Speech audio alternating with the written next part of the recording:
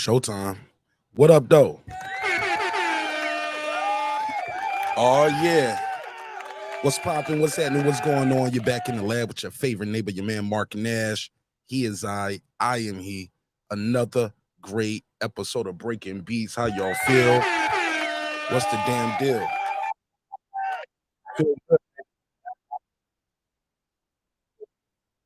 good, y'all. Feel good to be back. Feel good to be back. If you were here earlier, you already know, like, man, this is my second one of the day, baby. Had to do something for the members today. Members only is lit. We got the best members only on YouTube. That ain't me saying it. That's what they say. That's what y'all say. So, man, we gonna get into it. If y'all been under a rock, that means you don't know what happened earlier with Stephen A. Smith on First Take with Errol Spence. I'm sorry, Errol Spence Jr. It's too early. It's too early. I'm gonna give y'all time. Errol Spence Jr. and Terence Crawford. They did appear on First Take today. It was short. It's about 10 minutes, man. It was pretty good. It was pretty good. Some people don't like it. And then I started seeing what they were saying on the streets, in the YouTube streets. And oh my God, the YouTube daddies are running amok. Put a case on it. Oh, they mad. Man, they mad that Crawford won in negotiations.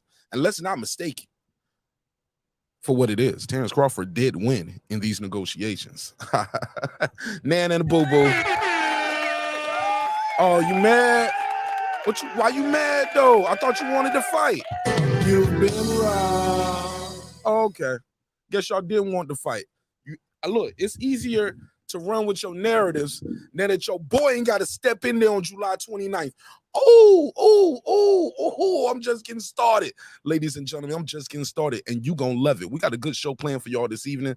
You already know what we're going to do. We're going to break down business, entertainment, art, technology, sports, and anything else you and I feel like talking about. So we're going to do a reaction to that Spence versus Crawford. I put a survey in the community tab, ask y'all what y'all want to talk about if y'all want to talk about something different. Because some people already hit me up. Man, y'all going to talk about Spence and Crawford for the next 63 days? Why not? Shoot, we talked about it for 600 plus days with no fight. Then we got a fight among us. Got a fight right here upon us, right here coming up real soon. Now, I don't plan to talk about it every day for the next 63 days, but what up? When in doubt, what up, gangsta? When in doubt, you know what I'm saying? Do what you do and do it well. It's your man Martin Nash Breaking Beats. This gonna be a good one, man. Let's run this show intro. I'm gonna drop the link out there. We're gonna turn up on these guppies tonight. Oh my God, you mad? You mad? You mad? Cause the dude gonna finally get what he deserves and that doggone bro. What up? Never heard of it. Never heard of it. Never heard of all that it. Pocket watching. You better stop it, doggy. You better stop that pocket watching, doggy. Stop all that pocket watching. Oh, yeah. It's happening, bro. Right. We talked about it for 63 plus days before we had a fight. And then the fight is here. And y'all like, man, let's talk about something else. What, boy? Hey, look, I would never do this in real life. But for entertainment purposes, I'm going to need y'all to hold this.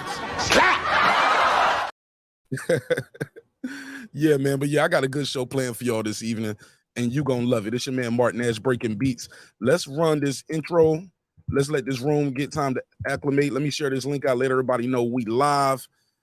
And yeah, we're gonna start this show off right. Shout out to everybody who was here early, because it is early. It is early. And shout out to everybody who will be here later on. I'm gonna do a members only roll call, but let me share my screen so y'all know what I mean when I say these things. And we're going to turn up, baby. We're going to have a good time. Hey, look, I sat back and waited. I let y'all do your thing. I let you talk. I let you talk. I let you talk. And I'm tired of hearing you talking. It's time for one of the GOATs to get up in here. One of the best to ever do it. That ain't what I say. That's what y'all say. Hey, look, I won't going to do a show tonight, but you know what? Just when I thought I was out, they pulled me back in. And I got to do it. I got to do it, man. It's your man Nash Breaking Beats. Let's get it. Let's start this show off. Oh, man, let's get the chopping this fable. You'll fake Tupac meant to be fake. Oh, what? Let's go. Let's go. Let's go. Nash Breaking Beats. Get it. I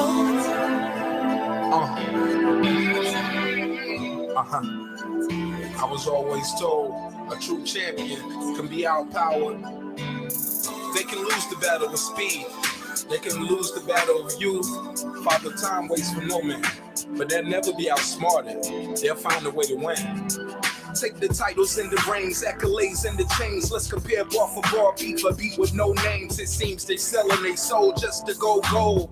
Losing religion just to get in the business. I been the same way since the trenches, since the benches. Gonna be old and gray with dentures. Before I let you put a dent in this pimpin', you sweeter than cinnamon. Rappers should listen. Heard that? That was syllable flipping. Hop in the vehicle, continue my mission. Mark Nash, I'll be up in the kitchen. I can serve you a biscuit or give you the business. Won't give passes to passengers and backseats bitching. If you in my circle, gotta earn your keep. If not, I'm the Undertaker. Imagine all the urns I see. We lost friends along the way, but we didn't lose no sleep because the wolves don't run with the sheep. Hey, hey, work so hard every day. I know. Hey, one day we gon' be standing on top. Boss, what up, baby? What up, Lisa? Yeah, we made it. We working, yeah, that's for Never certain. satisfied every day. We I see gotta you, grow. Brim. We gotta grow. We got so far we can go. You know. We work overtime, Work. all the time. What up, Ty? Overtime, Work. all the time. What up, Clips? Overtime, Work. all the time. Ace. Overtime. Let's get it, Ace. Been through the ups and downs, took a lot of hits. Uh-huh. Trial and error, I tried it all but never quit. Heard them say you can reap what you sow, so I bet on myself even when the odds are low. Sometimes I admit myself, I get bored producing and mixing myself, still I record. A wise man said high risk, high reward. Let's go. So I retort to what I do best. I do that. At your juggler like a brunette. Do that. In jacuzzis with blondes, redheads, and brunettes. Serving back to back like a Duplex. haters get a suplex. Then they crew next, I'm yelling. Who next? So much heart like I got two chests. So many death threats, I might need a few vests. One love, one God, got one gun with me. If you plan to take me out, I'ma take you with me. Feeling like a shit with my back to the ropes. Hey. Work so hard every day, I know. Hey. One day we gon' be standing on top. Standing on top, looking down, yeah.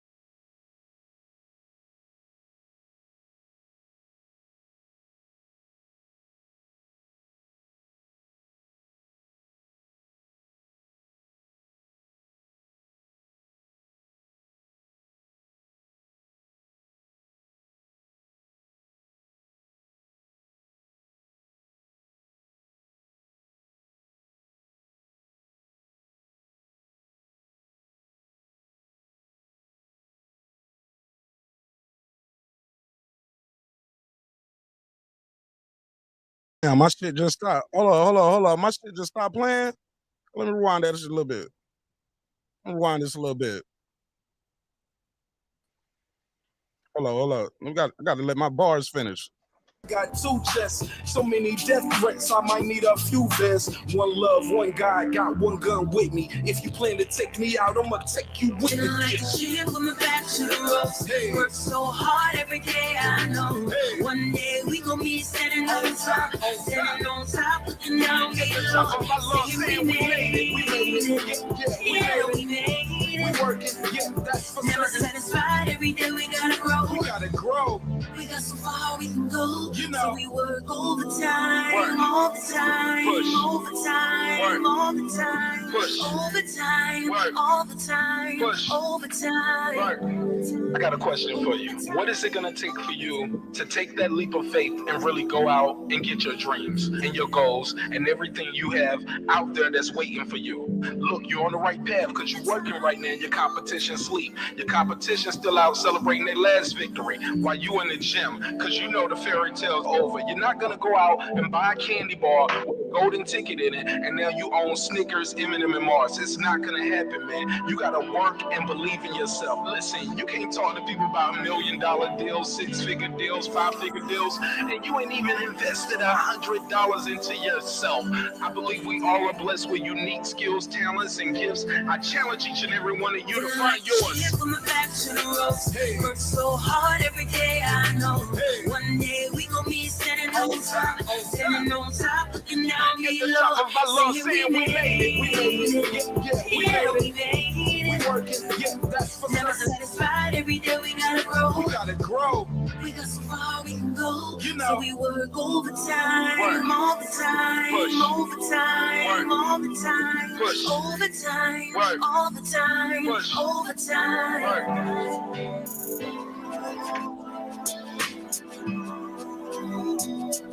All right. I think they ready, y'all. Let's start this damn show, baby. You ready? You ready? Real as it gets, man. It's your man Nash Breaking Beats. Let's start this thing. This that squad sound.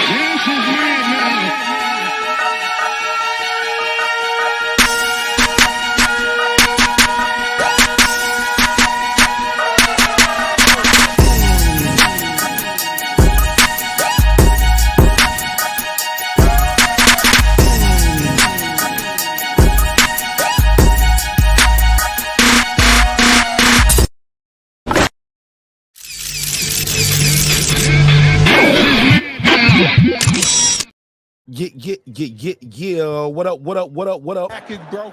Wrong. Yeah. What's popping, y'all? How y'all feel? What's the deal? You back in the lab with your favorite neighbor, your man Mark Nash. He is I am he. Let me start these neighbors only roll call. Cause I see we got a packed house already. Well, not a packed house, but yeah, it's filling up. Pause. So let me do this real quick. Let's do this neighbors only roll call. Because without the neighbors, the show would not be the show at this level. And we well on our way to 17K, and I couldn't do it without these people right here who sponsored this show. Let's do it. What up? Shout out to Stephen Brimley, aka the Brim Reaper, in the building. What up, though? What up? Kendall, What up? the kid is back. What up? Johnny Goodman, What up? DJ, What up? D-Lo 44 Boxing, What up? Sean T, What up? Kansas City Mac, What up? on the mic with Terrence Bailey Sr., What up? Karma Serene with the Serene Saturdays, What up? Ace Retro, What up? that guy Eclipse 330, What up? Nick Rich and this bitch, What up? Aaron Parker, the shit starter, What up? Big Hove, I thought I told you, What up? Ben Adams, What up? Titus the Titan, What up? Taylor Bell, What up? Cooking with the Champ, What up? Stephen Bateman, all the way in Australia. Mama, we made it. What I'm gonna have to mute your mic for me real quick while I do these roll calls for me, please. What up? Wanda Villa, What up? Transcendent Sports Channel, my Filipino brother What from up, another, gangsta? all the way in Canada. What up? Fistiana Fights, she just might. What up? Jacob Sims, What Lady up? Shan Dundam season, my UK girl, all the way in London town. What up? Heplo, What up? Mike from Boston, What up? Patricia Shelton, What up? Miss Queen Sunkiss, What up? Rockman, What up? Beyond the Ring with Nonito, and Rachel Donaire, that's 9-time champion Nonito. Never forget that. Annie on the way to the Hall of Fame, on his way to his 10th title, probably this summer. Be on the lookout. What up? True Media Today, USA Boxing, that's Coach Malachi Williams. What up? Pudo, What up? Foodie with the Beauty, What up? KP from KC5, What up? Matt Wade with a dope single out now called Papa Daddy. Y'all check him out. Matt Wade, that's MATTWADE. What up? Ill Status Boxing, What up? Tank the Sweet Science Examiner, What up? Beyond Above Media, What up? Pittsburgh T, aka Mark, that's not true. What up, gangsta? SF City Slicker, What I up? Know Boxing, What up? It's Mix, What Rider of the Storm, What Here up? to There, What up? Maddie Well, What up? Cliff Bailey, What up? Con Shawnery, What up? Lisa Bell, she never fails, What up, gangsta? H.L. Deezy, What up? Cooking with Sir Senior, What up? Brandon Washington, What up? D. Bevel the Champ, What and up? of course Derek Lincoln, the Big Fish, aka member number 1. Hey, Derek Lincoln, where you at? I know you ain't hiding. About this fight, brother. What up, gangsta? You gonna have to see me. All right. What's good, neighborhood? All right, we got Hot Rod in the building and Brim. What's popping, man? What's good, unbiased fan? Somebody told unbiased fan, What's take good? the off your name. They said you biased fan. Yeah, I heard that. That was funny. Yeah. How y'all doing today, man? Good evening, fellas. Good What's morning. good, OG? What's popping with y'all, man? Word per usual. All right, what's your? I'm glad we can keep you guys entertained through that night shift tonight. All right. Yeah, if you're on the I road. need it because I'm tired. I'm yeah, blaming Terence Crawford and Errol Spence because I'm excited and I be looking for everything. I get home and then I see them on first take, so then I don't go to sleep and then I start talking and next thing you know, it's 3 o'clock, 4 o'clock, and I haven't been to sleep yet. Bro, you only got 3-4 hours, bro, because you was on the members only today getting turned up, and he was like, you know what, fuck this, I'm gonna see y'all later on tonight anyway. Damn it, I'm going to bed. Yeah, I got a little bit of sleep that I needed. I need more, but we here though, baby. Let's go. Let's talk some shit. Drink some coffee. Whatever. Hi Rod, you was here first. Talk to me, man. Did you see the first take today with Terence Crawford, Errol Spence Jr.? What was your assessment of it? And y'all let me know if that music too loud in the background too. I saw a little bit of it, you know, but I know you finna break it down, so let's get to it. All right. Talk to me, Brim. Did you see it earlier today, and what was your assessment of it? You know damn well I saw it, and I think both gentlemen were respectful, but through little veiled shots, a couple direct shots. Nice little startup. I don't think that they needed to go full talk shit mode for promo, considering that they're already making a promo run. So I thought it was pretty solid, especially talking into such a casual boxing fan of Stephen A. Smith. Okay. Oh yeah. We gonna have to cook up Stephen Naismith because he don't know anything about boxing, huh? He was mixing. Oh my God. Who they got somebody else up there? Keyword. I also gotta say with that kind of crowd, it's like that shit getting lame. You know, motherfuckers don't watch First Take no more, my nigga. Like real talk. Like they for them to get known, for them to have the casuals or whatever. They need to go on the Pat McAfee show. Pat McAfee be having 50,000 every morning on his podcast on YouTube every time he go live. They need to get on Pat McAfee show. Fuck that First Take shit. I'm not even gonna lie, bro. I'm young. I'm 25, bro. Niggas don't watch First Take no more, bro. That's real talk. They need to go on that Pat McAfee show. On God, Pat McAfee, where it's at. Who is that? Who's the Pat McAfee? I don't be watching a lot of nigga shows. I'm gonna be honest. He's a former kicker. Mark, who played in the NFL, he's a former kicker. Cool. And now he has a podcast and a YouTube, and he's well known. Dope. They'll get a lot of views going on that show, bro. Every morning he goes live, and he has maybe they don't know. They our age. I mean, they my age and shit. So maybe they don't even know about it. I mean, I hear what my man's saying, but people still do watch First Take heavily. I mean, there's 50,000 views is cool, but First Take gets, a billion a month. Yeah, I think Stephen A. do $1 billion a month. So how many views did they get already? I don't know, but Stephen A. Smith, like he does $1 billion on ESPN's YouTube a month alone by itself. That's 1 billion views, dog, a month. Woo! That's some eyeballs. Some people gonna watch, Yeah, they are OG, but it's just not the same how it was like a few years ago. Like it's Absolutely. Just not the same. Absolutely. And I believe that's not just people not watching. I just think it's so accessible nowadays to do your own show. I mean, look at our space right here. When I started in 2020, it wasn't as many podcasts as we have now. You don't even have to be talented nowadays. All you need is a Wi-Fi.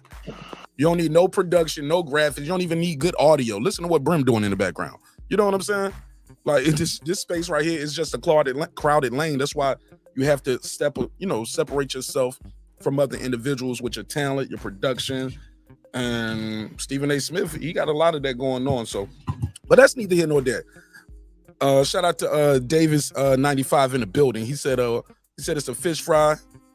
Shout out to Food Revolution. I see R. Jonesy in the building. All right, man, we're gonna talk some shit. Also on the docket, we got to talk about my guy, Boo Sanders. Did Boo Sanders get caught capping on $1 million worth of game?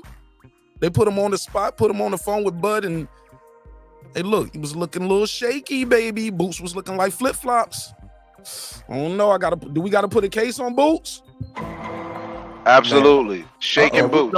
Niggas know what it is. Him and Virgil, some ducks. Straight up. No. Unfortunately, that might be true. As y'all know, I met Boots and he was cool, man. Did an interview with him and his pops. That was my avatar on IG for quite some time.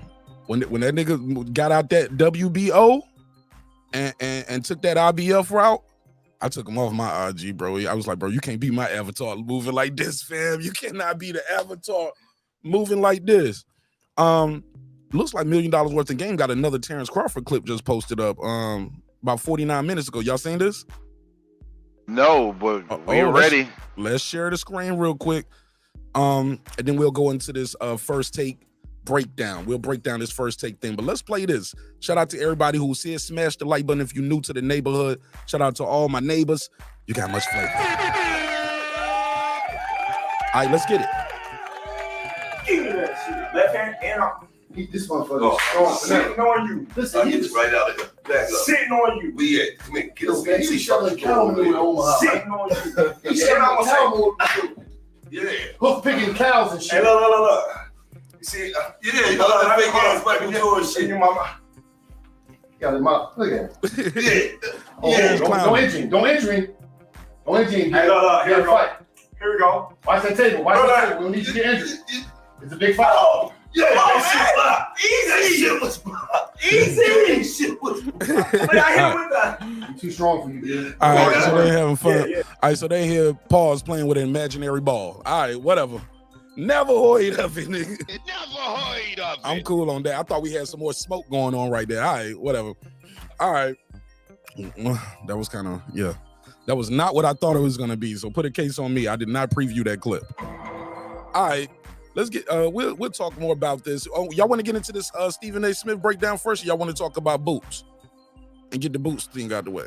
Whatever one you choose, man. How about you, Hot Rod? You got a preference?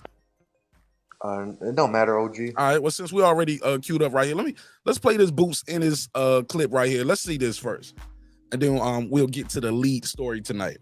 Boots up here tried to say, but he been calling Bud out since 2018. Now, if you know, like I know, 2018, that's when Bud was fighting Jeff Horn and Jose Benavidez. He was moving up the welterweight, beat Jeff Horn for the title, undefeated champion, beat Jose Benavidez, undefeated challenger. Around that time, as we discussed earlier on the members only, y'all got to check out our members only. We got the best members only on YouTube. Boots was fighting 6-rounders around that time, writing 6 and 8 rounders, fighting guys with 10 and 17 losses. But yet and still, he's on $1 million worth of game, and he had this to say when he was called by Gillian Wallow. Y'all check the clip. Again, this is $1 million worth of game, $1 million worth of game. They got the full interview with Terence Crawford dropping this Sunday, 7:30 p.m. Sunday, 7:30 p.m., and we will be doing a media reaction and a live reaction to that episode. I'll probably do that live, and we'll react to that. But here's what he had to say. Go to sleep. Go ahead. You dreaming, man. You talking in your dreams, man. Don't fight. Yeah, we asked for that fight plenty of times, yo. Plenty of times. When? Plenty of times. What's plenty? When? Man, you fronting. You fronting now. Don't front for Gilly now. No fronting. All right. Keep it a being though. We know we asked that fight plenty of times. When? That's what I'm saying. When? You keep saying keep it a buck. I'm saying when. Plenty of now you saying one thing and your dad saying another. So when? What you mean? You saying one thing and your dad saying another thing. You heard him. I said twice. What is what? We asked for that fight. I've been asking for that fight since 2018. What are you talking about? Since I was a baby. You been asking to fight me since 2018. All the top guys. Man. Cut it. You believe that? You a fool. You believe that? You a fool. He's drunk. He's sleepy. Go to sleep. That nigga, oh my God. Let's shout out to Terence Crawford. That boy, everything he said he was. All right, it's part 2 to this. Let's play that part 2 and let's open it up to everyone to react. Good night, sir. Continue with your Z's, because you know what I mean. You must have had a long night or something, because you been asking to fight me. No, because he trained 3 times today. That's all you did. Yeah. All right. That's all I do. I support you, Boots. Watch this. I support you, Boots. Yeah, I support you too, I support you, man. At the end of the day, you or Errol going to see him. That's it. Y'all going to see him. Do we? Y'all going to see him. Watch this. Y'all going to see Boots. Watch Bud. Watch and this. we can't wait. I can't Why you wait. rubbing your stomach? That will be right there. there. You gonna eat?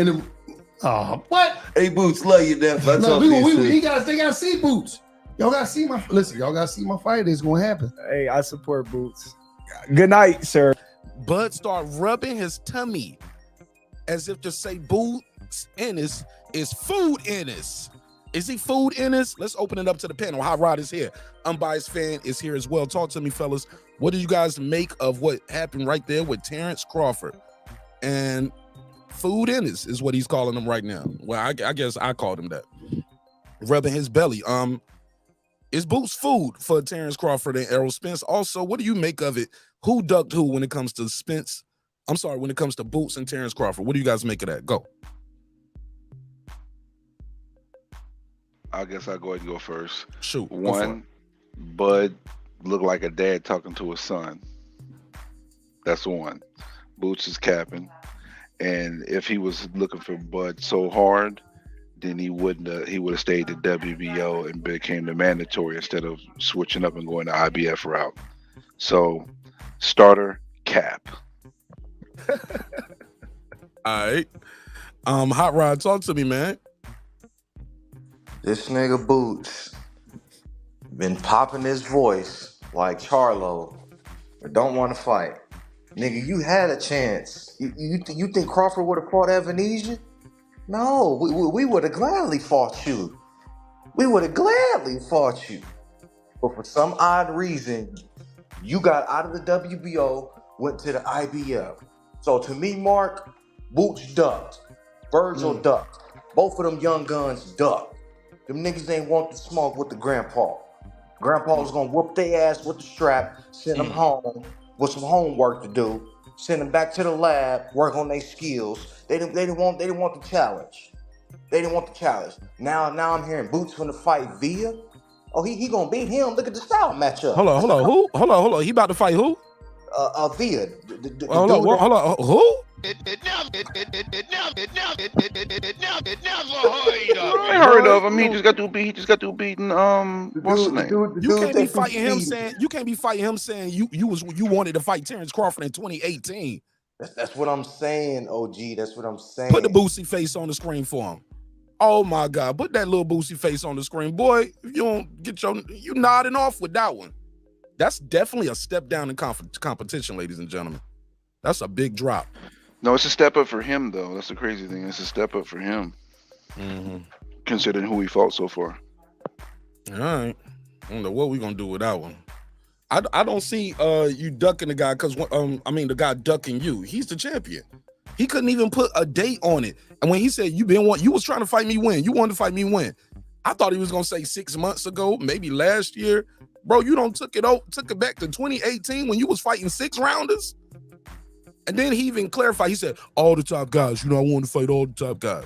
Man, Boots needs some media training. I don't think he was ready for Gilly to call him with Bud right there. I don't think he was expecting that.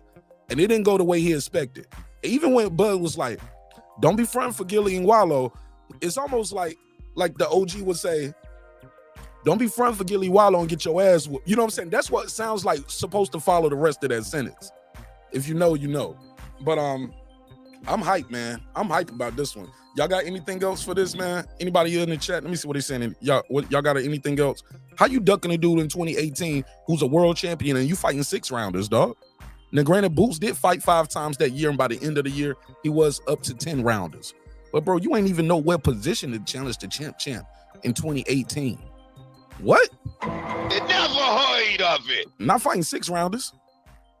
Not fighting 6-rounders. You was on your Keyshawn Davis back then, right?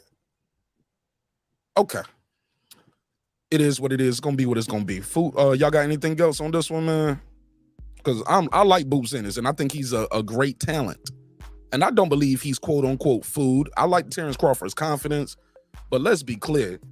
After that Karen Kukajan fight, Boots got some things to work on.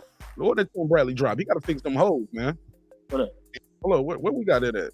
I'm not speculating. I have the information. I'm not speculating. But he gotta fix these holes. Yeah, Boots gotta fix them hoes. But he gotta fix these holes. Super talented, but he gotta fix them hoes. But he gotta fix these holes. Fix them hoes, Boots. Shout out the fool in the building, President Jafar. I see you. Somebody said MC Stroke-O-Vision. This nigga making porn out here. MC Stroke-O-Vision. MC Stroke-O-Vision theme song be sounding like. We don't. His theme song sound like this. Gotta love it. All right, man. Y'all got anything else on this before I play this? We start breaking down this first take interview. Anybody got anything else? Anybody? All right, cool. Let's proceed. Let me find this. Where's my clip at?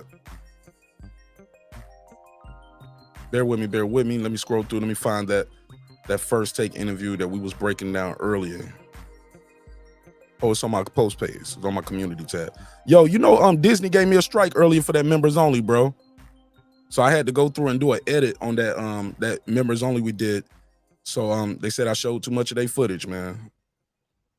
So we're gonna lose the live chat, but it was damn good breakdown. Let me see where we at. All right, cool. I got it right. Oh, they don't took this one down too? Damn. All right, y'all cook up real quick. Let me find another version of it because they took down the version that I borrowed from too. First take, Crawford. Crawford, Spence. I'll play it from ESPN there. Damn, they took that one down. First take, Spence. First take. Image. Bear with me, ladies and gentlemen. It's a live show. Let me go over here to YouTube and I'm gonna play the other version of it. Spence Crawford on first take. First take. Terence Crawford. Boom. And let me take that shit down. All right, here we go. This will work. I got it. Central Boxing in the building. What up, family? How you feel? Welcome home. What it do? What up, Toast? Shoot, man, just chilling, man. Trying to get this work night started. Too many people out here on the road this time of night for the holidays. I don't like it. Man, it's all good, man. It's a blessing to be gainfully employed, though. How about that? Oh, yeah. I can't even go against that. I know that's right. Hey, look, before I get into this, we're going to break down this first take with Spence and Crawford. Did you see it? Also, did you see the Boots in it saying Terence Crawford, he been calling him out since 2018. What's your take on that before we play this clip? Well, Boots, I like Boots. I think he's a great talent. He's a great for competition and everything. He's going to be a great champion. But we all know that recently he had an opportunity at Terence Crawford, and him and his team didn't want it. So I don't think anything else needs to be said. Say less. Say less. Bro, when you go make yourself the interim IBF champion, knowing that's going to take you out the position. Bro, all three, 1, 2, and 3 went a different way. Keith Thurman went to WBC. Old boy Virgil took the WBA route, and Boots took the IBF route. You took yourself out of position. You literally could have said, oh, Virgil Ortiz ain't fighting him. I'm number 2. Let me petition that. I want that fight. For some whatever reason, you just decided to go the IBF interim route. You wanted that interim belt more than you wanted a title shot with the real champion. So that speaks volumes, if you ask me. I'll say this to add more. Yes, sir.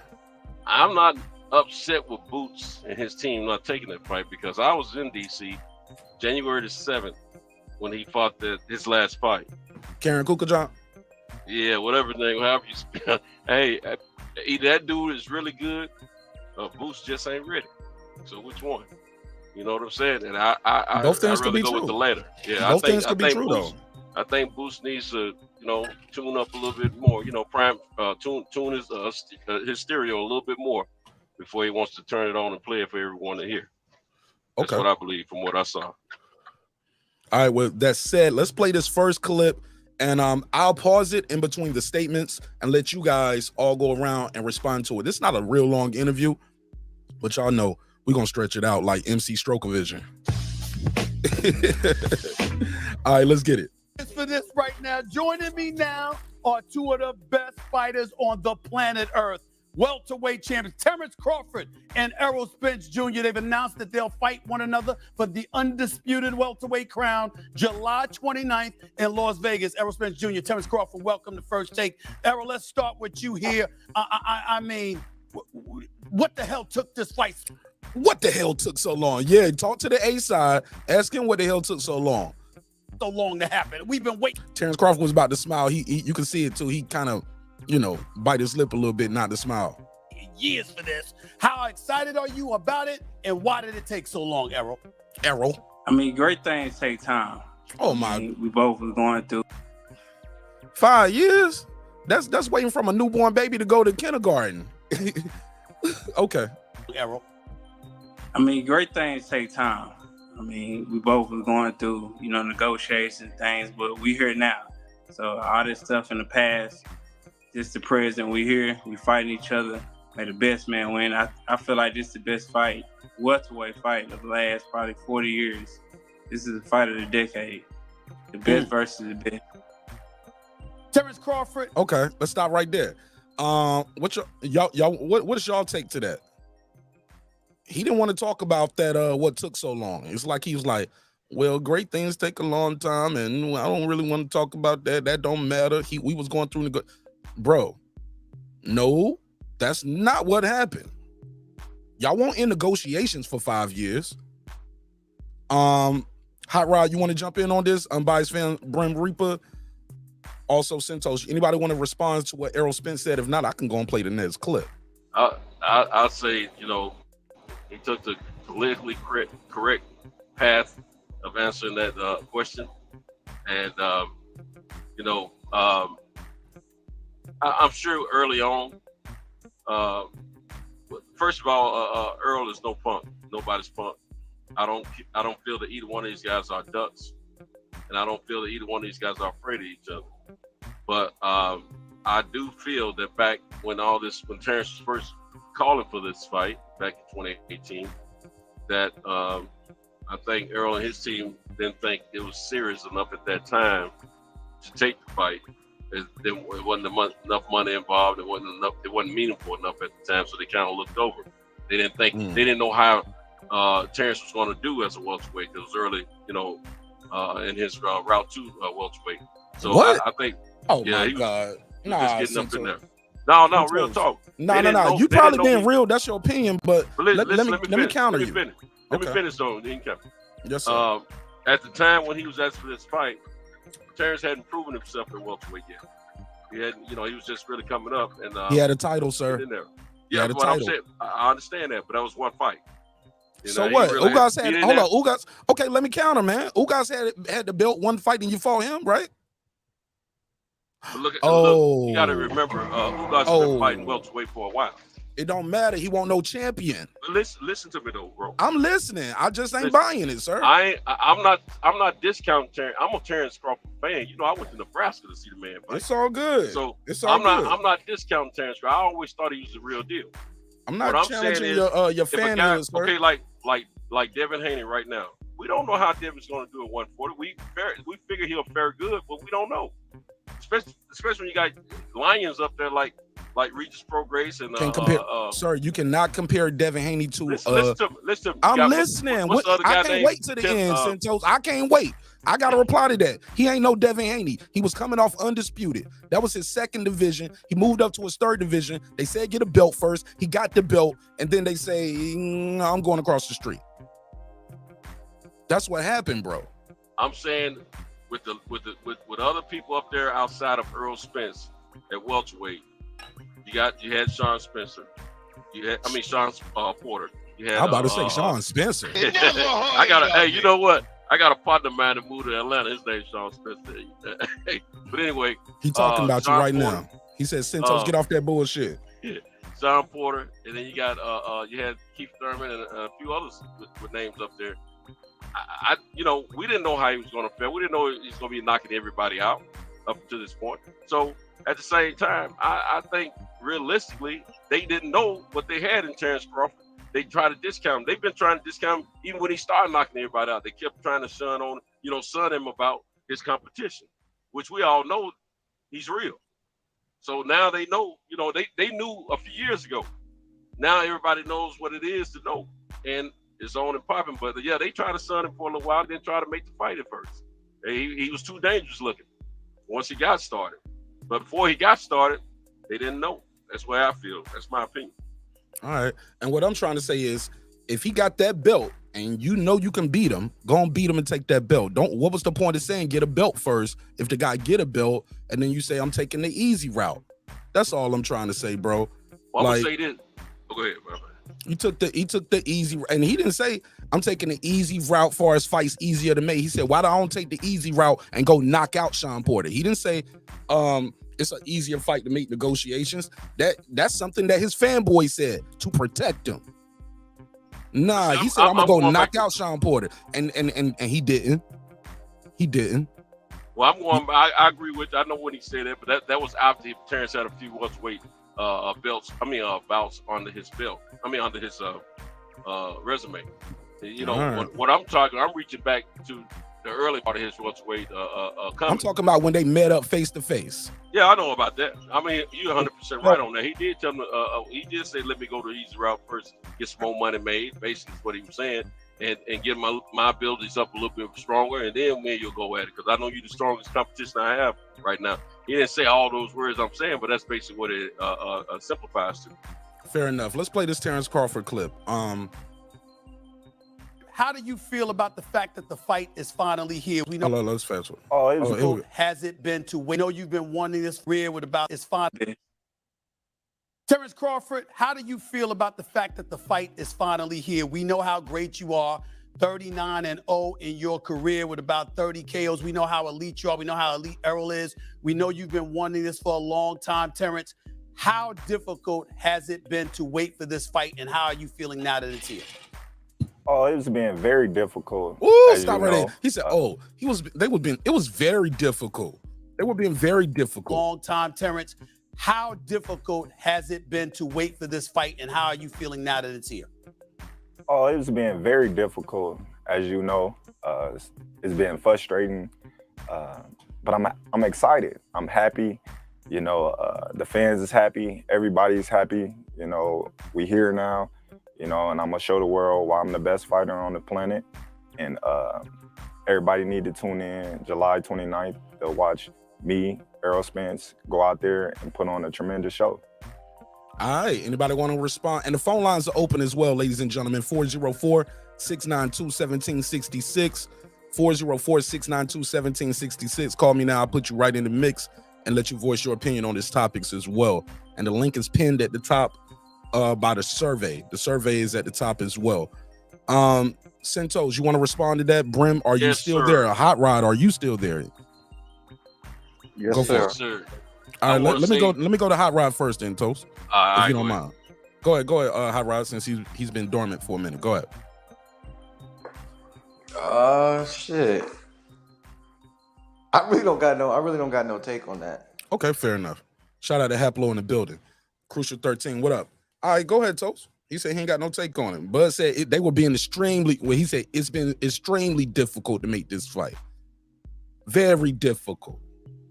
And I'm saying, that's my dog. That's my dog.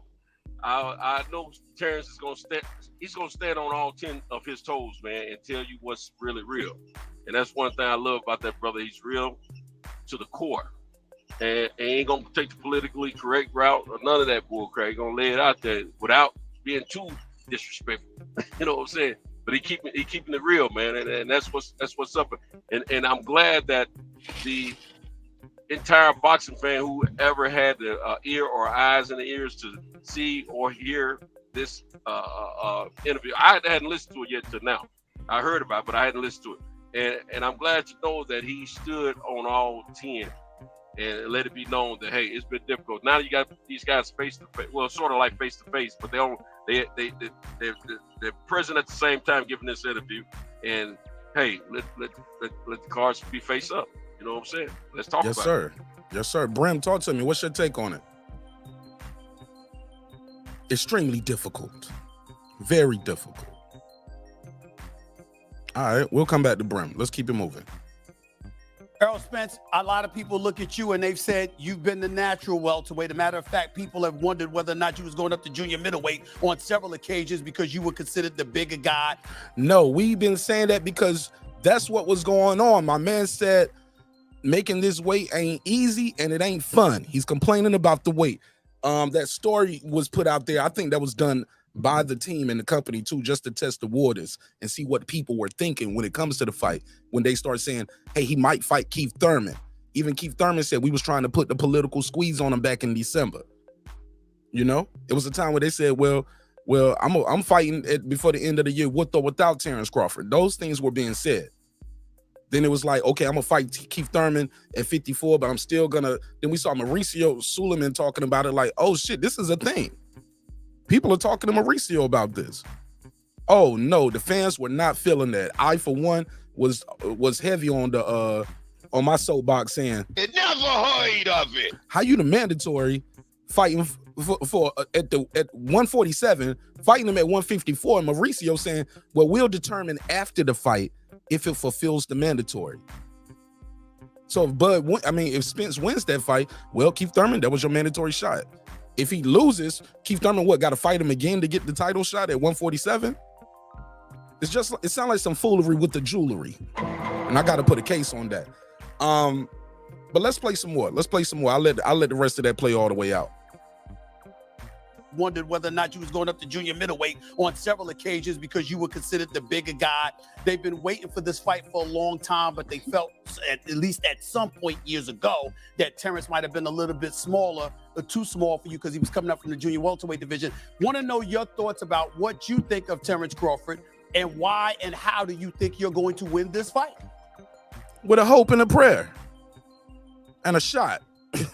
I'm a man of my word. Like I said, people thought I was gonna move up, but just like I told him when we encountered each other in Oklahoma, I said I'm gonna get these belts on my side and I'm gonna come take yours. And this is where we at now. Where all that energy, Terence? I'm coming for that motherfucking belt. I'm gonna take his shit too. Real calm right now. Real calm. Let me flash the screen real quick. What I love about this too is if you look at the screen right here, my boy Bud Crawford looking annoyed, like rubbing his eye like, man, I ain't trying to hear none of that shit you talking about, boy. When we get in that ring, I'm gonna beat the Hennessy and Jack Daniels out your ass. All right, let's play some more of it. Out of my sister Food Revolution in the building, adding some of that a woman's perspective to this. And why and how do you think you're going to win this fight? I'm a man of my word. Like I said, people thought I was gonna move up, but just like I told him when we encountered each other in Oklahoma, I said I'm gonna get these belts on my side and I'm gonna come take yours. And this is where we at now, and I stood on that. Even if it was leaving me standing out the ring a whole year, if they trying to get me to fight other people, it's the fight I wanted. So I stuck to my guns and was like, I'm not fighting until I fight Terence Crawford. So my team got it going. With me, I feel like my style is basically, I'm not gonna say perfect, but it's very good. I got the jab. I feel like I might be the stronger opponent. Great body shots. He has great talent, great skills, but I feel like my ability, my will, and my all around just being the better fighter, I'm gonna beat him. Terence. Okay, anybody want to react to that? My man said a lot right there. He said, let me hear that last little part again. Style is Listen to it. So I stuck to my guns and was like, I'm not fighting until I fight. But he said I stuck to my guns. I'm not fighting until I fight him. Last time I checked, I thought he got injured in December. He said some things hurt. He got in a third car accident. 1, 2, 3. Okay. Terence Crawford, so my team got it going. With me, but I give it to him. He is fighting because he wants to fight. Also, this is his biggest payday.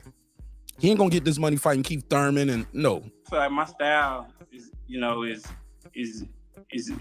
basically, I'm not gonna say perfect. Oh my God! Look at the stuttering with my style. My style is it's not a perfect one. My God, this boy gonna get his ass whooped, man. Is basically, it's basic, like you said. Like my style is basically, I'm not gonna say perfect. Basic. Is basically, I'm not gonna say perfect, but it's very good. I got the jab. That nigga said I'm very good. Man, let me take this first phone call real quick. 903, you on the MIC. What's your name? Where you from, family? Mike Jones. Hold on 1 second. Hold on one second. Can y'all hear the caller? I don't think y'all can hear the caller. Caller, hang up and call right back in 2 minutes. We heard Jones. Okay, they can hear hear him. you. Who said Mike Jones? We heard That's that. the caller. Okay, y'all can hear the caller. And caller, can you hear the panel? Nope. Okay. Just go ahead, get your call off real quick, and then I can hear him. Okay, cool. Go ahead, caller. Yes, sir. Man, Errol Spence, you could tell he wanted this fight. Yes, sir. Because he held out. He could have fought several fights, but he chose to fight this one, putting his career at jeopardy. He chose to fight this one. He laser focused. In the meantime, Terence Crawford is veering off, fighting other people, and you got to question his focus. You don't have to question Errol's focus. He's been locked in on Terence Crawford ever since he saw him in the hallway. He's been locked in. No matter what people say, no matter what the narrative is, you just got to watch a person's action. And that's all I got to say on that. Tell people again your name, where you from. Mike Jones. Where you from, Mike Jones? Texas, man. This ain't the Mike Jones. This ain't the Mike Jones. I met Mike Jones in real life in the studio. You don't sound like Mike Jones. That's your nickname. I get it. Yes, sir. Appreciate it, man. God bless you. Thanks for supporting the show. Good call, all right? Let me have a little bit of that, man. Go. Oh, no, he hung Mike up. Jones hung up. No, he can hear you, though. He going to be back in the chat. Go ahead, say your piece. Yeah, Mike Jones. He good old Texas delusional. Yeah, Mike Jones. I knew he was from Texas when he said Mike Jones and when he got to talking, which is cool. Support your homie. I ain't mad at you. I love Texas. They cool brothers. But I'm gonna tell you, like you said, now Spence, my dude, I paid money to go see him in Dallas last year. I like that brother. But I'm gonna say this right here. I respect Spence's energy to want to fight Terence and keeping his word, not fighting another fighter. I wouldn't have been mad if he took a little light spin and kept himself tuned in until him and Terence fought. But I didn't want him to put a black ball on fighting Terence like he did with Keith Thurman. That's what I applaud him for not doing that. But you can't be mad at Terence Crawford for going to get that bag. If somebody tell me that there's a bag of money sitting over there and all I gotta do is go over there and pick it up, there's nothing illegal about it, no one's gonna get hurt, what do you think I'm gonna do? I'm going to pick up that bag because I got people that I gotta feed as well. So y'all don't miss me with all that talking about he veered off and when he got it back. Y'all jealous the man went and picked up 8, 9, 10 million, whatever it was, a few $1 million. I was at the fight. It was a great production, and I applaud him for what he did. That's what a real man does. You go get that bag when there's opportunity there, and it's not gonna cost you anything. Period. Yeah, absolutely. Man, I'm lost. This nigga came out here and said Earl is focused. Crawford isn't. Nigga, man, bring your ass on the open panel, my nigga, so we can cook your dumb ass. Okay. All right, let's go. Let's play some more of this. Yeah, you know, my style ain't perfect. It's good. With me, I feel like my style is basically, I'm not gonna say perfect, but it's very good. I got the jab. I feel like I might be the stronger opponent. Great body shots.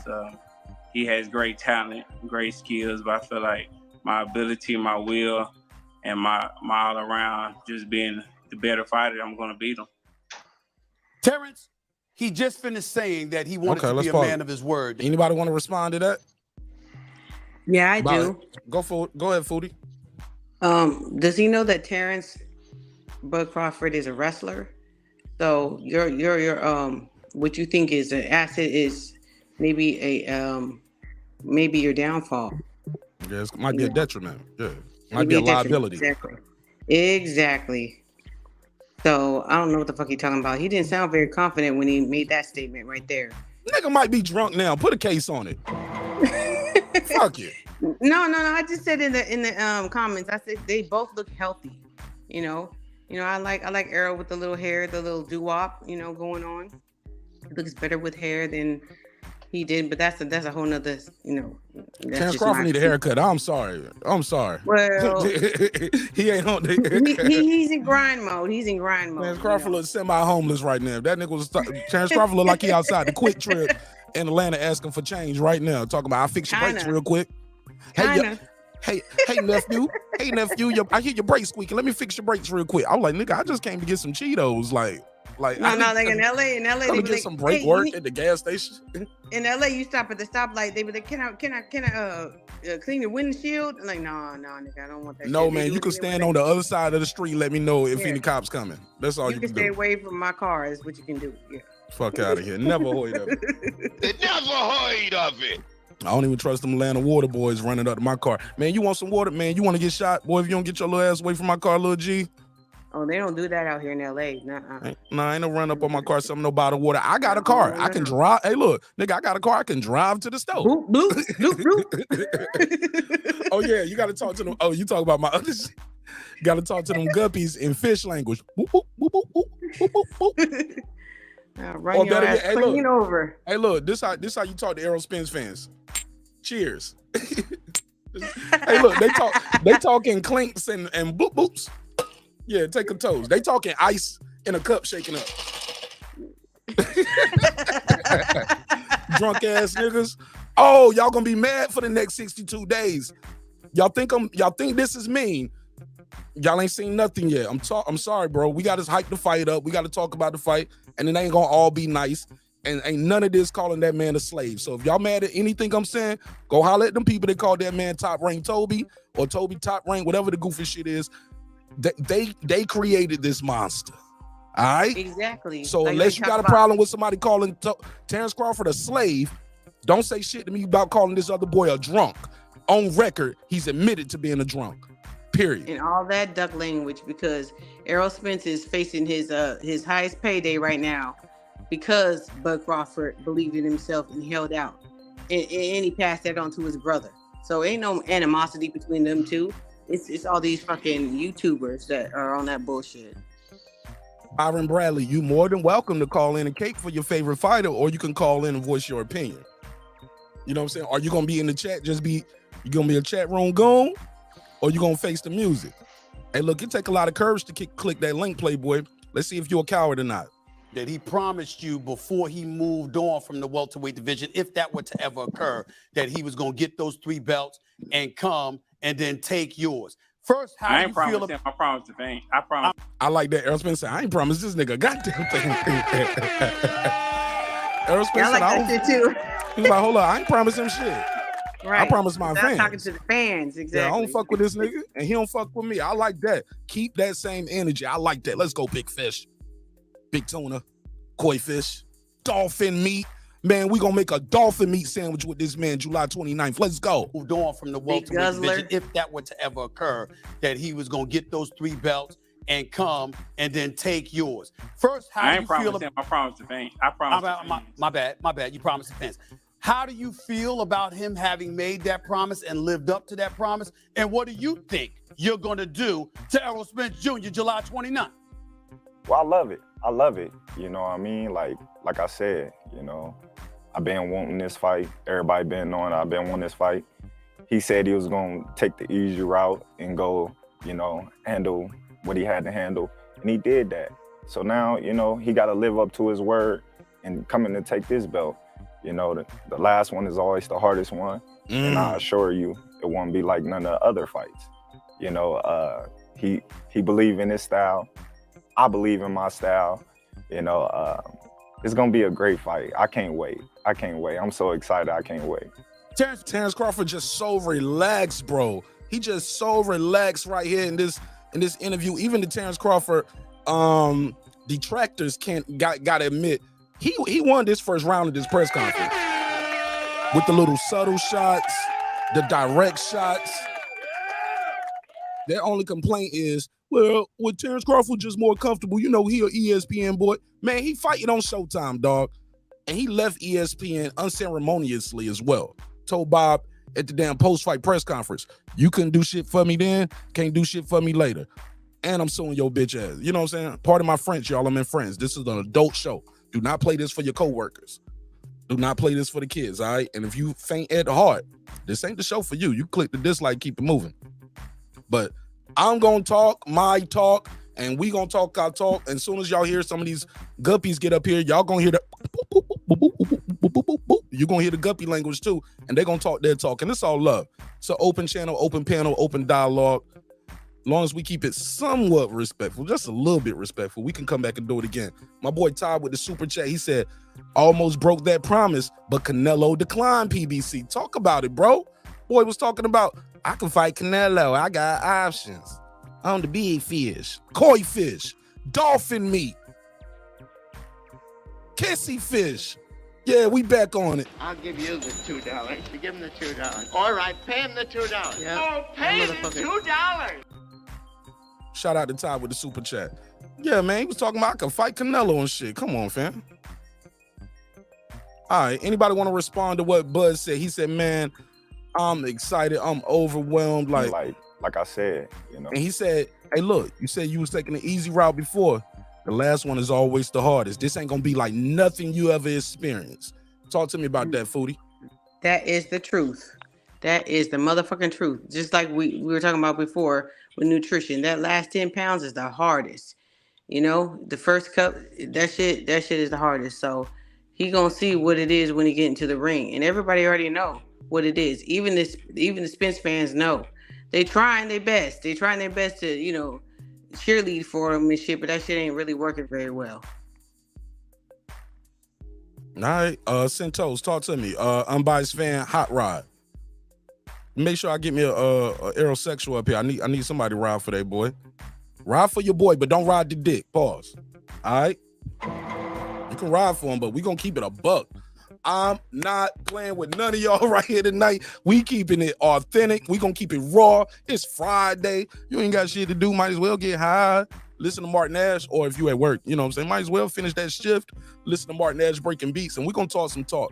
Look, man, it's a hip-hop political sports show with a comedy twist. We like to let them jokes fly because life is serious enough. It's all entertainment. If you are offended and your last name is not Spence, you might be an aerosexual. Shout out to Coach Malachi. He did coin that phrase. Never heard of it. So, yeah, because you can say whatever you want to about Terence Crawford. My last name ain't Crawford. It ain't going to hurt my feelings. I'm not here for none of your fanboyism, fanager talk, homie. It's going to hurt your feelings tonight. You ain't going to last. You ain't going to last in this neighborhood because we going to chop you up. We're going to throw your ass in that deep fried. Anybody got anything else? Go ahead, Foodie, before I play that next clip. Yeah, so what do y'all think about Spence not really wanting to touch on the reasons why this fight wasn't made earlier? I'm disappointed in it. Disappointed. I get it from the fans who saying, hey, look, man, we ain't got to keep relitigating what happened, what he did, what I did.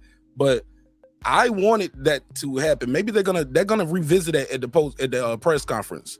When they do these press conferences, it's already gearing up. They're gonna be talking that talk. I believe they're gonna be talking the talk, and somebody and I think Bud holding some of those big jokers into their face to face. Like he can't wait, because even when he said that, you can see Bud kind of drop his chin down and his eyes look up like, what you about to say? Let me hear what you gonna say. Okay, you said that, and he lift his head back up like, all right, that's cool. You better not get up here talking that like I ducked you shit, because you want.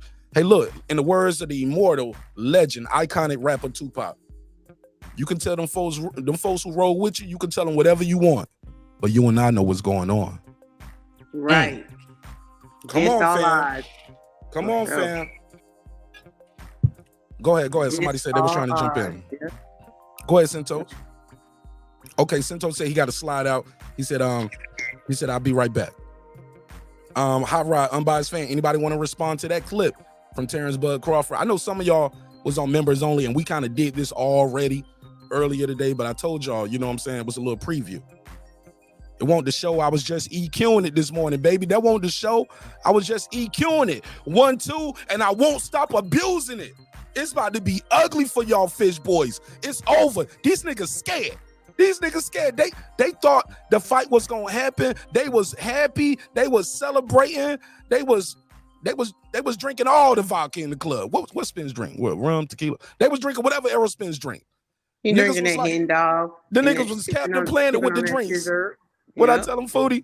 I said, these niggas, that Captain Planet with the drinks for Errol Spence. He was like, gin, vodka, rum, tequila, wine. With your drinks combined, I am Captain EJ. Captain EJ, he's the hero. Gonna drink the man. Y'all better get y'all soft ass out of here tonight. This ain't gonna be the show for you, boy. Yeah, Let's for go. Sure.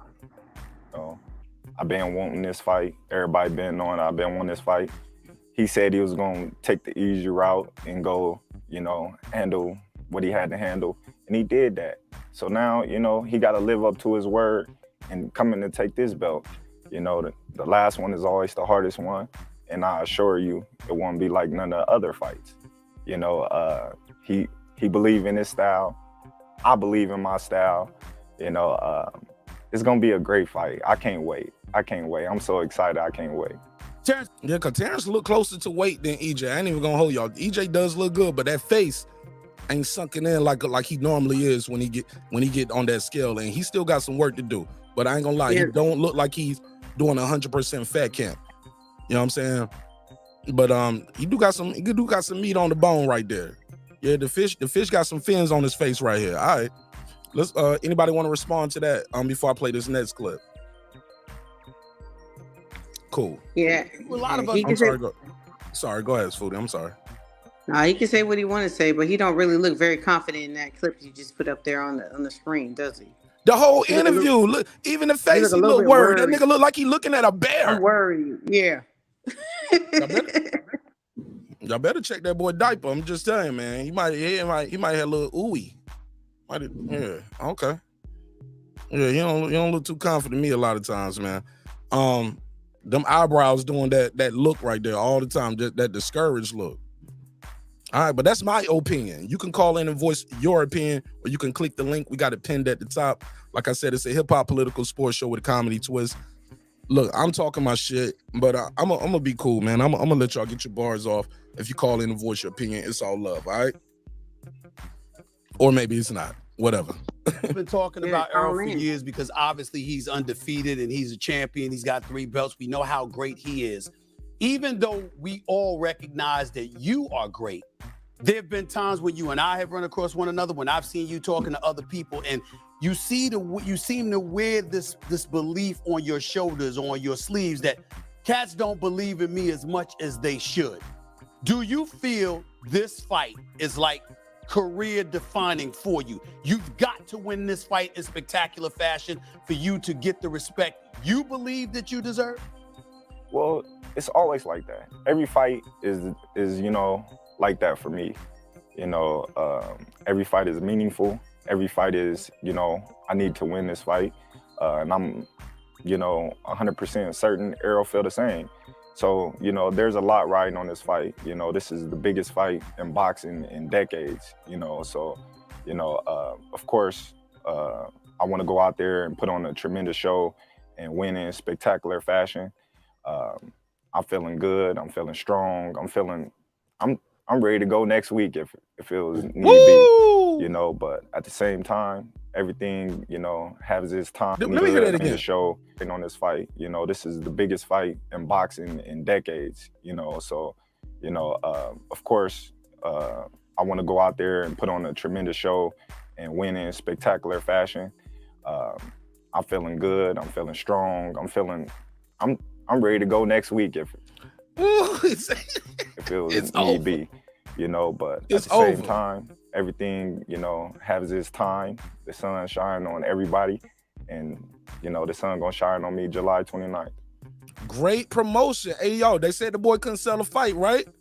Looking pretty good so far, so good. I'm liking the talk. You got 2 guys who are not the most magnanimous personalities in the sport. Let's not.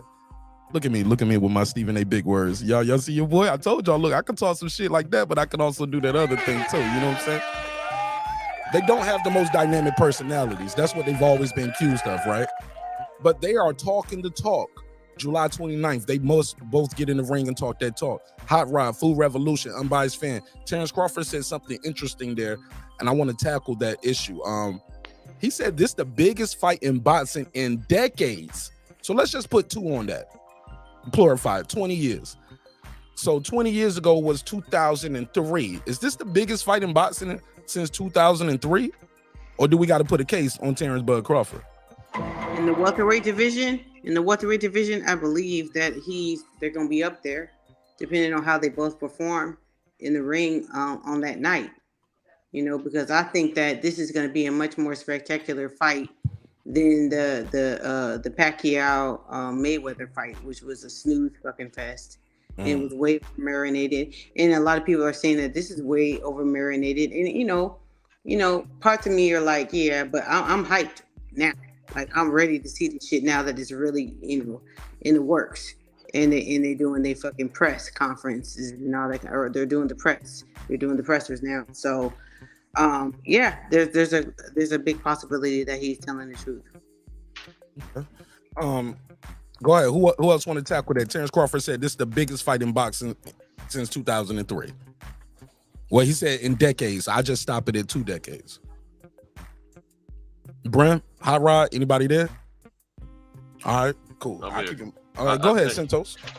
I think he's right. I think it is one of the biggest fights that biggest and meaningful fights that we've encountered in quite some time. I've been saying for the longest, there's big fights, but this fight right here is the world's waiting to see this fight. Not just the United States, but the world is waiting to see this fight. I put this in the category of a mega fight because we got two great talents. They're both still undefeated. We didn't get Wilder and Joshua while they were undefeated, you know. So this You're breaking up, Toast. You know, this is a thing that started a few years ago. We're ready to make sure it happens, and we're celebrating for it. And I've already checked plane tickets and everything. I'm ready. All right. Anybody else?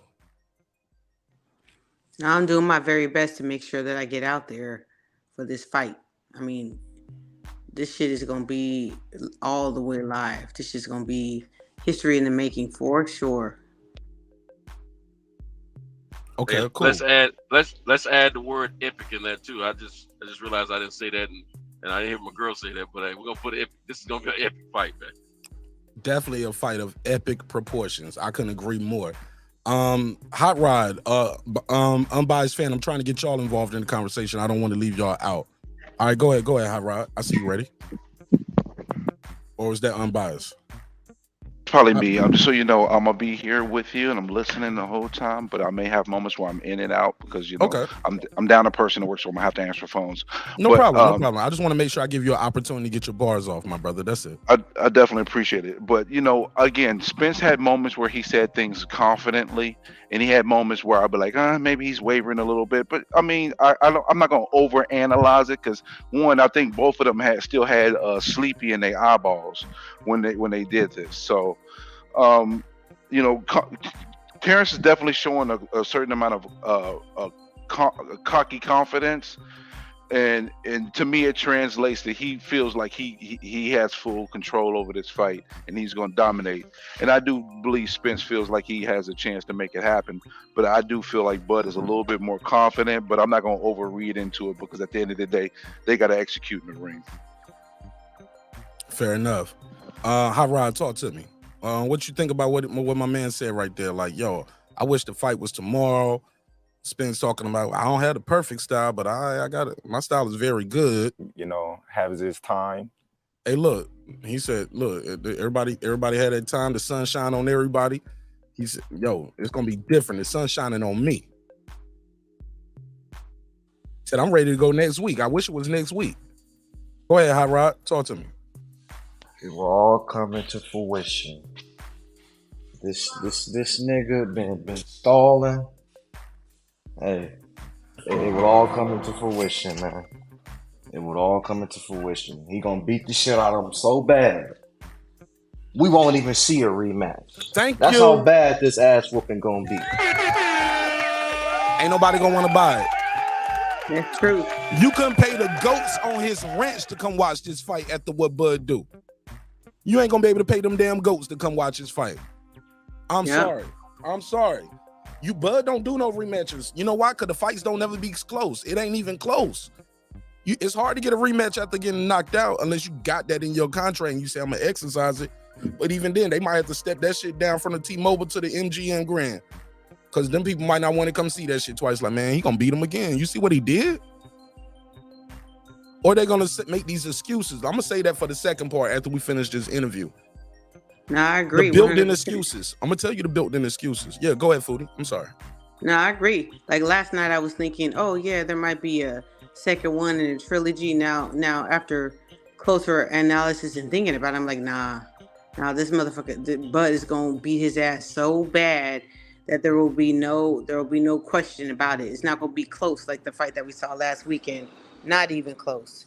It's gonna be so bad that he gonna send Spence running into 154 for sure. Hold on one second, y'all. Hey, Marlon. Hey, hold on. Marlon, you called the other show number. You must got me saved in your phone, huh? Call the number I got. Yeah, call the number I got on the screen, Marlon. 44692-1766. Call the number that's on the screen, and I can put you right on there. I got that one already dialed up. Matter of fact, hold on, Marlon. I got you right here. Okay, you right here. I can do this real quick. Oh, he hung up. Yeah, I don't like y'all because y'all didn't hear the phone ring, right? I don't like the phone to ring in y'all ear and over the air. So I got a different setup. But sometimes it's good to have the phone ringing, especially when we got that free smoke going, because y'all can hear the phone ringing and we can all take that pause and woosah. But I think we got a call about to come in. Let's do this. Let me play this part. So, of course, I want to go out there and put on a tremendous show. Y'all hear that, right? It just cut everything off, right? Yeah, I heard that. Okay, 352. What it do? Tell them your name and where you calling from, sir. Blood Boxing, Gainesville, Florida. Okay, so I'm gonna go by your title right here, man. Okay, it reads "Fanboys Mad, Bud won in negotiations." I would assume you're referring to the Errol Spence fans. So I'll give you my opinion on the fanboys of Errol Spence, because that's who you're talking about. Some of us call them aerosexuals. In general, fanboys altogether are pathetic. I noticed that their energy has changed when the fight got made. Since we're talking about the fans, they spent several years down in that black man because that's what they enjoy doing, bringing down their own. If anybody's the coons and buffoons, it's them. To sit down on their couch making up corny slave names and down in the black man that runs non-profit and gives back to his community.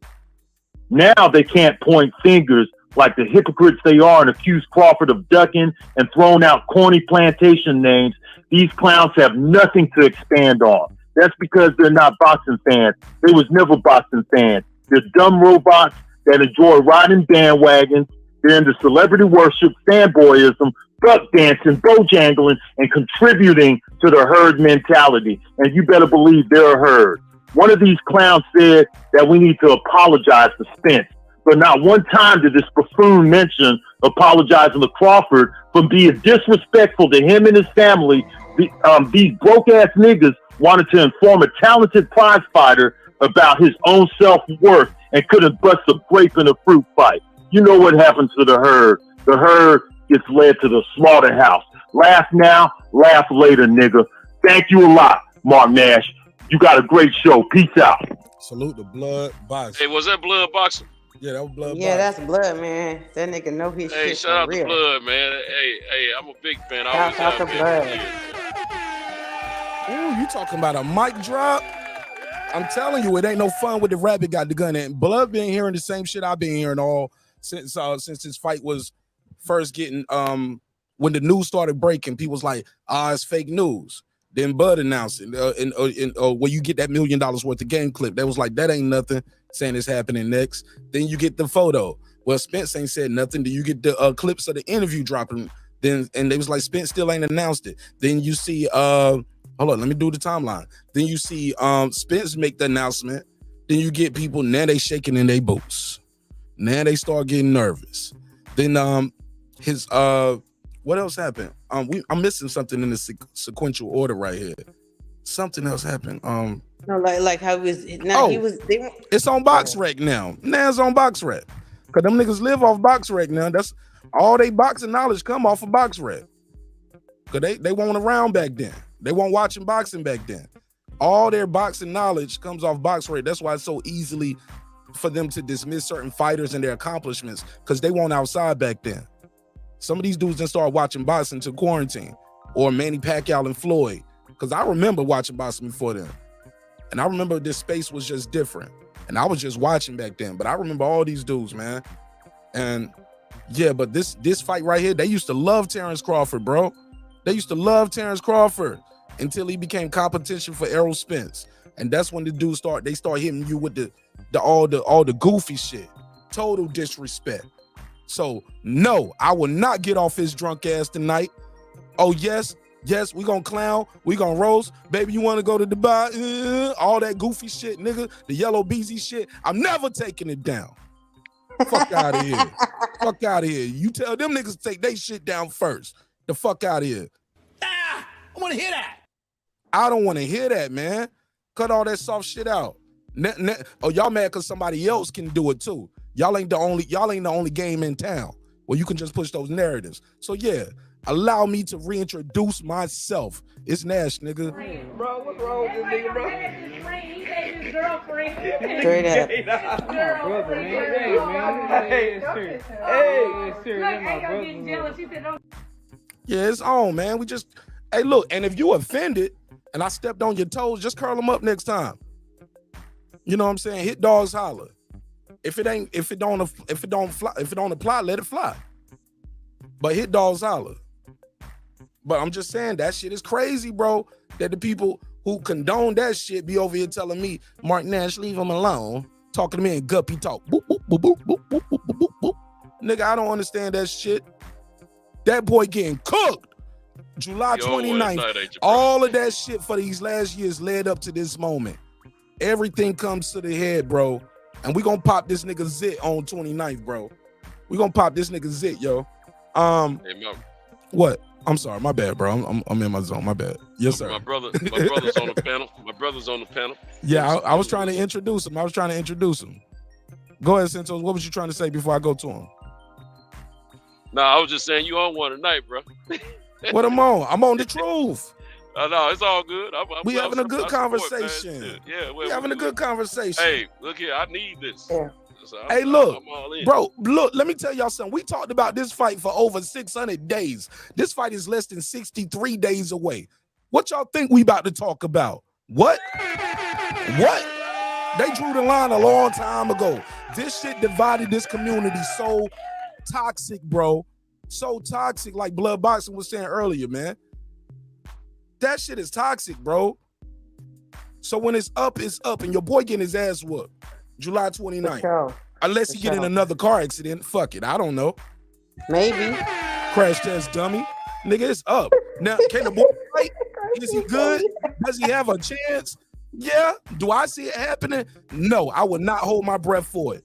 That nigga need a chauffeur. He cooked. He don't need to be driving no more. What happened is, in the process of them trying to age this other guy out, the other guy won't live in that clean boxing lifestyle. He wasn't in the gym. He was drinking. He was partying. He was flipping cars. He was getting crashing another car with the Humvee. What was the Ferrari, the Humvee, and then the bulletproof car get total.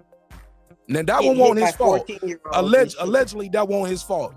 He said that he was injured, some stuff hurt. I never even saw an injury report. And these same niggas are the same niggas that told undisputed champion Jamel Charlo, we need to see your x-rays. We need to see your hand. The man had to do everything to prove that he was really injured. I still need to see you know them why? x-rays. Because sometimes they be arguing with your other dude, you know what I'm saying?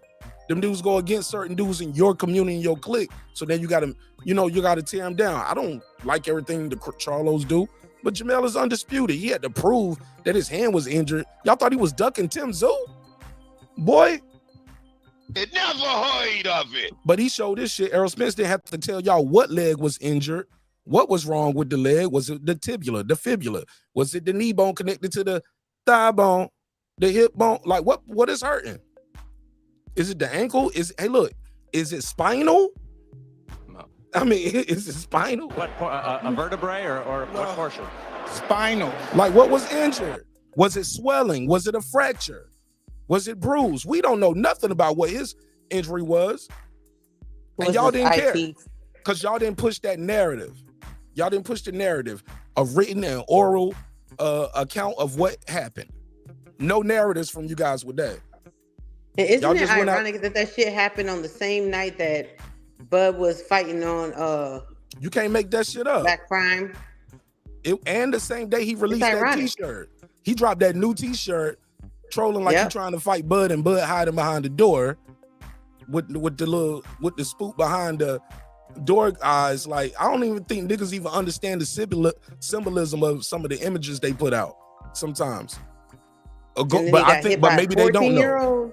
He got Come hit on, by man. a Get the fuck outta 14-year-old here. driving their parents' car. Like, Man, what are God the don't odds? like Get the ugly. fuck out of here. God don't like ugly. Yeah. But it is what it is. Show more. You got the floor. Talk to me. What's up, everybody?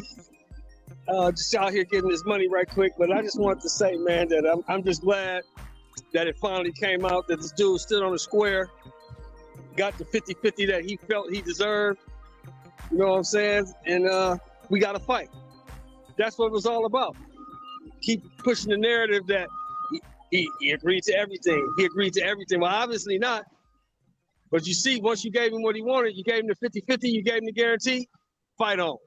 That's all he wanted. He got what he wanted. Now let's get it. All right. Let's play for this. Did you see the interview with Terence Crawford and Errol Spence on First Take? Of course I saw it. I love the energy. Okay. Both guys got good energy. I like what both guys were saying. Okay. They're I didn't saying- like Errol Spence energy at certain times. I thought Well, he they looked a was little barely shaky, saying, baby. Errol was saying, "I'm gonna fuck you up," and Terrence was saying, "No, I didn't get I'm none gonna of fuck that. You up." I didn't get none of that. I Where didn't they get do none that of at? that. That's what I got from it. I don't think we watched the same interview, bro. I've been doing a full That's what I breakdown. got from it. No, I got that from one guy saying this ain't gonna be this and that, and I got the other guy saying But we gotta fight, I don't man. You I know don't what have I'm my I saying? don't have a And perfect like we was style. saying, and like we I don't were have a saying, perfect style. from day one, all this banter and all this other bullshit is irrelevant. We gotta fight. And I On got a June job to do. 29th. And I got a So now job to we do for the gonna next find out 63 who days. is who You can leave that and soft what shit in the is what. comments, OG. Leave that soft shit in the comments, OG. Nah, I'm talking this Huh? shit. It's up. I said leave Yeah, that I'm just soft saying, we shit gonna find in the out who's comments, who OG. and I'm what is turning what. this shit up for the next 60 days. What you mean? Turn it up. What you want me to do for the next 60 days? Just Talk sit your here shit. and break Talk your down the shit. damn jabs again? All right, Nah, told you. it's All right, up. all right, Y'all you know already who the know better what I man said. is. And y'all gonna This find fight is out being stopped. in less than This 63 guy gonna get days. stopped anywhere between 9 and 11. He's going to sleep. Fuck out of A here with that. one-dimensional guy will never be we Crawford. here now. I I'm don't sorry, see it. OG. I got nothing love or respect for you, Mr. Shelton Moore. But nah. They gotta sell this fight. I gotta sell this fight. I wanted to do $1 million, dog. Whether you for Spence or you for Crawford, I'm selling this fight. I'm pushing this fight. Whether I'm gonna be the antagonist and the antithesis of all your dreams and hopes that are gonna shatter when them 3 belts gotta go to that red corner. I'm sorry, dog. That's just the way. That's just the way it gotta be. We can be cool on July 30th. July 30th, we can go back to being cool. But from now until July 29th, I'm gonna give them everything they came for. That boy getting cooked. Well, it's loud in here, so I'm gonna get back to it. It's But loud in we here gotta too. fight, My wife dog. and Support my this daughter fight. probably up there like, Support this nigga, event. relax. And let's see a 2-time undisputed champion rise. I'll holler at y'all later. Yes, sir. Yes, sir. All right, cool. Let me bring it down a notch. Damn, I'm on it. I am on one though. All right. Let me. I need to smoke the indica, not the sativa, huh? Put a case on me. All right. Let's get back to it. It's only entertainment, ladies and gentlemen. It's only entertainment. All right, let's go. In spectacular fashion. I'm feeling good. I'm feeling strong. I'm ready to go next week if it was need be, but at the same time, everything, has its time. The sun shine on everybody, and the sun gonna shine on me July 29th. I'll throw this question out to both y'all, and Errol, I'll ask you first. We talk about the welterweight division here. You talked about, Errol, you just said something, Errol, a few minutes ago when you talked about this being maybe the greatest fight in the welterweight division in the last 40 years. Well, let me remind you of some of those fights. We got Sugar Ray Leonard versus Tommy the Hitman Hearns. We had Hearns versus Roberto Duran.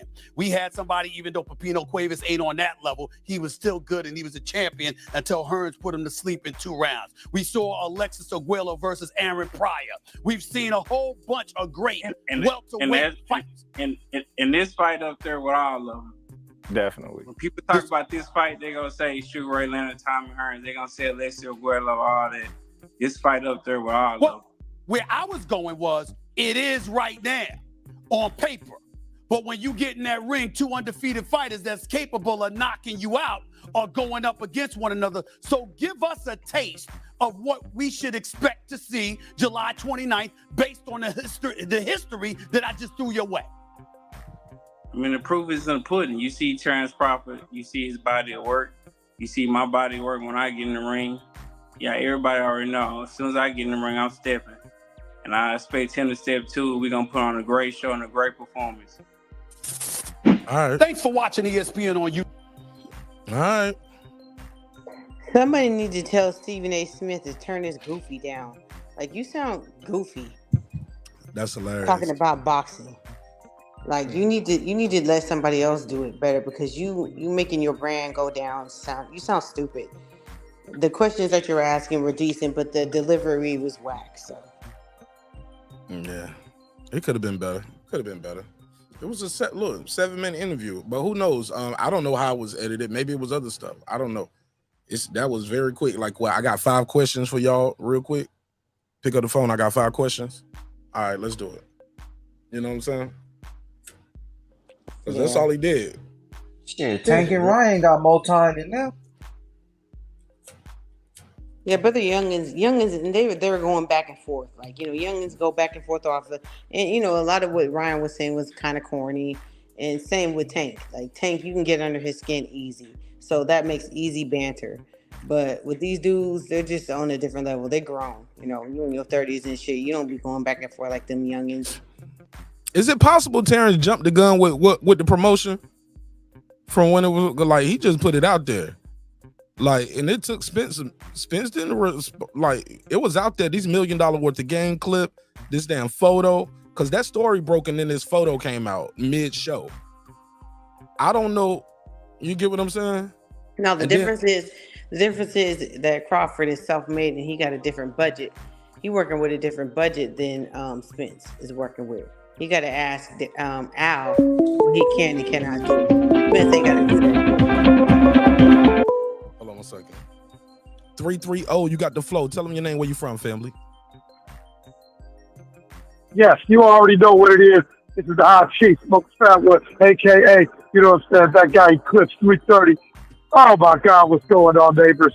Oh, and I'm sitting here live at Jesse Leroy's warehouse of wings, waffles, and watermelon right next to Wanda's Weave Emporium across the street from Willie and Tinkin'. And we got that canola oil. Oh, we got it hot. We got it. It's bubbling up. We about to throw some fish in here. We got some tilapia. We got some cod. We got some whiting and some flounder. How do you want your fish cooked, Mr. Nash? I want my fish fried hard. I don't want the fish all flabby. I need my fish crispy. You know what I'm saying? Double battered. I want it double battered in the egg wash. I need a little Creole seasoning on it. Like what? Like, do y'all got lemon pepper too? Like, can I get some lemon pepper sprinkles? Yeah, we got the lemon pepper. I'm gonna sprinkle it with some lemon pepper and I'll put some Joey Sachery on it. I'm gonna put that Joey Sachery on. And I need that hot sauce on the side. Yeah, yeah, it's going down. We cooking this fish, all right, it's some tartar sauce. Some tartar sauce with your hot sauce. Some tartar sauce with your hot sauce. It's up, yo. Don't nobody be telling me to be nice no more, bro. We talked about this shit for over 600 days. The fight is less than 60 days away. We about to cook this boy. We gonna deep batter this motherfucking boy. This is what we waited for. This is what we all been wanting to see, Clips. I think these other boys I need to see it. I don't think these other boys wanted to see the fight. They don't want to see it. No, they just want to talk the shit. They wanted to talk some shit. They thought Bud was going to sit there and, Bud was ducking. But like we've all pointed out, several people pointed out, but I got to say it too. All right. Once PBC and Spence got off their bullshit, the fight happened. So it's clear who was holding up the fight. So are you guppy? It's not about points, but you got to stop that narrative because your man, Errol Spence, killed that narrative with his own mouth. Okay? That narrative is dead. Stop it. Blood's been ready. Blood's ready to fight right now. Spence still drunk. Somebody dry him out. Somebody dry him out. That fish is all wet. Fucking lush. Cook clips. But yeah, man, it's gonna be a great fight. It's gonna be a great fight. And honestly, Helmet Ennis, Mr. Helmet, Helmet Ennis needs to calm his ass down. Okay, I understand you want to say some shit, like you saw all them other boxers trying to say shit. The Tank was fighting Ryan to try to make themselves seem relevant. We saw, Shakur just jumped in the ring. They didn't even finish calling the fight. Shakur was already in the ring and shit like that because he want to make himself relevant. But nah, baby, we waited over 5-6 years for this Bud Errol thing. All y'all little goofy motherfuckers, shut the fuck up when grown folks is talking. If you wanted to say something, Boots, you could have motherfucking petitioned to fight Bud then. Shut your monkey ass up. God damn it. And if you want that smoke so bad, Boots, you shut the fuck up and you wait, because once we cook this fish, we'll throw your ass on the grill too. It's all right. It's all right. You a goddamn combo meal. You a fucking combo meal. You come with a small fry and some chicken nuggets. Fuck out of here. We ain't playing tonight, man. These black men are not here to be played with. You know what I'm saying? Damn it. Play him, Minister. Tell him, brother Minister. They better know something, man. These black men are not here tonight to be played with. They are here tonight because they want to change in their life and they want to change in their community. And that's what we're going to do. One show at a time. You're damn right. We're going to change this community. Because the first change we're going to make in this community is all you goddamn goofies who had all that shit to say. Y'all came up on my good brother Mark Nash's show, who's trying to run a good show. He works hard to try to feed y'all quality fucking content. And night after night, I watched you disrespectful motherfuckers come on this man's show spewing shit out of your face. Night after night, all this goddamn fish shit was spewing everywhere. It was a scale here. It was fish shit over here. It was real. It was gross. Now they quiet. Mark. Why they so quiet, Mark? I know why they quiet. Because you know what? Bro. They can't out. That clock ticking. That's why they quiet. Look, they ain't gonna produce a better content than me, and they can't out joke me. They can't out funny me, bro. Like you can't out, bro. I'll get you, bro. I'll get you at the end of the day. All that sneak this and keep it sneaky, bitch. That's all I'm gonna say. I'm cool. You cool? I'm cool. Yeah, exactly. You know what I'm saying? But they better leave this nigga alone, bro. You can't out funny, bro. You ain't gonna out joke me on this shit. I'm gonna get you. I'm gonna get you at the end of the day. I'm just gonna be more creative than you, bro. I'm gonna go somewhere you ain't gonna go. You're like, leave me alone, bro. If you don't like it, click that dislike button and go to the next video, bitch. You heard? Exactly. And it doesn't help that your goddamn king is running around here drunk as hell, slurring his words, you know what I'm saying, contradicting himself every 4 sentence while he kissing on boys. All right? So you don't talk about no grown man like Bud Crawford, who has fought the straight way, has been a clean fighter. He's given us a great career. He's given us nothing, but he's already in the Hall of Fame. Okay? Y'all forget that. That man Smith is already in the Hall of Fame. Okay? All he's doing is being great. And all you disrespectful motherfuckers. Y'all want us to try to hold up Errol Spence, and y'all want to make excuses for Errol Spence when everything that's happened to Errol Spence did to himself. But if you want us to make excuses for Spence, but you don't want to acknowledge Bud's greatness, because everything that Bud did for himself. Okay, they both did it to themselves. Look at the difference. Bud's doing great things, and Spence, if it wasn't for Bud right now, Spence would be having to shut the fuck up and have to fight Keith Thurman, and despite all of his bitching and moaning. So you know what? Y'all guppy show some goddamn gratitude. For sure. Let's move on. I'm back in the chat, man. I'm back in the chat. Let's get it. Yeah, let's get it. Yeah. Hope y'all entertained tonight. Hope it was entertaining. Cause I'm about to end the free show since we can't get these lights up. I might end the free show and go straight to members only early on a Friday. Yeah, might do it. I might push that button earlier than normal. Because at the end of the day, even now when I hear some of these guys, they might say something like, well, I'll be like, who you got? I'm like, shit, man. I'm like, nah, nigga, ain't no 50-50 fight no more. Pick your side and stay there. Don't be telling me, oh, it's so even, Martin. Man, who you got, dog? All that even shit, I get it. Yeah, they both undefeated champions. Can Spence fight? Hell yeah. Is he a dog? Hell yeah. But he ain't Terence Bud Crawford.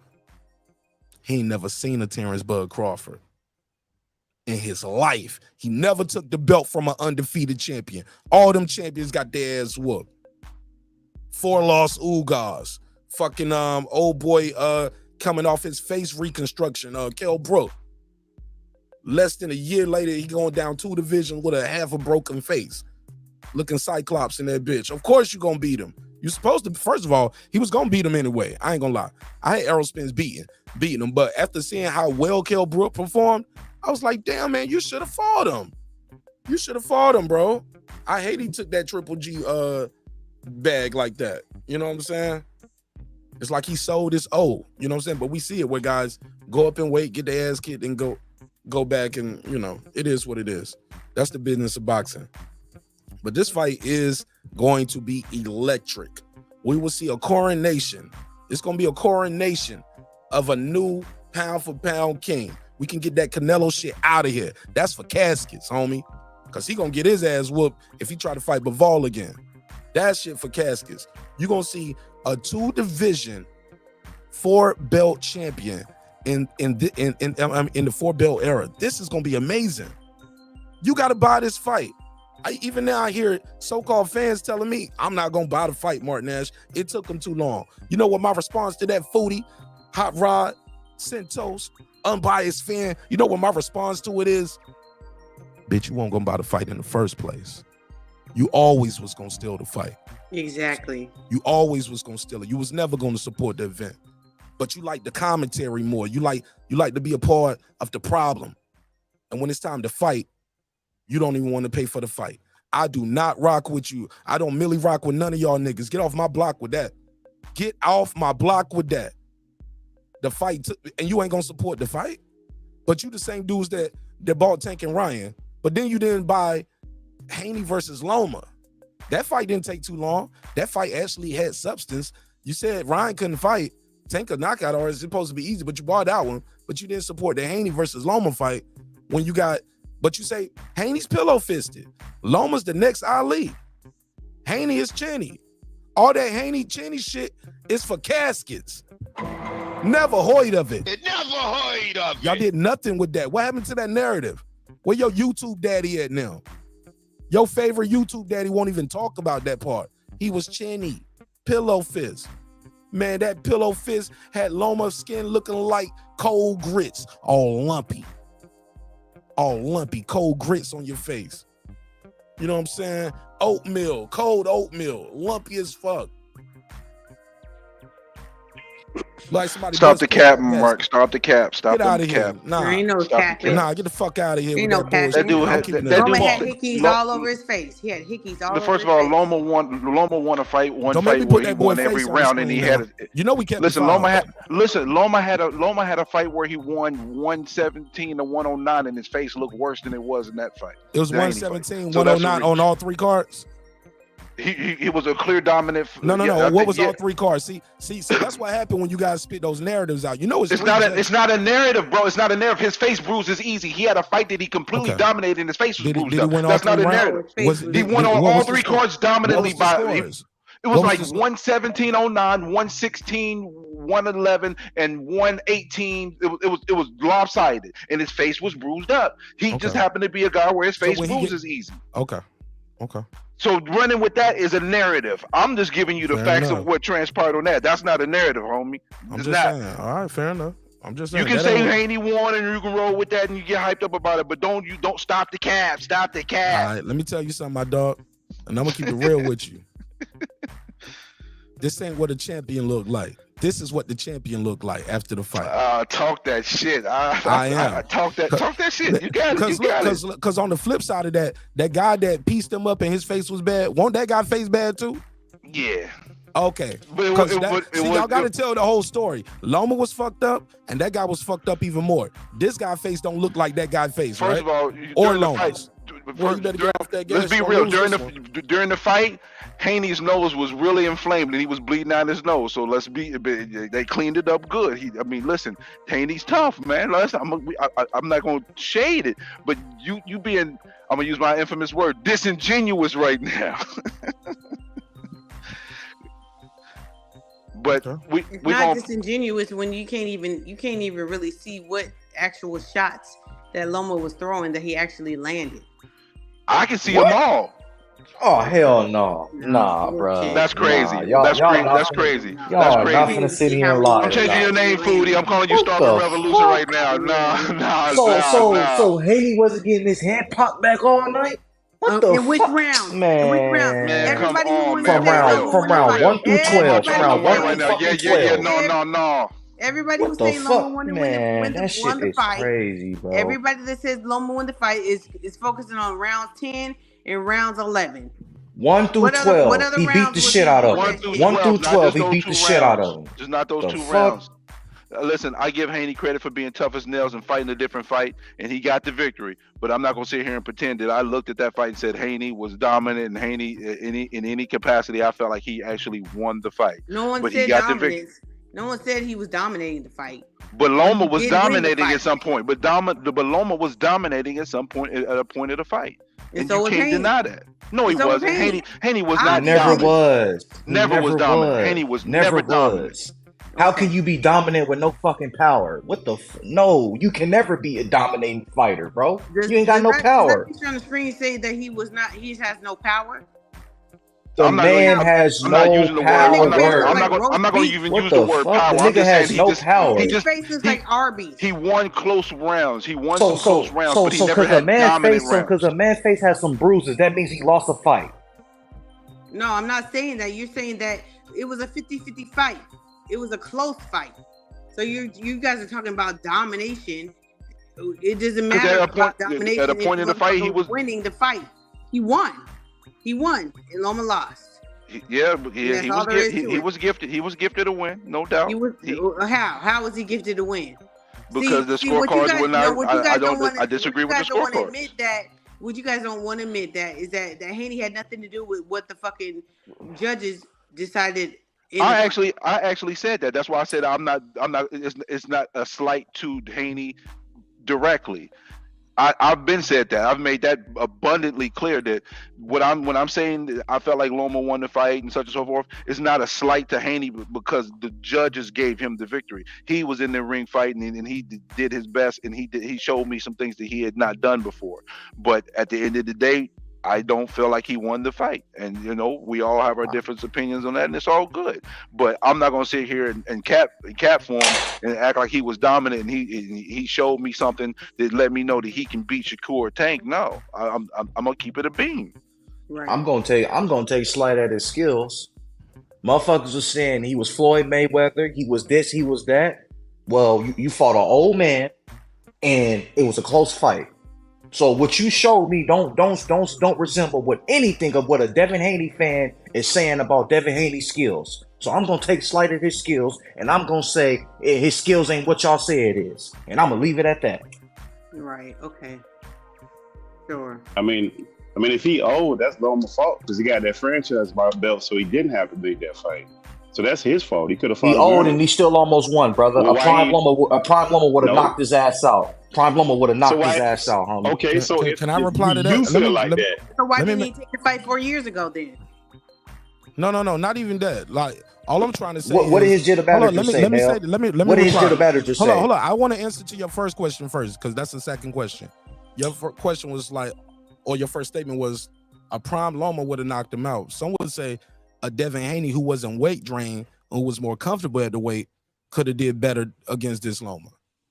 You see that argument right there? He would have been more prime, but Devin Haney would have been more prime at the weight instead of looking like a skeleton for the last 2 fights. So let's be fair. And I got a new survey in the chat. Who wins? Spence Crawford. I'll be putting that up. I'll put that up pretty much every time we do these. Crawford. No, I said I was talking to the chat. The chat. It's a new survey in the chat. It's a new survey in the chat. Who wins? Crawford, Spence, decision, KO. And it's anonymous. And also you can't change your pick. You don't know what the picks are until you pick, and you can't change your pick afterwards. So choose wisely. Go ahead. We got Pittsburgh T in the building. He is a member to the neighborhood. Welcome home.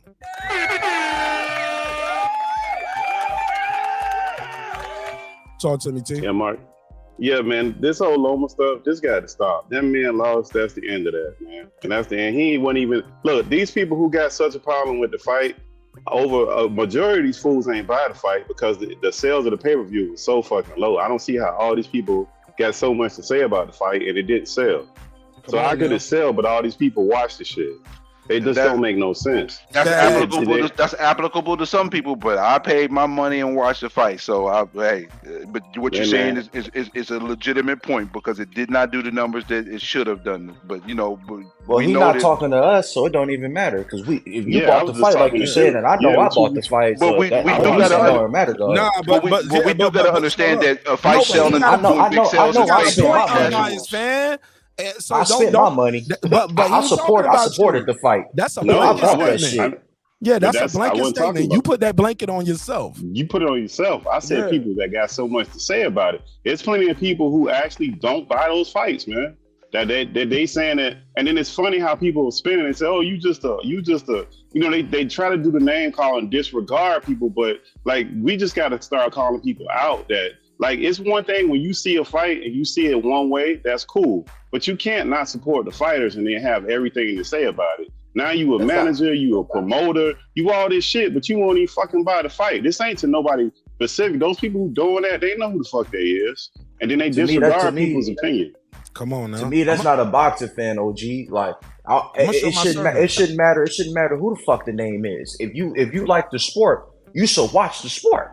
It don't matter who the fuck it is. No, I get it, but I'm telling you, some people, the model that boxing runs off is pay-per-view, right? Now you cannot watch the fight, that's cool. But then if you didn't watch the fight, then now you shouldn't have all this extracurricular. And then if you got so much disregard for Haney, are we saying that Loma was in there like he was in there turning to Mayweather? Because he wasn't doing nothing either. If we want to keep it a buck, like we gotta act like Loma. Now we saying Loma was in there just kicking Haney ass all over the damn screen, which you was watching on. Come on now. Like, and then the first couple rounds, Loma throwing like 3 and 6 punches. That ain't no domination. What you dominating? The gloves that's wrapped around your fingers? Because you ain't dominating the fight like that. Popping that nigga head back. That's what he dominating. So why his face didn't look? Why Loma face look all fucked up then? If he popping his head, his head was going back too?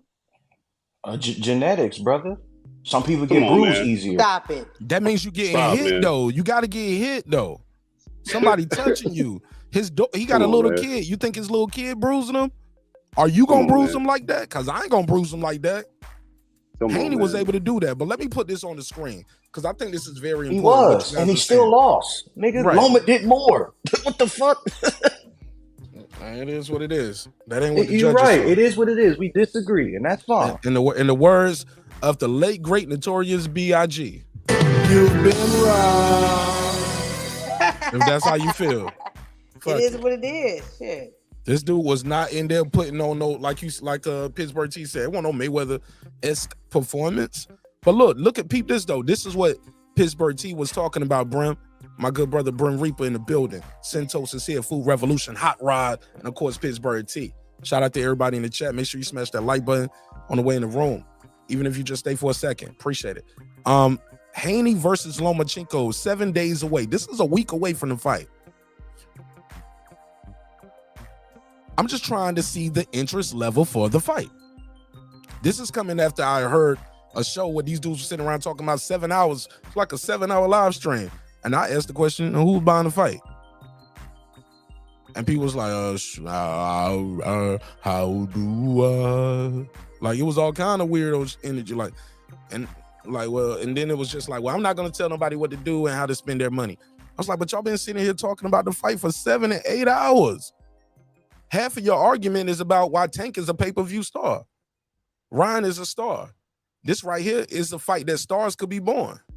If y'all supported the event, they went into the fight with preconceived notions of what the outcome of the fight was gonna be. Haney's gonna jab and grab, and Loma's old. You know what I'm saying?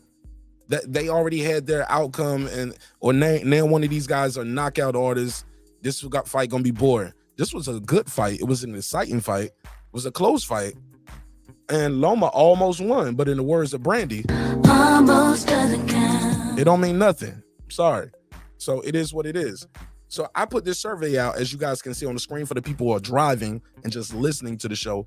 It reads as follows: 4 options. Option 1, I'm buying pay-per-view or attending the event. 29%. All right, 29%. I'm buying pay-per-view or attending the event.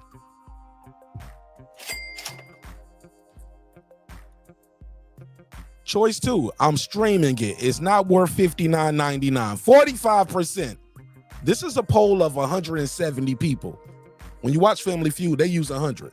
This is 170 people saying, I'm streaming it. It's not worth $59.95. Then you get 13% say, I have zero interest in this fight. Then you get another 13% that says, I only care about Spence and Crawford. You see what I'm saying, ladies and gentlemen?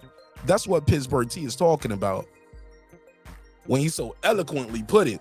This is bullshit. Everybody got a dog in the fight now, but y'all, the numbers don't reflect that. What's the numbers, like 150,000? Something like that? That doesn't reflect the community that was so invested into this fight before the fight happened. So save me the bullshit, save the narrative. I'm not buying it, and I'm putting cases on all you bitches. You're gonna do an 8-hour live stream about it, tell somebody to put up your pay-per-view receipt. Fuck out of here. All that fake outrage, selective outrage. But I'll pass the mic. Go ahead, Foodie Revolution. Now, ain't nobody putting up no money for that fight as far as the promoters go. You know, based on the numbers of the last fight, and as spectacular as it was, you know, nobody's going to put no money up for that fight. Whether you want to see it or not, that shit will just be a pity fucking rematch. And the same thing will happen, but better, because Haney he knows what to look for now. He knows how to get better. So it ain't, you know, the outcome is going to be the same but better. And like it or not, it is what it is. He showed that with that dude in Australia when he fought him the second time. Same thing. He beat the hell out of him the second time. Yeah, the first time was you know, you can have your opinion, but the second time he left no doubt in there. Like he lost. That's the end of it. That's the thing. Haney is young, and people forget that. Like with every single fight he's had, he's gotten better and better and better. So all the people saying, "Oh, he goes up to 140, he gets knocked out by Prograis and stuff." Maybe, maybe not, but he gets better, and that's the sign of greatness. You keep getting better. You keep learning from your mistakes. Man, they said Wilder couldn't box too for a long time. He only had one punch. They kept saying that for years. The man ain't know how to box. He can't box. He can't box for years. Hey, look, we should all be he only lost to one guy. Hey, Pittsburgh team, we should all be so lucky to have one punch that took us around the world like that. Yeah, and to lose only one guy, Mark. You only lost to the what some can argue be the best heavyweight right now. That's who you lost to. Yeah, but his competition before that was Trashola. So his resume but wait, before there's only was, one. There's only one his type resume of before that was Basura. So how's it Basura? He only lost to one fighter. One who was a very good fighter and came in looking like a fucking bowl of jello. And ain't nobody beat no. Ain't nobody beat Fury. Oh yeah, but Fury done beat plenty of niggas. And the nigga you talking about is one of them. Ain't nobody beat Fury. That's my point. He's not losing to nobody. Just he ain't losing to no bum. He losing to Fury. Ain't nobody beating Fury. You can say what you want about his antics and all that stuff. What was his competition before that? He didn't lose to none of those guys. Right. Of course not, because they were trash. But how could you say one guy's good and everybody else is trash? Because his resume was choreographed. So Fury's resume was he good, picked the right? finest of the cherries before he didn't pick them. I mean, Shelly Finkel picked the finest of the cherries. Everybody knows he should have fought fucking Klitschko when he had a chance. Okay, so Fury's resume was good because remember he almost got that eye jammy from the dude that we barely knew in that in between when they was making that first fight. But he beat Klitschko. No, I get that, but he almost got out of there on a cherry pick on ESPN before they even started that whole situation. But what I'm saying is the reason why people say that his resume is trash is because they had the same manager. And his manager was like, oh no, he's not ready yet. He's still just like a baby champion and all this bullshit. And then who did he win his fucking belt from? So who is Fury's resume? Who on Fury's resume looks spectacular besides Klitschko? He got Klitschko and he got Wilder. They got the same opponents. And some will argue that was an old Klitschko. Well, it was an old Klitschko, but he beat him, Yeah. and everybody recognized him for that shit. So if it was so easy and he was an old Klitschko, then why didn't Wilder fight him? He never fought him. That doesn't mean that he was avoiding it. They just didn't fight. They never fought. Fights don't happen for a lot of different reasons all the time. Because but what I'm saying is when he was protected. That's the reason why. Who was protected? Wilder. Why would he be protected against a guy that got that loss? Because he wasn't ready, because his resume did not stand up to the competition that he could have faced with Klitschko, even an old ass Klitschko, like you said. But if he's old and he lost in that fashion, why would he need protection? Because Wilder is that trash. So the 90% of the whole division is trash. If he beat 90% of the division, we talking about Wilder. Wilder okay, is but he fucking beat. trash. And all the people he fought before that was trashola. But he beat everybody else except for one guy. Because he they were fought. Wait. So how many top 10 opponents is on his resume? None. Like so everybody trash. So that's not everybody, sir. That's not everybody, sir. If he didn't fight everybody in the top 10. He didn't fight no top 10. What are you talking about? You said he beat everybody. I'm asking you, so who did Wilder beat on his resume that was in the top 10? Okay, so wait. Is Fury okay? We're saying that Wilder only got one punch, right? That's what I came in with, that Wilder only got 1 point. Which is facts. She came out, right? Okay, now Foodie came in and said his resume is trash. I was pointing out that the one person that he lost to has a very similar resume. So now when you want to break down one fighter's resume, make sure you take that same measuring stick and measure it against the other guy. And it's going to be the same thing. So it's not that much of a difference. No. I know this much. Anthony Joshua got a way better resume than Wilder by a long shot. Long shot. Yeah. How many losses he got? And guess who he lost against? Loss don't define your career, brother. No, you can lose when you fight competition. Listen, Wilder only has. Wilder's best win is against a fake boogeyman. Listen. So you think Andy Ruiz? Andy's in the top 10, sir. He's in the top 10. Come on. So Andy Ruiz beats Fury. What's Wilder's best win? What's Wilder's best win against a fake boogeyman? That's not the case. Everybody. No, we talking about competition. Yeah, and Anthony Joshua has multiple fighters on his resume that's in the top 10, sir. That's the point. But look He's fought at multiple fighters in the top 10. But look who he's losing against. You think Andy Ruiz beats Fury, or that he beats Wilder? Nah, that's you think not what Andy it's Ruiz about. beats That's not what it's about. It is. We're talking about they're talking about the resume, the competition. I'm gonna tell you what it's about. I'm gonna tell you what it's about right now. If you were willing to listen, the problem that Joshua made is that he was getting ready.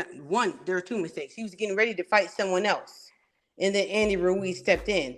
So if he was following tape, if he was studying the tape, he was following the tape of somebody else that got caught. He was a drug cheat or whatever. Big Baby Miller or whatever, and then he took it for granted, and he did not watch the tape of Andy Ruiz. He didn't see that this motherfucker was actually a problem. That was his mistake, and that's the reason why he succumbed to his mistakes. So everybody succumbs to their mistakes sometimes. So that ain't got nothing to do with resume. It ain't got nothing to do with. That does have he lost. Did you say except for Wilder? Wilder ain't fought nobody. He lost. Wilder fought nobody. Wait a minute. that dude lost, and we're making excuses that he views tape. Whatever he didn't do, he lost. That's on his resume. We're comparing resumes, and but Wilder ain't fought none of them. But Wilder fought none. Okay, of them. so who's okay in your opinion? Who a current fighter who's got a great resume has heavyweight?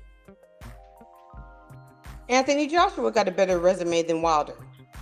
Wow. In way less, in half the fights. Wow, we're losing with That's Andy a fact. Ruiz. Nah. Otto Wallin almost. Yeah. You think that's great? Okay. Man, All right, cool. Okay, bro. so why didn't Wilder Bro, unify before hold on. that? Let's say this. Let's say this. The biggest champion. Go ahead. Go ahead. He was not a unified champion. Anthony Joshua was He willing beat and ready champ to fight after him. champ, bro. He beat champ after champ. He Champ beat after Klitschko. champ. Wilder lost his biggest fight. Let's just not act like that didn't happen. No, dog. And I'm a Wilder fan. he did lose. The He biggest fight lost of his badly. life, he lost. He lost badly. Bro, He the did. biggest fight of AJ fight, he won a lot of them over and over again, bro. But He Mark, revenged- we're and he revenged- Bro. and he avenged his Yo, loss. sir. Yo, sir. He avenged his loss. Yo, sir. Before Wilder fought Fury, who did Wilder fight that was in the top 10 on his resume, sir? Before fighting Tyson Fury, who did Wilder fight that was in the top 10? I can flip that and do it. We can do it the other way too. If that's what you want to do. Bro. Okay, go ahead. Bro, what? Fury, Oh, Fury fought Klitschko and beat him. Yeah, how many years ago was that? How many years ago was that before he fought Wilder? Sir, Yeah, that's one fight. That's one fight, Bro, man. he also fought Otto Wallin. He also fought Chisora. And he almost got his ass whooped by Otto Wallin. You remember that fight? Almost don't count. Mark just said almost don't count, bro. Mark just said almost don't count. Exactly. Otto Wallin, bro. Otto Wallin wasn't no world Now beater, you sound man. like We the acting like Pittsburgh team. no, Now but you we. sound like the I Loma mentioned. fans. Talking No, about you almost I- Otto Wallin no, lost it. I brought up Otto Otto Wallin Wallin because he's not a world beater. Otto Wallin wasn't no world beater. That's why I brought him up. But he was in the top 10, sir. That's my only point. He was a top 10 fighter. That's all I'm saying. He was in the top By 10. rankings? Okay, so you're doing it by rankings. That's what you're telling me. bro, it was it's Pittsburgh team. You've been dismissive, sir. You've been No, I'm asking him. disingenuous. I'm asking You've been him. I'm disingenuous, asking him. but you've been How? disingenuous. That question is, what you mean? First, you was talking I'm about. asking what's he basing Hold on, it sir, off sir. of. You was like, well, that was years ago, and then It you was talking was. about okay, but it happened, and he won the fight. Wilder lost his biggest fight of his life, bro. He did. He lost. He did. Fury Of won course. his. Fury won his not once, but twice, not three times. One was But that against doesn't Wilder. mean the man. Hold up, but but no, Mark, listen. that Let me doesn't get this make off. the Let me man get this. trash. No, I didn't. No, I ain't say that neither. I ain't say that. She said. She that. said he trash. I ain't That's got what, nothing to- that's what I'm but talking even still, about. I'm not but saying you he's the ain't- hold best up, fighter sir. ever. Sir, you ain't gotta like that, but we still got to keep it a buck and tell the truth. Like, Bro, I I'm don't not think saying that trash. he's the best fighter please, ever. Let me get this off. 'Cause Go I think ahead. people need to hear this to make sure they know I'm not a Wilder hater, but I'm very transparent. I think people need to hear this. We can't do that, yo. We cannot move the goalposts like that. We'll be here all night arguing about some no. Does he got to be trash? No. If that's our opinion, that's our opinion. But that right hand took that man around the world, and it's gonna take him around the world. One overlap.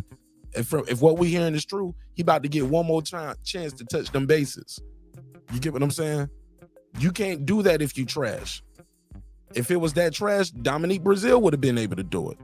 You know what I'm saying? Luis Ortiz is a more skilled boxer. Can't Luis beat this Ortiz guy. is 67 years old. That don't matter. He It can't does beat that matter. guy. Couldn't beat him. It Couldn't does- beat him. Well, shit. At the point, how about this? At the point with Luis Ortiz.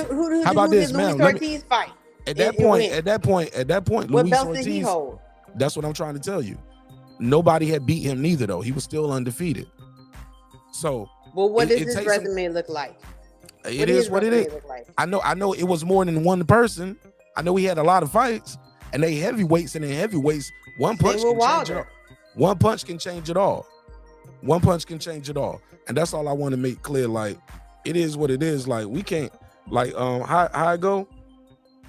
How the drop go? Hey, which one is it? Oh, put the case on me. But you can't always We're not gonna continue to go back and forth about what my opinion is, right? My opinion is a fact. It is what it is. Like, nothing you gonna say gonna change her opinion that he trash, and nothing he gonna say gonna change that opinion. But I caught you, Yeah, but Pittsburgh that's- T. I got you, dog. that's what I was arguing, You start bro. Pittsburgh T. You start doing that Lomachenko's fan shit. No, I where wasn't. he 'Cause I was almost only won. arguing the point. I was only. You talk about somebody almost winning, bro. No, Mark. I was only arguing the you point said that the man. No, I Pittsburgh was T, only you arguing. cannot use No, that. listen. I was only arguing the point that this man was not trash and that he obviously that one punch worked. But He in your could have been arguments, you're trash. being That was it. disingenuous, sir. Talking about somebody almost won.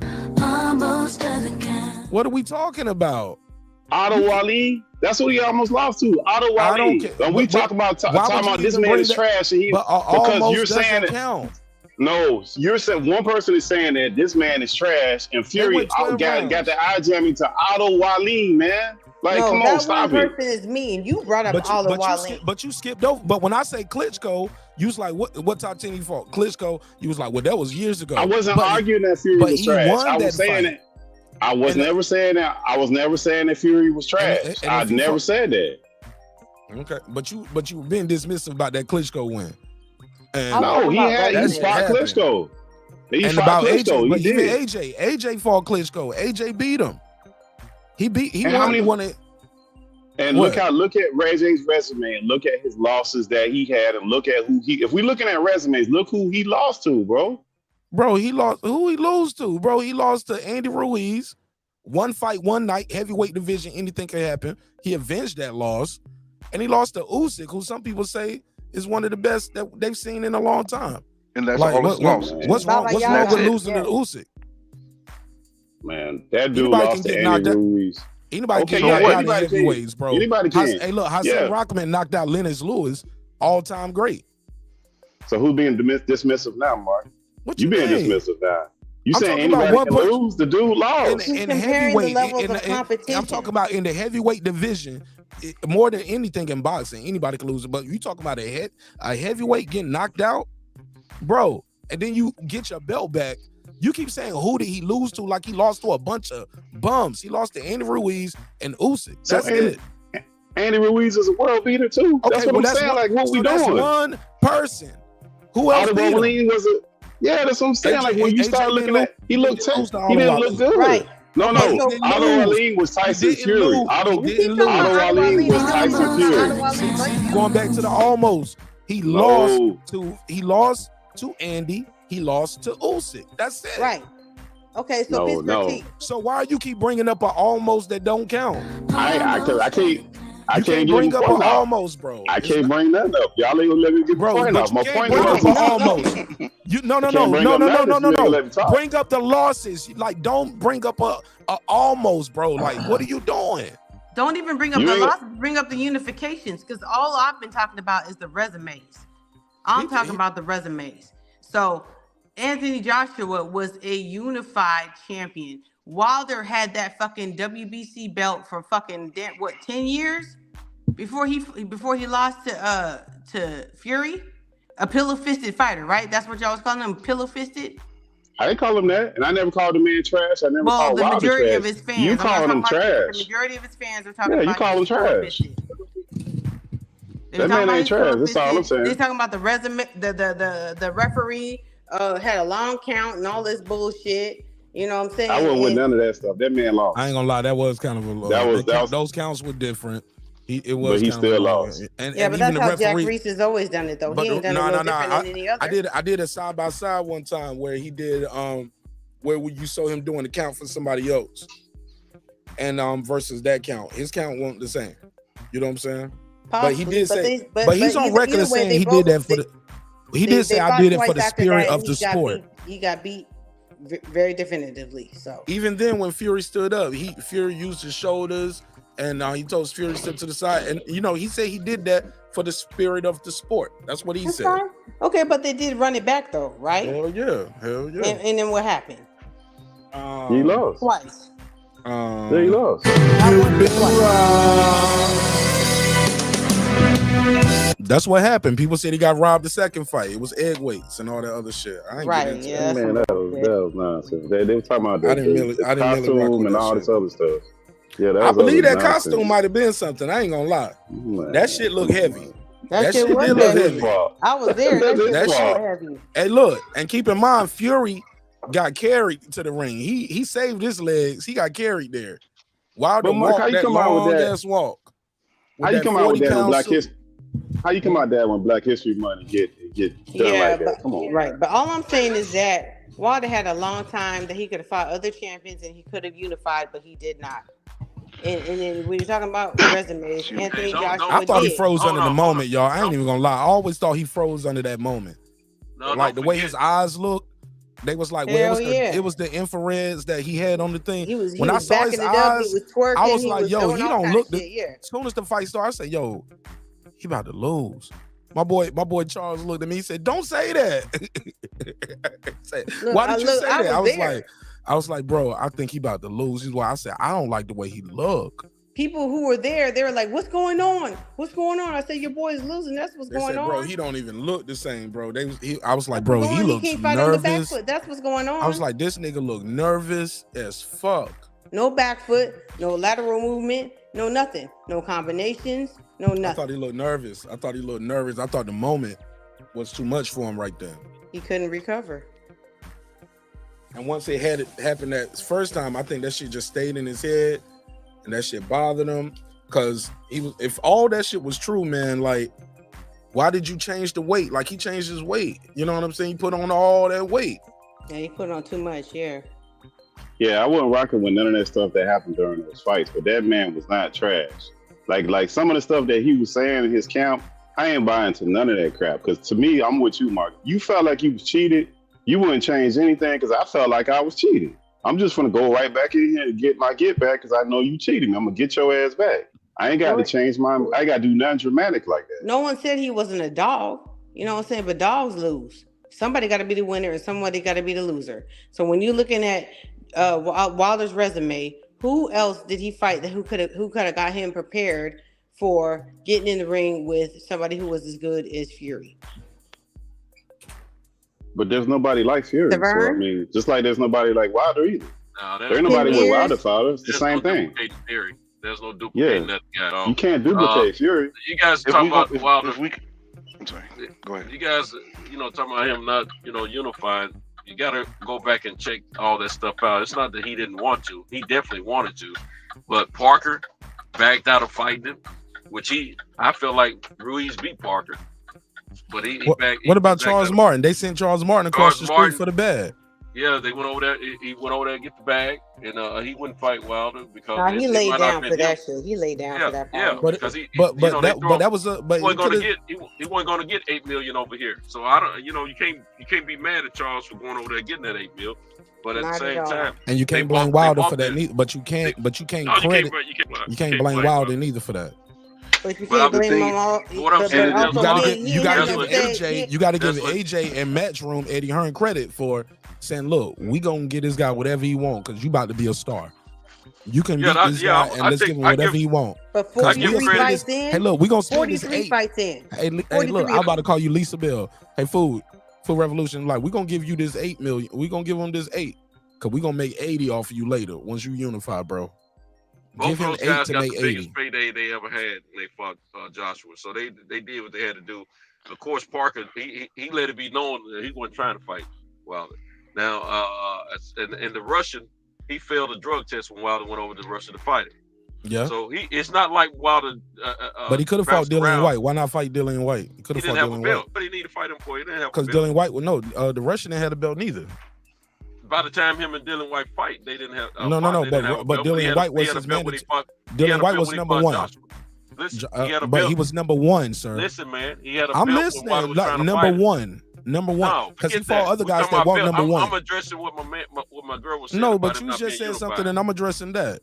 When you brought up the Russian. No, the Russian had a belt when Wilder would try to fight him. Okay. Go check it. That's okay, he failed the drug test. Check or go check it. And he failed the drug test, right? Right. So he didn't. And then what happened? I'm just telling you, that's why he didn't unify. So then what? Hold on. So then what happened? Hold on. I just told you why. No. So what happened after that? So what happened after the Russian failed the drug test? Forget all that. I'm talking about. Oh no, we got to stick with the order of events. Hold on, Mark. You're trying to overtalk me. I asked you a question and you said forget that. I'm not over talking. I'm trying to let her know why Wilder didn't unify the belts. Checkmate. The man ain't no trash fighter. He don't have the skills a lot of these boxers have, but he also won a bronze medal at a short. He don't have the what? He don't have the what the other fighters have? He doesn't have the skills. The boxing Okay, skills. thank you. That doesn't make him trash. Case closed. That doesn't make him trash. Okay? Trash. You don't become a champion for 10 years or so, or 5, 6, 7, 8, 9, 10, whatever. I agree with that. You don't I defend. definitely You don't agree with that. Fight kindergartners. You don't defend. You ain't fighting the real bullies. You don't defend the top champion sanctioned belt. You do if you're only fighting the finest. You do if you're only fighting the finest of the cherries. No, look here. If another organization is smarter than your organization and they throw more money at these fighters, what do you think those fighters going to do to have those belts? They're going to go get the bag. If they're going to take a risk on losing, they're going to get the bag. That's so he wasn't getting paid enough to win. Is that what you're saying? The thing about it is, no, the competition took more money going somewhere else. You don't equal Muhammad Ali's defense record if you trash.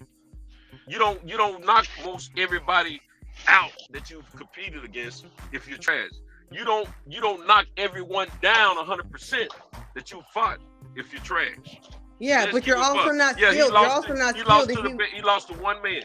And that was you're not skilled. Can I chime in real quick, y'all? Hold on. That's the if you only have one trick in the bag. Regardless of what you said, you're being biased. He's a one-trick pony. You're being biased. He's a one-trick pony, is what I'm telling you. He won a lot of tricks. He won a lot of tricks. He won a lot of prizes with that one trick. He has only lost against a lot of carries. He's only lost to the number one heavyweight since Lennox Lewis. And the reason why he lost is because his skills were not honed, because no one expected a lot of him because of what y'all are saying. No one has better than heavyweight. He's a good puncher. Since this guy, he ain't got no skills. Anthony Joshua did a great job with what he had, but he ain't done what Fury has done. Zero. Nobody's done what Fury has done. So y'all can put a lid on all that stuff. Let me chime in real quick, y'all. Hold on. Let me chime in real quick, because here's the deal. You made a point about him being a bronze medalist, right? Okay, so Wilder got a bronze medal, but he basically fought 30 fights being treated like a prospect, while you have Anthony Joshua in his 16th fight getting the world title shot.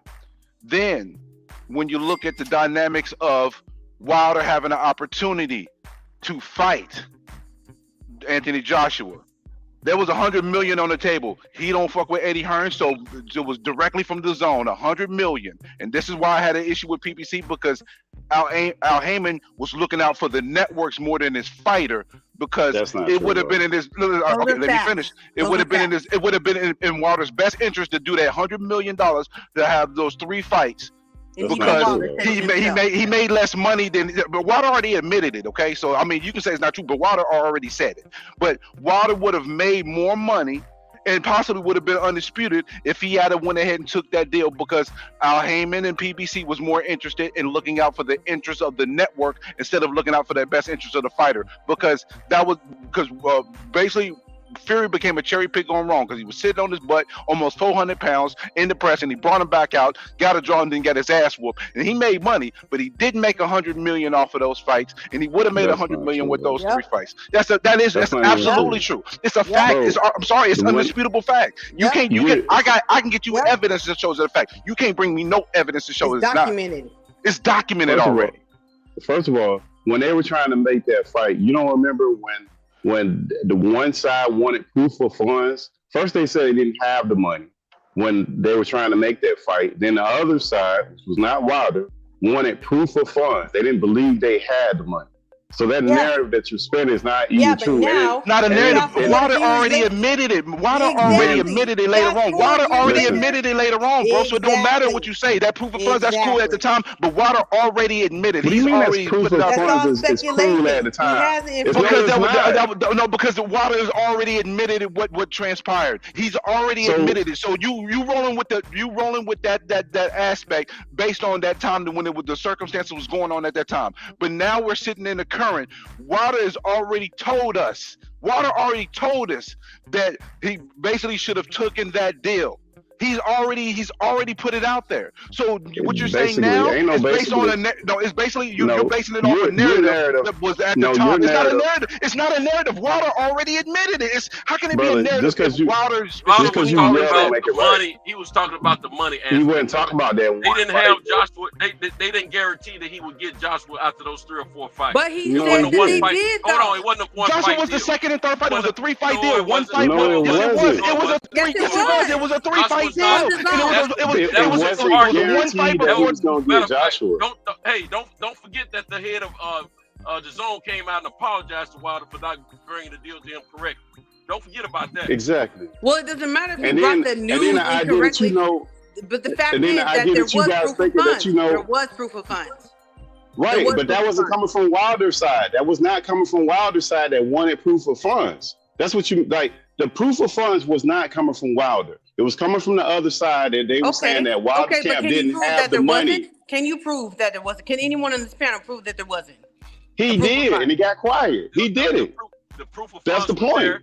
The zone and Matchroom didn't want that fight at that time. Exactly. They wanted the fight, but they wanted to have full control of the fight. They didn't want to get a PBC in the control of the fight. Now, let me say this. It wasn't Al Heyman that messed that up.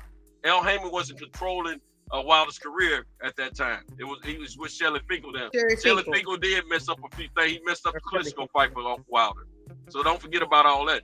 That's when that's when my man Fury went over there and beat Klitschko. So No, my man just said Al Heyman before that. He was talking about the Al facts Heyman. right. Just leave your biasness out of it and talk about the facts. Don't leave with biasness. They're both. Let me tell you something. None of these guys are trash. These are elite fighters at the top of their weight division, and without them, the heavyweight division don't look like nothing. So y'all can say whatever you want to. They're not like these guys are not losing. These guys are not losing to cab drivers. These guys are losing to the elite fighters in their division. Period. Okay, on Wilder's resume, like I said, what other elite fighters did he fight? Did he lose to? I don't know, but I know he got about 40 to 50 million out of his career, whatever it is. Anyone? Bueller. Okay. Well, he fought the biggest. Y'all keep talking in circles, but my point heavyweight is fought. Let me tell you, a Fury capitalized anything that Joshua's fought already, except Klitschko.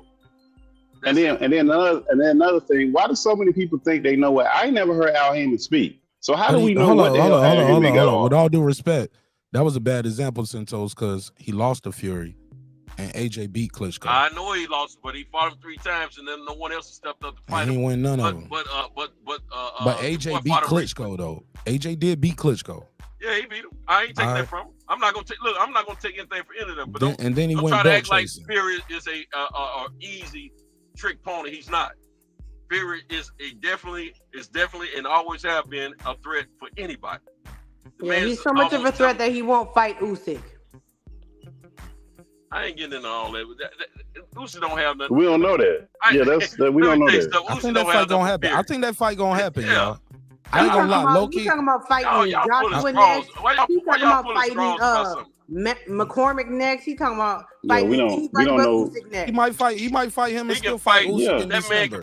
He still got time to fight Usyk in December. Hold on, Foodie. I think that, but look, if what we're hearing is true and the Saudis got the bag for all 4 of these gentlemen in December, I ain't mad at it to see that doubleheader.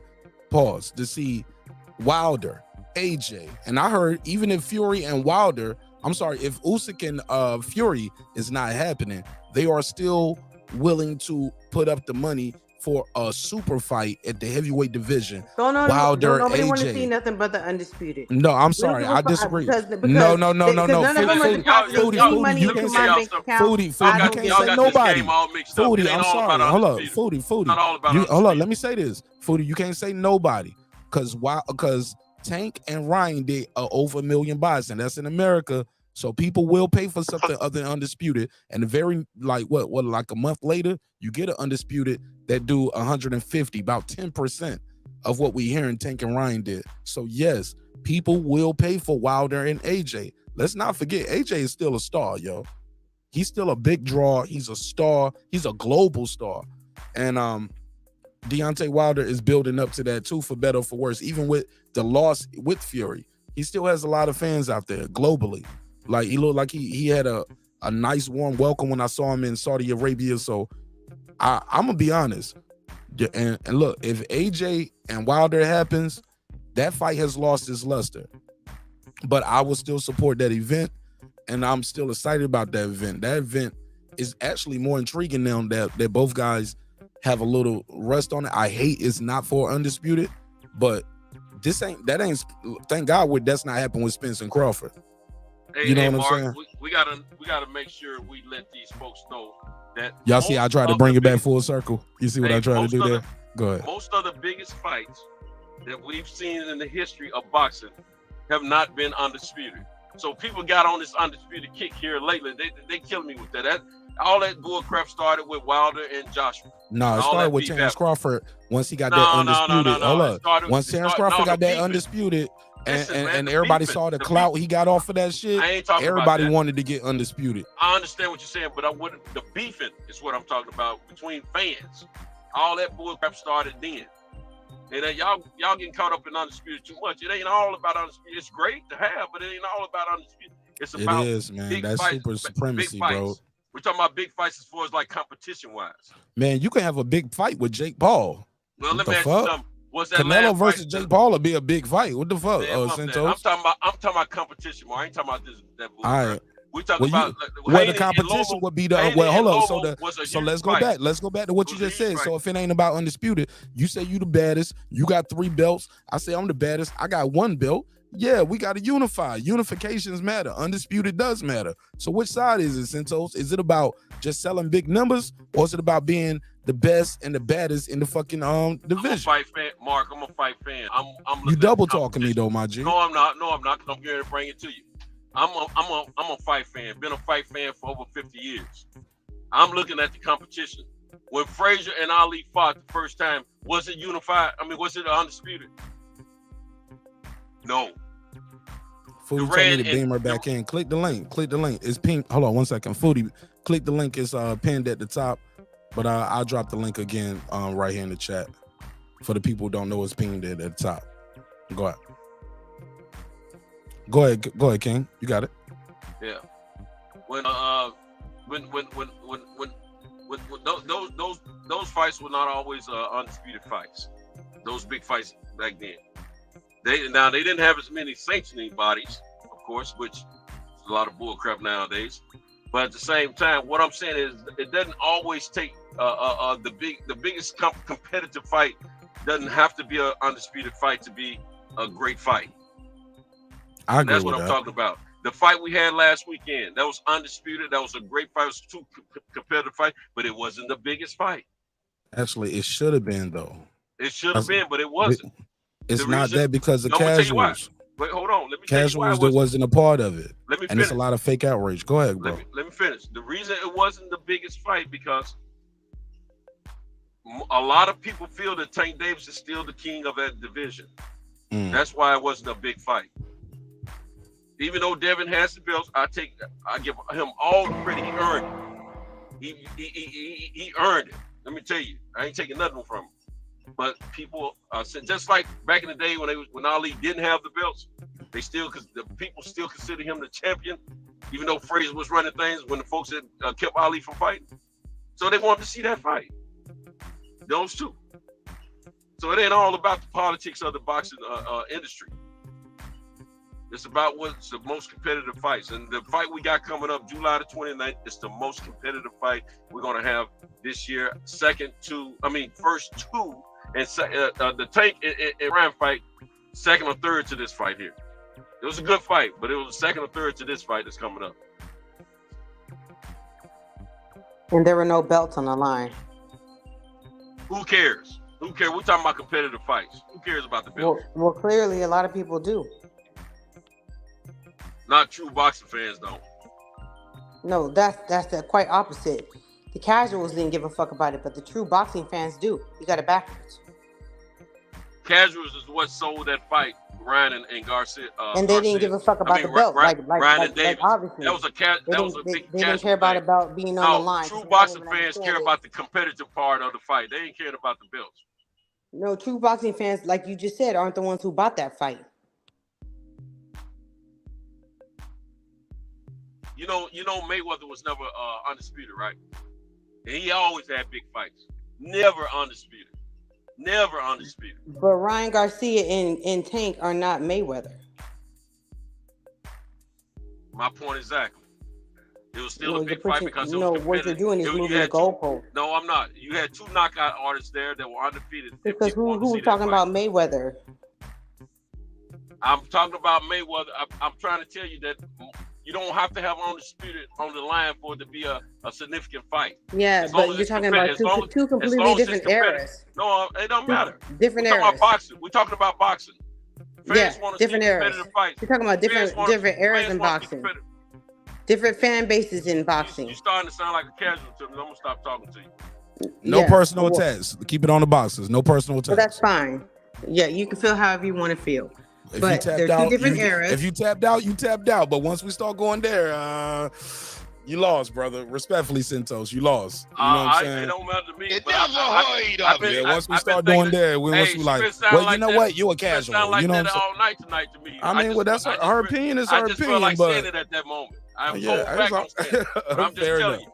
you. Fair enough. Sound Fair like enough. casual to me because she ain't making valid points. Man, I ain't gonna lie. It's a lot of people in the chat that's agreeing with Foodie with the beauty. They saying she's speaking facts. They say she on point. Foodie with the beauty, she's no boxing. I'm not taking that from her, but she sound more casual to me. And then the folks in the chat, I ain't looking at it, but hey, y'all ride Yeah, with it. it's ride a with it. lot of That's people y'all riding opinion. with her.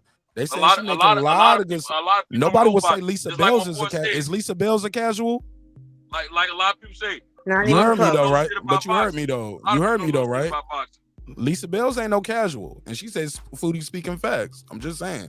Lisa Bell's my girl, but she's an AJ fan, so I expect her to say the same thing. Oh, now I gotta And put you a a case Wilder on. fan, and you a Mayweather fan, and you a whoever fan you I'm a are. boxing. We ain't talking about fans. We talking about resumes, boxing and you have fan not first. made a definitive I'm point all about Right, yeah, Wilder's you making personal resume attacks and- against and- anyone else. Instead of just talking about the fights and the fight. Because I asked you, how about this? I asked you a question a couple minutes ago, Santos, about because you brought up a resume. Brought Because you know I was trying to explain something. What's your question? nah, but even now, we don't settle down. You talking about a fighter, and you brought that up, and I said, well, what happened next? Okay. You said Povetkin popped the drug test. He popped the drug test, but yet and still, he still ended up fighting AJ instead of Wilder. Why is that? He fought him over a year ago. He fought him over a year afterwards. He didn't fight him Okay. right then and there. It was over Okay, a but year why? later. But instead of fighting AJ, why was it AJ instead of Wilder in that moment? Whenever he fought him, I don't care if Well, it was we know 10 why years Wilder later. and AJ didn't have. We know why Wilder Sir, and AJ no, didn't I ain't have. say Wilder and AJ. See, you being defensive. You're not even just listening. said it. Sir, I didn't say that. Let me allow me to repeat myself. Let me say it clearly, because that's not what I said. I'm talking about. You said he was over Go there ahead and say preparing. it, Mark. Don't be I'm around the talking. phone You're not. bush. See, like I said, you're being reactionary. You're being reactionary. You're not even letting me get it out. I literally just started. He went over there to fight Povetkin. That's your sequential order. Went over there, fought was to fight Povetkin. Povetkin popped the drug test. What happened next? Even still after that, Povetkin ended up fighting AJ instead of Wilder. Can you tell me why, sir? Because that's something. When is next? When is next? Is it after? I don't care if it was a year later. Hold on, bro. Let me get. I'm trying to ask you a question. You asked the question. I thought it was rhetorical. I didn't get to ask a question. You literally just said when is next. You asked the question. You didn't let me finish it. I'm sorry. I thought it was rhetorical. I'm asking you. I thought next, it wasn't right? rhetorical. God, don't worry about it. I mute my mic. I think we got a slight delay. Let me mute my mic. Go ahead. Man, we ain't got no delay, man. You know you're doing it on purpose. I was just trying to ask you, are you talking about next after the failed drug test or next after Povetkin fought AJ? Because that was over a year apart. So that's what I'm asking. Okay, and my answer to that is, here's the question. I'm about to fight you. You pop a drug. No different from Canelo. Canelo popped, but even still, his next fight was still Triple G. Why didn't Povetkin fight Wilder? Even after he popped, he still ended up fighting AJ instead of Wilder. Whether it was 6 months or a year later, he didn't fight Wilder. He fought AJ. Tell me why that happened. Did you hear me, Cinto? Okay, he beamed out. He got 2 up here. You hear me? I can hear you now, sir. And Say what? my phone tripped out for a minute. Can you All hear right, me? cool. I can hear you. Did you hear the question? Okay. Yeah. The reason Povetkin didn't he vowed not to fight Wilder out there because he didn't like the fact that Povetkin his folks supposedly they supposedly cleared him of drug tests or something. I mean, filmed the drug test. Some kind of way. They always do that with these Europeans, but at the same time, he vowed not to fight Wilder. So he went on and took him and AJ put their fight together. That's what I remember. Fair enough. That's all I was asking, sir. Cool. Okay.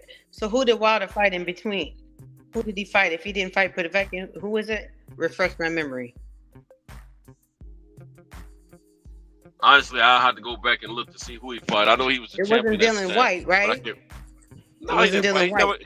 They never fought.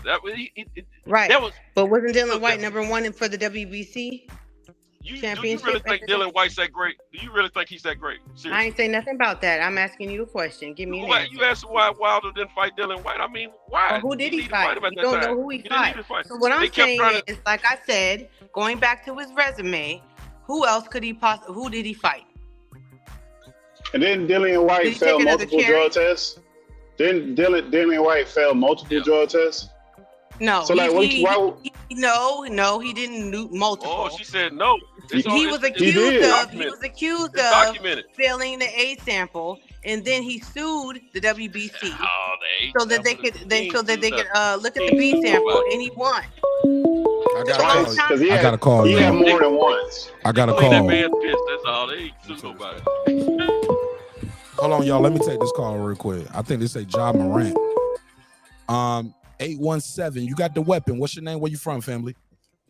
What's going on, brother? It's J-Mon from Dallas, man. All right, Big Texas in the building. Welcome home. Welcome home. Welcome home. You got the floor, fam. Talk to me. I just want to chime in on with y'all current conversation. Wilder didn't fight Povetkin because he took him to court and he sued him in civil court for failing that drug test. So that's why Wilder didn't fight Povetkin. That's all I really want to say. All right, shout out to J-Mon in Texas. Appreciate you, fam. Actually, the lawsuit was about who keeps the money. The money was kept in for that fight was kept in escrow, and it was about the money. That was what the lawsuit was about. It wasn't about the drug test. Drug test was between the Russian and the committees. It wasn't. Wilder didn't have nothing to do with that part. Yeah, I think he sued him for like loss of income or some type of shit like that. Like the money he could have made by fighting him. Somebody said I fought a bench 2-year-old Burmester Vern. Don't know how do Kings keep I him thought he in fought him a rankings. second time. I think it's when he fought Stavern the second time, but I wasn't sure. That's why I didn't say it. I'm still not sure. But the $6 million. That sounds familiar though. That sounds about right. Burmester Vern did pop up out of nowhere, and I think that was the fight. Yeah, when he disconnected from his system. The Haitian eggplant, yes. Again, someone else on his resume that was not top 10, not top tier competition. That still don't make him trash though. No matter what we say about a resume, that don't make that guy trash. But the thing is, what you don't understand is I don't think I've attacked him. I've only been talking about his resume, and you've been defending him as a human being, like y'all. No, like you said no. I think his you said resume he's is trash as a fighter. I had nothing to do about him by his homeboy. You said his resume is trash. You call him trash. Resume's He's trash. trash. He only got one fighter. He only got one punch. What I did say So is that's- that I don't feel like he has a lot of skills. Yeah. He's a one-trick pony. I did say that. But just because you got skills don't mean you're gonna have the outcome of winning the fight either. We seen a lot of skillful dudes Well, getting of there and course get not. mopped No one up. can say that. No one has a crystal ball. No one is on this panel is claiming that anyone has a crystal ball any more that I can say 100% that that Bud Crawford is going to beat Spence. We have to. I'm not even sit there and talking wait about and see. Bud. I'm saying skillful fighters don't always. The I'm most just skilled talking guy in in the boxing general. ring do not does not win. So to I'm say that just the guy speaking in only got general one punch, terms. it's that punch is working for him. That's all he needs. Just like a pitcher that only got a fastball. That fastball took his ass where he needed to go. You got what you Right. got. Is what you Well, a use lot of how you people get got to it. where they need to go, and then they face better competition, and they can't perform as well as they need to. And that's what happened with Wilder. He only lost to one guy. Like we gotta act like this guy. If he was that I much of agree a with you on bomb that. trash, I agree with you on that one, if he was bro. trash, he'd be losing everywhere. He'd be losing to all these guys if he was trash. Hell yeah. No, We know trash. We know we're trash. talking about his resume. Again, we're talking about his resume because everybody else on his resume, nobody even heard of him. It Except for leaves that more one. to be desired. I get you on Foodie. I get you on that Foodie. It does leave more to be desired for somebody that is called what people were comparing him Right. to, like a Versus Mike the person Tyson. Right, Yeah. versus the person that everybody wanted to see him fight, who was Anthony Joshua, who had a much better resume in half the time. And let me bring in we got a member on the panel. Let me let her get her bars off. Shout out to my good sister Lisa Bells. She never Hey, what's fails. up? Thank you, sister. Hey, what's Thank you up, so much. everybody? Thank you for sharing. No, the I had stream, went too. to the yeah. Oh, you're welcome. No, I had went to the store and I had to come back. Yes, ma'am. Go ahead. Yeah, this is a good topic. I mean, going into the Bud and Spence thing and everything, like as far as the Povetkin, he had popped for something, but it was like I don't know, it was like they had just put it on the banned list, so it wasn't like a lot or whatever. But I remember, I think Team Wilder took him to court. I do remember that, to civil, and I guess the money was in escrow or whatever, and then and then he countersued him, and then again, I never knew what was the outcome of that situation. But my thing, They got the Wilder them lost that case on the money. What's the Russian? They got the company got. They didn't have to pay Wilder. Basically, what it was. Neither one of them got paid, but the company that put the money up, they won that suit that Wilder them had for the money that the purse that he would have been paid. oh, okay. But see, the thing is that I was saying that like a lot of people always give Ortiz props, but he popped a few times himself. So that's all I was saying. Because like when I look at and Ortiz is a great fighter, great counter puncher, but Ortiz hasn't fought the people that like Povetkin has fought. Yeah, I know Povetkin has popped or whatever, but he has a really good CV. You know what I'm saying? And like Ortiz was in the amateurs late, so he started really late in fighting, but he just didn't have a lot of like not the best, you know what I'm saying, names on his CV until he fought like a Brian Jennings, and then like he fought Wilder or whatever, but he just, you know what I'm saying? I can't compare the two. Povetkin fought damn near just about everybody, more or less. But Lisa, Mm-hmm. let's give the fluid. I'm not saying you're lying about anything. You know I got great respect for you, my sister. But me and you go way back. We know about your flavor, AJ, and my flavor on the other end. We already know about that. But yeah, I'm gonna give credit where credit's due. I love these fighters, all of them that we're talking about. I have no dislike for either one of them. I love the sport of boxing first. But let's keep it a buck. Ortiz, just like some other fighters, their folks have not moved them properly and got them. And after this, we got to get the box. It's not the fighters. It's not the fighters that have not wanted to fight exactly. It had a lot to do with the business of boxing. And there was a time when Ortiz was fought over the matchroom, and he was basically hid. He was supposed to get the AJ fight, and it never happened. And then he come back over on this side of things. So it's all about how the people are moving them and the politics of boxing. I think he would have got the fight. It's just that he got impatient. And did Ortiz, now let me ask you this. Did Ortiz take step aside money for AJ to fight Klitschko? I don't know about that, He but I may did have. hear. I don't know. Okay. I did hear that when Big Baby popped positive. They did offer Ortiz like $5 million to fight AJ, and his team declined. They did him dirty. I think it was more. I gotta get the It was boxing seven. It scholar in was here. seven. Y'all. I It gotta was get the seven. scholar in It here, was y'all. $7 million, and he Okay. elected to fight Wilder a second time. For sure. Let me get the boxing scholar in here. The Okay. boxing scholar, welcome home. Welcome home to your home away from home, my brother. How you feel? What's the deal? Talk to me. Good, man. So I think, I don't even think AJ definitely has the best resume at heavyweight. But Wilder gained a fan, man, in that third Tyson Fury fight with me, man. I'll never say anything bad about Wilder. He said he wanted to go out on his shield, and he was still trying to get up while he was concussed, and that's what boxing is about to me. Like, I like the fact that he didn't give up. I like the fact that even after he was knocked down, he gave that fight was what you want out of a heavyweight fight, in my personal opinion. You know, when people say Wilder is a one-trick pony, I mean, it's no secret, but shit, it's a hell of a fucking trick. I mean, what it was like 40 opponents that done went to sleep from that fucking right hand. I mean, and they knew he had it. Tyson Fury, everybody gives him so much credit for being this defensive wizard, and he still was able to land that one trick that everybody knows he got on Tyson Fury. So, my personal opinion, man, like I said, I think Wilder definitely gained a fan out of me, and I think Wilder's probably the best American heavyweight right now, American guy. I think he beats all the other guys, and I think Tyson Fury just has his number. But if you match him with other guys, Wilder definitely stands. Like, it's not going to be a for sure Wilder loses this fight because he still has it. I think Wilder's going to be one of those guys that everybody's going to appreciate when he's gone.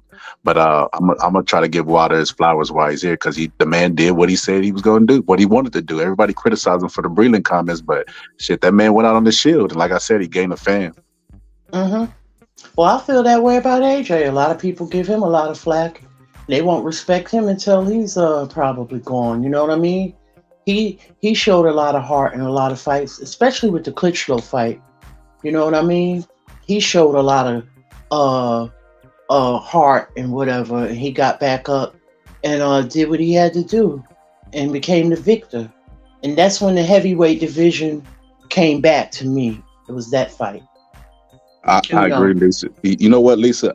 I think that the heavyweights right now, the worst thing that they could do is let AJ gel with Derrick James. If they gel, get 2 or 3 fights, and he buys into his philosophy, and he's not thinking so much in the ring, AJ's going to be a force in the heavyweight division. And I'm going to tell you something else, right? Oh, go ahead, Foodie.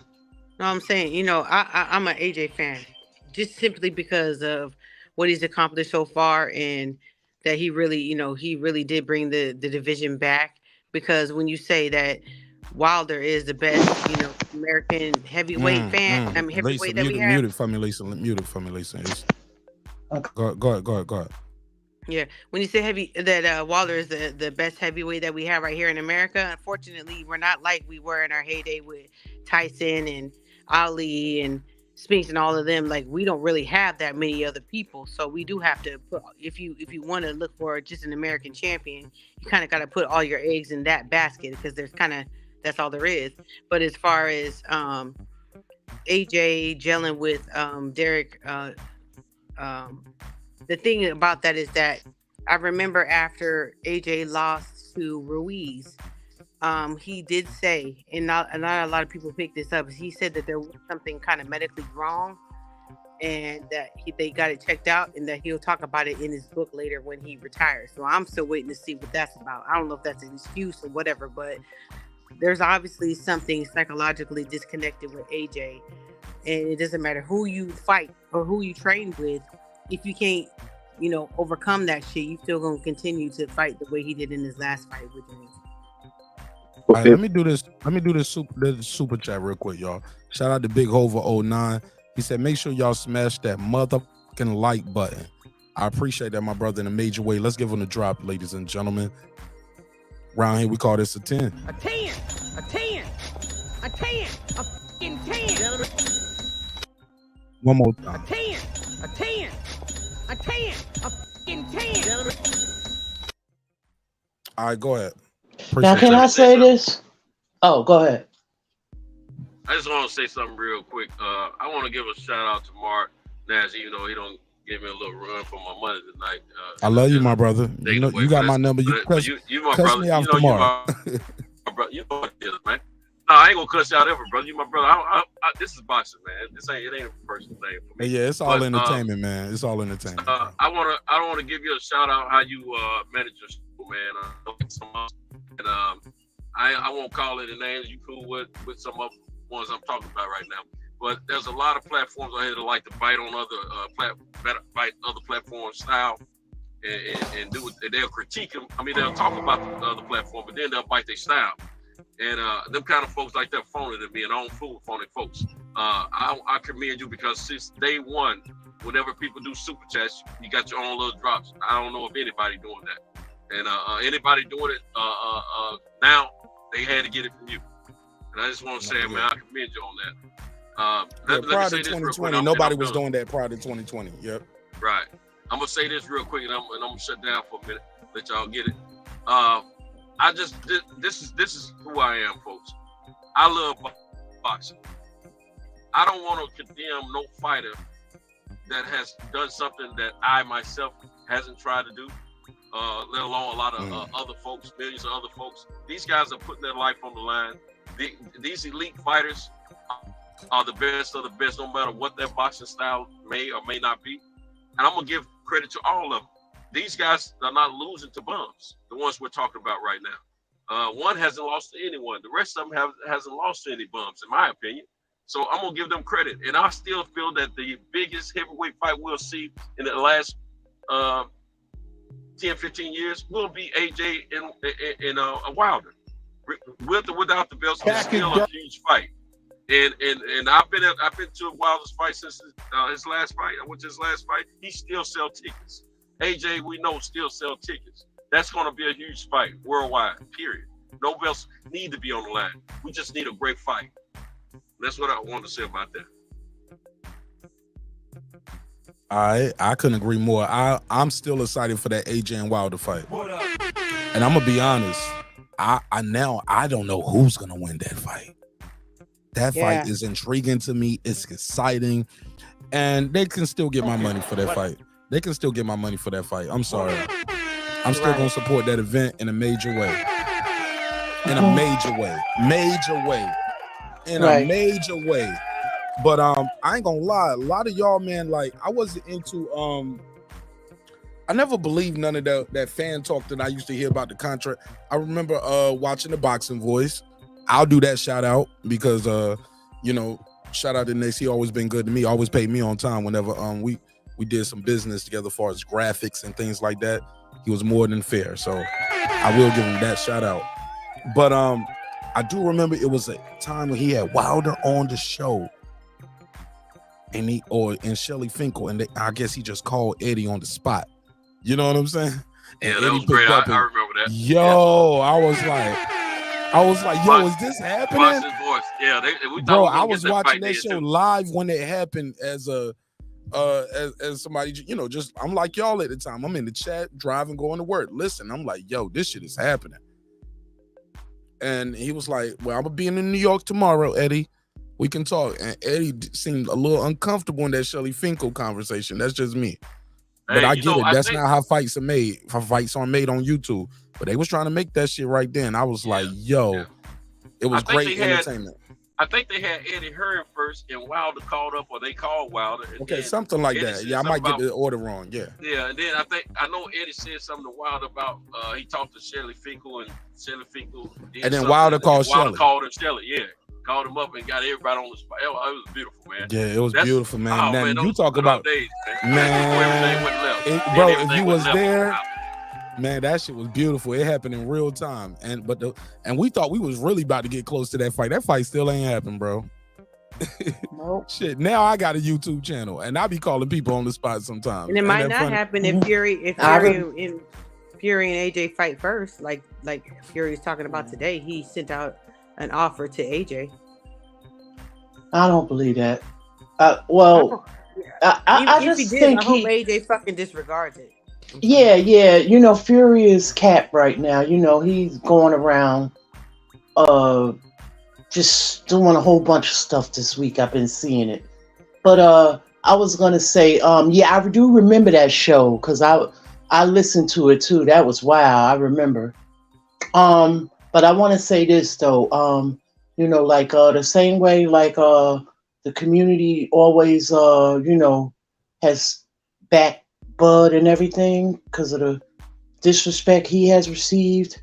I wish that they would do that for AJ because like the way they talked about that man, the way they called him ash juice, apple juice, Gay J, called him Coon, Uncle Tom. You get what I'm saying? People support Bud, but we not supporting our brothers across the fucking our brothers, our African brothers, our Caribbean brothers. So that's why I support him, because I got a problem with this fucking community. I feel you because I really got a problem with this community. That's why I ride for AJ and Buzz so hard. And you fake motherfuckers who always said that, you know what I'm saying? Like, that's why I ride hard. And not nobody had that brother's back. So fuck all you fake motherfuckers who said that. Hey, Lisa, to add to the caveat of what you're saying right now, let's not forget AJ was well out front and outspoken about what happened to George Floyd over here. You know what I'm saying? Doing what? Was like, he was very much outspoken and out front about what happened with George Floyd. So I don't forget stuff like that either. That's why it hurts me and bothers me, and that's why I get a little anxious when I hear people not talking boxing versus some old bias stuff. First of all, I just want to see people, if you love the sport first, and give credit to these fighters. These fighters are doing something that none of us are doing. And we might have our favorites at times. It's okay, but I don't believe in that going all the way down in the gutter, talking that nonsense, low rating a fighter. If he's doing what he do and he's been having some success out of it, give him credit. You know what I'm saying? If he's ducking everybody, I mean literally ducking everybody, then you got to call a spade a spade. But these fighters are not really ducking. It's not them all the time. Some fighters are ducking, but not all of them. It's a lot of this stuff is because of their handlers. Because when that 50 million, hey Mark, we got to give AJ this credit. When that 50 million was offered to AJ because he said he wanted it, when Wilder reached out to him, AJ said, "Let's roll." Who said they need proof of funds? I thought somebody said they need proof of funds. That was later on after. That was Eddie Hearn's bull crap. That was later on afterwards. But AJ wanted that fight and he wanted that 50 mil. But he, it's folks. He broke up. He broke up. Let me do this super chat real quick. Big Hova 09, aka J-Mon, for the call, man. That was Big Hova, one of our members. Okay, so he is J-Mon. Shout out to Big Hova. Big Hova, I thought I told you. He said, man, let me drop another 10 for the panel, just keeping that fire going. He said, I love good boxing talk. So I appreciate you guys for entertainment. And I appreciate you guys like J-Mon for supporting the show either via Cash App or the Super Chat. Let's give him a drop. A 10, a fucking 10. One more time, man. Big Hova gonna help me get to Vegas. We're trying to get to Vegas, man. I'm trying to get to Vegas for this Terence Crawford. Let's go. A 10, a fucking 10. Appreciate that, my brother. Go ahead, panel. Y'all keep cooking. Big Hova said he loving the show. So one thing I want to address, man, is a lot of times, and I've been guilty of this myself, because we hold on to the past so much of these great fighters and we want to keep their legacy alive that we fault the fighters for not being in the great era or fighting this level of competition. Like saying that Deontay Wilder, he's one of the best, but we don't have a really competitive division. Shit, I don't know if y'all was asleep during the Klitschko era, but that division was weak as shit. I feel like this one's stronger than that one. But regardless of that, it doesn't deny what the man possesses, and he got one of the best right hands of all time. Like if Deontay Wilder had the skills, he got the right hand of Tommy Hearns. He had the skills of Tommy Hearns, he would probably be undefeated and he would beat all the heavyweights at heavyweight now. But it's theater because he doesn't. That's part of his allure. Because Deontay Wilder fights so sloppy, it's theater. He'll be losing the entire fight, and then bam, you won't even see the punch. His opponent don't see the punch. I didn't see that Luis Ortiz punch until Luis Ortiz fell down.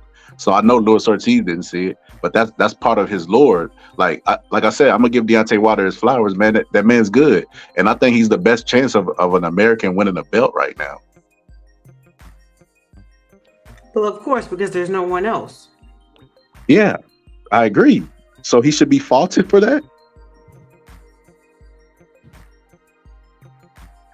No, nobody faulted him. I'm not faulting him for that. Okay, that's all I'm saying. I'm saying you said He's there's no. just not my guy. You know what I mean? But I mean, I wish him the best. Oh no, Lisa. I think we agree. I always defend AJ whenever people be talking about AJ. Like I feel like this, right?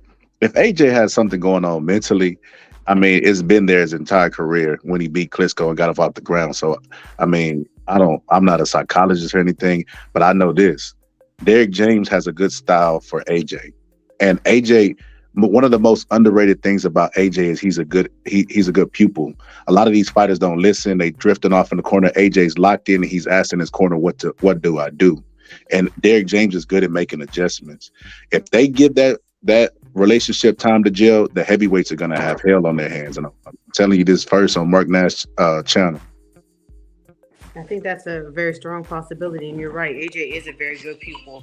He's very good. Yeah, but how much time do they need, though, Scholar? Though it shouldn't need much time because remember Wilder during that Fury, that whole Wilder Fury trilogy, Fury trains his trainer, his whole camp in the middle of that, and it was immediate. And what he was saying he was going to do, nobody believed that he was going to do it in the following fight, and he did it. Yeah, but it was different. Fighters are different. I mean, Yeah. I'm looking at AJ, Fury like I has said. a much higher ring IQ than AJ just started fighting. Well, no, but come on. Everybody always say, "Oh, Wilder started fighting late." So did AJ. Yeah, they both started at Okay. like 18. They both started 18, 19, 20 or whatever. So keep it. If you're gonna keep it real all the way down the line. No excuses. You know what I'm saying? Don't just you gotta. You know what I'm saying? Right. They both started late. Neither one of these dudes was They no both child started prodigy. late. Ain't nobody no child prodigy. Fury was a prodigy. He started at a very young age.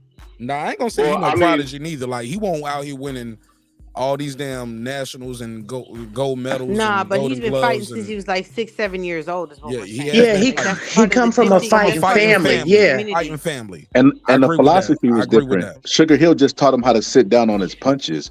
He's trying to teach AJ catch and shoot, how to fight like a big man instead of a little man. He said he felt like Garcia messed him up. So you can see AJ thinking in real times. He's trying to, but once he's reactive instead of thinking, he's gonna be a dangerous fighter.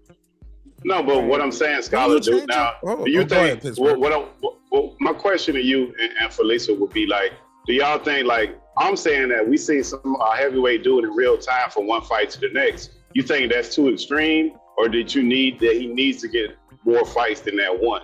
Because Fury, I mean, we've seen it in real action recently, somebody do that. Yeah, that's what I'm saying. If you look at the philosophy he was taught, Fury was a big man that tried to fight like a little man. He was up. He wasn't sitting down on his punches. He was moving side to side, moving his head. All Sugar Hill did was teach him how to sit down on his shots, turn his shots over, and fight like a big man. That's an easier philosophy to teach than what AJ's being taught. Because you can see him thinking in real time. If AJ gets maybe another fight and he really buys into the philosophy and he got muscle memory, he's going to be dangerous in the division. Well, I would disagree with one thing that you said. I don't think Fury was fighting as a big man fighting as a little man. That's more AJ. As you can see in AJ's fights, like even when he fought White, which was one of my favorite fights, he widens his base and he gets down low because people don't understand that it's very hard to punch down. It's very hard on your heart. And you get tired really fast trying to punch down all the time. So he would try to get down to the level of his opponent, and that shit, he wasn't using his advantages. I think Fury fought like the basic European style fighters, upright, straightforward, but really no power, just more as far as like points, beat people on points and decisions. That's the way that Fury was fighting and using your ring IQ. I mean, because he didn't really use the ring. He wasn't, moving around a whole lot because heavyweights can't really move around like, the smaller divisions. So I don't think. Yeah, but Fury was no stranger to Crunk.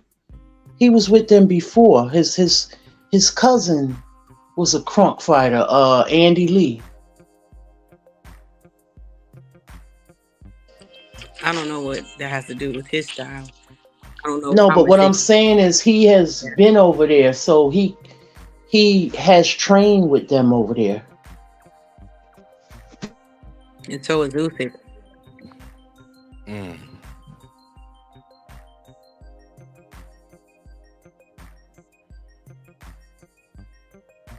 So people All right. saying that, I mean, I will agree that yes, the person that Wilder finally lost to was considered more elite. He has a much higher ring IQ. Same with Joshua as far as Usyk. I just commend him for getting out there and fighting Usyk to begin with, because most people could figure out like how that was going to end, because Usyk is who he is. So I'm not saying that neither one of them, I ain't gonna lie. I thought Joshua was gonna take that shit back that second fight, bro. I ain't even gonna. Well, I hate calling. I hate being one of in those round dudes. 9, it looked like Hey, he look, might I have hate been being one of those dudes gassed called out. girls, bro. I'm sorry. We got too Joshua comfortable about gasses this talk. out You are not because my he bro. carries so much muscle. That's one thing I'm hoping that Derek James will convince him that he doesn't need to carry so much muscle. But look, I mean, I like looking at it, but it's not Go as ahead. useful in the ring. Go ahead. Yeah. Get your shit off. He didn't gas out in the last fight with Franklin at all. No. I ain't gonna say he gassed off, but he wasn't as aggressive as we would like him to be with a guy like Franklin, who was at times waiting to react to AJ. He was waiting to react. So maybe AJ saw that too. Like, hey, look, and maybe AJ felt his power, because I hate for people to be like, oh, he didn't stop Franklin. I'm like, well, ain't nobody knocked Franklin out. I got somebody beaming in. Like, ain't nobody knocked Franklin out. So I hate when, same thing with Andy Ruiz at that time. People was like, well, Wilder didn't knock out Andy Ruiz. Had nobody knock out Andy Ruiz to this day. Got a loss, but had a questionable loss. Like, we ain't gotta like Andy Ruiz, but Andy Ruiz been fighting since he was a baby. He's Now, an he aggressive was style fighter. And he's been fighting bigger guys since he was 6 and 7 years old. Not AJ, Fighting the not police Wilder. and everything. Shit, that nigga was fighting the police. He said at He like about to 7 be years fighting his old. baby. He about to be fighting his baby mama right now, like and his wife. All kind of shit going on. But we'll say that for members only, all the juicy stuff. Let me do this super chat real quick. Shout out to Big Hova 09 again. Wrong button. Not that way. Big Hova.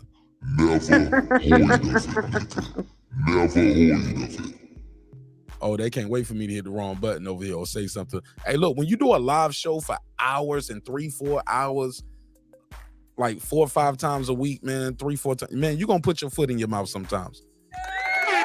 But shout out to Big Hova 09. Let's give him a drop, y'all. This brother's supporting the show in a major way. Man, J-Mon, you need to get home and beam in and join the panel, but I appreciate the donations.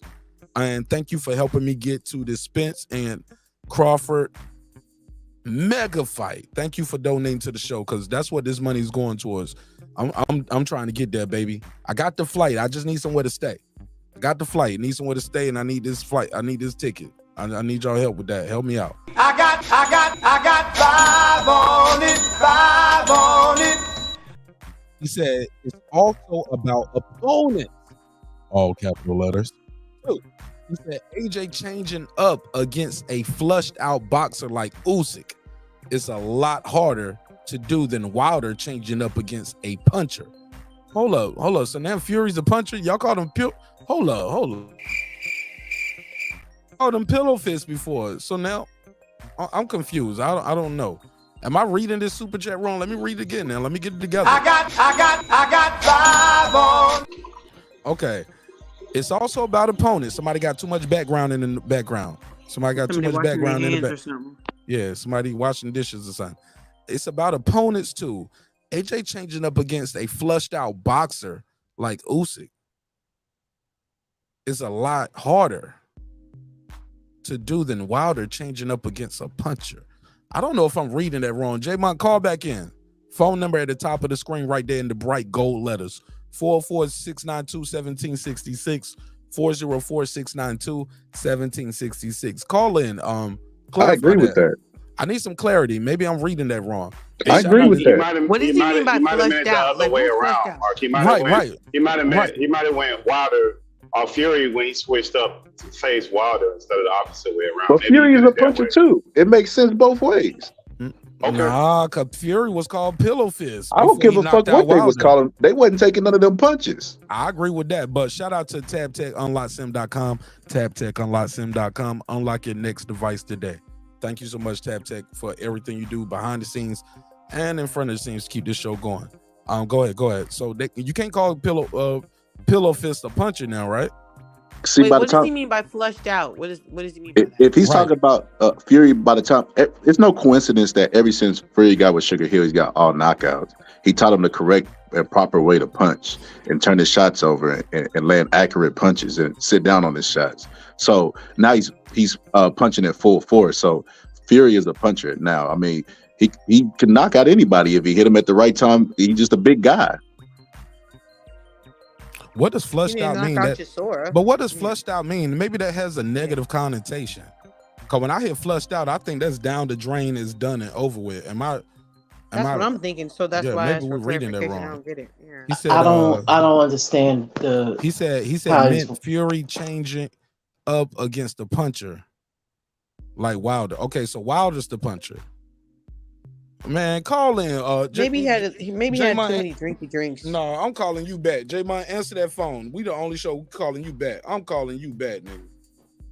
Cody, did you say he didn't knock out Chisora? I'm calling back my bro J-Mon, man. Thank you for so much for supporting the show. J-Mon, answer the phone. Shout out to me. Didn't they just stop the fight? They stopped the fight. That's a knockout. Yeah, shout out to me. We the show that's gonna call you back sometimes, like, but not everybody. Like a member like J-Mon, like who's supporting the show like this. I'm gonna give him an alibi. Anybody else, y'all already know I'm gonna roast their ass. Just for the. But What's going on? What's going on? All right, let me let my brother J-Mon get in. J-Mon, thank you again so much for being a valued member to the show. And Oh, I was just gonna jump on the panel. I'm waiting. I just got to the house. Oh yeah, that's what you say now. That's what you saying now. I've been telling you jump on the panel for 30 minutes, but go ahead. Get your bars off right here on this, and then you can click the link and pull up. I'd love to have you over here with us. Nah, I meant that in reverse. I meant Fury changing up against a puncher like Wilder. It's a little Okay, so it said it's also about opponents too. AJ changing up against a flush out boxer like Usyk. What do you mean with that? It's a lot harder than Wilder changing up against a puncher. Well, Usyk showed that he can do a little bit of everything. He can box, he can brawl, he can take it to AJ when he needed to. He's just a more complete boxer overall than Wilder is. That's what I meant. What does flushed out mean though? Like that has a negative connotation. No. Someone said maybe he means flashed out. What does that No, mean? flushed out like That's like some more Arlington, developed. Texas slang. Nah, flushed out like more developed. When something is more flushed out, it's more developed over time. Really? Yeah. I mean, like Never- flourished out. Nigga, never heard of it. Yeah, that's not a Nigga, I'm 40 years old. I ain't never heard something being flushed out in a good way. I don't tell my wife. That's I would never. I've never tell heard my it wife, used look, in a negative my way. G, Yeah, I would I never. think he means Hold up, flourished. fam. I would never tell my wife our relationship is flushed out. I've never heard it used in a negative way, to be honest. No, don't you flush the toilet when you got shit and piss in it? Can I get a checkmate from the crowd? Can I get a I checkmate mean, you're from going the down the crowd? drain, man. You're going down the drain. Brother, flushed out sounds bad. And Foodie Nah, trying to shoot nah. you some bell with, he meant flourished out. No, Foodie. Leave him alone. No, Foodie. I appreciate that, but nah, Leave his ass right where he at in jail, Foodie. Never heard Nah, of it. I've never heard of it used in a negative way. Nah, I've always heard you say something more flushed out. You're talking about like projects and things like that. When something becomes more flushed out, that means that it's more, like I said, it's more developed. I've heard that used several times. So that's Oh, you mean I've something never is heard flushed flush, in like any way, flush, medically like or in layman's terms. I've never heard it used as a poker. good way. Like, I might have heard it in flushed poker, like cheeks. you got to flush, right? Yeah, well, yeah, that's true. That's it. But like, if your it. cheeks are flushed, that means Well- like you're not getting enough oxygen into your brain and all that kind Well, of stuff. Google it, man. Make sure I ain't out here sounding stupid as hell. Then. Nah, man, send another cash app. Send in a cash app apology, man. You Shit. flush things down the toilet that you don't want people to see. Right. You Nah, know, I'm about to jump on. I'm about to jump on the panel now. All right, the link is pinned at the top, my brother. You're always welcome. Actually, I'm about to switch that link. It's about to be a members only panel. So if you're not a member, you got to leave that shit in the comments or either call in. Oh yeah, that's what we do. That's what we do. If you hear, you hear. If you not, man, membership has its privileges, man. And the more members that we get, the tighter we gonna grip that leash. You know what I'm saying? Respectfully, like on the reins of the show, because I believe the members should have that privilege. It's like 100+ people in here. Like, yeah, y'all got to listen to the members. You know what I'm saying? And all the members we are not all in unison on any topic. So let's let that be clear. All right, Big Hove, I'll see you in a minute. All right, man. I ain't calling you J Mon. I'm calling you Big Hove until further notice. Yes, sir. All right. Shout out to Big Hove. All right. Let me do the super chat. Shout out to Centos. He said, Mark, you gave me a run for my money earlier, but he's still supporting the show in a major way. Centos said, I'm gonna see you in Vegas, homie. He trying to help me get to Vegas. Let's do it. We call this here a little twin. Wow. Nigga. One more time. He said, Mark, I'll be back tonight. ... That means a long time. He said, but great show. One more time. Let's give him the drop. We call this here a little twin. Wow. Nigga. And everybody can't say that drop at home. Let's be clear. You know who you are. Don't say that shit. Let's go to Unbiased Fan Food Revolution. Lisa Bills is here as well. And we also have Pittsburgh Tea. It's a full members panel. Members only. Let's get it. Let me make sure I change that link to make sure it says members only panel. But go ahead. Anybody else? Go ahead. Y'all get your bars off. Why I changed this around? No, well, the other members are saying that maybe he means fleshed out. Like, I'm stuck on that shit. Like, what do you mean fleshed out? They're saying fleshed out is the term that maybe he meant. I've never really heard that either, but it makes more sense. Like your flesh is filled out or whatever. Mm-hmm. Yeah, I've never heard that term. Yeah. Flushed out. Yeah, maybe that's how they talk in the area that he at. Yeah, we all have our regional slang and diction and shit. But I'm way past my bedtime, y'all. It's been great speaking to y'all, talking to y'all. Damn, Foodie, as soon as I switch to members only panel, you leaving. You've been keeping that fire going. I'll tomorrow's be back. Saturday. You know I'm always gonna be back, man. Oh man, I was gonna end this shit in a little bit in 2. It's only 12 something where you at. It's 12, but I gotta be up at 5 because I'm not supposed to be working tomorrow, but I'm working an extra day. I picked up a shift. Okay. Gotcha. Get that paper and save a life, Foodie.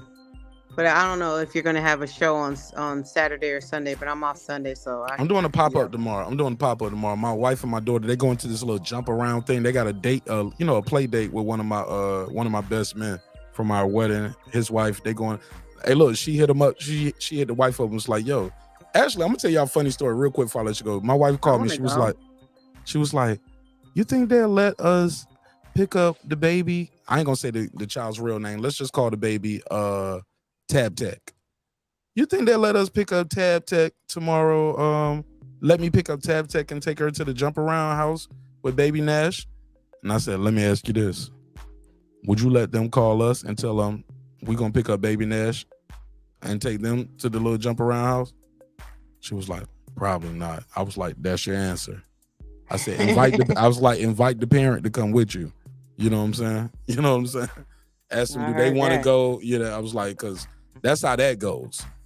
Because when they call me and ask me, can my baby Nash go? I'm going to say, nope. So let's just be. We can go. Yeah, we can go, or she can go, or I'm going to go, but you just taking my 3-year-old, no. Nah. Nah, so that's not happening. So she was like, good point. So when she called my boy's wife, she was like, well, let me call my husband. She was like, whoa, slow down. Martinez gonna be watching boxing tomorrow. He ain't gonna be there.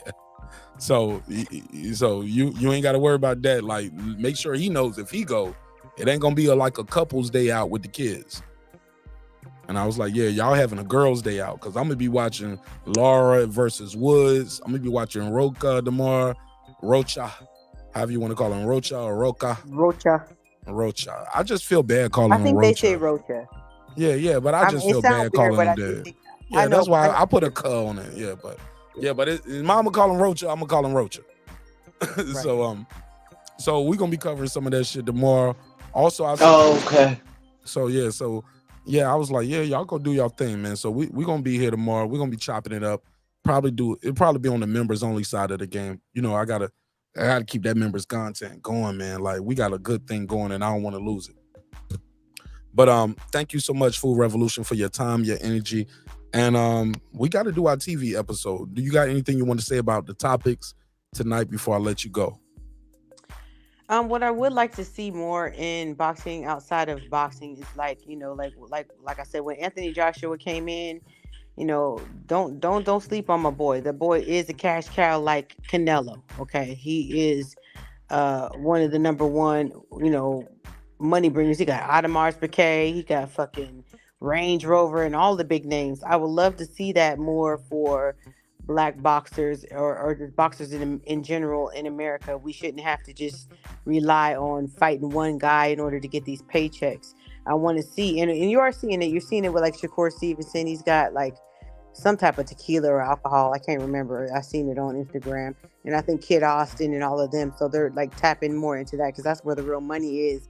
You need to be making money outside of boxing because this shit ain't gonna be forever. Your body ain't gonna last forever. So I want to see that shit with our boxers over here. And the only way we're going to do that is by continuing to support them and have big fights like we're going to have with Crawford and Spence. I'm really hoping that they get some big endorsements off of that shit. I don't know what endorsements they may have now, but it ain't all about just making the money in the ring. It's about, securing your legacy outside of the ring. And getting, people outside of the ring to know who you are attached to your sport so that you can bring in new viewers. That's what I would like to see. But I'm excited about these fights coming up. 2023 has been a great year for boxing. Great year. We have so many fights to look forward to, so many possibles, so many already knowns and signed on the dotted lines. I can't wait. I can't wait to see all the outcomes of all of these fights. And I'm going to try to be at as many as I possibly can. But if I can't, I'm going to buy them for sure. I ain't stealing none of these fights. Yes, ma'am. Well, thank you so much. All right, y'all have a good night. Foodie. Have a blessed evening, sis. Plug your channel real quick. Plug your channel real quick with your creative ass up there with the keto cupcakes and shit. On YouTube, I don't really be active. I really be mostly just like following. Nah, you got a home here, but they'll still look. I know people that got a lot of subs just off of being in the chat. You on the panel. You gonna get subs just from being on this panel. You can catch me on Instagram at Food Revolution 360 on Instagram, and same on Twitter. I'll be on Twitter a lot on Food Revolution. I think it's 10 Food Revolution 10. You can catch me on Instagram and Twitter most of the time talking my shit. All right, and when in doubt, just pull up the Breaking Beats. You'll see over here rocking with your boy Martin Nash, cause we gonna ride with it till the wheels fall off. We agree, we disagree, but I got nothing but love and respect for that sister, and she definitely supports the show in a major way. All right, let's get back to it. I got my boy Big Hove 09 in the building. What up, Hove? What's going on, family? Talk to me, my G. Who gonna win this fight, man? Who gonna win this fight, man? And what did you think of the Stephen A interview, First Take, all the content we've been talking about tonight? Also, we've been talking about Boots and Terence Crawford been ducking him since 2018. I'm saying never heard of it. Never heard of it. Hey man, Boots was out there looking bad. You should never said 2018. I don't know what the hell he was thinking about. Who was talking about Boots Sanders versus Crawford in 2018, bro? What is he talking about? You know how that goes. I mean, he may have. I don't know, because I met Boots and I always thought he was a good dude. He was genuine. He seems respectful, humble. Like, man, he was everything I wanted in a fighter, man. He's ruining it right here. Like with this, I've been trying to fight you since 2018. Bro, stop it, Boots. Like, no, you wasn't. Nobody was talking about you fighting Crawford in 2018. Maybe he when thought you fighting live. six rounders. Maybe he thought they wasn't live. Maybe he didn't know. He didn't know Gillian put him on the big stage. I don't know, bro. Come on, man. And the dichotomy between what he's saying versus what his daddy was saying and what Stephen Espinoza was saying, don't none of that shit make sense. You done been contacted. You ain't got no. Your daddy said you don't have a contract with Showtime, so you was free to do whatever you wanted to. If Black Prime called y'all looking for potential Bud fight, what you say no for? I'm talking about Carl Espinoza for. Right, free agent, right? Yeah, His dad was like, "We being loyal to us. We don't got no paperwork with them. We just being loyal." Yeah, that don't What sound- Crawford doing ain't right now. And I like Bozy. Bozy gave me a chance, gave me a good interview, but and that's I on the met- members yeah. only. That's on the members only. Have any of y'all seen my Bozy interview? My Bozy interview when I asked him about Crawford and Spence. Y'all seen that shit? Yep. Okay. Yep. Wow. Yeah, I mean, No, I I didn't yet. I met Bozy. He's a good. I mean, they're all real nice people. Man, when he you a meet 'em. throwback guy, right? Yeah, I mean, they're all real nice people when you meet them. Derek James. I mean, they're all nice people. Even when you meet Spence, 'em. like, man, it's hard not to like these dudes, man. It's hard not to. Their fans make you, you know what I'm saying? Make you, like, then you nitpicking their resume because they nitpicking the resume. We're like, well, man, let's keep it a buck, man. This the biggest fight for Errol Spence, and it's the biggest fight for Terence Crawford. Errol Spence is going for legacy. Crawford is going for legacy. But let's be clear, man. And they Like, both getting a nice bag. man, and Terence Crawford won in negotiations. Fuck it. Let it be known. Let it be known. Mark. He ain't winning It nothing, happened. brother. Stop it. It happened. Stop it. It He ain't happened. winning nothing. With your hating ass. Let's go. Let's Stop go. it, man. Let's He go, ain't big winning fella. nothing, man. He ain't winning nothing. What do you want, Mark? He got the He fight. said he had. So where the veto power that he said he had to have so bad? Where that said? And where the 15 to 20 million that he had The to have? veto power is I got the last piece to the puzzle. You want to do it? Let's do it. But you ain't just Nah, gonna Mark. you ain't gonna Switching give me it up. He said he 100%. wanted to veto. He wanted control of that promotion. He wanted control of that fight, bro. He didn't ever say I wanted control of the fight, bro. He wanted the veto power. He wanted to be able to line out and veto shit. I'm making that up. Made that up. You literally No, just that's made what that he up. wanted. So he didn't want to be able to go through line out and veto shit. Come on, Mark. No, he wanted. I didn't hear him say that. I never heard I want veto power. He said I want to know what the hell is going on. Okay, so if you know what's transparency. So knowing what's going on is not the same as veto power, my brother. It sounds like you might have got that from a YouTube daddy, and I gotta put a No, he case on said you. that. That He sounds like said some that, YouTube bro. daddy shit. Maybe I'm saying the terminology wrong, but he No, wanted you that, saying bro. it just like a YouTube daddy said. Nah, I heard. I heard it. You just made that up for the first time, or can I go on Mark. YouTube and hear somebody else say that? So Because I think I heard okay. that. I think So- I so heard Mark, that you already saying on he- YouTube. I think I heard that on YouTube already. And you saying this guy won? What did he exactly? Did he win? He just came back and took. It seems like first of all, he didn't get $20 million. Did he What get a happened to the guarantee? $25 Did he million? get a He didn't get guarantee, or that. did he get a guarantee or not? He got guaranteed Who $8 says figures. it? Because Yeah, but they both got guaranteed money. But but Good. prior to that, now one of them was getting guaranteed money. Yeah, that's Who a said? dub. But we don't even. Spence said We that. don't even. Spence said that. We Yes, don't we do. listen. Yes, we do. Listen. Stop. Listen. Stop. Listen. No, you listen. No, You listen. No, we You talking listen. about the No, end you of listen. negotiations. You listen. We don't know You what listen. happened during. You listen. Till they got to Spence that point. Said it. Spence said it. At the Spence end said of the it. negotiation, No, he bro. was also Spence said moving- it. Nah, nigga. Spence said it. Spence said, I won't get no guarantee neither. So what's up? At that point, yeah. At that point, yeah. guess Neither what? one of them But get no guess what? guarantee. But guess what's happening now? They both getting a guarantee. How about that? Mark, how long they was negotiating? How long was that? I don't care we what acting happened. like Terence nah, Crawford but won bro, these we talking about negotiations. but he No, win. yes, he did. He What did proved he win, could go- Mark? He proved he could go out there and get 8 figures on his own, with or without Spence. Bro, you are not about to bully What are you me and talking muscle about? me. What you mean? What What you I'm talking about? They both get 8 figures if they fight. What are you talking about? Okay, so like I said, Terence Crawford won before. It won't no guarantee for 8 figures for now one of them. Is that fact or cap? Fact or So cap? wait, Hold what on. do you No, ain't no mean, so Mark? wait. Fact or cap? What do you mean factor? What's factor cap? What's your question? Prior to now, neither one of these guys had a 8-figure guarantee. They hadn't finalized anything. No. Oh my God, bro. Now y'all No, they playing with me. hadn't. The man jumped up from the table and ran away. We don't know what they would have ended up with. Sir, can we No, they agree? both said Okay, no let me say this guarantee. one. There was no guarantee. That's all I'm trying to say. Yeah, at that point it wasn't. No, it wasn't at that point. At any point, it was no guarantee. We don't know that, Mark. We You know. can't say that Yes, we do. definitively. No, we Sir, don't. well, We I'm know gonna at tell the you end they how we both know want to that. get a guarantee. Want me to tell you how we know that? Because Terence Crawford told you that. and Errol Spence obliged and Errol agreed. Spence told us that. Errol Spence said that too. He said, you keep talking about, no, I'm paraphrasing. He was like, well, I won't get no guarantee neither. Now they both getting a guarantee of 8 figures. That's a fact. And that's coming from both sides. Yes, it happened. It happened, bro. That guy said no guarantee, no fucking deal. Especially if I don't know what's going on behind the scenes. And I just got to take an imaginary purse. And Errol Spence was like, well, I was going to take it too. He said, well, you the drunk nigga. I'm not drunk. Okay, hold on. Let me interject real quick, fellas. Let me interject. I got the tweet right here. Errol Spence said, he talking about, I don't know how to do all that.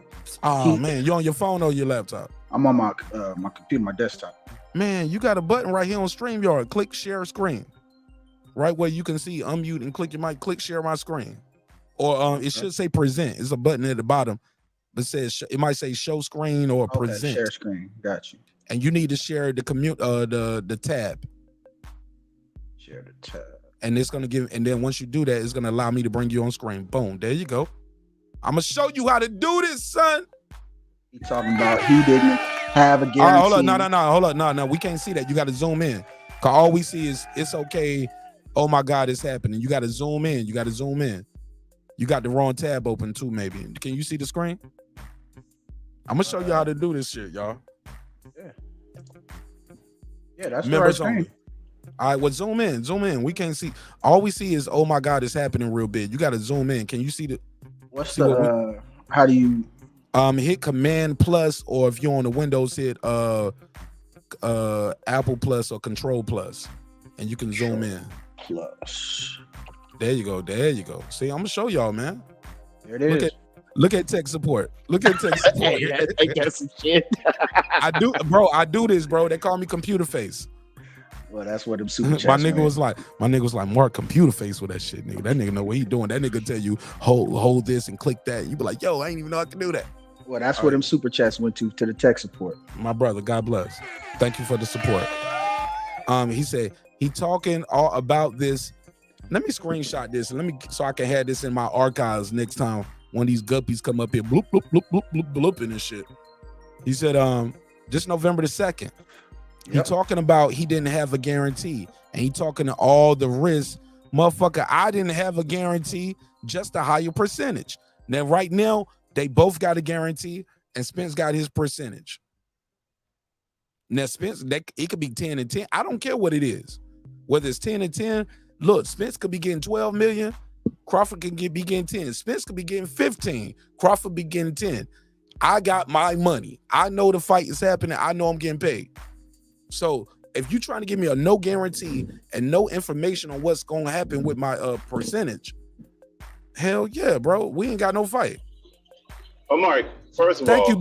Thank you, Big Hova, for the facts right there. That was in November, bro. That was in November. Get off that gas. No, but no, because like you're talking about in November, they have been negotiating for how many months? Sir, you missed the whole point. I got your point. You're saying that he got a guarantee. You should be saying checkmate, Mark. No, that's not a checkmate, Mark, because they were negotiating. They never had anything final, bro. Sir, do they got a guarantee now, and they didn't have a guarantee then?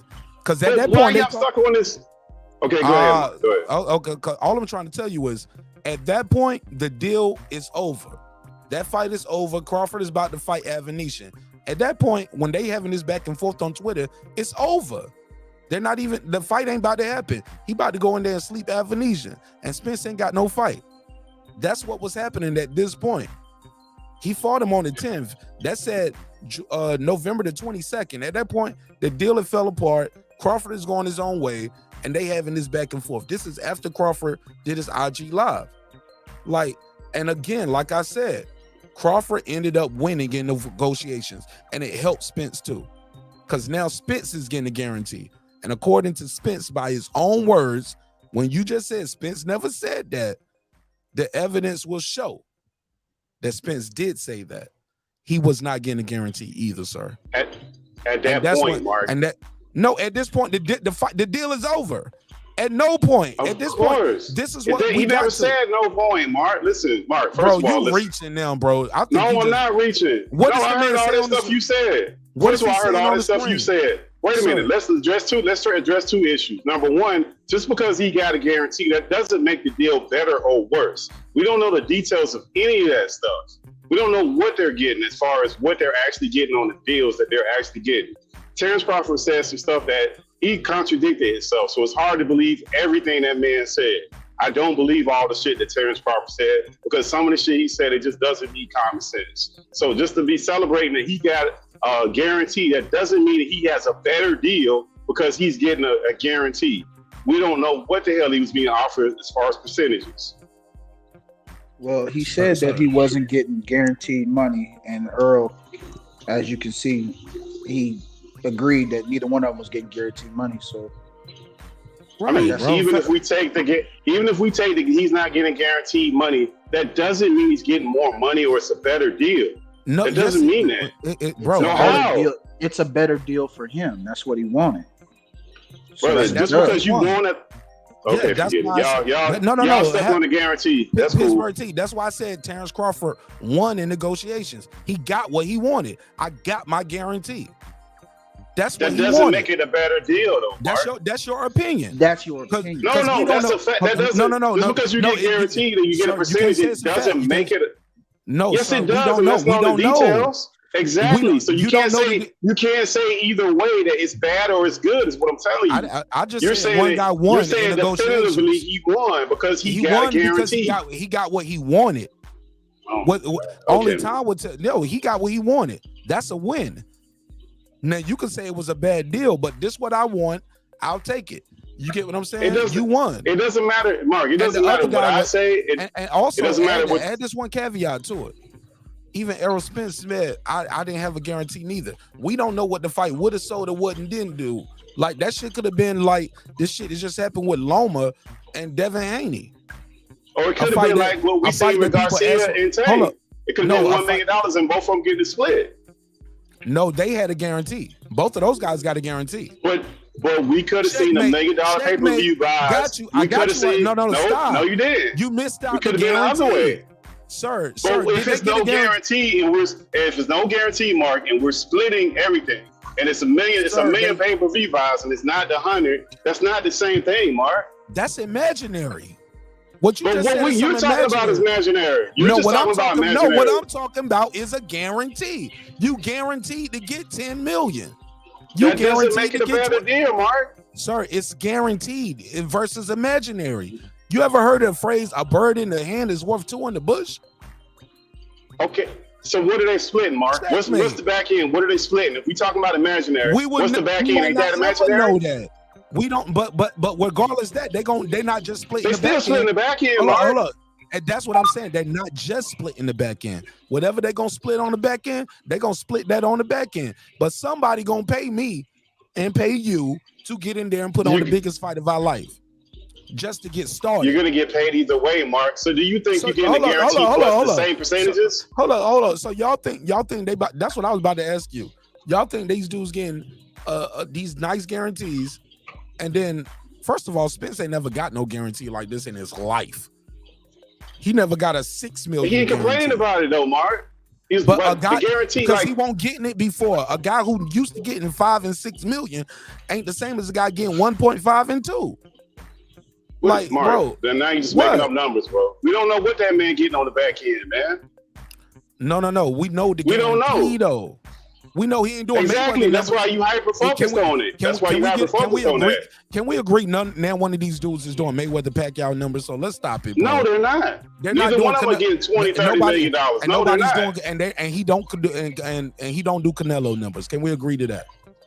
Of course, absolutely. Okay, so what are we talking about? Like this back end is so astronomical. We don't know what it is, Mark. We don't know what they're splitting. Like, we're going off of the basis that it's guaranteed money, they're not so it's great. Right? You know that, right? You know. Listen, Mark. I don't know what they're getting. Even in this deal, because you get guaranteed, do you think they're going to offer him a guarantee in the same percentages that they were offering him before?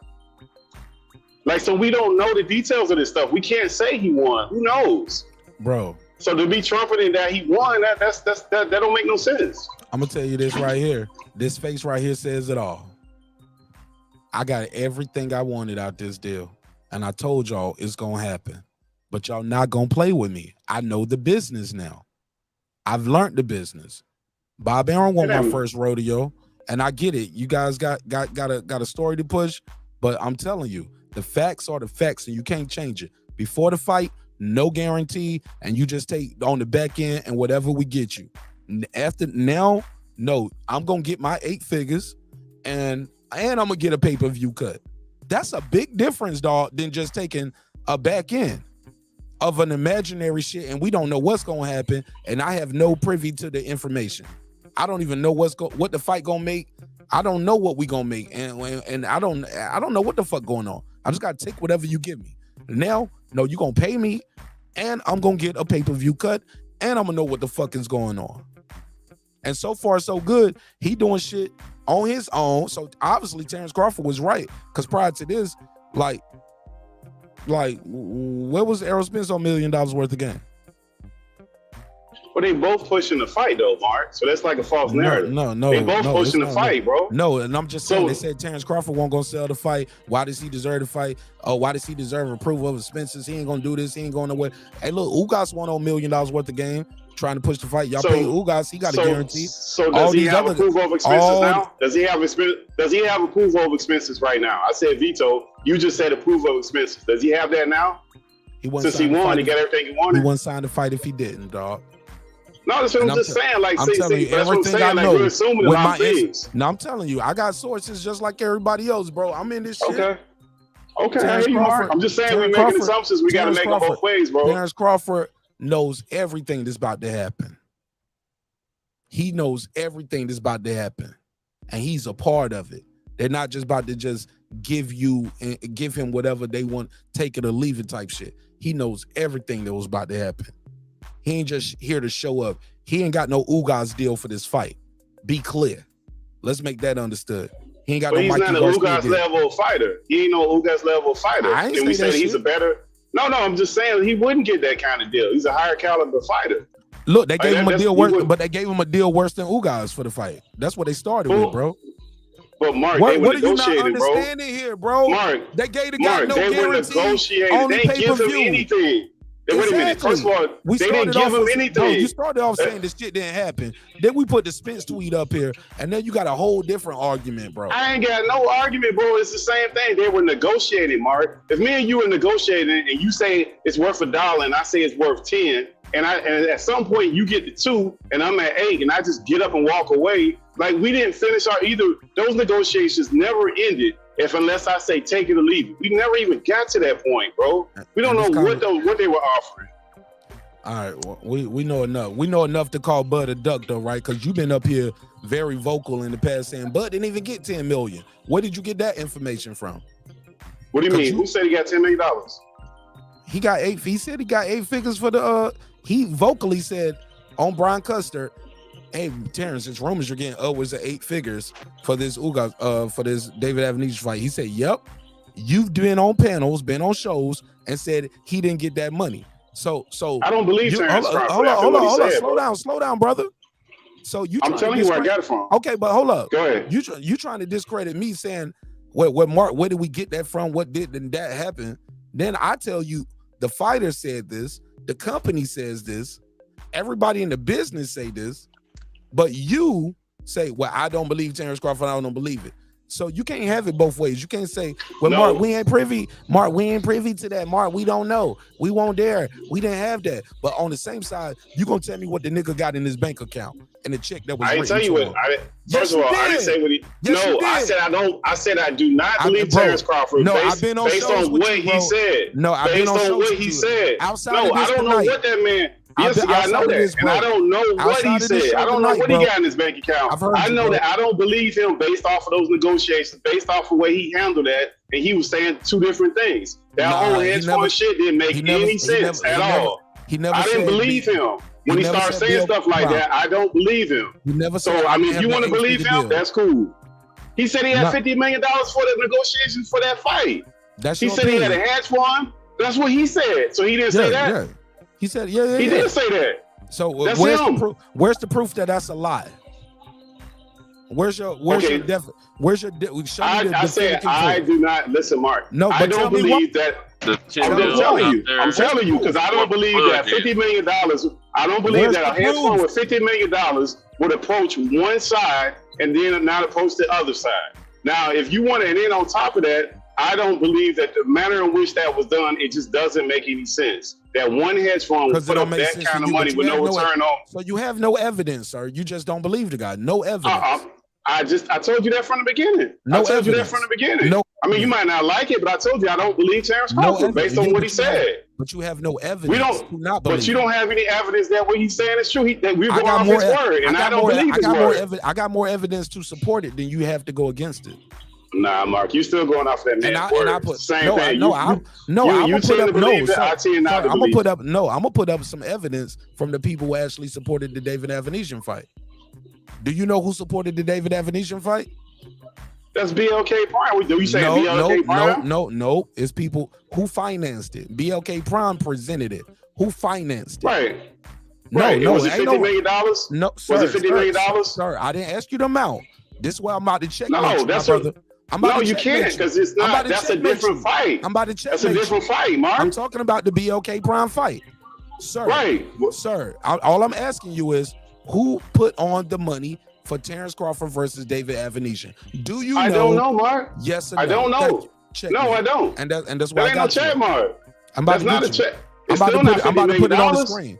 I'm about to put it on the screen. Still not $50 million. I'm about to put it on the screen. Where's the proof of these $50 million that they were supposed to split? Sir, I'm about to put on the people. Okay, go ahead. Put it on it. Yeah. I'm put up the people on the screen who put up the money for the fight. And we can argue from there. But I know those companies that I'm about to show you, they worth billions. All right? The people that put on that Terence Crawford money for that BLK Prime fight, $1 billion corporation. All right? That doesn't mean they're putting up $50 million, No, Mark. but listen, my brother, the crazy part is you being so dismissive and cut me off, and you don't even know who the fuck it is. And you don't even care who it is. I don't even know why I'm about to put this on the screen. Because no matter what I say, your mind is stuck. You're not even intrigued by the You ain't got no proof of no $50 million that man was offered. That's the point. Sir, and you have no proof of it not. But my thing is the companies that I can say, the companies are liquid and they have the money to do it. That's what I got that you don't got. I at least got company name. Sir, at least I got a company name. You don't even have the company name. That still don't prove nothing, Mark. That still don't prove nothing. Sorry, what that prove? The proof is companies are involved and they worth billions and they was behind this fight. Your thing is you have no information. All you got is YouTube daddy shit. Mark. See, you still listen. Just because you looking for a company that's worth billions. Nah, just because just because you have information that this company backed it or whatever way you got it, that still doesn't make what Terence Crawford said make sense. It still don't make sense because you're saying they're offering $50 million to the fighters. That's what he was trying to split. Okay, let me let. So where's the $50 million? And I'm gonna give you a breather right here. I'm gonna give you a breather. No, I'm gonna tell you why they would be invested in Bud Crawford. I'm gonna tell you why. Let's say hypothetically, you ready for this Pittsburgh team? Are you being argumentative or are you gonna be realistic? Is this about a win? Is this about a win, or are we gonna get to a point where you're gonna be able to say, you know what, I didn't know that? Because I keep giving you information right now that you didn't know, but you seem you want to get a win. But would it make any difference if that hedge fund handled Bud Crawford nonprofit organization? Would that make a difference? Would that be like, why would that $1 billion corporation put up $50 million because they handled this guy's head, a nonprofit? Would that make a difference? Would that make a difference if one? Hold on, let me ask you this. Would that make a difference? You trying to answer before you even hear the question, so you got your mind made up. Would it make a difference if it's a bank in Omaha? Would that make a difference? Would it make a difference if, bro? Go ahead, bro. I can't. We talking boop boop boop boop boop boop boop boop. You got your mind made up without the information. So what's the point of me presenting it and you still got your mind made up? You already got an argument ready for some information you didn't have, didn't even know existed before I put it up. Hey, Mark. Hey, go ahead and put it out there. It might be some other people want to check it out, you know, that are riding with the fact that he probably didn't receive the money. So that's a hell of a deep dive. You saying it's a bank in Omaha who also has done business with him before. I'm just asking. But it was a nonprofit. Like if you watch that BLK Prime fight versus stealing it, if you watch the real pay-per-view, it came with commercials. And doing that commercial, doing that fight, and in between those fights, the sideboard fight and all those, they ran ads.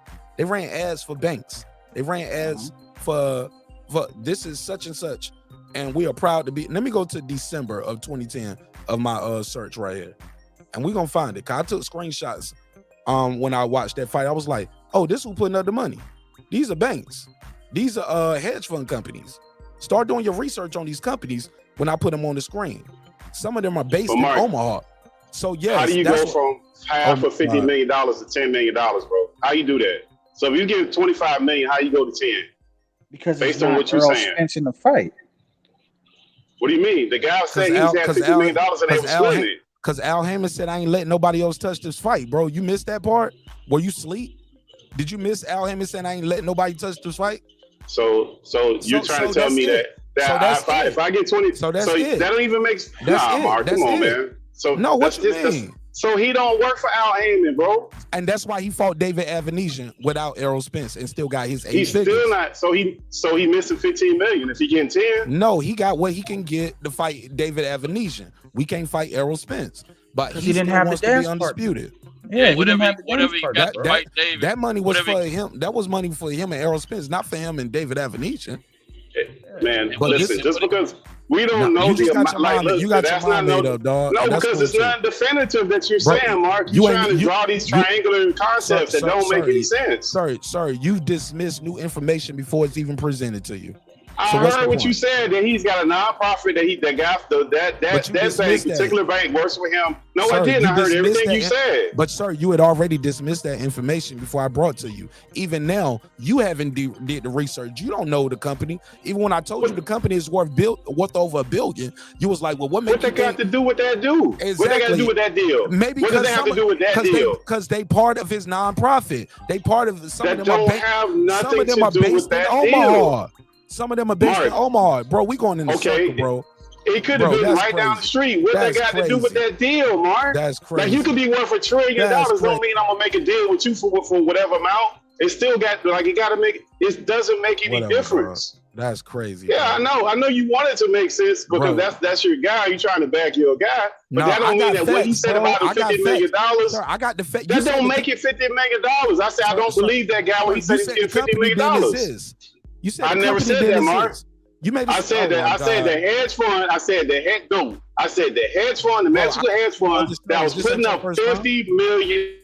That's what I said. Why do you, bro? Are you true or false? Fact or cap? Are you on record saying Terence Crawford didn't even get the money he said he got for the fight? Is that yes or no? $50 million. I don't believe it. That's true. Stop. I didn't say 50 million. That's not what I asked you. I said when it That's comes what to he the said. Sir, listen, let me say you again. See, like I said, I got you emotional, and I got you so attached to your narrative that you can't even say, you know what? Maybe I was wrong. But I got you though. And I'm gonna shoot you some bell right here. True or false? Have you ever been on record on any show, this one or any, saying Terence Crawford didn't get the money that he said he got from BLK Prime? Yes or no? From BLK Crime? No, I don't believe it. No, I don't believe it. I don't believe it. No, I do not believe it. And let's go back full circle. Why do you not believe Terence Crawford got the money that he said he got from BLK Prime? Because that's how we got here. Yeah, I told you, based on him with that hedge fund statement, that made me disbelieve what he said. And now that's why we getting full circle. That was previous. That was before he did the BLK Prime. So moving forward, I distrusted what he said. So the BLK Prime thing, you think nobody got the $10 million to put up for the fight? That's how we got here.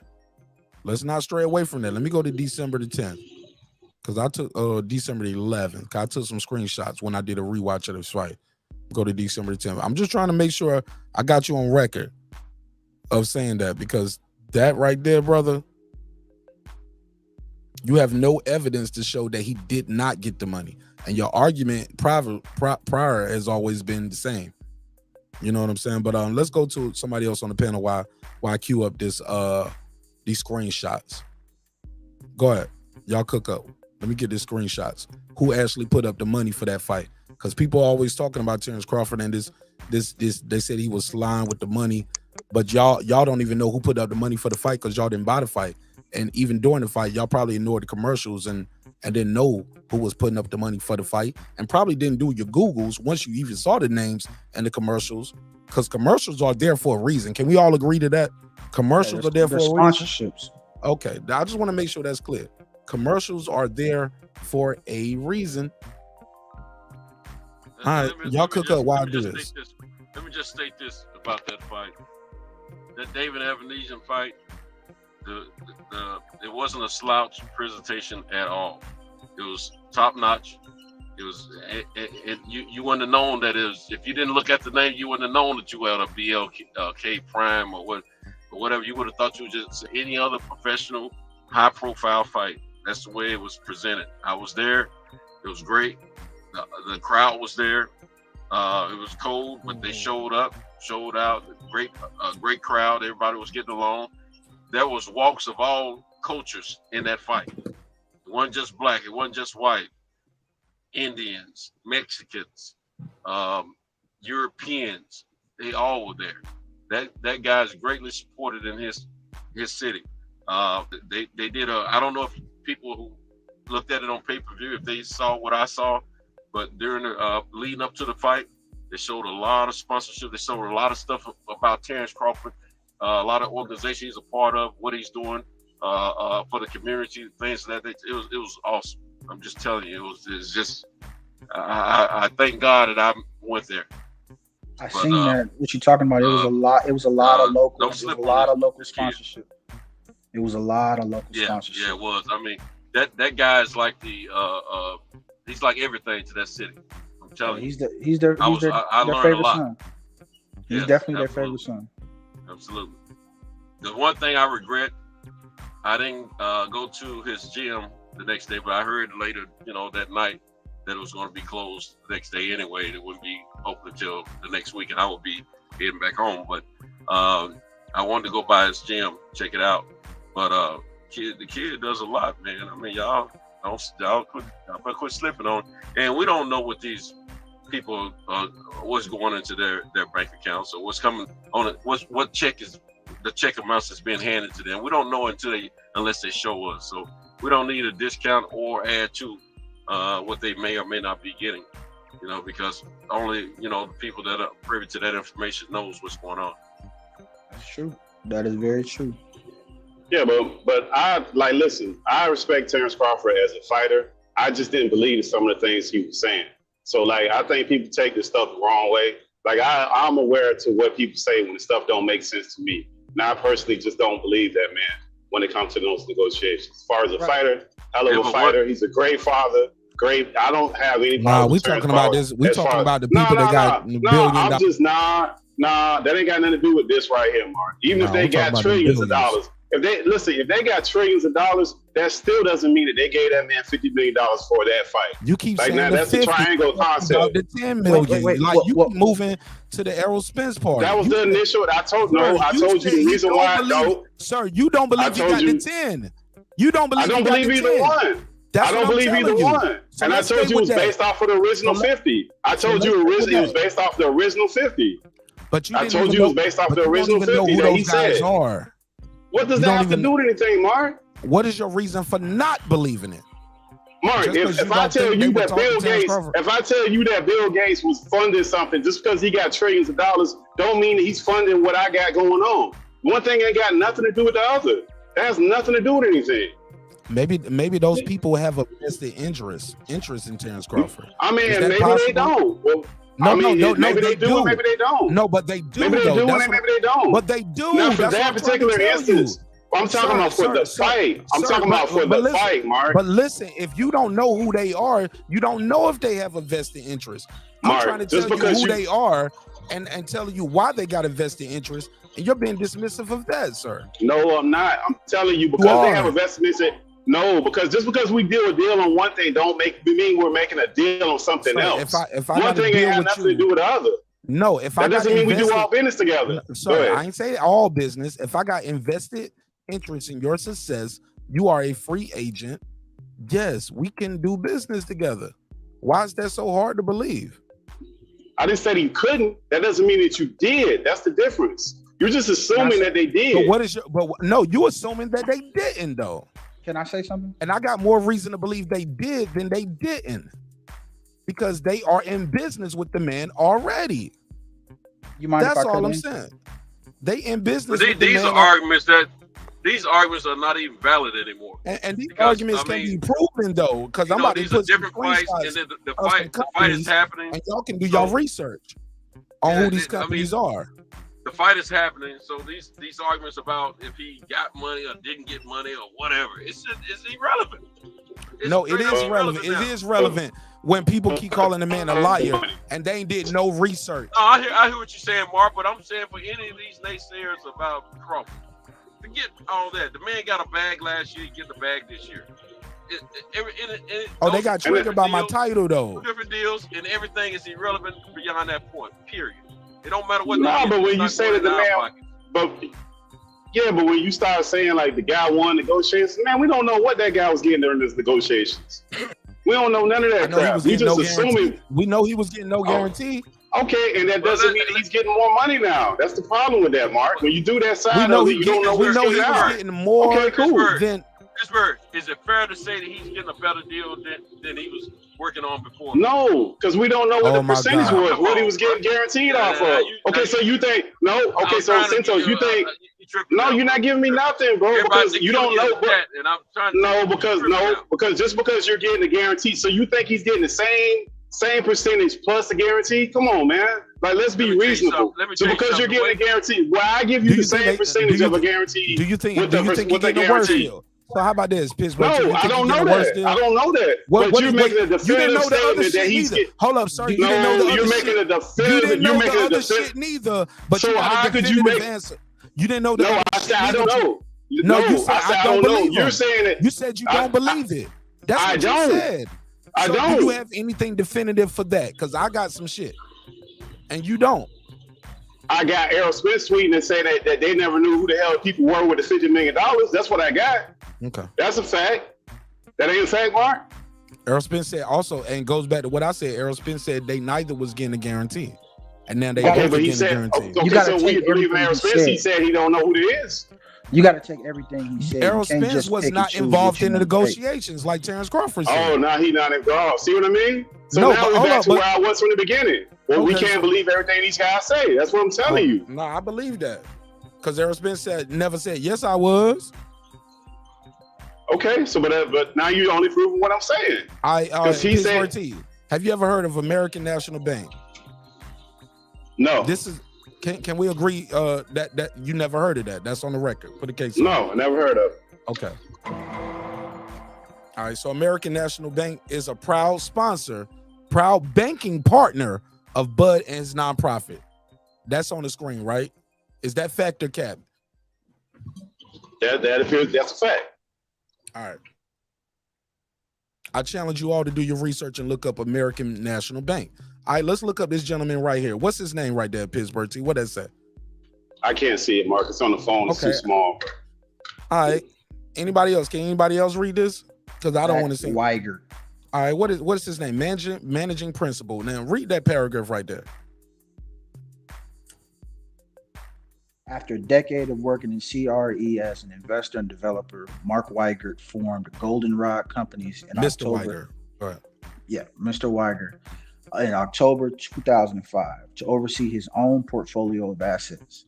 Following his 2007 retirement from a 12-year career in the National Football League and through 2016, Mr. Weigert acquired and developed real estate projects under a joint venture structure with high net worth family offices.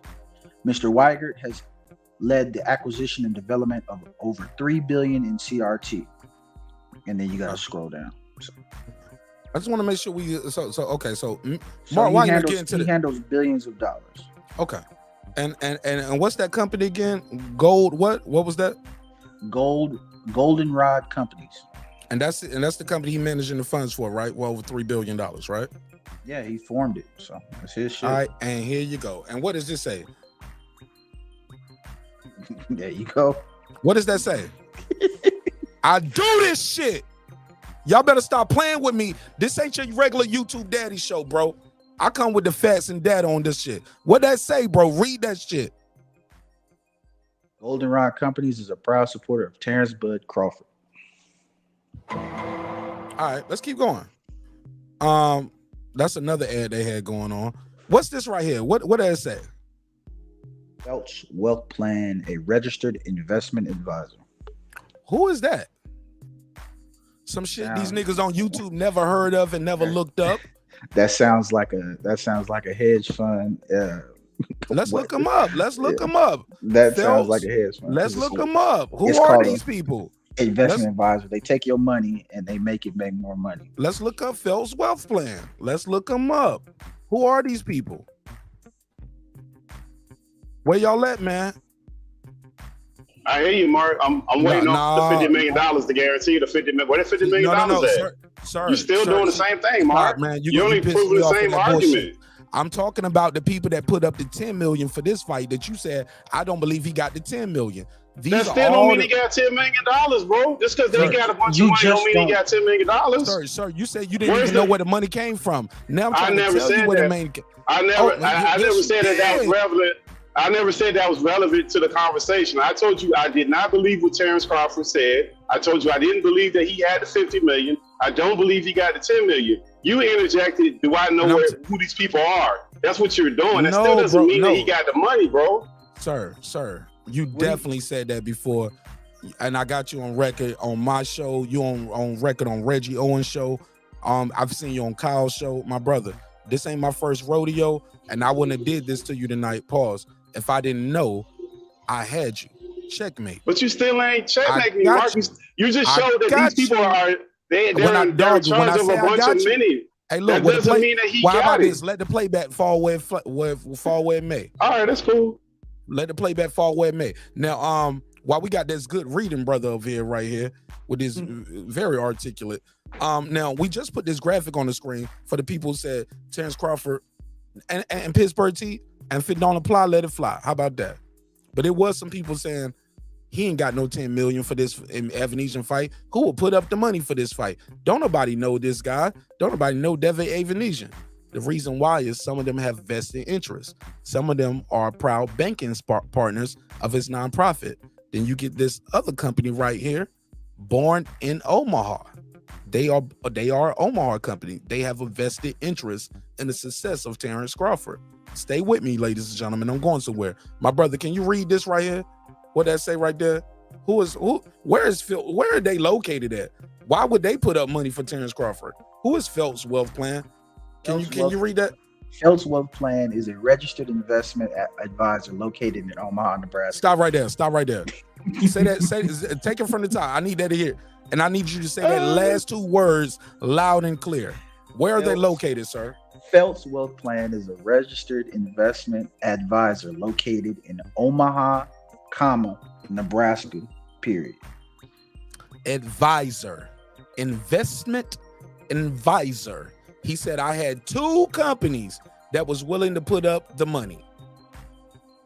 And they are on record. And I just showed you two companies that are very well and capable. Now, as far as we got proof of did they put the money up Pittsburgh T, the world will never know. But I did show you two companies that were willing, able, and had a vested interest in putting up the money for Terence Crawford and Errol Spence fight. Can we end this right here, y'all? Like, can we close this?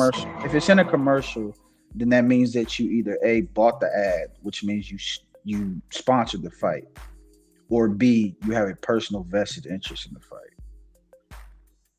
So if you got commercials running on a broadcast, you supported the fight financially. That's literally how that goes. I'm special, man. I'm special. But none of that means that he got $50 million to split for the first fight or that he got $10 million.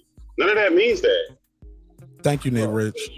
I appreciate that. That kind of does show that they financed the fight. And if you say you got 10 million, the only thing that you have to say you don't believe it is your personal reasons. Like you said something very important, Pittsburgh. You said, I personally don't believe. If you say you personally don't believe something, that means that you have your own personal reasons why. And if you can't articulate that still didn't show that he got $50 million, brother. Just because they're sponsoring the fight, that could have meant they were putting up 10, 20, 30. We don't know the number. We Yeah, will so never that's why know I said I don't believe Terence Crawford Al based off his Hammond. statements. But why not? I But based not off his believe. statements. But you disbelieve him on other parts of his statements though. So which one I is it? also heard Terence Crawford say that he agreed to all terms. So during that negotiations, he said a lot of stuff that's a lot of stuff he said that makes you not believe Terence Crawford. So it ain't got nothing to do with Terence Crawford as a person or me personally not liking the man. He contradicted himself. I didn't say you didn't personally. They telling me I need to go to law school. You said that. You just said you personally. You brought that up. I said because he contradicted himself. Yeah, you said you have personal reasons why. I said because he contradicted himself. Like I just told you right now. That man said one thing and he turned around and said something else. So it's hard for me to filter through with it. That sound good. That ain't. Hey, look, none of that shit competing with these facts that I got on the screen right now, my brother. You can agree. Where's the $50 million at? Where's the $50 million at? You can agree to terms. He reaching. But what? I'm showing you where the $10 million You're came assuming from. that. No, you're assuming that came from. I still don't see no numbers up there, Mark. That's the problem. You're assuming that what he said. You're assuming that what Terence Crawford said is true. Yeah, exactly. And I told you before. Why not? Because before you started all this. I told you before you started all this that he's lying. Because I just told you that man during the negotiation said a lot of contradictory statements. But you had none of this information before. I'm giving you new information right now. You admitted that you never had. Mark, what? Okay, you're saying that I heard what you said. That's still at the end of the day. That man made a lot of contradictory statements. You said one. You said one so far. What else did he contradict himself on?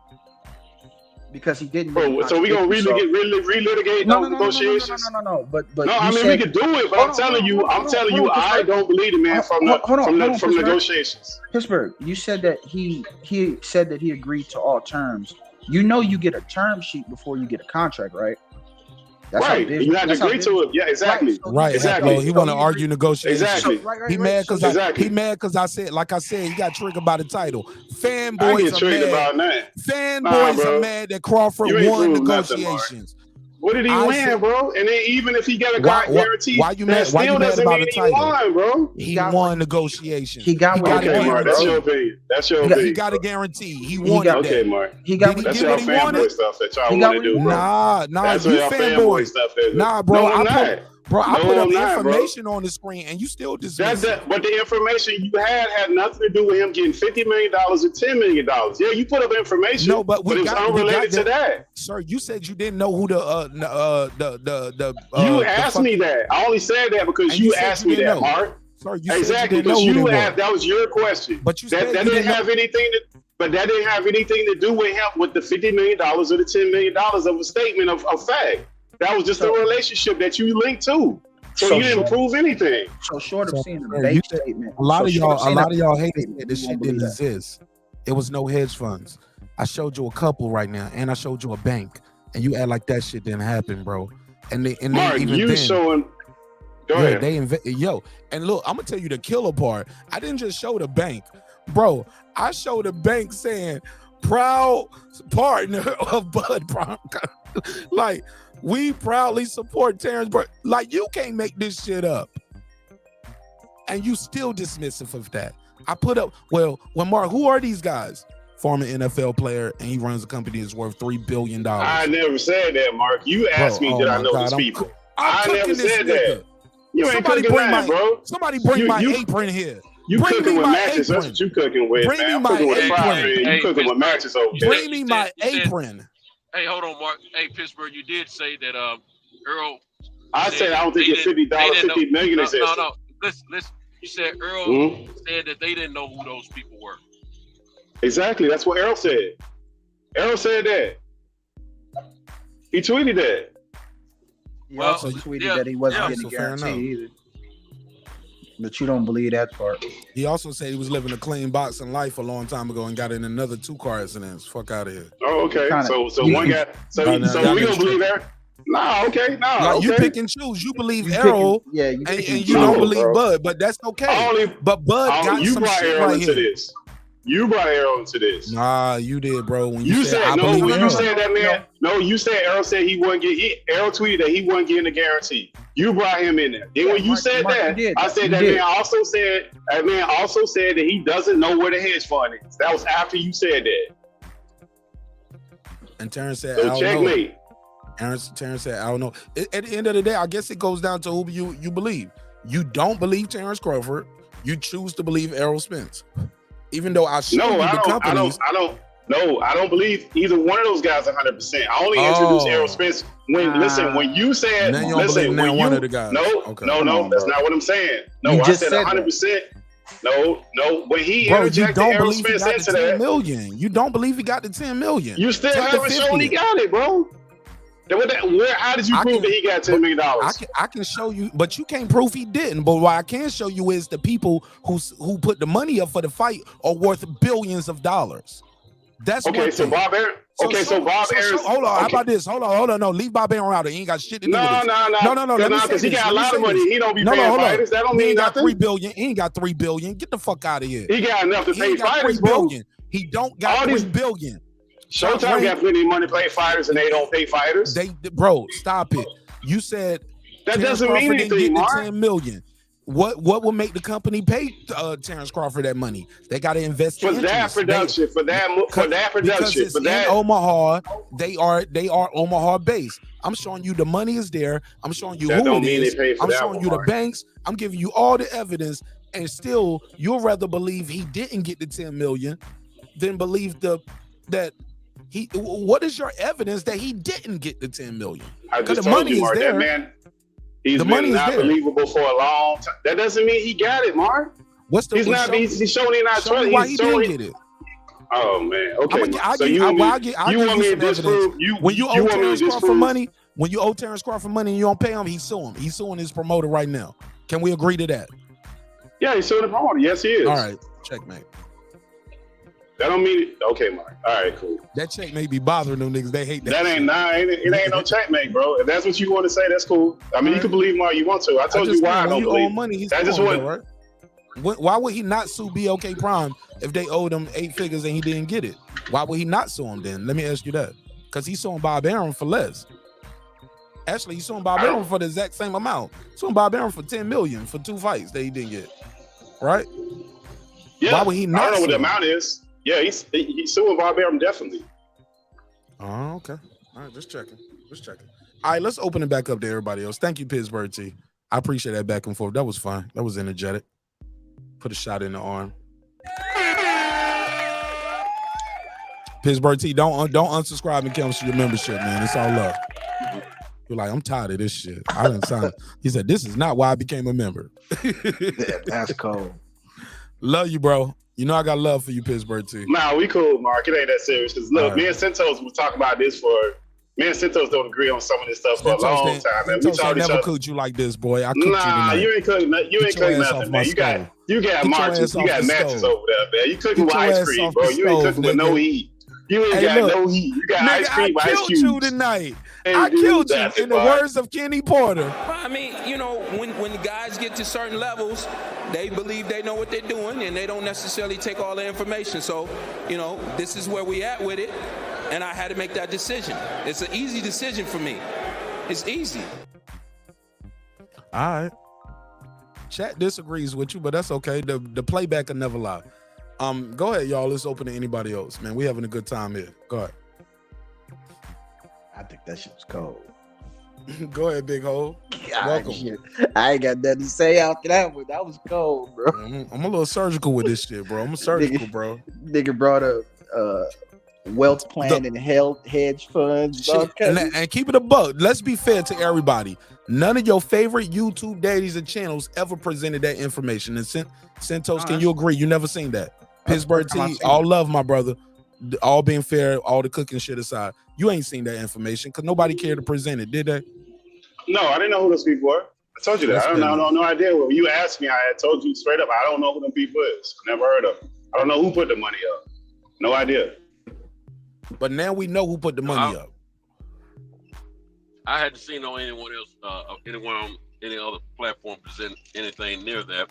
But I was at the fight and I saw that and a whole lot of other stuff. Yeah, you probably saw banners everywhere. I got a little edge, man. You know what I'm saying?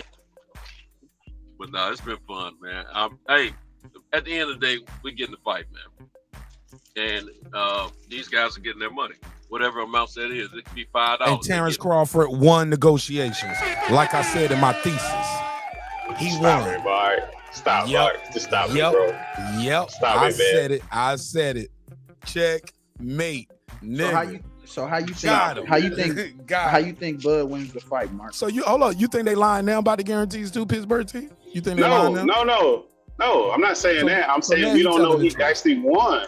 No, I'm saying we don't listen. Just because he got a guarantee, that does not mean that man won negotiations. Because we don't know what his previous offer was actually. Just because you get a guarantee amount of money doesn't mean that the percentages don't bear out that you make more money. That's what I'm saying. Let me ask you this, Pittsburgh. Hold on, let me ask you this. I hear what you're saying. Maybe he won, maybe he didn't. I don't know. I'm not saying that, but I'm gonna ask you this question. Now, I know you know me and you, we boys. We go at it, but we also boys. And I know how intelligent and how great you are in the finance world now. Now, I'm gonna say this.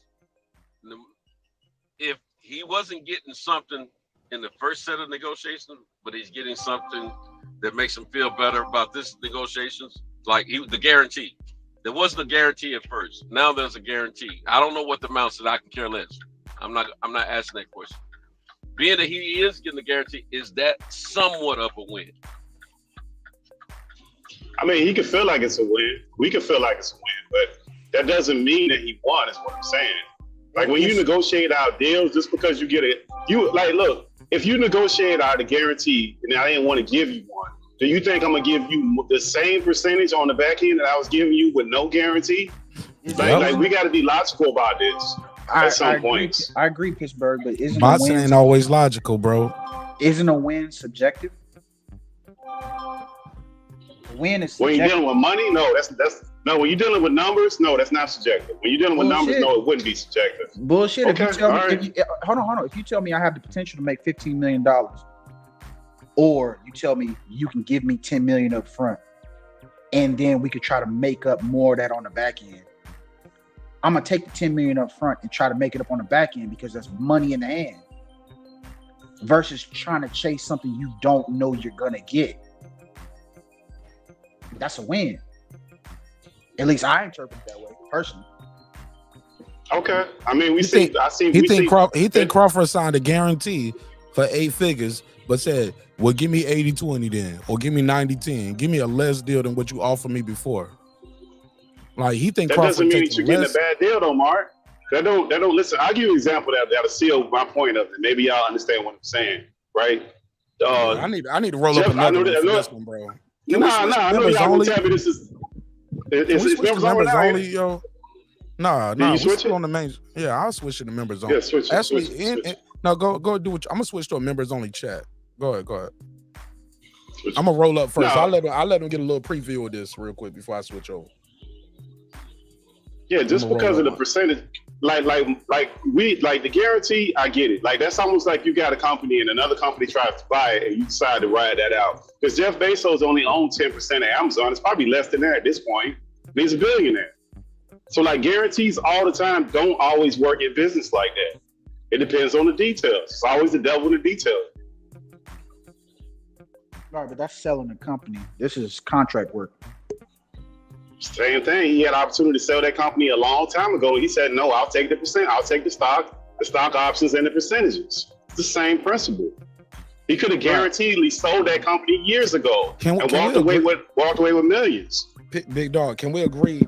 Yes, he only owns 10%, like you said, but that 10%, he's still the majority shareholder. No one person owns that much of that stock. Can we agree to that? But yes, and he could have sold it many years ago. Right, he could have sold it all the way out of everybody else own 0.5% or 1%. Exactly. He owns even with that 10%, he's still the majority. Whatever that is, he's still the majority. Not really. Who make more money off of Amazon than Jeff Bezos? Go. He's still the BlackRock. What? BlackRock owns most of it. BlackRock owns most of that. But my point was that he could have sold that company a long time ago for a lot less without what he's got right now. So all the time that guarantee would have been him selling the company to a bigger company and walking away with the guarantee. As we see now, that's not a great deal. Like it's always a concrete numbers. You breaking up. God don't even want to hear that shit. You breaking up. God tell you, shut the fuck over that bullshit, nigga. You better clean that audio. That it was like, I was heated, getting, nope, money. Go ahead, Pittsburgh T. Try it again. Maybe you was in a bad spot. Go ahead. Yeah, but we see now, like he could have sold that company many years ago before he even got to that point. That would have been his guaranteed money opposed to what he's got now. But before they went public, he could have sold his portion of that and took the money and ran off with the bag. He could have sold the company in those series rounds before they even went public when they was doing private capital raises. Could have sold that company at any point. So like all the time, guaranteed money is not the same. Every situation is different. It's just not the same. So we can't have this blanket statement that just because you get guaranteed money, that means you're doing this. It's just a great deal. If it's better for you, then it's a dub. Facts. That's my whole point. It's subjective, bro. Just because you feel like he could have made more money, that doesn't mean he's not happy with what he got. That's a win. Hey, he need to be look. A happy fighter is a good fighter. He's happy. He looks seems very happy very happy. in that Gilly the King shit. When he's talking and selling the fight. In this first take joint, he's talking and selling the fight. He is happy with everything that's happening. And he about to go in there and beat your boy ass. Now, what you got to say about that? Crickets, nigga. Crickets. I wish I give you the job myself, Mark. Since you cooking me with ice cream over there, man. That ain't even true. That dude gonna lose, man. That dude gonna lose. Like he gonna start off slow, and the Earl gonna wind up in the early rounds like he always do. And it's just not gonna be good for you, boy. I don't think nobody knocking nobody out, but he not winning. Now, this is what I wanted to get into. Pittsburgh, what makes you think that fight wise? What makes you think Earl can beat Bud? What is he gonna do to beat Bud? He gonna put vodka in his water bottle. He gonna put vodka in his water bottle. What? That make it even worse because you're gonna get beat up by a drunk. That make it even worse that you got beat up by the drunk. You can't let the neighborhood drunk beat you. If that's what you want to say. That's another bar that you got from another channel, bro. I be out here. That ain't no channel. Listen, bro. I know I do my show channel about that, bro. I do my show late at night, but I watch everybody all day long. Nah, bro. You call the man a drunk? You call the man a drunk? That ain't no show. That ain't no show. That's me talking. That ain't got nothing to show. If he a drunk. If he a drunk, then your boy should lose. He should mop there. He should work him over. It should really have to be a robbery Did I lie for him to win. Is he a drinker or not? Did I lie? Yeah. I mean, he likes to partake. It's obvious that my man likes to partake in the alcoholic beverages. Okay. It's very obvious. That's true. Okay, fair enough. That's very true. Ain't nobody beat that drunk yet. To be fair, sir, I think saying take part in alcoholic beverages is a misnomer and an understatement. He has a DUI conviction, flipped a Ferrari over 15 times like Eddie Murphy in 48 hours. Bro, that's not taking part. Okay, all right, you got me on that. Okay, I ain't defending that. You're right. Ain't nobody defending that. Yeah, that's all wrong. Can't be defending that fool. So taking part in alcoholic beverages is an understatement. Okay, yeah, you're right. All right. That's even more reason why your boy should get him. So you think a drunk with 3 car accidents and an eye injury is about to go in there and beat pound for pound one of the best fighters in the world? Hold your breath, bro. Ain't nobody beat that drunk yet. He never fought pound for pound the best fighter in the world, neither. Well, I mean, okay. Has he ever fought pound for pound one of the best fighters in the world? Has he ever beat an undefeated champion and took the belt? Mark, you got that pound for pound as your screensaver, bro. Stop it, man. That's that one other thing with the pound for pound stuff. Stop it, man. Since when facts ain't been facts, though? Records ain't records. Numbers ain't numbers. Title. But we know the pound for pound undisputed. The pound for pound is definitely subjective. Fighter of the year. That's definitely ESPY award winner. Fighter of the year. Like what, bro? Like since when does that numbers don't matter? Okay, so he should be easily able to handle this, man. He should go in there he should be able to mop the floor with him. According to all that what you said. According to what you said. And he is. Stop it, Mark. That man ain't mopping that floor with him. He's going He's not doing that. He's going He's not doing that. Mark so my what you all right, Mark. So let's play the game. Where you see him getting him, he gonna knock him out? It's gonna be a decision. What you got? He's stopping this boy. What you mean? I've been said that. He gonna cook this fish. This shit And ain't what, going the to the first- card. This So it shit ain't should going go to the what card. two? But you got round 2, 3 since he gonna mop him so easy. What you got? I don't know Errol's punch resistance. I don't know how long Errol gonna take this shit. I think Errol's a tough guy. I think he's everything he said he was. He's a good fighter. He's a strong fighter. He's a tough fighter. He just ain't got enough for this boy right here. And we gonna cook this fish. Mark my words. And he gonna make it look easy. And it's gonna look easy to the point where y'all gonna be like, well, Errol Spence had to look. I'm giving y'all excuses now. I'm giving you tomorrow's news today. Where Errol Spence had been at the wait too long. He had the eye injury, had the car accident in December. He's been ring rusty. He ain't fought since April of last year. He had 3 car accidents. Well, however you wanted to go, it ain't gonna save his ass July 29th. It's on and popping, homie. He gonna get all of this work. And I'm gonna be here in all my glory saying, I told you. I'm gonna be vindicated. People in my chat gonna be vindicated. People in this channel, on other channels, we gonna be standing right here loud and proud saying, I told you, Terence Bud Crawford is everything he said he was. And he ain't no drunk ass fighter. And that bitch just doing some damn low blows, headbutts, and all that bullshit, spitting the mouth guard out. Nah, this boy leaves a clean boxing life style. Hey, Mark, and all you that turned shit gonna into a show up WWE July fighter, man. 29th. Come on, Mark. It's all gonna show You up turned- July 29th. When he You goes turned to Errol- dig deep, when he digs deep, it ain't gonna be nothing there. He's good. He's not great. Like he said himself. He said that today on First Date. He said, I ain't gonna say I got a perfect style, but it's pretty good. Nigga, what? This brother is second guessing himself already. He know what he up against. He know what he's facing. And it ain't gonna be what y'all think it is. This gonna be a one-sided ass whooping the other way. And Terence Bud Crawford is everything he said he was. It's a reason why he marching through these dudes. He ain't got no 100% knockout ratio in this division for nothing. It ain't no Danny Garcia, there ain't no reason why he just jumped to another division. Keith Thurman left, went the other route. Boots went another route. Virgil Ortiz went another route. That shit ain't for nothing. This boy is the truth. He the real truth. Terence the Truth Crawford. And y'all gonna see it July 29th. Don't miss it. Get your pay-per-views. Get your flights. This shit is gonna be epic. This shit gonna do 1 million. And we gonna push it to 1 million. Long as I get people like my boy right here up here talking that crazy talk. Cooking this nigga. And the words are goods. Bring my apron here. Bring my apron here.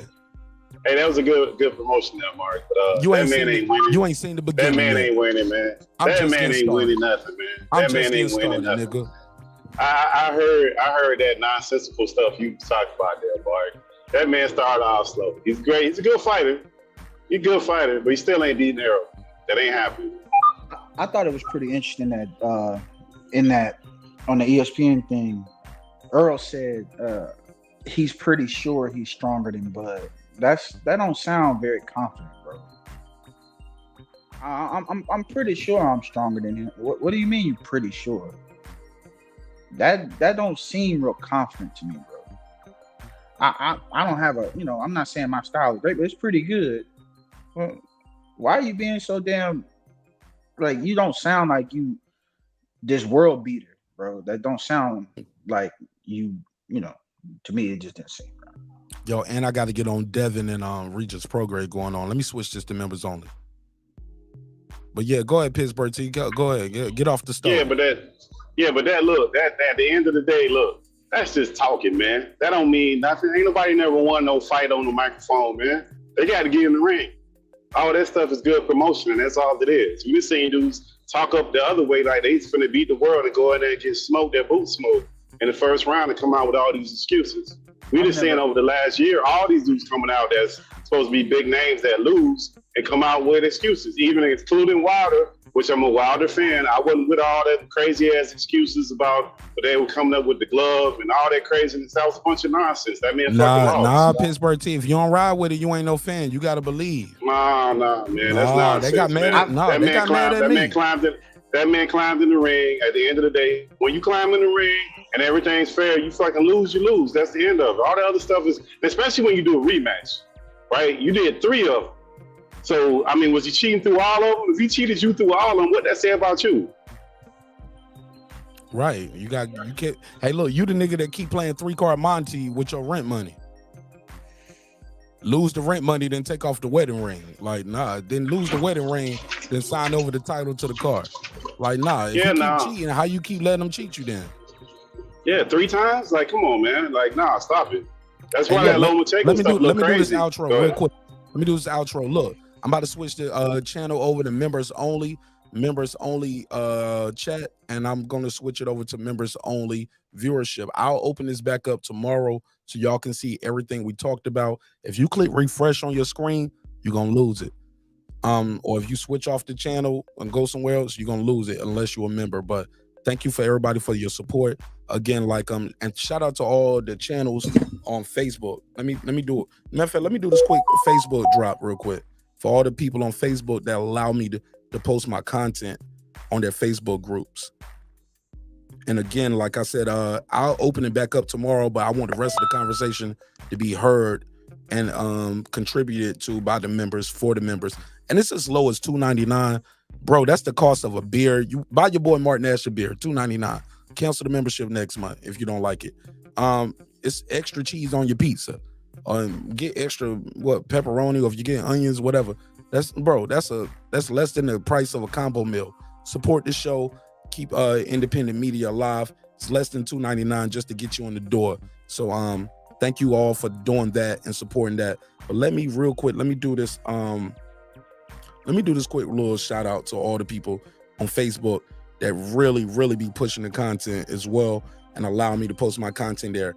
Boxing Extreme, Say Less with Al Chambers, Breaking Beats, of course, that's us, Guns and Boxing, Boxing Group Georgia, Boxing the Sweet Science, Boxing History and Highlights, International Boxing, Boxing History, Latest Boxing News, Live for Boxing, All About Boxing, Boxing News 24/7, of course, Boxing Live, Boxing on YouTube, and Boxing in Africa, UK Boxing, Filipinos for Boxing, Everybody Hates Mayweather. All right, so those are all the channels right there on Facebook. So thank you all, and let's get back to it. And we switching over to members only starting now. Go.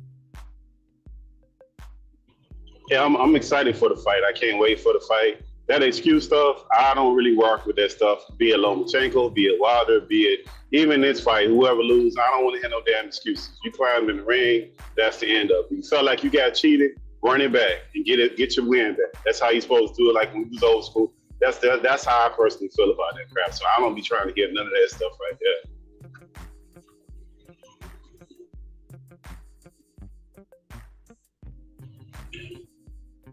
Go ahead, Hov. I'm switching over, bro. Cook up. Y'all cook up while I switch this thing's over. Well, I'm gonna switch the chat over.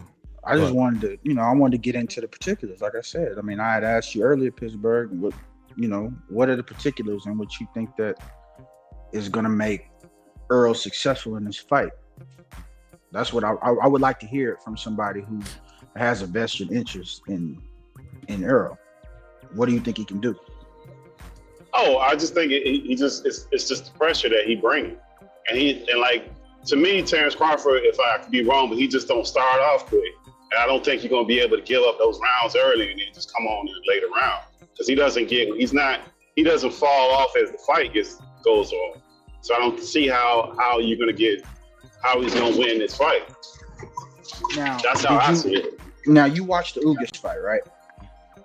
Yeah. Who's a better counterpuncher in your opinion, Ugas or Crawford? Crawford's a better everything. Okay. I just watched this fight about 3 hours ago. I watched it back while I was at work because I had shit to do. I watched Ugas hurt Errol, not including the mouthpiece coming out. I watched him hurt Errol 3 times in that fight. 3 visible times that he hurt Errol in that fight. And they were all off counter punches, right hand counter punches, 2 hooks and a straight right. Do you believe that if Errol commits to the body the same way he was doing when he got counterpunched versus Ugas, do you believe that he's going to be able to take those same punches from Bud, who you just said does everything better? Yeah, he does everything better. I still don't think he wins. Like it's hard to make it. Like I still don't think he wins because I think he starts too slow. I think he starts way too slow. You think he's? So I don't think. You think he's a slower starter than Ugas? I mean, Ugas has got a different set though. I mean, I don't think he's that consistent like Crawford. Yeah, he's got slower feet and slower hands, and he doesn't move his head. But I mean, like his fights and stuff. I don't watch enough Ugas to say consistently that he does that all the time. You know, Crawford and Spence. I can say we both. Anybody who's interested in this fight, they pretty much can watch both of those guys' fights. Like a lot of those fights that they had, even if we begrudgingly didn't like the opponents, we watched those fights. So Ugas, I don't know which way he starts to say that part of it. You know what I mean? But I know Crawford does everything better. But that doesn't mean that, like, I just think you start accumulating those rounds and you lose them in the beginning. That put a little bit too much pressure on you to get out of character. I mean, I can agree with that. The only problem I have with that part, like you said, is like I was saying, was you talking about being countered by a better counter puncher would. I mean, I don't know if you say heavier hands. We can't tell that. We could tell that he's a better overall puncher for sure than Ugas. And when you commit to somebody's body, that makes you very susceptible to, overhand chopping punches. Something's coming back. I really don't believe that he's going to be able to take those overhand punches coming back over and over again, because he didn't take them well against a lesser puncher. So how do you see it? You see him getting him out of there, or you see it going in decision? You like Mark? I see Earl winning the first maybe two, three rounds, based on his jab, his in and out. He's back and forth real well. He goes back and forth very well. He doesn't go side to side. Earl doesn't go side to side very well. But he's going to get time coming in. He likes to come in behind the jab, and then he'll paw the jab, leave it in front of your face, and then he'll throw a sweeping left hand. That's his trademark. He loves doing that. And then once he feels real comfortable, he'll turn that sweeping left hand into a sweeping left right hook down low.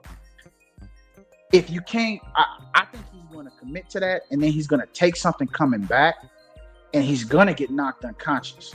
Like I said, he didn't take them punches very well at all, bro, against Ugas. He got hurt several times. Great cardio to keep himself up, but he didn't take them shots well at all, bro. What you mean hurt? Like he was wobbly, or just got caught with a shot? Hurt like he was hurt. Like, oh, he's hurt. Like he's not throwing any more punches. He put the earmuffs on. That's a fighter that has been buzzed. Well, let's also state, he got hurt. I agree, he got hurt maybe 3 times in that fight. I was there at the fight, but he wasn't stinky leg hurt. The worst response he had to show any kind of hurt was when the mouthpiece came out. But yeah, I'm with you. I did see Ugas get to him 3 or more times. I'll say between 2 and 3 times. But it wasn't stinky leg hurt though. Yeah, I mean I understand that, but Ugas also ain't the puncher that Bud is. And it was the same hand, 2 right hooks and a straight right. It was the same hand off a counter punch. Well, let's go on the record and say this as well. Ugas got a bad gal, man. She fine as something. Yes, got a bad what? His latest, she fine as something. She took a picture of me and him up in New York. Sure. Yeah, she bad to the bone, man. I was following her on Instagram, but I've seen her up close and in person. And Ugas, you my man. You got all my respect. I agree. I agree with that wholeheartedly. She is a bad one. Yes.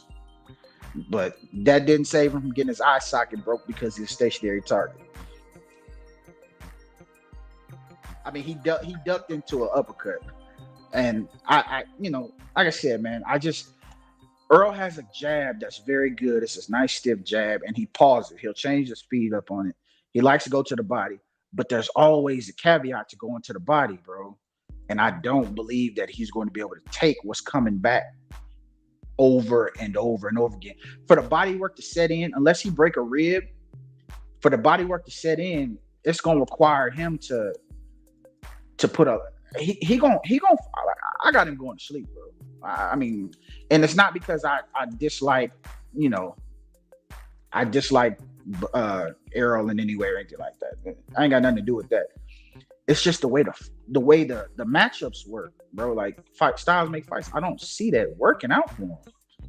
I get you. I mean, but until somebody disproves it, then I'm rocking with Errol. Because like we done heard this. Like put it like this. Like we just had Foodie on, and she was saying about Wilder with the one punch that he had. I mean, it's like if you have certain weapons and you're good at them, you're gonna keep using those weapons until they're disproved. And we can see the faults, because all these fighters have faults. There's no perfect fighter. So until it's disproved, I'm just gonna rock out with him. Yeah, he's the perfect fighter. But I think he's got enough skills, and it's the way that he fights. I think it's gonna be a problem. It's gonna be a problem for Crawford. And also when Crawford gets hit, he has the habit of trying to go toe to toe with the other fighter. When he does get that buzz, he wants to go toe to toe, and that's gonna be a problem for him if he tries that foolishness. He's gonna be night. The one place that I have a problem, like I said, I'll be very unbiased here. The one place that I feel like Bud has a big problem is I don't like the way he reacted when he got hit to the body against Jose Benavidez. Y'all remember that when he got hit to the body in the 4th or 5th round, and he did not react very well at all. Y'all remember what I'm talking about? Who are we speaking about? I don't. When he fought Jose Benavidez, and Jose Benavidez hit him in the. It was more of a pelvis shot. It was a body shot. It hurt Bud. It really threw him off real bad. I gotta go back and watch it, man. I can't remember right now. He got hurt when he was bad. hurt in that fight, so I'm not gonna say he wasn't. But I'm gonna tell you something. I think on the elite level, when the elite fighters in the fight, 9 times out of 10, somebody's gonna get a caught by a shot, not necessarily stopping them, but it's gonna be painful for them. They might have to reset. So, and that's not abnormal, and it depends on what defines some of these great champions, how they respond afterwards. Errol responded against Ugas like a true champion. The reason why I use that as an example is because he got hit doing what Bud does best. He got hurt doing what Bud does at the highest, most elite level possible. Counterpunching. It wasn't a lead off. It wasn't a 1-2. He got hit clean, bro, on counter punches because he duck his head, and then when he bring his head back up, he don't move his head off the center line. Like that's a problem, man. I don't remember that. I don't remember that fight. I had to look it up. I wouldn't speak on it if I had just seen it. Like I just seen it, so I was real surprised because I only remembered initially him getting hurt twice, but then I watched the fight. I'm like, damn, dude, he done got hit with the same punch twice, and what hurt him and knocked the mouthpiece out of the mouth was a straight right. So he took 2 right hooks from a orthodox fighter as counter punches, and he was hurt. You can't against you said he wasn't stanky leg hurt. Yeah, he wasn't stanky leg hurt, but that's also the difference between an elite finisher and somebody who got 11 knockouts in like 33 fights. You can't afford to get that hurt against somebody like Bud. I mean, we're gonna see. I think it's gonna be a great matchup. I don't see nobody having like a superior edge, but they just come in and just smoke the guy. I think they're both at a different level. It's them two, and then there's the rest of that division. I don't think the rest of that division is up there. So that is the best of the best when it comes to those two. So I think they're competitively pretty close. And you might think one is a little bit better than the other, but I don't see nobody just coming there and getting them out of there Mike Tyson style. I don't see that. Oh, no, not at all. I totally agree with that. I think this fight is going to be a little different than Porter versus Spence, but just as exciting, if not more. But I think it's going to be a little different because I think we're going to see a little bit more boxing in this fight right here because Crawford is a boxer first, knockout artist second. And both guys are capable of hurting each other. Both guys are capable of boxing, and they got durable, chins. It's going to be good, man. I'm not gonna sit here and try to act like I think either one of these guys will knock the other out because I don't know that. It's possible, but I don't know that. It may go 12 rounds. It may be short. So Bud. I'm more of a Bud fan than Earl because I've been a Bud fan longer, and I like Bud's style better than I like Spence's style. Yeah. It comes to fight. I like complete fighters. That's what I like. I like complete. I like them to have boxing, and I like for them to have knockout power. So that's I tend to lean toward Bud in any fight he steps in the ring in, because of that fact. Just like when Mayweather was fighting, when he wanted to knock you out, he could. When he wanted to box you, he could. And he was just a complete fighter to me, so I like that about him, And so I always lean toward him when he stepped over the ropes in the fight as well. That takes nothing. I'm not discounting anything about Earl. I'm not taking anything from him. Win, lose, or draw, I don't think either one of these guys are going to have a reason to hold their heads down. I don't think it lessens the value of either fighter because this is the best fighting the best. And we all want to see it. That's why it's been a lot of arguments, debates, naysayers on both ends, and a lot of conversation. And there's been a lot of YouTube money earned by these creators because of these two guys right here up until this point, and it's going to continue to generate finances for these YouTube creators as well because it is a hot topic. Period. I mean, I initially gave Earl the edge as far as his chin goes. That's about it really, because I also think that Bud's body attack is damn good too. It might be a slight edge for Earl, but I was initially giving Earl the edge as far as his chin goes. But like I said, after watching that fight back, bro, I am really not convinced because Ugas. I've heard people say he's got heavy hands, but I don't know Ugas to be a power puncher like that. He don't have the knockouts to really back that up. I don't know. As far as who got the better chin goes, I don't know. I can't say. But that fight, like, no matter who these guys fought before, this is gonna be the best opponent both of these guys fight. And then I think it's another thing to be said that both of these guys, neither one of them are saying that the other guys bums. They respect each other on that note. They might say they're gonna get at each other, but they ain't calling each other bums. So that's, to me, that's a sign of both of them have to do. They doing their own research on each other and looking at each other. You don't do that kind of stuff without. Yeah, they know. They both know what it is. No, so I think we're gonna get a spectacular fight. Yeah, I think it's gonna be a good fight. That's gonna be some filling out to be done. I just think Spence, probably to me, it would be logical that he gets the earlier rounds. Yeah, I would agree with that. Like you said, we got to go based on history with that, right? What we've seen out of Bud in the past. But I don't know, bro. Like that chin, I don't think that chin gonna hold up, bro. Which one? You talking about Earl? Yeah, Earl's chin. Yeah, I don't know if that chin gonna hold up to them counter shots because it wasn't like it was an accumulation of punches that did it. He was getting buzzed off of shit he didn't see coming because he ducked his head, and like I said, he ducked his head down. Then when he pick his head back up, it's right back on the center line. But when did he fight? What's the timeline when Ugas fought? Wasn't that between one of those? That was after that car accident, right? It was 22. Was that after the car accident or before? Oh, it was after the first car. Yeah, Ugas was his last fight, wasn't it? Yeah, but he had one. I think he fought Danny before. His first fight back was Danny. Yeah, he fought Danny. Yeah, he fought Danny. He looked horrible, but even they said that he was 40-50% of what he normally is. I believe that. Yeah. Car accident. But when he fought Ugas, he looked good until he got hit. Oh, okay. So he fought Danny first after the accident, and then he fought. Danny fought Ugas. Okay. Yeah, and he fought Ugas. Yeah. He fought Danny, and he was supposed to fight Pacquiao. Crawford refused to fight him coming back. Anyway, he wouldn't have fought him regardless because he wanted to make sure. No, that wouldn't have been good. 100%. Yeah, he want to make sure 100% when they do fight. And I take my hat off to Crawford for that. He said out his own that would have mouth, been.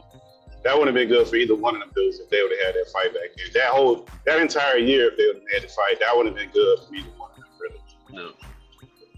But Errol said he's back like he's supposed to be now. in some interviews since he's had his fight with Ugas.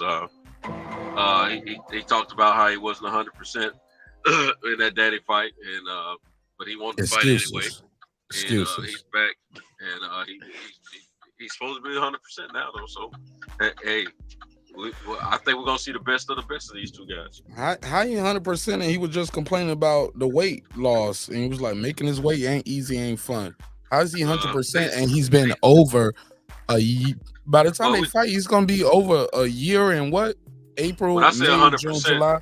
So what's when that? I say 12, 13, 14, he gonna be 15 months out the ring, right? Oh yeah, but he's been sparring though, so it don't matter. When I say he ain't sparring no Terence Crawford, boy. No, Stop but it. when I say Terence Crawford ain't sparring no Bud, ain't sparring Bud either, man. It's easy to train for a Spence, boy. Lefty, get a lefty flat-footed guy to come forward. Fine, Terence Crawford training camps get very expensive. You need a righty, I need a lefty, you need an inside fighter, you need an outside fighter. You can't match that up. You ain't got nobody to emulate his style. His style is impeccable, bro. It's different. Bro, y'all act like Errol Spence. You can't emulate that in training camp. Stop it. You can emulate that shit. You can't. So why ain't nobody stopping there, Mark? Why ain't nobody stopping there yet? What? Oh, because he fight guys. Because he fight losers. Respectfully, he fight a lot of losers too. Oh, okay. So okay. He fight guys that's already been beat before with a blueprint on him. Oh, okay. So Bud don't do that. I wouldn't go that far. Terence Crawford beat. I wouldn't go that far, Mark. I don't want to go too far, but let's be clear. Let's be clear though, doggy. Has Errol Spence ever took the belt from an undefeated champion? No. The blueprint is out on all those guys. Terence Crawford has beat champions, unified champions, through divisions. It ain't no blueprint. It ain't no blueprint how to beat the guy. Like Manny Pacquiao. Manny Pacquiao. Manny Pacquiao. You corrected what you're saying, but Kell Brook at this weight. Kell Brook was running things with Hold on, no. At this weight. Let me Pittsburgh T sound like you want to jump back in the pot. Hold up, Pittsburgh T. You want to jump back in that pot, bro? You want some more? Yeah, he wouldn't. Listen, man. Hold up. Big Hova, like, leave him alone. What you got? Hey, what you got? What you got? That you gonna cook me some ice buckets? Some ice buckets again, man. I'm gonna leave him alone. Come on, Mark. You ain't cooking on that, man. I'm just saying, bro. I'm just saying. You sat here and gave me this whole soliloquy about how Crawford was gonna cook this man. Didn't Manny Pacquiao? But you said not at this weight. True or false? That's what you just said. Yeah, I said that. And at this I might have got caught up in the moment. I might be 100% wrong. Okay, I might be wrong on that. Get him out of jail then. But this Memphis only, I control a little bit. I control a little bit at Memphis only. It don't matter. My brother. You know I love you, bro. I'm gonna shoot you your bail. I'm gonna always give you your bail, my brother. I'm gonna always give you a fair shake. You always give me a fair shake, Pittsburgh T. You always been fair to me, brother. Even when we disagree, you always been fair to me. Nah, man, I don't. We can have civil disagreement, man. We control a little bit. I'm always keep it on the fighters. I ain't never gonna be up here talking about I'm gonna beat you up and you a bitch. Hold on, let me give him the voice. Pittsburgh T. Let's clown those YouTube fakers. You a bitch. You a hoe. I'ma pull up where you stay with the AK, nigga. Never heard of it.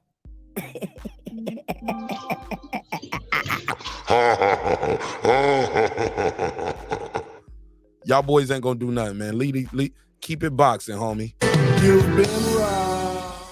Nah, man, I got love for Pittsburgh T. That's my brother right there. We gonna disagree all the time. That's what makes our shit so special here. They come for the content, but they stay for the community. You know what I'm saying?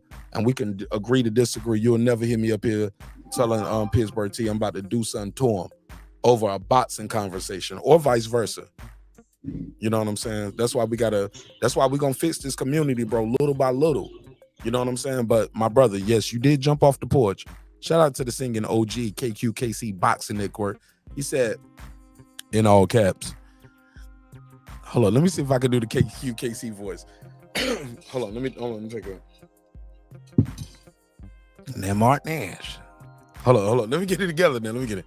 Now Martin Nash. Damn, I can't do the voice. I can't do it. I'm trying to do it. Hold on. I need him on the show. I need him on the show to do it, but he ain't no member, so I gotta leave him where he at right now. He said, that don't mean nothing. Errol Spence never misses weight, but never fought anyone like Spence, but fought fighters on their way out. All right, that's where you going with it. By that logic, didn't Errol Spence biggest win versus Mikey Garcia, Hall of Famer, right? Future Hall of Famer. Mikey Garcia was on his way out. Hey, Mark, shout out to KQKC, man, to the OG. Yo, if I fought him on the way out, you ain't doing no justice. You couldn't even do the singing part, Mark. Man, so he got you there. Oh, man. well, he didn't do that super chat. I mean, I didn't know how to do it, but I got nothing but love and respect for that gentleman as well. KC, you got to call in, man. The phone lines are open. Members only panel, but the phone line is still open for everybody else. 404-692-1766. If you are a member to the channel, you can definitely type in the chat or the mods. Did I click that? Did I say members only panel yet? Did I do members only chat? Let me see. Did I do members only panel or members only chat? I know it's members only chat. Did I do members only panel? But the phone line's open though. KQKC, call in. You know you're fair to the show. That's my brother. I'll never disrespect him. In real life for this. He always treated me good. Always fair. Always fair. Balls and strikes, baby. That's what I do like about KQKC. We always talk about balls and strikes. Pause. Put a case on me. I was gonna let you have it, but yeah, that was tough. Oh man. Never heard of it. Yeah, we call strikes. We call strikes and fouls. How about that? We call fouls and strikes.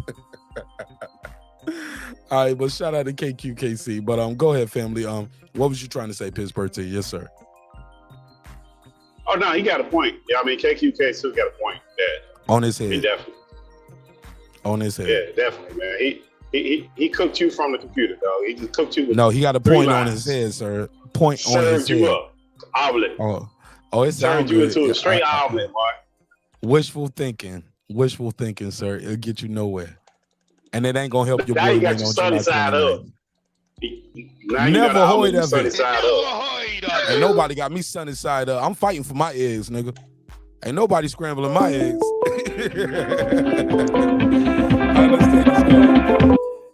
We got 903. You on the MIC. What's your name? Where you from, family? Terry from Texas. Mr. Terry from Texas. Talk to me, sir. Hey, I was wanting to know, I just wanted to ask you a general question. Yes, sir. Who did Terence Crawford fight? Like a prime fighter. Who did he fight? Somebody that was in their prime that he fought. That was impressive. I'm listening. Go ahead. You talking about any of the titles? The titles? You talking about his titles? Like, he fought a lot of prime fighters. Or you talking about championship fights or what he won the title or defending his titles? Defending his title. At what division? We talking about 3-division champion. Like, give me some specifics, sir. What do you want to know? In any division, who did he fight besides Kell Brooks in his prime? And in their prime that he fought. That's what I was just out of, because I didn't know. I just out of curiosity. Ricky Burns. We want to start at 135 with Ricky Burns. Was he a champion? Ricky Burns. Was he a champion in his prime? Because he became champion again after Terence Crawford. Okay. He beat Jose Benavidez, undefeated. He beat Jeff Horn coming off the coming off the Manny Pacquiao win. He beat Victor Postal coming off a Matisse stop. He beat Indongo, who was a unified undefeated champion as well, same as Victor Postal, another undefeated champion. Like Victor Postal, like on his way to undisputed. Those were undefeated champions. Victor Postal. Oh, good. Yeah. I mean, I don't know when you started watching it, but this Victor like Postal a lot of people didn't. A lot of people weren't familiar with Crawford. I get it. He's not been this dynamic personality. No lie, I was not. He's not a dynamic personality, but what he does in that ring is masterful, bro. It's beautiful. This kid is special, man. He's everything he said he was. And no cap to Errol Spence. Errol Spence is a good fighter. Like he said, he didn't say I was perfect. He didn't say I was a special fighter. I was great. He said I'm good. My style ain't perfect, but it's good. That's what he said today, not me. He said I'm good. My style ain't perfect, but it's good. Do you think Bud got bad promotion or something? Because I don't know if it's because I'm from Texas, and I hear about Errol Spence because he's from Texas, or Bud got bad promotion. It could be a I little never bit of even both. watched none of his fights until. Could be both. It could be you hear okay. more about Errol because you're in Texas, or what part? How far are you from Dallas? I mean, I go to all the events in Dallas. I watched him when he fought Ugas. Hey, look. But I'm about an hour and a half. I'm in Tyler, Texas. Okay, yeah. You're away from it, bro. You're away from it. But I will say this: all this shit, some of that shit is top ranked, but some of it is fighters being in their shell and thinking like, "Yo, I'm gonna let the promoter promote. My job is to train and fight." You know what I'm saying? And I'm glad that these both of guys are getting more out of it. Terence, I'm coming for that belt. Or like EJ saying, hey, look, it's going to be a one-sided ass whooping. I like that from Errol Spence. I think the game needs more of that from these two guys. Because both of them, I'm going to be honest, bro. I love Errol Spence, man. I ain't even going to hold y'all, bro. When I say I got love for Errol Spence, you will never know that unless you really know me. A lot of this persona, man, is just because I don't like all the hate. I gotta be the antithesis. You know what I'm saying? I gotta be the antagonist, the contrarian. I gotta be the other side of that coin. And I'm man enough to do it, and I'm bold enough to do it, and this is the fighter I can stand behind to do it. I couldn't get behind Keith Thurman like this. I couldn't get behind Porter like this. This guy, Terence Crawford, is different. He's special, and Errol Spence ain't never seen nothing like him. That's just my opinion. I feel like Terence Crawford fought Errol Spence before. Errol Spence ain't fought Terence Crawford. That's my opinion. You think Gamboa hit harder than Errol Spence? No. But I think Terence Crawford has grown into the weight, and it's been a long. Hey, look, I don't think Ugas hit harder than Terence Crawford. Do you think that? Do you think Terence Part? Do you think Ugas and Sean Porter hit harder than Terence Crawford? But I watched Terence Crawford last fight on BLK Prime. I paid to look $39.99 to watch. Let me say this one last I part. knew he was going to win. I was hoping he was going to get beat. Yes, sir. But I knew he was going to win because he carried the fight all the way until the 7th round and knocked him out. But he didn't get hit by nothing powerful. The only person that ever hit him was Gamboa. I mean, that's just my personal opinion, and that was 4 years ago. And he was Mean Machine. Mean Machine. 4 years ago, and he was whipping Gamboa ass and went in for the kill. Got caught with a shot, didn't even get dropped, and stopped that guy after that.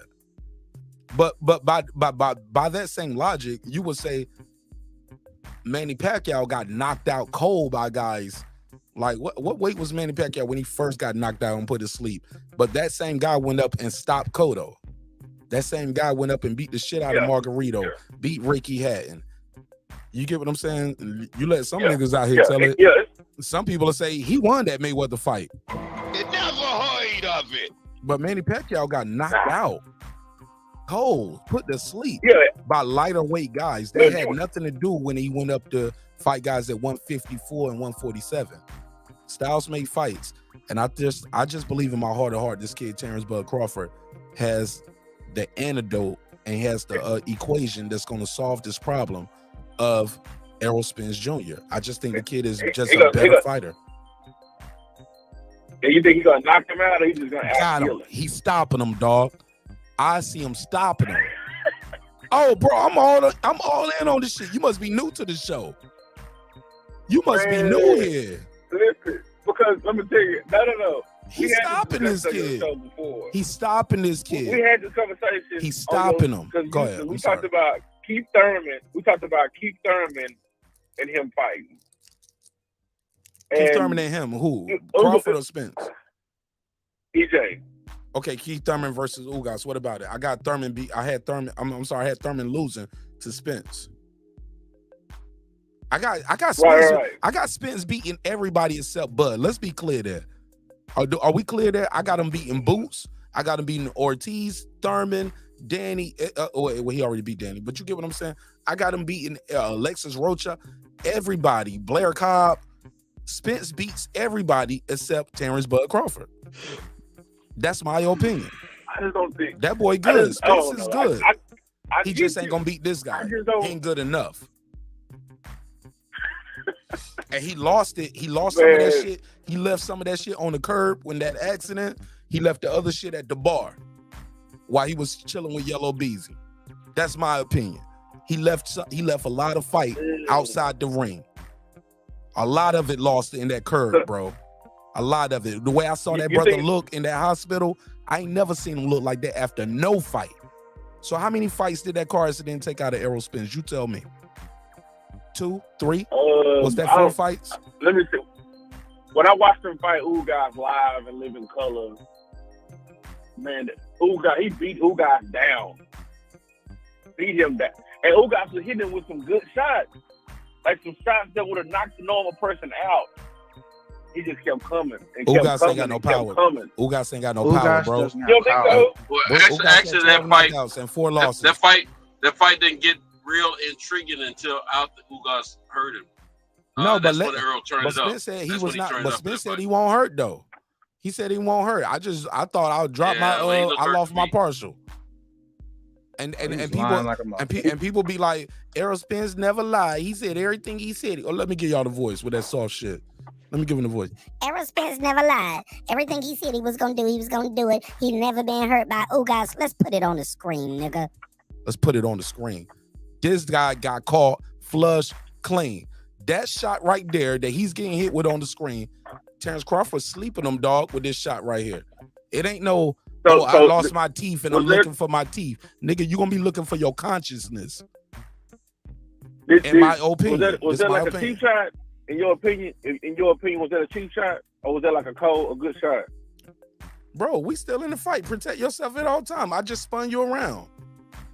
If you watch the fight, are you looking at this shot? He got hurt 2 other times. Clean. This hurt. clean, no, bro. No, I'm saying, this clean. I'm saying when I was there, I heard the referee say, when the mouthpiece came out, the referee said, "Stop."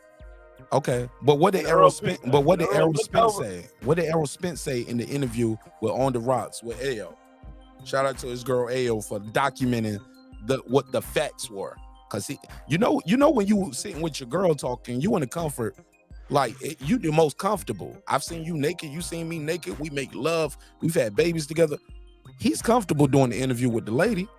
So he lied in that interview when he says, "Yo, I was looking for." I'm not. Yeah, he said what it really was.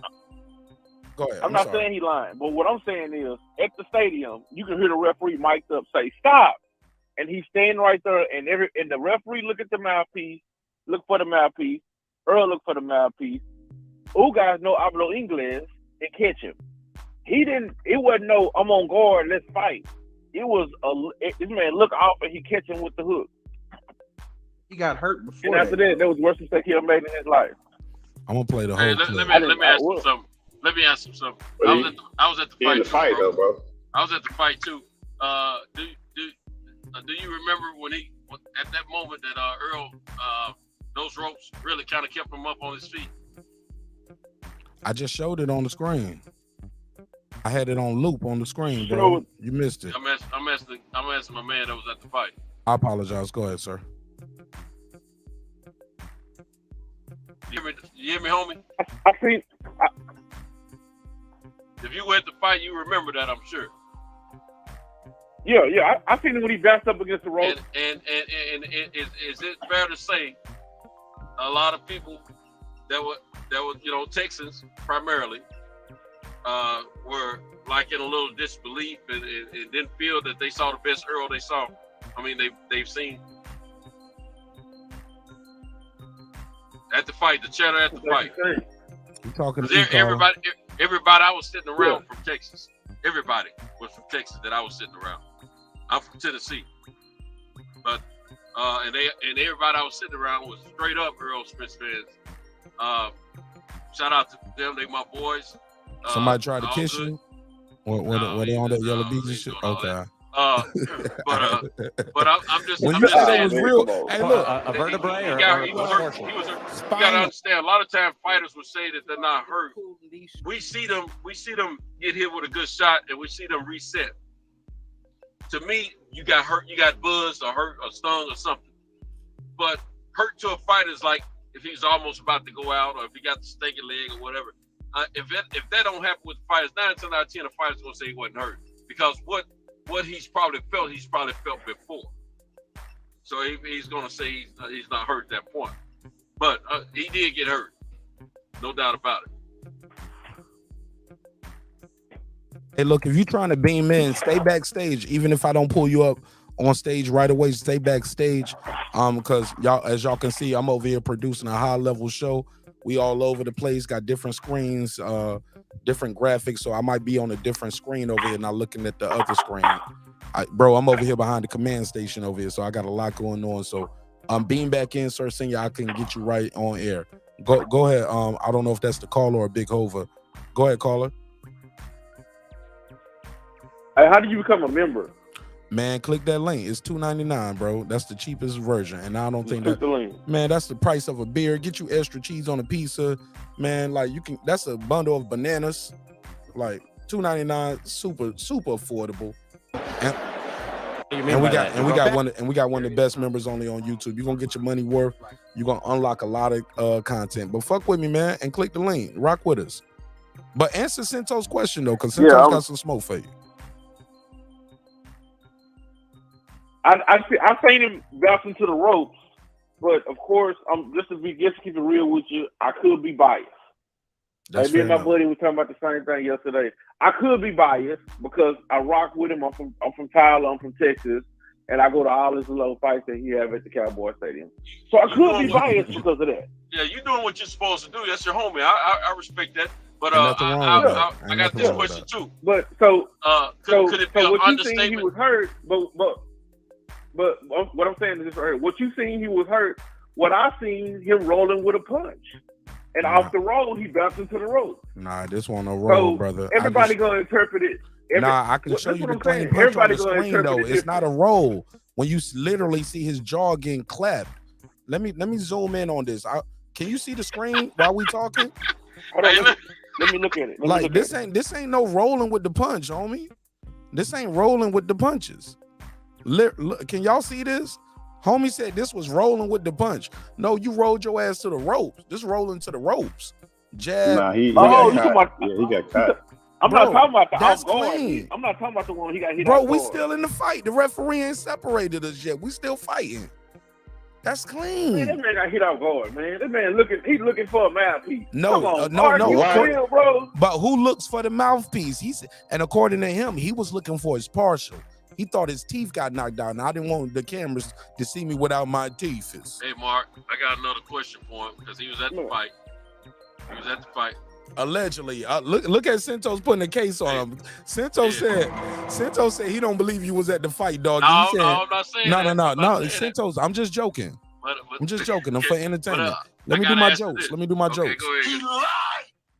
Y'all niggas worship him. People believe you. You need more people. It's just jokes. Go ahead. All right. Hey, bro. Now, do you remember when that combination of punches happened right there? Do you? No. Silence in the ring. Did or did not everybody take a suck their throat at that moment? Damn, that sounds like a porn scene. Yeah, when he got hit. Yeah. When he got hit, everybody, everybody from his country started jumping up and down. Yeah, that was a moment right I there. remember that. Yeah, it was a quiet moment right there. It was like, oh. So that wasn't no roll with the punches because we all was afraid that he was about to go down. I was afraid that he was about to go down. What I seen, my man got hit out guard. This is what I seen. I could be wrong. It looked like he was looking for something. He was looking for his You didn't hear the referee say stop? Nah, man. I'm asking him. Okay, Did you hear the referee say stop? The nigga was sitting in his seat. Yeah. I remember the referee said stop. Hold up, man. Hold up. Sentos, you was in the stands, bro. You heard the referee say stop from your seat. Yes, he was mic'd up. I'm gonna tell you, man. I'm gonna tell you, man. I don't know how, Mark, but it seems like I very well remember the referee. Well, you know, when referees stop the action, they yell, man. They don't just say it quietly because they trying to get the attention of the timekeeper. Man, you got to be And he said, ringside, "Stop." mic'd up, I've been in fights. Yes, sir. I Yes, sir. don't go to the rafters when I go to the fight, bro. I don't go to the floor, but I don't go to the rafters. I had a good seat. All right. Trust. Right. I was in the 200 section, and I heard he say, "Stop! The referee got a mic on." Okay. When I go to a basketball playoff game, yeah, I go to the ref. Bro, I go to them fights all the time, bro. I don't be hearing no fucking ref in the fights. And I've been on second row, right beside DJ, and you know DJ, that's a verifiable source. No, we was on third row. Third row, me, DJ, Kyle, and I am Ill Will. All of us was on the same row. Okay, let me ask you. Third row. And that was Shakur versus Heron. So yeah, that was a small arena. That was a small arena. Man, that's the that's State Farm Arena, bro. That's the fucking basketball stadium. Oh, okay. That's a basketball stadium, dog. We on the third row. Sold out? I don't think bro, that fight was sold yes, out, bro. Bro, that shit was packed, bro. They DJ them. They didn't. It won't pack. It won't sold out. Because if it was sold out, we wouldn't have able to steal them seats. That's why I'm going. Let's I keep just it want to see but, it. but bro, but peep this. That's more of a reason I should be able to hear everything the ref say, right? Hold up, shouldn't I be able to hear the ref in a less packed stadium? It's still a basketball arena. And I'm on the third row, dog. It depends. Now you know, third Mark, row. You know, and I know, you know, just like I know, and the rest of us know that until the main event show up, it ain't packed in that arena, in neither arena. No arena is packed until the bro, main I'm on the event third happens, row, man. bro. You can't hear everything the ref's saying, bro. Yes, you can. I'm on the third row. Mark, I beg you, And that shit was lit. Let me tell you something. When the arena's not packed, and I'm sitting in my seat, which is like middle section, I hear the referees. I hear them. I don't care every stadium I've been in. I've heard the referee before the whole crowd gets in there. When the whole crowd gets in there, it's a little bit. They mic'd up. You can hear them. Man, you ain't hearing all that shit throughout no basketball arena. That shit ain't playing through the jumbotron and the loudspeakers where the DJ music come through in between the rounds and fights. You ain't hearing that shit, bro. That shit is not coming through like whoop that trick. Like stop it, bro. When they stop action, they ain't. That nigga shit ain't playing through the jumbotron and the loudspeakers of State Farm. And But you was at a hold up. Matter of fact, Santos, I met you at a fight, and the fight you was at, bro. The fight I met you at. You telling me where you sitting at? I think I met you at a tank fight, right? Was it? It was a was it Barrios or Gamboas? Look at us, bro. Shout out to us, bro. We be out here, bro. We out here. But fam, you didn't hear that nigga. Now. You messed up my joke now, Mark. Let me get my bar off, then you come on back. That's my new shirt. Let me get my bars off. I'm gonna ask my man something. Hey, a minute ago you said that you and might after be a that, little we got to biased. go to Sir Senior, man. You trying to grill the caller, Santos. I'm almost done. No, I'm almost. You grilling this nigga, man. Hey, no, I ain't grilling. Hey, bro, you said you you might be a little biased. Yes, sir. Do you think they would say that that's maybe an understatement? Say it one more time. If you said that you may be a little biased, would that be an understatement? Yes, sir. Shout out to Terry from Texas. He a real nigga. Real nigga from Texas right there. He said, bro, y'all ain't gonna change my opinion. Shout out to Terry from Texas. No, I fuck with you, Terry. Terry said, I'm riding with Errol Spence, and that's it. And I got love for that, bro. Yeah. You ain't alone. Hey, you ain't standing alone. on the 10 toes down, and I appreciate that. I'm a real fan. I respect I'm that a shit. real fan. Hey, Don't guess switch, what? bro. Don't switch And the because you're Cowboys calling a going to the pro Super Bowl Crawford this year. channel. Sir, I'm sorry. Go ahead. You hear me? We're Yes, going to the Cowboys going to the Super Bowl this year, man. Y'all be ready. Every year. Every Yeah, year. Now you're taking it too far. Nah, man, he's a believer. Hey, No, that's he's riding for his real guy. Texas. That's real Texas for you right there. Let That's me how tell you know he's something. from Texas. Shout out to them boys out of Texas, man. They real I love like them, that, bro. I They used to real live in like San that. They always Antonio. been real. Every time I've ever been around in the Texas brother, man, they real like that, man. That's what I love about them. They Hell real yeah, people, bro. Man, Hey good fellas, folks, too. I'm gonna go to bed on this one, man. Man, don't put us to sleep. Just leave. I'm sorry. I'm joking. Go ahead. Say Nah, what you gotta say. I'm gonna fuck with you tomorrow though. You said you're gonna be doing something for the fight, so I'll be back. Yeah. I'm gonna fuck with that Laura Wood shit going on. Man, somebody hired me to do like some home security installation shit. I'm like, hey, man, I might have to do that for you on Sunday, bro. You know what I'm saying? I gotta cover these boxes in the market. He was like, I'm gonna pay you. I was like, pay me on Sunday then. You know what I'm saying? I'm covering this fight. Already. I heard that. Yeah. All right, my brother. God bless you. And Big Hover, thank you for being a member to the neighborhood, my brother. We appreciate it. All good. Hey, I'm gonna be at that fight. So hey, I'll bro, link with you. I'll link with you. Bro, I got a ticket to the fight. I'm trying to get my bread up so I can I got a flight. I got my flight. I got the flight. I just need somewhere to stay. And I need a ticket to the fight. But I can get to Vegas. But y'all don't want me to be out on Vegas selling dick, right? Like on the corner, be like, you know what I'm saying? Be like, you don't get no money like that's that, disgusting. man. Nigga, I'll be rich, nigga. I'm Brian Pumper with this shit, nigga. You better ask around, nigga. Nigga, ask them hoes. On real talk, Mark. Nigga, On that, I'm selling dick to girls only. Hey, Shel Moore said something about an Airbnb. But I was telling him, you know, because I got timeshare, so I used my timeshare the last fight I went to a base. That's what I'm check using. into that as well. That's what I'm using my time. Well, look, if y'all trying to fuck with your boy Martin Ash, help me get there, man. I appreciate it. If I can get the pallet. We'll talk on it, man, and I'll see what's up. And we'll talk on it. I don't know if I can trust you after the way I cooked you tonight. Y'all, you trying to line me up. Nigga, since I was trying to line me up, nigga. All right, fella. No, man, you know, it's all love. God bless, but look, Big Hope. Yes, sir. Yes, sir. All right, Big Hope. But yeah, man, I'm definitely trying to be there. For what dates are you trying to lock in, Mark? I'm gonna call you offline. I'll call you offline. Let me get Sir Senior in the conversation, though. And we got another member here as well. But I'll hit you up offline about that. But bro, I gotta be in the city, bro. I gotta be there. Even if I don't even want to speak that into existence. That's what I keep trying to stop myself from saying on air. I don't want to say even if I don't get a ticket to the fight, or even if I don't get credentials. I don't believe in that. And I don't walk in my faith like that, dog. I'm gonna be in the building, dog. That's what I'm speaking into existence. I'm halfway there. I got a flight. I got the flight. I just need somewhere to rest my pretty head, and and I need to be in that building. I'm not gonna say even if I don't, but I do know I do have options of. I'm still gonna do bro. Y'all gonna hear me call this fight. If I'm not in that building and I want to be in that building, y'all gonna hear this fight call, bro. We gonna get our media reaction, and we going crazy for the next 62 days. I'm putting a counter on my website for this fight on martinash.com. It's up. I got some things I want to work on the website, but martinash.com is up. martinash.com. And I will be putting a counter up for this fight. We've been talking about this fight for well over 900 days. Y'all don't think we're going to blow this shit up for the next 60? We're going to support this fight. We're going to support this event. And for all the people said PBC was going out of business, this is a hell of a going out of business sale, my nigga. Sorry. You ain't got to like it. And I don't, y'all know I don't hate no network, no promotional company, and I don't do episode shit on no networks and promotional companies. I think they're all are needed.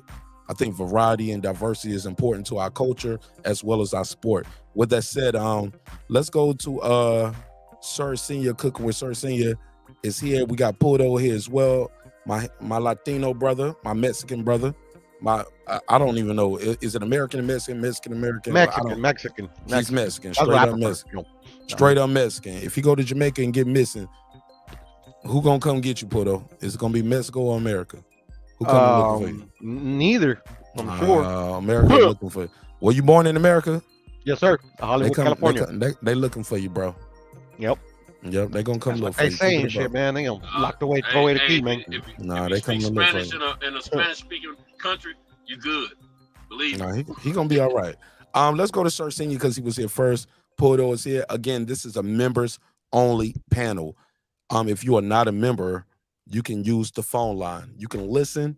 You cannot chat unless you're a mod. And again, just because you're a mod don't mean you're a member, and that's changing within the next couple days, if not the next couple weeks. You cannot be a moderator to this channel going forward if you're not a member. And just because you're a member don't mean you're a mod. All right, we got to do a great reset, and we gotta change this community up. We're gonna clean this shit up over here, starting with my channel. So, and there's no disrespect to nobody. If you are offended because you lost your wrench on the channel, that means you was here for the wrong reasons in the first place. If you're gonna be a moderator, moderate. Tell people, hit the like button, share the link. You're a moderator with a channel when you don't share the link. Maybe you don't need to be a mod on the show, and that's cool too. Like, it's all good. And if you take my wrench on your channel, that's okay too. No disrespect, homie. No harm, no foul. Let's move forward. Sir Senior, go ahead.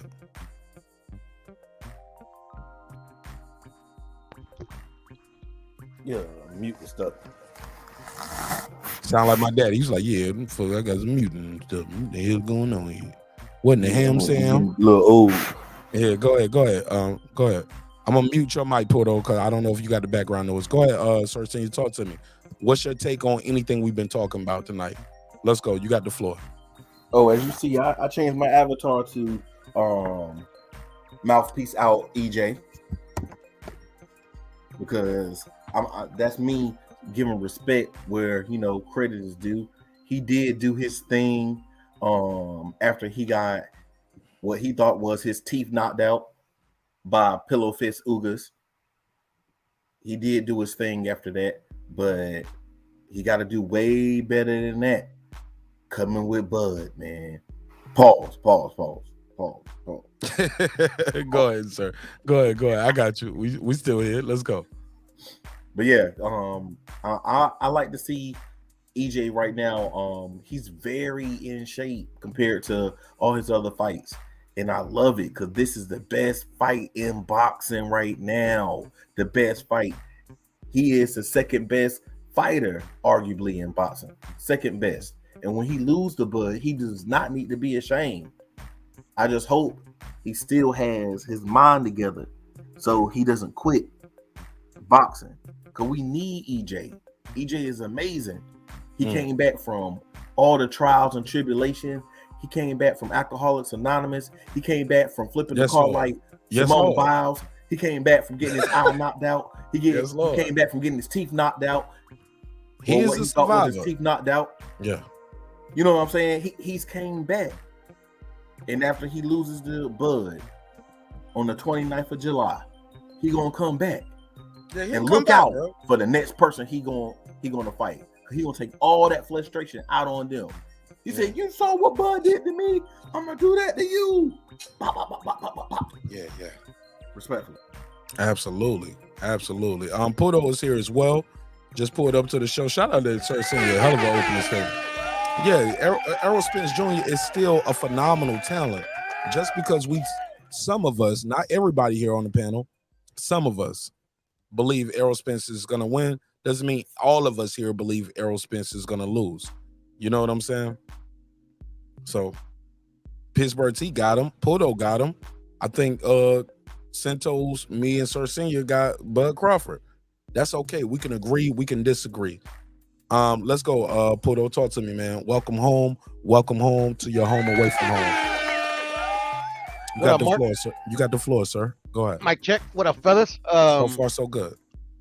Yeah, I haven't heard you guys cook the whole night because I've been cooking on another issue that came up today. But yeah, man, I got EJ.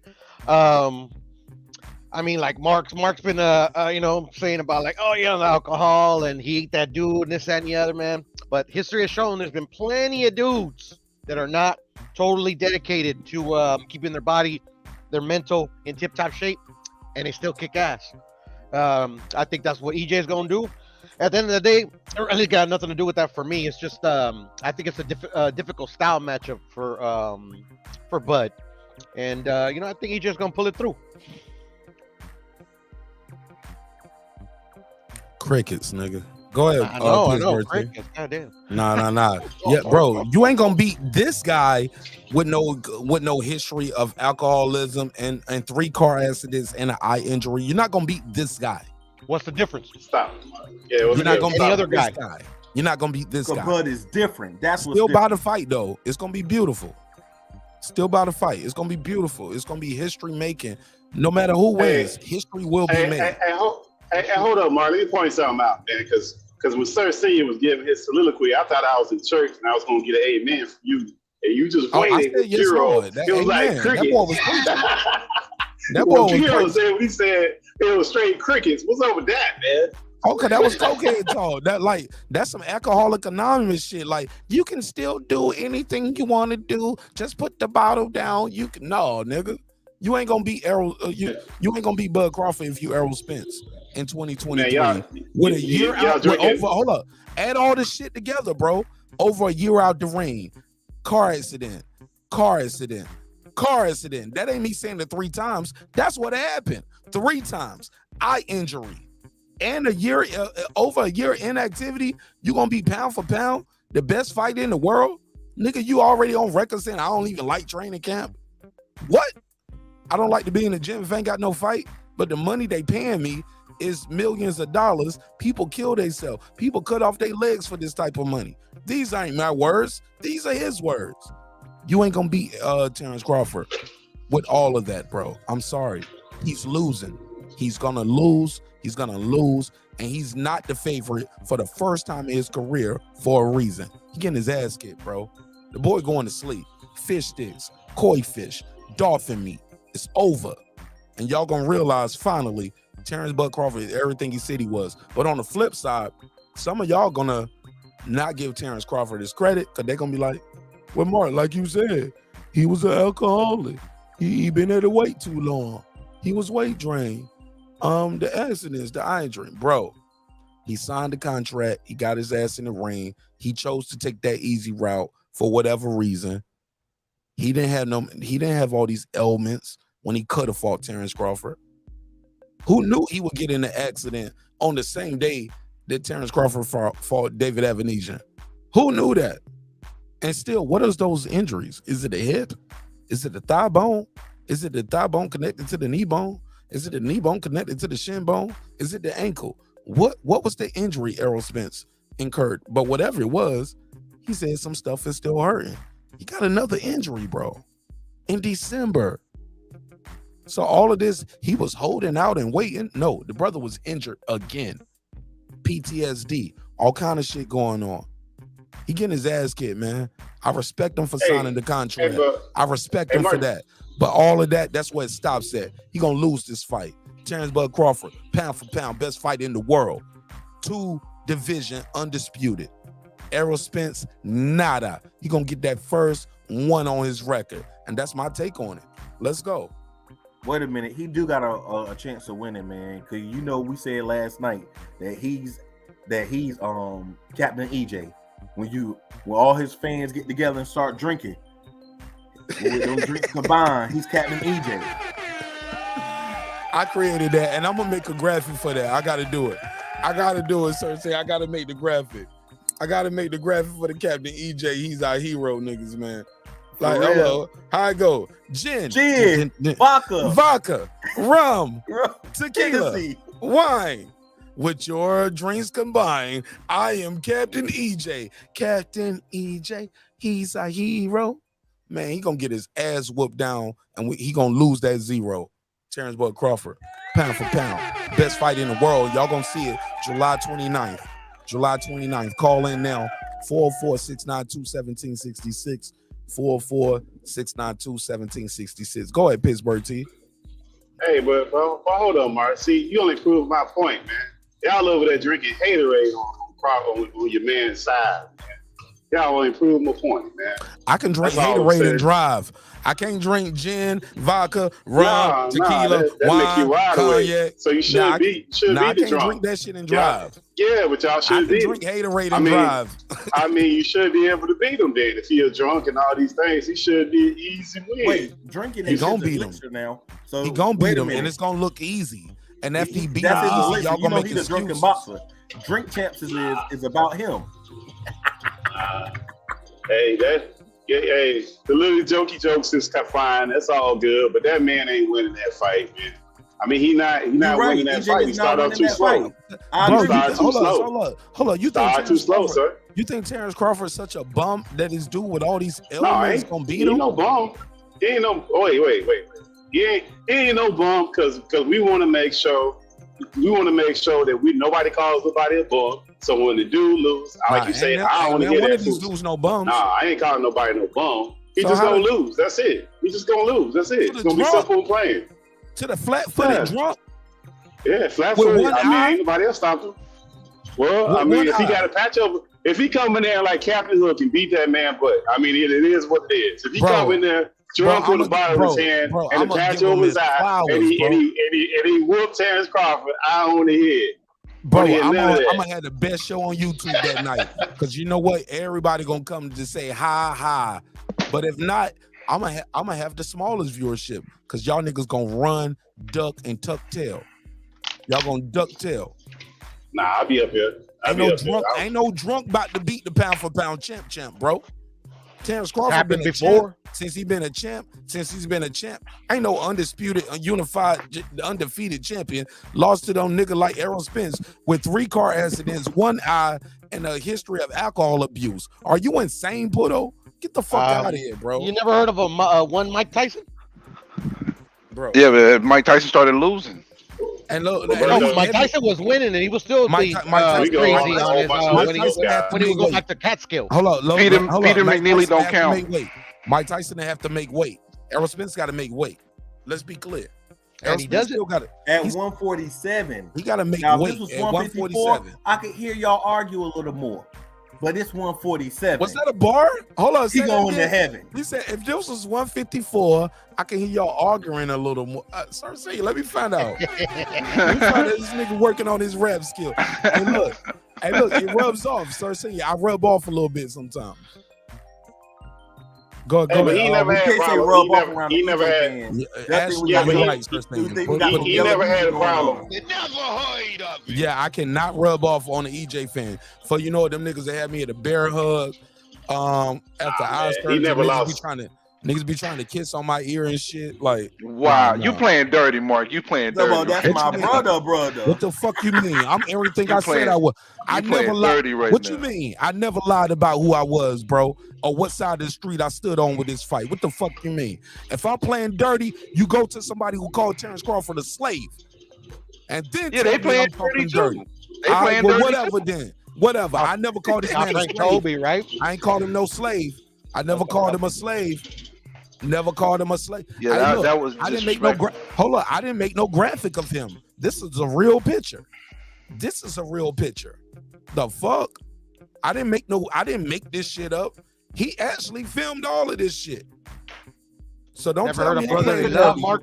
Don't tell me I'm playing dirty until you go to that other side, calling people top ranked Toby. And bro, and we talking about some deep generational shit right there, bro. The fuck? Don't tell me I'm playing dirty till you go over there and tell them they playing dirty. They take their shit down. I think got booted off all types of stuff. What do you mean? And you said you about to get booed off here chewing up some Errol Spence. No. Ooh, let me watch my mouth. Yeah, you going off right now. You are popping off heavy duty. I stopped myself. I forgot you're a member to the neighborhood now. So I owe you a little more respect. But finish doing your food first, sir. I'm sorry. Because while you was showing and talking, you left yourself open for a good joke right there that I showed you grace. You were definitely because you definitely brother. I was about to go super hard. Pause. Like I showed you grace, I showed you mercy. Finish chewing your food before you finish Errol Spence. You cannot talk to me talking about Errol Spence defense. Nigga, what? No, I'm just saying that you are playing a little dirty, but I guess it is for a game. But what I'm saying is, I didn't got kicked off of plenty of Errol. No, it's slice of pizza. It's been plenty of Errol channels. It's been plenty of Errol channels that has kicked me off just for saying I think Buzz gonna win. Yo, y'all tripping. Y'all wilding for respect right now. No way, Jose. Y'all out of bounds. I'm going all the way members only. All right, we left members only open chat for a minute, and then we're going all the way members only now. All right, fuck it. Let's go. We here now. Damn, we still got him here. I told myself if we drop to less than 50 people on the live, because at one point we had over 250 people on the live. I said when we drop less than 50, I'll switch it to members only. But y'all still here. We having a good time. Let's go. Yeah, I mean, this gonna go forever, man. It's gonna go till these dudes get in the ring and y'all realize that y'all was repping the wrong guy. Y'all had the right energy. Y'all just picked the wrong person. I want to be wrong. You had the right energy. I appreciate the energy and the confidence. It's just the wrong guy. That's it. You want to be wrong, Mark. You are wrong. I will say this though. I'll say there are a couple solid Errol Spence fans. I was repping the wrong guy. Because I was repping EJ. until they put him against Bud. But he gonna get beat so bad. I'm like, dang, should I rep EJ? Was he that good? He couldn't be that good. Bro, I want to believe he's super nigga. I want to believe he can be in a Ferrari, get ejected, flip over 15 times, and be Captain EJ, my nigga. Like, I want to believe Captain EJ is the hero for real. I want to believe he's super nigga, bro. I'm telling you, that car accident took like 4, 5, maybe 6 fights off his career. And y'all act like he's super nigga. I'm sorry. That shit is gonna show up in this fight. That lapse of concentration is gonna show up in this fight. He's looking for his mouthpiece. He's looking for his teethus. You can't be up here looking for your teethus fighting Terence Crawford. This ain't gonna go like Ugas. This ain't gonna be like. Mean that, Mark. No, I'm That telling mean you, that. it means everything. That means Everything. Man, It he means turned his whole everything. back to the dude, man. Come on, It now. means everything. That means nothing. We just seen dudes get in fights and get their boots smoked against other lesser opponents all the time. That don't mean This nothing. ain't Crawford versus Spence, dog. You ain't seen nothing like this. Man, When the last time you Mark, seen a that- Crawford? Give me a We last ain't time you never- seen a Crawford versus Spence, dog. And neither one of them dudes ain't never faced each other. So whoever they was fighting, you can throw that out because they all lesser opponents on both sides, man. But that dude still ain't. He still ain't Somebody beat. been there he still before. ain't. Somebody know what it Who's feel a like better to do fighter, it. Frank Martin or Shakur Stevenson? What was the question? I don't get the correlation, but he I'm cooking. I let him gonna go. make it happen. Who's a better fighter, Frank Martin or Shakur Stevenson? Shakur Stevenson. They both have good things and bad things. Get your goofy ass up. I'm sorry. Man, let me pick a mute. side. Let me Who's mute my better, mic. Let me Frank mute my Martin mic. or Shakur? Well, the thing is that Frank Martin's been outboxed before, but it still wasn't enough. He still ended up knocking out Jackson Marinez in the end. So I could see Shakur outboxing him, but will Frank Martin knock him out in the end? We don't know. Man, stop it. He didn't ask who wins the fight. He asked who's the better boxer, sir. Oh, who's the better boxer? That's what I he would say said. Shakur. That's what he asked. This ain't that hard, bro. He didn't ask who wins the So fight. if Shakur is a better boxer, I Bud assume been that's fighting what he was asking. Shakur on He a didn't ask regular that. basis, and at best, EJ been fighting with Frank Martin. Who's ready for this boxing game? If it was based solely on that. That's where people get it twisted, though, Sir Senior, is that these guys are both boxers. They just box in their own style. Who fights closest to their opposition? Y'all Is better get my Shakur- apron, boy. We cooking tonight. is Somebody get my Shakur apron here. able to show you like EJ, or is Frank Martin trying to show you something like Bud? Which one? Bud and EJ have shown me a lot more than Shakur has, because the Shakur has only fought That's one not what I style. asked you. Stop answering the question you want to answer. No, Answer the I'm question answering the question asking you. directly. I Go ahead. said, who is going to show you, get you more prepared for the opposition? Is Frank Martin going to get you prepared for Bud, or can Shakur get you more prepared for EJ? Bro, can't neither one of them Frank dudes Martin get either would get one him more side prepared for ready. this fight. Yeah, but neither one of those guys can get the other side ready, man. Them guys are not on those levels, man. Stop it. That's that triangle method. Them guys No, is not the Shakur same. way Neither better one of them than guys. That's a Frank good Martin. question, You though. know But he's that. not. Stop it. But he's His still defense not. is He's way still better not than Frank matching up. Martin's. Stop it. Yeah, but He don't get hit. he's still not sparring him and getting the level of competition that he's gonna get in the ring. Stop it, man.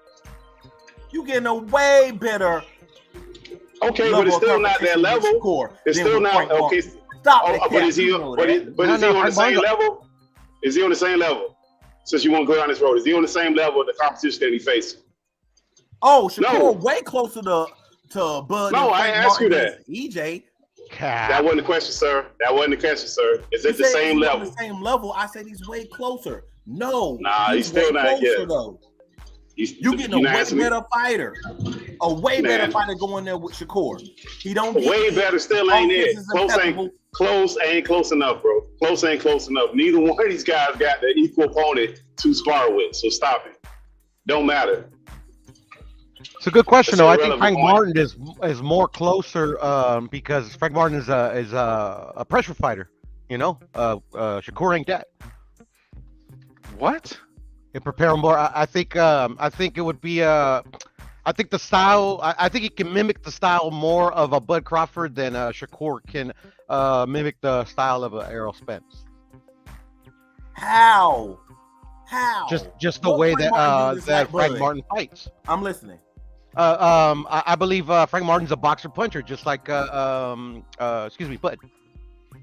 He ain't nothing like Bud Crawford. He ain't proven, bro. Get the fuck out of here. I know he's not proven, but when you're sparring, Mark, you're trying to mimic your opponent that you're Stop facing. it, bro. Get out of here, bro. You can't mimic somebody, bro.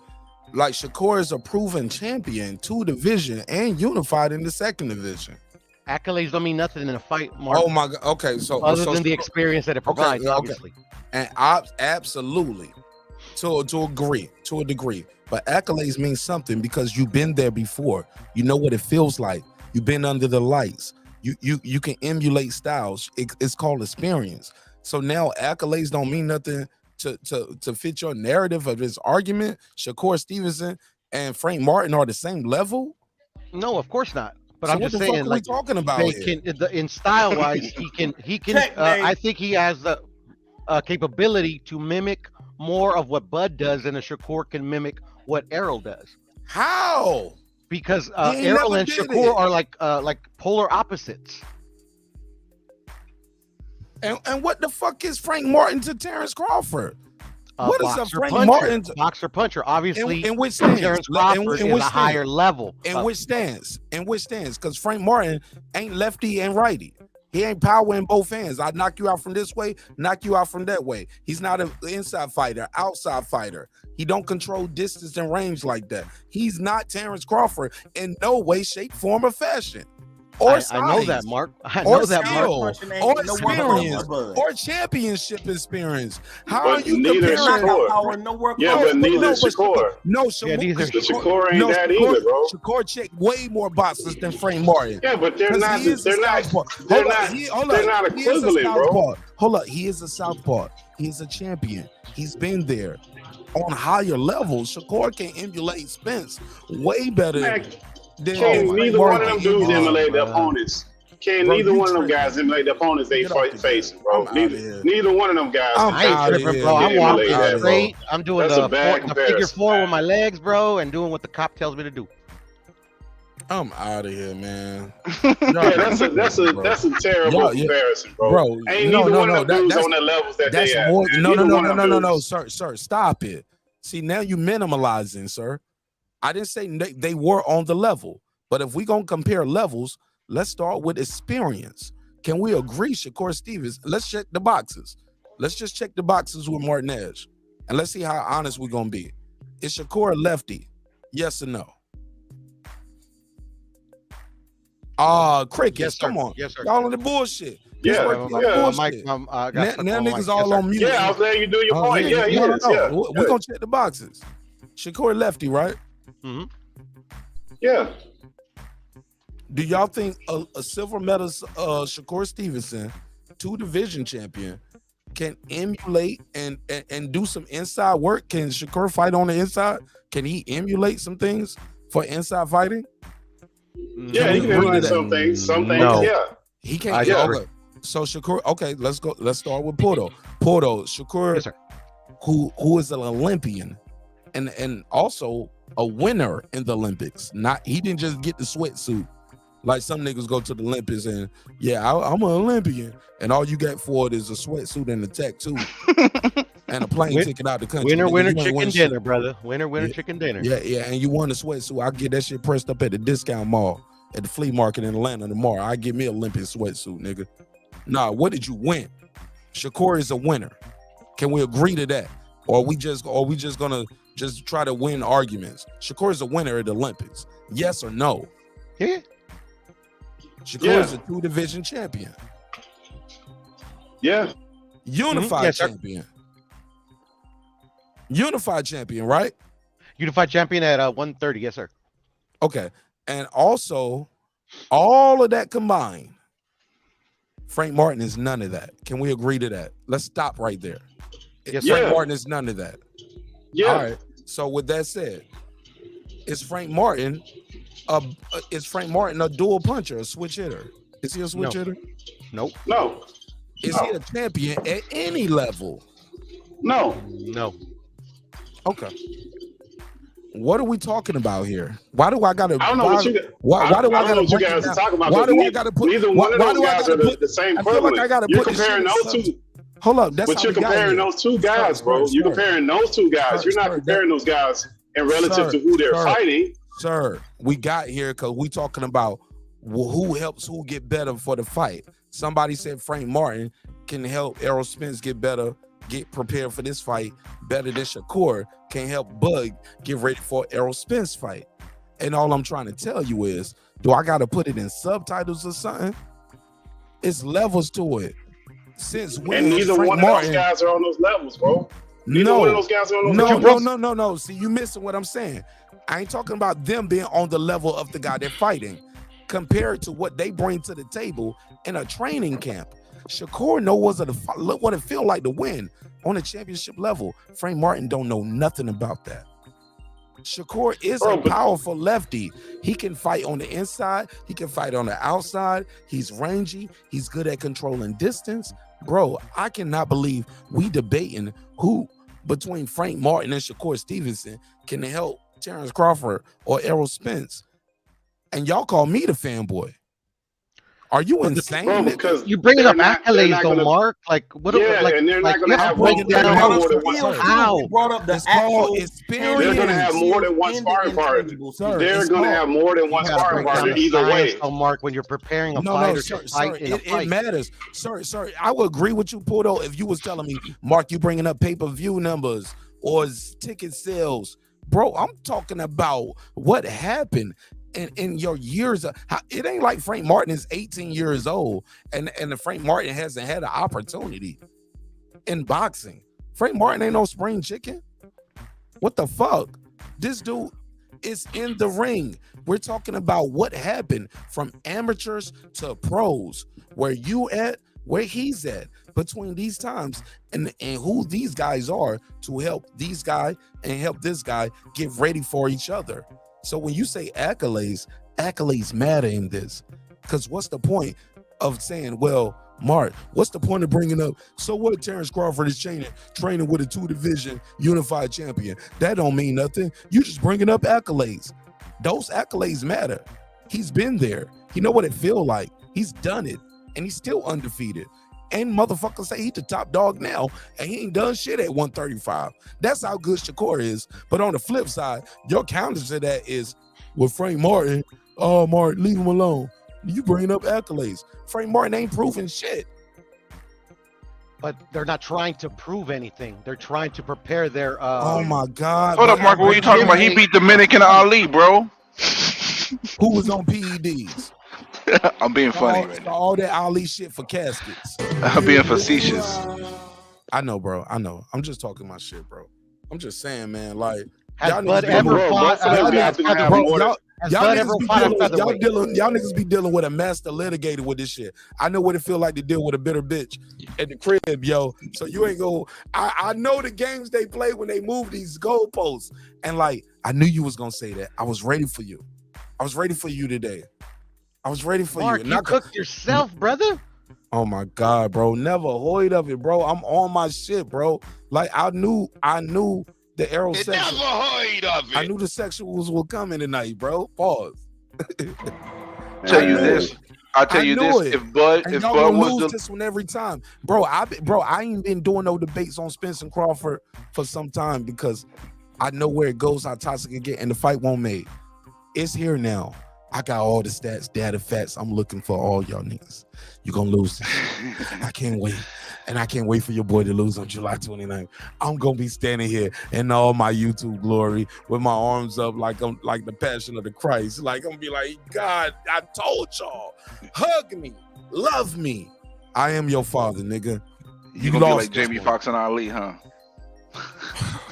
I don't even know. Well, he didn't win the Oscar for that one. I'll be Jamie Foxx and Ray. Drugs. Don't do that. I'll be Jamie Foxx and Ray. They thought I was blind the whole time, but nah, boy, I saw the future.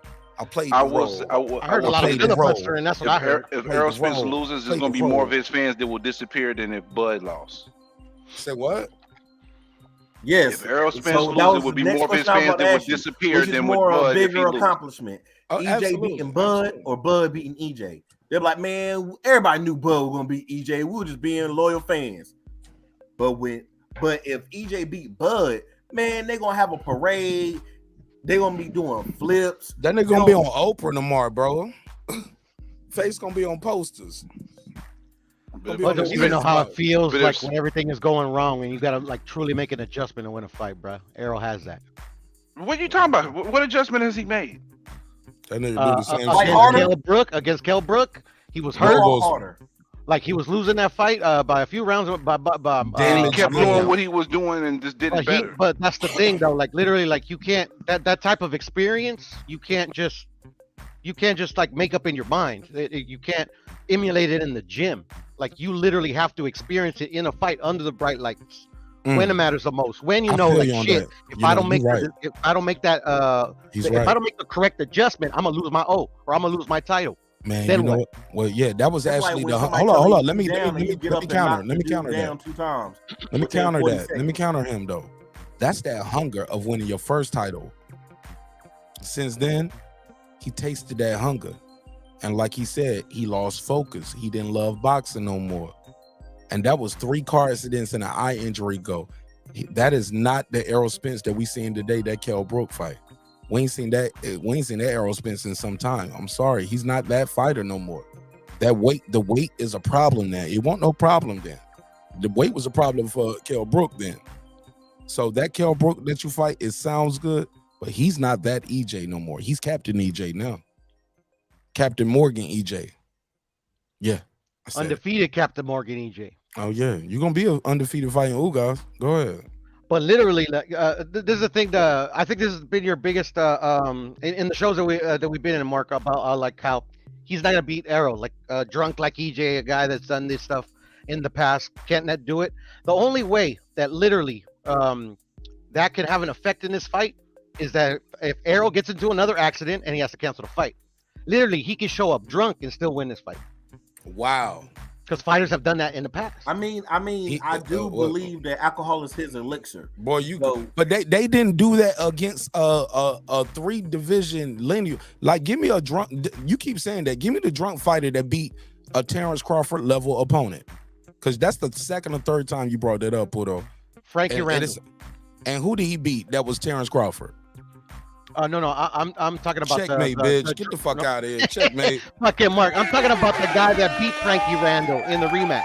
Got him. The Boy, I drunk do this. cokehead that I beat told you I Frankie do Randall this in shit, that- man. And Frankie Randall ain't no Filibuster, Terence bro. Crawford. And Frankie Randall Bro, ain't no Frankie Terence Randall Crawford. has literally done, like, He's not a Terence Crawford, dog. Frankie Randall literally beat Who was drunk? Chavez, bro. When like Chavez was like Chavez. Bro, The Frankie first man to Randall. beat him. I'm sorry, Frankie Randall ain't Terence Crawford, dog. And I respect Frankie Randall. He's no Terence Crawford. Terence Crawford he's different, dog. This guy's a generational. How is he proven that different? And you will see July 29th. I can't wait. I can't fucking wait, bro. Hey, So but Errol Mark, can we agree? Spence- Hey, but 40 and can we 0, agree? 31 can we agree on, knockouts. on this part? I think both of these guys. Look, I think both of these guys. They need to get somebody like I can't think of the gentleman name that Muhammad Ali had with him, the hype man, that helped him with those phrases, because they're gonna be on TV and they need to be able to talk that shit.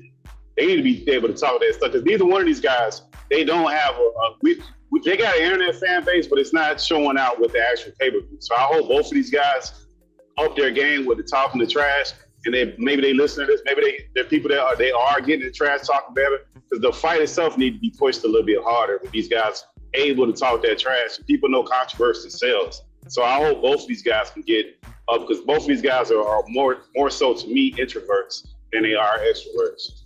Well, the guy you talking about, his name is Boudini Brown. That's Drew Boudini Brown. Rest in peace. Boudini Brown. Okay. Yeah. Brown.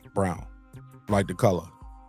He was like the guy who wrote a lot of those poems and quotes for Muhammad Ali. But that was the guy. Rumble, young man, rumble. Yeah, that's the guy. Shout out to my good brother Brandon Washington in the building. Yo, members only, baby. Membership has its privileges. You see, hey, Brandon Washington, this is my new style, doggy. Members only chat, members only panel. Rest of y'all got to call in and that's it. You can't type. Salute. Can't What's even up to type me. everybody? Welcome home, Brandon? my What up, brother. Brandon? Good morning. What up? Peace. Go ahead, Brian. You just pulled up. Go ahead. What's on your mind? Pitt, what up? What's up, Brandon, man?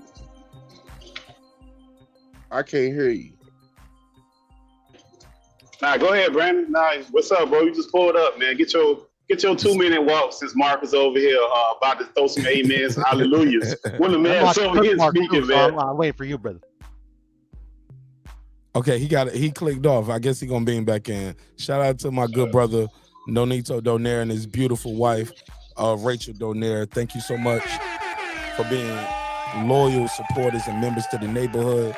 9-time champion, on his way to 10-time champion and on his way to the Hall of Fame. And we're gonna support him every step of the way. Shout out to Nonito Donaire. Let's give it to him, y'all. Love him. I love him. Blue champ. Boxing royalty in the building, y'all. Boxing royalty. So let me make sure. I'm gonna put that link out there again. Let me see if Rachel is there. Rachel, if you there, pull up. Fuck with us. I was talking about earlier too. Who checks the more boxes between these opponents? Some of y'all was here for that. Some of you guys weren't there for that. And I just believe Terence Crawford checks more boxes. And look, I'm leaving out the complaints about the weight. These are things that Errol Spence had vocalized. I'm leaving out the car accidents and like being like just getting beat up. You know what I'm saying? Outside the ring. I'm leaving out the surgeries and the injuries, the eye injury. You need your fucking retina, bro. You need your eyes. I just think Terence Crawford got too much going to his favor, even right now. Some people don't give him credit for the Avanesian fight.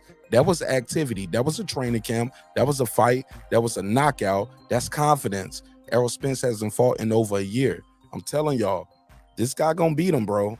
And it's not gonna be as hard as everybody think. But it's going to be beautiful for the sport of boxing because we're going to get a good fight with two guys in their prime. But also, we're going to see a 2-division, 4-belt, undisputed champion, bro. And we ain't seen that.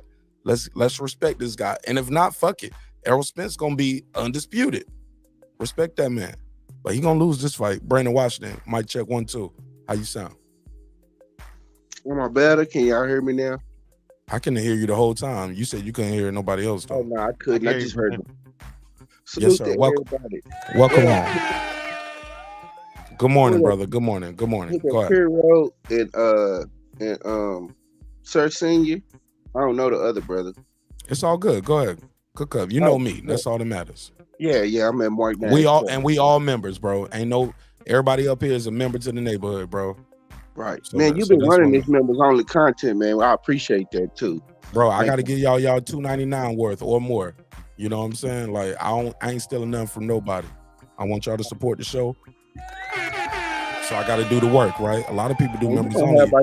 You got about 30,000 subscribers. You keep doing this by the time the fight come around. Hey, look. Some people do members only, got members only telling y'all to join. They never do no members only content.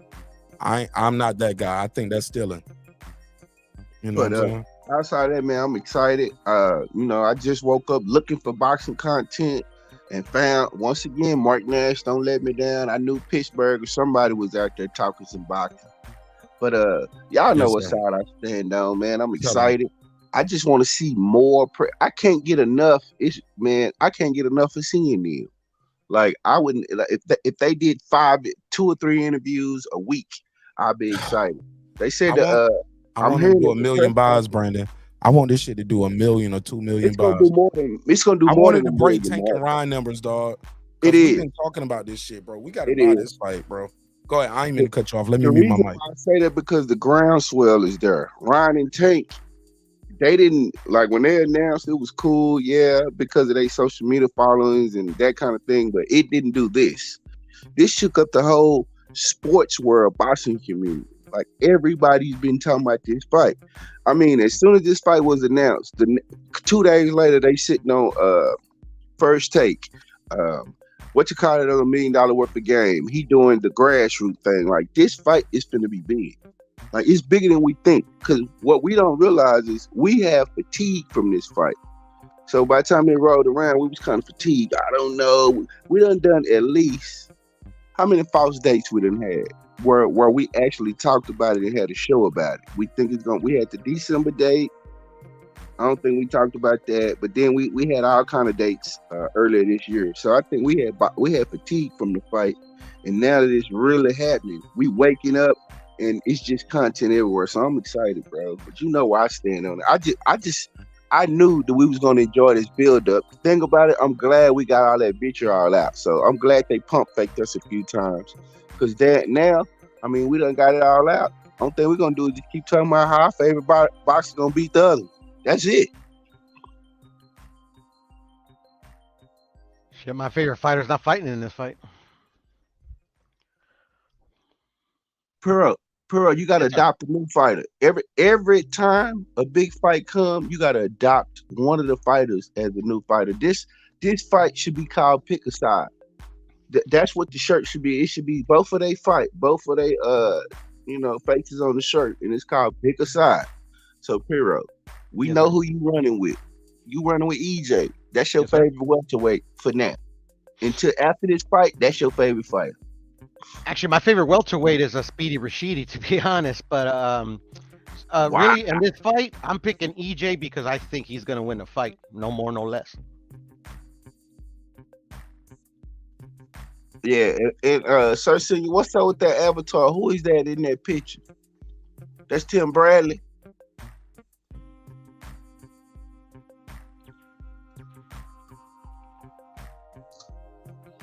Oh, and apparently Mark thinks that if EJ beats, if Bud beats EJ, it'll be bigger than like Frankie Randall, like pulling the upset of all upsets of like the last 50 years. But it is what it is.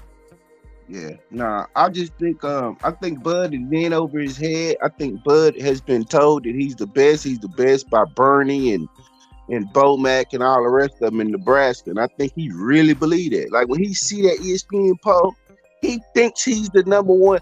Nothing tells him, dude, you not number one. It's just some bullshit that people make up. Like it's a sense, like it's not that you are the number one. You not. But he thinks he is. That's why I think he gonna lose. Because I think Bud is so arrogant and delusional. He thinks he's this number one pound. He's not. This just I always thought Bud was top ranked hype. I think he's a good fighter, but I don't think he's the exception. I don't. I never have. Y'all. I've been on record saying I think he's a top ranked creation. I just do. Wow. I think so the way Brandon Washington. Mayweather was 1-2, right? Then you woke up. So Go Brandon ahead, Washington. Let me ask you this. Yes, sir. If he's a top ranked creation, why in every fight that they had him, when he came into the fight, a lot of these fights he's had at every different weight class, they said, okay, well, this is going to be his real test. And he knocks them out. He styles on them every single time. When was the last time you seen Bud have a tough fight? Here's the thing. Like I said, he's favored all the fights. Right. He's favored in all the fights. We talking about. He's not. Go back and rewatch these fights. For the last 3 years, he's been favored. They on YouTube. Go back and listen So to the commentary. he wasn't favored. He wasn't. Test. Go back. They'll tell you what the stats say. It says, okay, I don't know that. He wasn't favored the last three years in fights he had. Won't EJ favorite his whole career? No, we talking about EJ. You said that they were saying that this is gonna be his test. How he gonna be tested when he's not? He's favored in the fight. They said like how this happening? They said Porter was his real test. Kell Brook was his real test. Who said that? Almost every fight. Who did say that? Every fight, but Albanese never said that. Was going to be his real test. Nah, man, that dude been favored all the fights. Every fight he fought at welterweight. There's no fight where even money was on him. Not one. True, but Errol Spence has never been an underdog. That we're not talking about Errol Spence. But we're not the one saying that the guy was underdog. He's saying that once. Yeah. Terence Crawford was an underdog one time. Like Spence has never been an underdog. The one who blatantly said, "I'm gonna take the easier route to the man face." Why wouldn't I fight them? That's an easier fight. Yeah, they are. They what? He was right. Bud told him, "You smart, but not that smart." They're saying he was right. They were easier to make. There were no hiccups. The only hiccup came when it was time to get the last belt. So he was prophetic in what he said. Bud ducked and ran and hid and slid and out. Y'all reaching for the stars. Not easier fights to make. I actually Bomac said the same thing though. Okay, so Bomac said he gonna take easy round too. So what's the difference? Versus the easier fight to fight.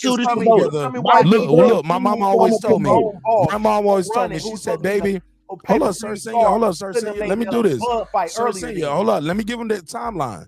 Cause my grandmama always told me. She said, "Baby, we can sing together, but we can't talk together." So let me give Brandon Washington a little recap right here for those who don't know. It was a time, and even Bud is on record of saying this, and I hate he said it because it sounded passive. It wasn't aggressive, but he said, "I already know he's gonna fight Ugas. I already know that's their plan. That's what they was gonna do." He said it was never in the plan, even with the fight before that. But what happened in that Ugas fight was Ugas and his team paid to step aside money for the unification fight so he can fight Errol Spence. And that's what happens when you go into negotiations for unification. Your mandatory can get a letter or the sanctioning body or tell them, hey, look, that we working on this. You got to wait. Let's see what happens here first. That's what happened. No different for what's happening. Let me finish. Let me get this off. I've been quiet for a minute. So I got to get this off because you asked a good question. Let's not mistake. Never forget, Errol Spence could have went into negotiations with Terence Crawford, with Ugas. He was a free agent. The top ranked deal was done. He had not did negotiations with Stanionis. No, that's 100% fact. Let me finish this. Let me finish. And then you can tell me it's not true after that. Because you can Google Tim Smith, the vice president of communications for Premier Boxing Champions, and that interview was legendary because they ain't let him speak since. He said, we never made an offer to Terence Crawford. We never went in negotiations. We didn't want to insult him. We didn't want to disrespectful. He's a prideful champion. And at that point, yes, Terence Crawford was a free agent, and the Errol Spence and Ugas fight hadn't even been announced. So first of all, you're wrong. You're wrong. That's number one. You're wrong. I'm gonna explain the real timeline, not the Terence Crawford fake timeline you just made up. Number one, the reason that Errol Spence fought Ugas is because Ugas was a step-in for Manny Pacquiao, who had the WBA belt, while Earl was on a belt-chasing spree. Manny Pacquiao didn't have a belt. Manny Pacquiao didn't. Hold on, stop right there. No, Manny Pacquiao already got stripped. You don't know what you're talking about. No, Manny Pacquiao had already got stripped. You don't know what you're talking about. You don't know what you're talking about. I know exactly what I'm talking about. Manny Pacquiao got stripped. Manny Pacquiao got stripped and Ugas got elevated. Bro, listen to me. I know because I did a story about it. Why you telling me I don't know what I'm talking about? I did a story about it because part of the storyline was, and we was talking about, will they give Manny back his super champ status now that he's fighting Errol Spence? And they didn't. And they was not fighting for the super champ belt, bro. So why you telling me you don't know what you're talking about? You don't know what you're talking. Nigga, I was there and I got the videos online to prove it. They were not fighting for the super champ belt. All right, you done? Was the super champ had a detached retina. I don't know what you're talking about. They didn't fight it out. That's knocked out in sparring on the undercard. He was the super champ on the undercard. I'm gonna make my point. I'm giving it to you because you wrong. Ugas was the super champ on that undercard. Why did Bob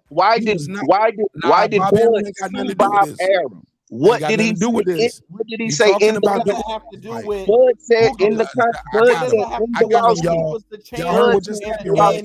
Y'all heard what just happened, right? Trying to fight Manny Pacquiao. You stop, sir. Saying you stop, bro. You bringing up Bob Arum? He has nothing to do with this. The reason I'm bringing up Bob Arum because you said before I'm talking about before the Ugas fight. I'm talking about when you just brought up Manny Pacquiao. Hold on, let me finish, bro. Because you keep filler busting me and you keep changing the point and then start saying you was wrong about Manny Pacquiao being a super champ. Manny had already got stripped. Okay, listen, bro. You said Spence was super chasing, champ chasing. He was belt chasing, not fighting Pacquiao. That was a money grab. Okay, no problem. Was a money fight. He didn't fight him anyway, so no problem. Cool, no problem. No problem. Then? But back to my original point. Checkmate. That was unification, Mark. Thank you. Back to my original point. They keep unification if you won't let me get to my point, bro. Why was the belt around Manny Pacquiao's shoulder in the press conferences, sir? Because he owns one. He owns a regular belt. That one, he had already got stripped. Pulled out. No, I remember he getting stripped, brother. But the thing is that they stripped him after Errol pulled out. Bro, no, they stripped. He was stripped before that. Ugas was already elevated. I hear where you're coming from, Mark, but I think no. Like a little bit. Because the argument back then was, go back to YouTube. We did a video about it. We was arguing about Manny Pacquiao got to fight to get his belt back. Like, why Manny Pacquiao got to fight Ugas? Ugas was the super champ already. He had already got stripped. Y'all niggas are wrong, bro.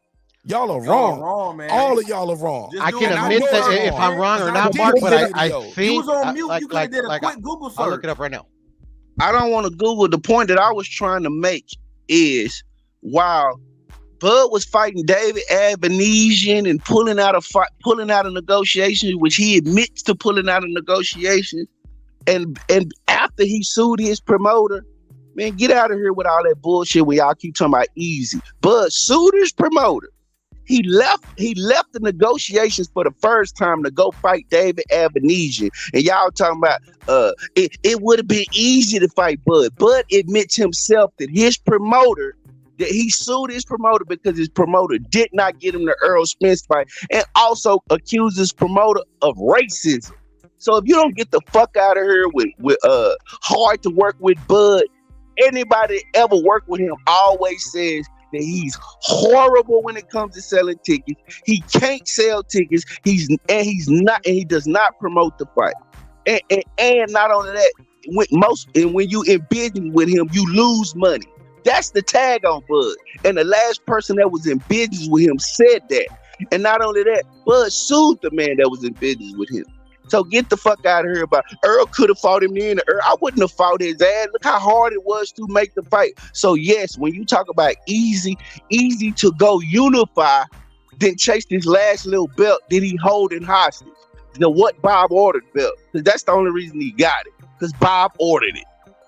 That's why I say this is a top. That dude is real. I don't believe in Bud. I think he's a top ranked creation, and I think he's the boogeyman to Errol Spence. People don't want to like Errol Spence, so you got to give him an alternative. You give him that, the less popular, less ticket selling, less appealing fighter. This what you get. So that's what Bud is. Bud is just in the way for right now. He got a belt, and that's why he's in this conversation. Other than that, he didn't. When it comes to his 140 career, trash. 135 career, trash. 147, trash. This dude is a Bob Arum creation. And I promise you, July 29th, it's going to be proven. Y'all can be upset. Y'all can call him fast footwork, fast this.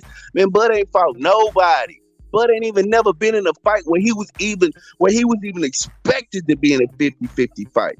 This dude is not that good. And y'all gonna see. Compared to Errol Spence, I think Bud is a B-level fighter. I do. I don't think he's this fucking world beater. And, oh my, three different. Who did he win the belt at 135 out of? Anybody know? Ricky Burns. Okay. Who did he win his first 140 belt off of? Anybody know? The first one. I believe it was vacant for Delorme. Yeah, okay. Thank you. Broner moved up. The second belt. I can't believe it was Michael Garza. Got his belts. So when he you beat look Matisse, he beat the guy that beat Matisse, which was who was that? Victor Postal. Man, if you don't get the fuck for the out WBC. And man, you talking about the belts? Oh, them the belts that Danny vacated. He ran from him. He ran from so he he didn't fight the real. He didn't fight the real dude who had all three. He fought undefeated champion. He fought another dude. He fought the next best thing. I told you that that's guy dropped what the belt. He dropped that belt. I told you that's what he does. That's not his fault. The guy dropped the belt, bro. He fight the next best thing. So hold on. So B-level fight. I told Spence don't fight Boots. So Spence don't fight Boots. Did he duck Boots? Perfectly. Who? How about that? Oh, who? I ain't hear you. You lost me. I thought I heard Boots. Because by that same logic, who duck Boots? Spence and Crawford are ducking Boots if they fight him and they move up. Do you think they ducking Boots? I don't think so, but by your logic, we just ended that. By your logic. No. But by that logic. Nope, I just said I think what you think. I don't think No, sir. No, you don't think what I think. Okay, all right. What I'm trying to tell you is when a guy moves up in weight, those belts are vacant for whatever reason. Those belts are vacant. But then once you unify, and then you unify with somebody else who is another undefeated champion. These are undefeated champions. Ain't nobody else beat them. They had vacant belts. That's what they had. Ndongo beat a champion, then he beat another champion. Who? You heard him. Who did Ndongo beat? You heard him. Who did Ndongo beat? You heard me, bro. Go, no, bro. Go ahead. Go ahead, unbiased fan. What you got? Yeah, that's why. Well, first of all, he's an American fan, and most American fans don't pay attention to the lower weight classes. Top rank ass record up, just like Hold on, Brandon. I top gave you a rank. long time to cook. Let Brim jump in just a little bit. All right, so check this out. The first thing he said about Bob Arum and lost money. Well, there's a story behind that a lot of people will ignore. The reason why Bob Arum lost money on Terence Crawford is not just because Terence Crawford doesn't sell. What happened was during the pandemic when he went to fight Carol Brook, Bob Arum asked him to take a pay cut because they weren't going to have anybody in the stands. Bud said no. You pay me what was agreed upon. That's why Bob Arum lost money, not because Terence Crawford doesn't sell, because it ain't like he was giving him $10 million a fight. That's why. And the big reason why Bob Arum had the ESPN deal in the first place was Terence Crawford. He was the flagship fighter that got to help get that deal to go to ESPN in the first place. So that's the first thing I'm going to attack. That's a lie. No, it's not. It's not. I mean, you can believe it if you want to, but it's not. It's not a lie. It's documented. Sir, saying you got an echo. You sound like you in the bathroom on the toilet, sir. Saying let them cook until you fix your audio. You sound like you this is documented. This is not what I think. This is what is factual. That's factual. Well, where can I find it? In black and white, where Bob Arum said that he got the ESPN deal. Kid cooking, where Brim, did you get that? Brim, Google's your friend. Google's your friend. Google's your friend. Google is your friend. Hey, Brim, he ain't Google shit, but now you got to Google yours. Keep cooking, Brim. Oh, like Google's your friend. Seriously, I ain't telling him to Google nothing, Mark. I ain't telling him to Google I'm telling nothing. you to Google though. I'm telling you to Google is your friend. No, you present me opinion. No, it's not an opinion. It's not an opinion. I'm not making it up. It's not. I'm not making this up. He didn't get no ESPN deal for Bud, whack ass Bud. No. Terence Crawford was the flagship fighter when they went over to ESPN, and that's a fact. I mean, you can front if you want to. They didn't have at that time. They didn't have Tyson Fury. They didn't have any of that. So you can front all you want because you hate Terence Crawford, and it's okay. You hate Terence Crawford, and it's okay. But the fact is, Terence Crawford was the flagship fighter when they went over to ESPN. That's bar none facts. You and Senior and Mark Nash. That's bar none facts. Is that Terence Crawford was the flagship fighter when they went over to ESPN. That's a fact. You can dislike Terence and you can hate him all you want. Lomachenko was. Okay. Lomachenko. Yep. But they put Lomachenko on pay-per-view, right? This was Lomachenko's first fight on pay-per-view. Just happened just recently. Was the flagship.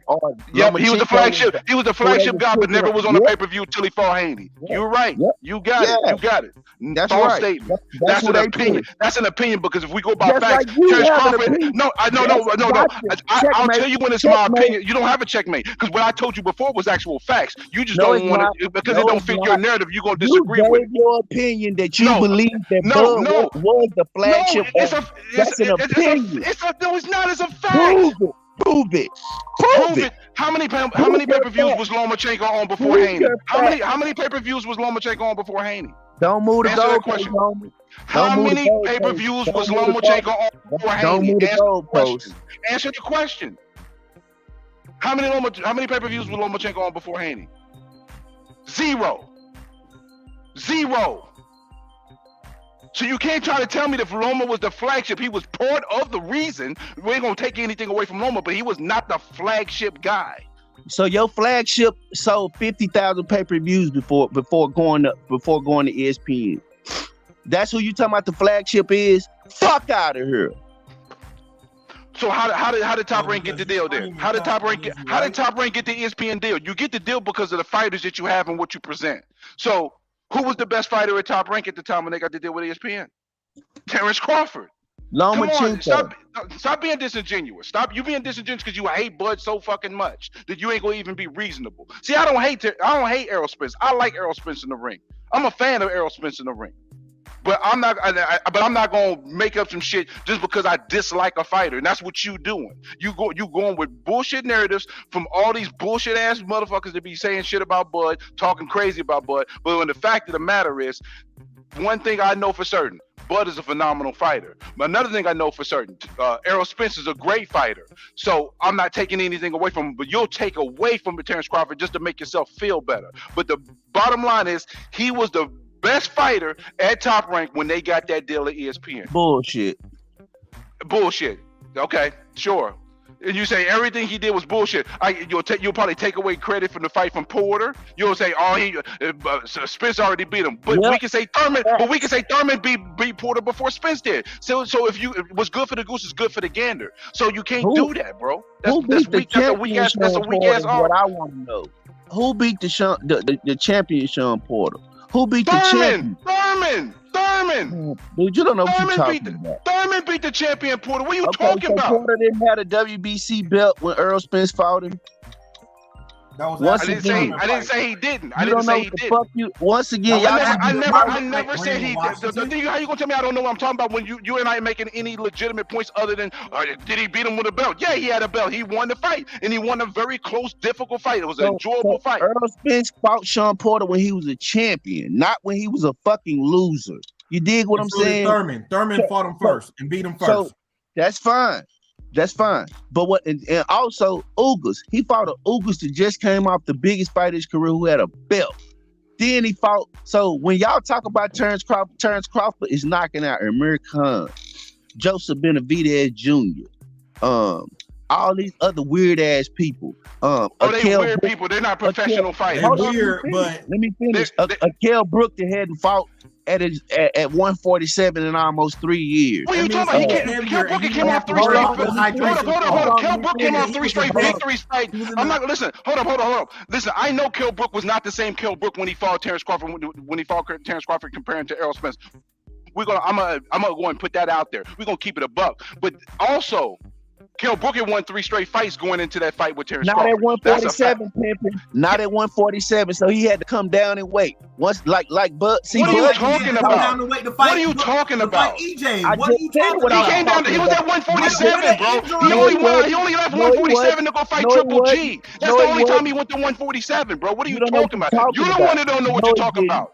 His go last look at his box rec. Yo, Nash, pull up his box rec. Pull up his box rec, because this guy's talking out there out his neck and his ass. Talking about. Unbiased don't know what he's talking about. The 3-fight winning streak that he was on was not at 147. You don't watch boxing. Stop talking biased fight fan. Nah, I hear you, super haterade. I hate Bud Crawford so much, Mr. Vitriol. I don't want to give no credit to an excellent fighter because I hate him so much. How many times you seen Bud fight? I've never seen Bud fight, but guess who I did see fight? I've seen four Roy Jones fights. Roy Jones is my dog. Just because you go to a fight don't make you no better than the next person. So you can get off your weak ass high horse and your haterade. I've been watching fights since 1980s, mid 1980s. I went to 4 Roy Jones fights. I've been to Roy Jones' house. That makes you old, homie. That makes you old. I'm old, and I know a little something about boxing. Hold up, Brandon. Hold up, let me get in here. Brandon, I fuck with you, dog, but let's not be disingenuous. Let's tell the truth. You and I both know, and everybody who's a long-term member to the neighborhood know, you didn't buy the ticket for Bud Crawford. He was on the undercard, bro. Can we keep it a buck? Like, you made that clear before. I went to see Bud and Mikey Garcia on one fight, and then I went to see Bud by himself fight Thomas, what's his name, the cab driver. That was in where was that in Dallas? That was in Arlington. So I've seen So the point that I'm making, I support Bud. I don't remember you telling me about that Thomas Delarme to now. Prior to now, all I heard you tell me was you saw Bud at that Mikey fight. I never heard that Thomas Delarme shit till now. Go back and listen to the replay. I give you credit for it. I give you credit for that one fight. But that other fight, let's be clear, you didn't go to see Terence Bud Crawford. You went to see Mikey Garcia. He wasn't the headliner. Mikey Garcia was. Okay, but no. But you didn't go to a Bud fight. You went to a Mikey Garcia fight. I went to a Mikey Garcia fight. Okay, but still, I've seen Bud just happened to be on the card. A fight don't make you no better than the next person. You trying to use that like you because you better than somebody because you are a hater. You're a supreme hater. Brandon act like he bought a ticket and said, "Oh, I can't wait to see Terence Crawford." I did go see Bud. Bro. I've been up here with you, bro. You told me already it was Mikey Garcia. That's recorded. He was headlining. It's not my fault. Mikey Garcia was the fucking headliner. That's who you told. Bro. You told me that's who you came to see. That's not true. I did not pay to go see Mikey Garcia. Okay. I went to go see a top ranked fight, and they was on. Fair enough. So you went to see. So a hater went to go see Bud fight. Congratulations. bro, twice. Bro, I remember being there for that What? conversation, bro. We And even he was laughed. the headliner We even one of laughed them. about it. And We he was was, the we headliner even one of laughed them. about it, Brandon. You was like, "Well, come on, man. You know Mike Garcia. You know what I'm saying? Like, fuck Bud. You know what I'm saying? I would, Well, bro. We laughed about it, if Bud Brandon. was, I would go see Bud fight. If Bud was, Bro, if we Bud was laughed about fighting, that if shit, Bud bro. would have been You went for fighting, Mikey Garcia. no, I did That's not. what No, I did not. bro. No, I I remember. didn't. Oh, the boxing scholar gonna get you. I'm telling you, the boxing scholar is vicious, boy. He'll find some shit It on don't these matter. YouTube It streets, don't matter. Find bro. it. Find it. But what we Bro, do I'm know telling you, is said that it, bro. hater narrative, throw that out the window, bro. You just can't defeat these No, talking because points. you a hater. You a by- hater. Your talking points are You just trash. can't. Your talking points are trash. Keep cooking Your them, talking points Brandon. are not Keep based on cooking them. facts. He's not I cooking cannot. nobody. His points are not even based on I've facts. seen Bud fight and been to and watched Bud headline fights. How can I be a hater? Because Look listen at that to belt. yourself. Look at that belt. Shiny belt Listen, around man. just because you go to somebody's fight don't make you expert. It don't change the fact that you hating on that person. So what? So what? You went to his fight. You hating on him Would right you go now. to- How many You people throwing go? nothing. You ain't Wait. giving Bud. You don't give Bud no. You giving Bud zero credit for anything based on How what many you're saying people is bought no credit for Bud. Mayweather Bud fight? ain't fought. Bud How ain't many fought people nobody. Brian? He's a champ. But you It's don't want to. man. But you don't want to. But you don't want to It's admit man. that you don't want to admit that Danny Garcia just absolutely just past Terence Crawford when they offered him his highest guaranteed payday, and he decided to fight Adrian Granados Bob for Arum one said. third the Bob money. Arum And said. that's a Bob fact. Arum That is said. a Bob fact. That's Arum not that's said. not an opinion. That's I'm a gonna tell you fact. what Bob Danny Arum Garcia said. went the other direction. Bob And the matter Arum of fact, said the he difference, wasn't gonna make that between fight. Terence Crawford's resume at welterweight and Errol Spence's resume at welterweight is one Danny Garcia fucking fight. Stop hating. Stop the cap. You on the nonsense. PBC had him froze out. He wasn't in the plans. They wanted to make sure Errol Spence had the upper That's why hand, which is a and that's smart why business, Bob sued, which is a and that's smart why business Bud move sued on his their part. promoter. But for us as And boxing that's why fans, Bud it's not the sued his move. promoter. That's Yeah, actually. but I hold favor on, Bud for you- not fighting fucking Garcia. Cause You said you blame Bud for not fighting Danny Garcia? no. Like I actually, that's to his credit, bro. I think Danny Garcia is trash. I mean, He's he the was- ultimate tune-up at 147. The ultimate tune-up. Yeah, he was. Errol Spence beat him at 60, 70%, bro. Yeah. With ease. Spence was on cruise control from around 9 to 12. I remember And his the fight man very just well. came Yes, from the sir. accident. Easy fight for easy work. And you're up here talking about this Bob Arum. Didn't Mayweather have the same issues with Bob Arum? So let's again stop being disingenuous. Just because you hate one fighter, you want to use the same talking points that It's a applies to fact, other fighters though. who left Bob Arum. And Brandon Washington, you said that you can't be a hater if you went and saw him fight twice. I don't believe so. And if he was fighting Well, how many again, if he people- was how fighting many again, people used to I'll go go to see watch his Mayweather ass lose? again. I can't hear you. How many people used to go to see Mayweather lose? I ain't never went to see. I ain't never rooted against Floyd. I wouldn't know. I'm asking you, how many people will buy a ticket, front row, mid row, in the rafters, buy the fight at home just to see Mayweather lose?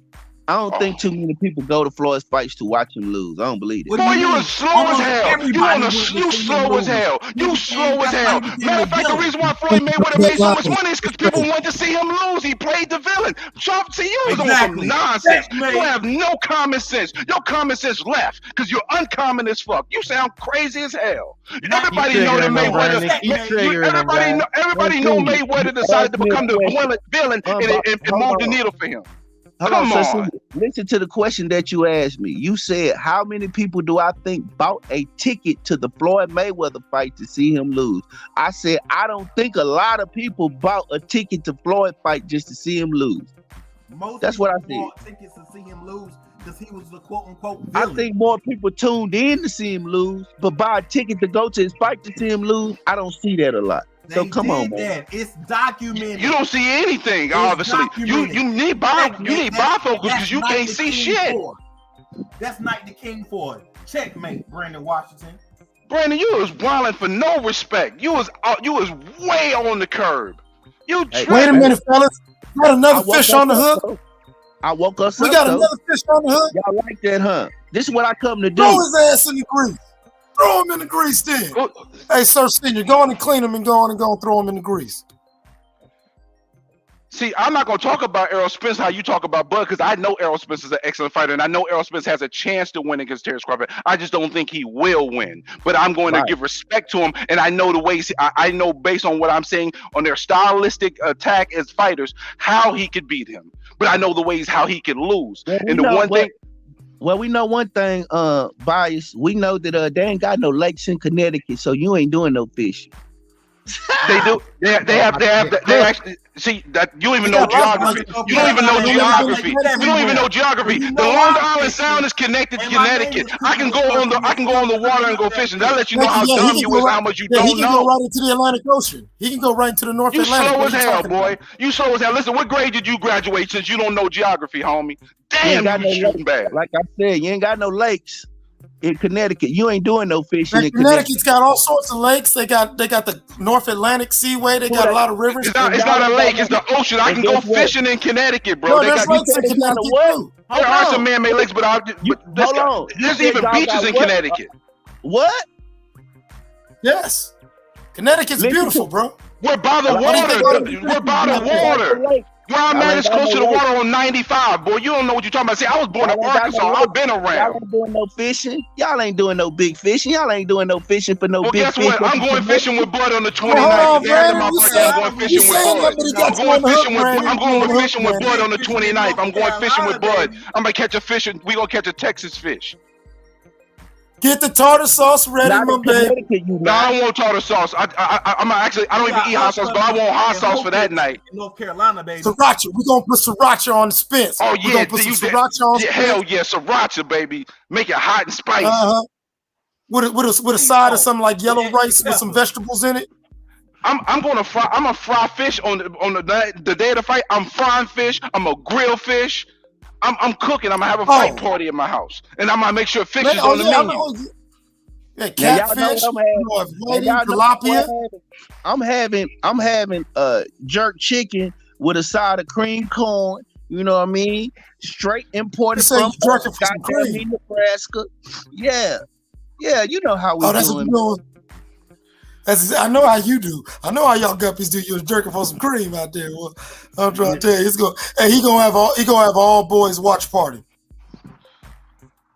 Man, you know we don't do that. Respect the Spence, but his part-time activity, he ain't gonna win this fight. You better hope he don't get knocked out, so you get a second fight and he gets another chance. Brandon, takes another chance. Brandon, this ain't even no dig at you, but stop defending Texas like that. What is the motto of the city of Austin, Texas? I don't know. I don't go there. Don't play dumb. Don't play dumb, Brandon. Don't act like that shit don't go on in Texas. Steers and what? Steers and who? It starts with the letter Q. I don't know. I never heard that. What was that? Never heard of it. Yeah, all right. Never heard of it. Man, call your cousin, man. Yo, somebody get this man some candy-coated ribs, man, like for real. Because you was wilding for no respect, bro. You ain't the points you making is based off hating, not off facts. When I told you the whole situation with Bob Arum and Terence Crawford, that was based on facts. Alone. Listen, Brandon's just a little worked up. His blood pressure's high. He done ate a couple McRibs. You know what I'm saying? And don't duck. If he lose, don't duck out. Man up and be here. And I want to put something on the wood to make the betting good and give a little bit to him if you down for that.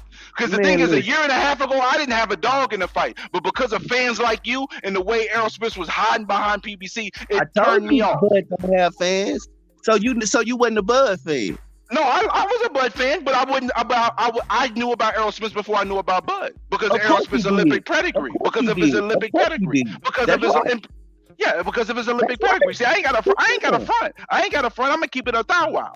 Yeah. But at the end of the day, Errol Spence was hiding behind his promotional company until he stepped up and said, "This is the only fight I want. You're gonna make it no matter what, and this is what's gonna happen." He didn't do that last year. He let them lowball him, and that's why the fight didn't get made. So you basically saying that Ryan Garcia nuts hang lower than Errol Spence, because Ryan Garcia told them motherfuckers what it was and laid it down before motherfucking Errol did. Errol wasn't even thinking about it until after the Garcia shit. You know that's some bullshit. And still, Errol Spence ain't good. I'm not gonna go that far. I'm not gonna go that far. I'm not going that far for Ryan Garcia. You know better than that. Clip, stop that. You know better than for a that. second. Let me be petty. Ryan's the reason this fight is happening, just so that y'all know. He's not the Tell him, Puro. Tell him, Puro. No. Let me get this off. Tell him, Puro. You better take the brown man. I forgot to mention my boy Tank. Go ahead. Look, birds of a feather flock together. We got Anthony Joshua, who lied about fighting Tyson Fury. Then we got Lion Ryan, who lied about fighting Manny Pacquiao. Then EJ said he was going to fight Manny Pacquiao, but told Bud he shouldn't fight Manny Pacquiao. It seems like all them liars flock together, don't they? Yep. We right down in Texas. Right down in Texas. I can't agree with that because I think Tyson Fury is a phenomenal fighter, but a chump. He moves like a chump too. He's a great fighter, but he moved like a chump. Like what he did with Usyk, that was chump moves. I agree. Chump moves. Straight chump moves. I agree with you. I agree with you on that. I agree with that. I do believe Fury's. He tried to punk I don't want to say he's like Usyk. I don't like but that. I don't think that's the first thing on his mind. He I don't wouldn't. think he's First of all, he wouldn't. When they were doing them negotiations, he wasn't ready to fight him. And the thing is, his trainer threw him under the bus because he said, I didn't come here to train Tyson Fury. They had no intentions to fight him at this month. He had no intention to fight Usyk this month, and that's why he was doing the stall tactics and doing all the bullshit. But I think they'll get it in before the end of the year. But he up been trying to fight Joshua right now. See, it's a lot of cap going on. But listen, at the end of the day, I respect Errol Spence. He got his respect back from me because he took control of his career because they work for him. He don't work for them. He was moving like an employee last year, letting them do everything and not standing up saying, you do what it takes to make this fight. You're not going to have a fight of this magnitude where neither fighter is getting a guarantee. Come on, man. And everybody wanted to come at Crawford like he's some type of sucker. Crawford ain't never moved like a sucker. He don't even have the attitude of a sucker. He's a sucker. No, you just hate him. You the lollipop. You just hate him. Wow. Damn, I'm a lollipop. Damn, you a lollipop right now. You the lollipop kids right now. You the lollipop kids right now. You talking nonsense. You don't hold Errol Spence accountable for anything. See, I can tell you this. I can tell you this. Hey, hold on, man. He ain't a lollipop. Listen to these facts I'm finna give you. Terence Crawford made a mistake in negotiation because he was trying to handle it himself when he had no business trying to handle it himself. He's a rookie trying to get into this aspect, and he should have had somebody like he had this time helping him get this fight done. That was his mistake. You talking about Bud? Yes, Bud made mistakes. Everybody made mistakes in regards to the negotiating the first time. There you go. See, I think that bamboozled us, to be honest. All you had to do was say something bad about Bud. But your cap for Errol Spence won't hold him accountable. See, I ain't gonna cap. I'm not gonna cap for Bud. I'm gonna tell the truth. You gonna cap for Errol and not hold him accountable. You know damn well that Errol Spence didn't stand up and tell them you gonna make this fight. They almost tried their best to force him to fight Thurman, and he finally stood up and said, "No, I'm fighting Thurman. I'm not fighting Thurman." He didn't, but he did. He did, but he didn't last year. Man, stop it, bro. He didn't last year. I think they fooled us, man. I think they knew this shit was gonna happen. I think shit is planning or panning out like it was supposed to. I mean, it's definitely a possibility, but the reason why I don't think that's the case, because if that was the case, why would it be? Why would Bud do all that extra shit? Because the thing is, one of the things that Bud gets attacked for is why you put the business out on Instagram, but then at the same token they say, well, you don't promote yourself enough. So it was a double-edged sword for him. It was going to be damned if he do, damned if he don't in regards to that situation. If he had said nothing and just let it be, everybody would have been attacking him. I personally felt back in August, he should have told them when they gave him that offer, which was August the 24th, because I know the exact date. When they gave him that offer, he should have looked at that shit and said, "I'm good. I'm finna go somewhere else, bro. Because y'all offering me bullshit." Because they for the calendar year they didn't have anything for the fourth quarter, so they didn't have the capital generated to be able to pay for the fight. So I felt like PBC was being disingenuous in the offer that they gave Terence, knowing that they didn't really have the capital at the time to ensure these two fighters what they deserve for this fight. And because of what they've done with Ryan Garcia and Tank, it allowed them to have the capital to do this fight. So when Errol stood up, then they had the money to make this fight. But last year they didn't, and they should have just kept it a beam. See, the thing is, everybody wanted to disregard the fact that Bud told them, "I need to fight for 2022." Let me finish. But they offered Canelo $90 million. Because Canelo's the number one guy, though. He's the exception. He's the number one guy. He's the number one guy. You're going to do that. They offered Errol to him before they ever even talked to him. So how the fuck this PBC broke then? They can't be broke if they got capital. You act like they just got the capital off the Ryan fight. Now they can make the fight. But they offer. You gotta understand the difference between broke and actual capital. They don't use their own money, bro. That's the thing you gotta understand. But don't say they don't have the money. Showtime didn't have the capital in the fourth quarter for that fight. That's why they offered them no guarantee. But don't say they didn't have the money. The money was always there and always has been there. It was? Okay, what proof do you have that was always there based on what they did in the fourth quarter? $90 million fucking dollars. Huh? They offered Canelo $90 million. But the reason why they offered him that because he already had a proven track record, and they knew they was going to generate that, and they had people involved that was going to put that capital up because it's Canelo. So you using the number one guy. No, I'm not making your point. He's the number one guy. So people was going to put up money for that fight because he's the number one guy. But they wasn't putting money up for these other fights. See, the PBC ain't spending their own money. So stop fronting for the camera. I think the only people they were being disingenuous to are the fans. I don't think they were being disingenuous to Bud. I think Bud knew all this all along, bro. I'm starting to see it. I guess. I mean, that's a theory, but I mean, that's a theory, but that's all it is a theory. Pacquiao was champion recess. He was champion in recess. That's why that was going to be for Pacquiao's title. So you, Mark Nash, Pre-Roll, me and you were right, and the rest of them on the panel were wrong. They owe us an apology. Mark Nash, I don't know you shit. Put that bacon sandwich down and come apologize. Stop. Listen here, George Washington. You sound crazy as hell right now. Because your thought process is washed up and old and nonsense. Because I guarantee you won't tell me anything about Errol Spence what he did wrong. You won't hold him accountable for shit. Let me give him the drop. Hey, look, just because it was paid with the Queen's money with these euros with Brandon Washington believed that one. I'll give you hilarious. $2. Give him the $2. All right, pay him the $2. Oh, pay the $2. Okay, Brandon Washington. I'm gonna pull up the article though, just to prove to y'all that Pacquiao was Ugas had been elevated Ugas got elevated to the super champion. He was this champion before Earl pulled out the fight? Yeah, this was before the fight was even made. Pacquiao had already got taken the title before the fight was even made. Okay. Yeah, that shit happened before the fight was even made. But if I'm wrong on that part, I apologize and I correct that. But yes, when the fight for Pacquiao versus Spence was set up to happen, they knew going into that it was not for the belt, not for the real belt. It was gonna be that Reggie belt that Puto put up earlier. Hilarious. No, but that goes against champion in recess. That's what y'all. Mark. I'm just telling you, bro. And he went from champion in recess to being stripped, bro. I'm telling you. No, he was already stripped. He got stripped in January. They made he that. didn't have no belt at all. So he had no belt at all. No, so he had the title, champion in recess. The belt that he showed is the one that he was going to be fighting for Errol against. Ugas had the super champ belt already at that point. He was knocked down when that fight was announced. No, Ugas did not. They never switched it. I did a story about it. No, that's not true. That's not true. Mark, look it up the rules, bro. I'm telling you, brother. That's how Floyd did it. I ain't talking about with the rules. I'm talking about what happened because we did a story saying, damn, now that the Spence and Pacquiao fight is happening, is the WBA gonna reinstate Pacquiao and give him back his super champ? And they did not. Because they did the not. Fight was canceled, Mark. No, they didn't do it before the fight was even signed, bro.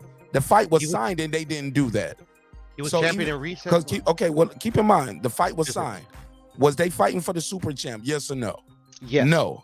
Yes. No. Yes. Yes, they were, Mark. He was because already the champion in recess. That is literally what the champion in recess is for. He gets. Ugas had the belt, bro, already. No, that's but he not was true. the champion in recess. The champion in recess. He'd already lost his belt. He'd already lost his belt. Okay, I'm just telling you. I'm just telling you. I don't know what story y'all. I got the video, bro. We did it. We had these whole conversations already. Y'all trying to change the history of what we already don't talked about. These videos are still on YouTube. We talked about this. We were all shocked. Not just my channel. You can go to the Boxing Voice and other channels. We all thought like, damn, man, we thought this motherfucker was about to get this belt back. Like, damn, surprisingly, the WBA didn't just give Pacquiao the shit. Let's Google it. Go back to the videos, but I digress. Guess what? January 28, 2021 is when Pacquiao got stripped. He was. Mm-hmm. Yeah. And then you go back to, I read an article from Reuters that says that once the fight was signed, since he was the champion in recess, he was the super title was going to be thrown in there. Like, so literally whoever won that fight was going to become the super champion, and Ugas would have been demoted back to the regular. No, Regular. That's not what was happening, bro. No, but that's how it works. That's how the rules work. No, you going back to the rules or Reuters? Is it Reuters or the rules? But that's Mark, not what was happening. Where he reading his from, Mark, you gotta have black and white. He reading from a reputable source. He not reading from Reuters. Carry all news. What are you talking about? No, I'm just saying I don't know what he's talking about right here, because he He went just from told you. he started off with the same point that he was starting with. He ended with the same point before he even mentioned Reuters. He was like, "Well, go check the rules." And I'm telling you, I lived through this moment in history, bro, and that's not what was happening. But Mark, this is the thing, though. I agree with everything that you said. I agreed that they stripped him. I agreed with unbiased that it happened in January. But at the end of the day, they didn't just strip him and that's it. He didn't have anything. He was declared champion in recess. And when the champion in recess, just like Floyd Mayweather did when he fought, I believe, Juan Manuel Marquez. Did WBA reinstate him before the Spence before the Spence fight or during the Spence fight? When did they reinstate him? Tell me that. No, they never reinstated him. That's where I agree with you, Mark. That's where I agree with you, Mark. And that's when we say checkmate. They never reinstated him, dog. But we weren't discussing if they reinstated him or not. We were discussing if we were trying to make the point that Errol was fighting for the super title. Facts. That's the point we're trying to make, Mark. Because he's fighting Ugas, who is the super because champ. he was fighting. No, because Manny he was fighting. Pacquiao. Because he was fighting Manny Pacquiao was never reinstated. They didn't have Mark. Mark. They didn't have. You got me. You got me. Mark, you missing the point that he When made. Pacquiao fought Ugas, he was fighting for his own belt back. Man, you tripping. When he was fighting, you get what I'm saying? Is that not true? Wasn't he fighting for his own belt back? I 100% get what you're saying, Mark. But the thing is that say the fight went through fruition, Manny Pacquiao beats the shit out of Errol. He would have been the unified champion, and he would have had the WBA Super Championship. Because he would have been. No. Right.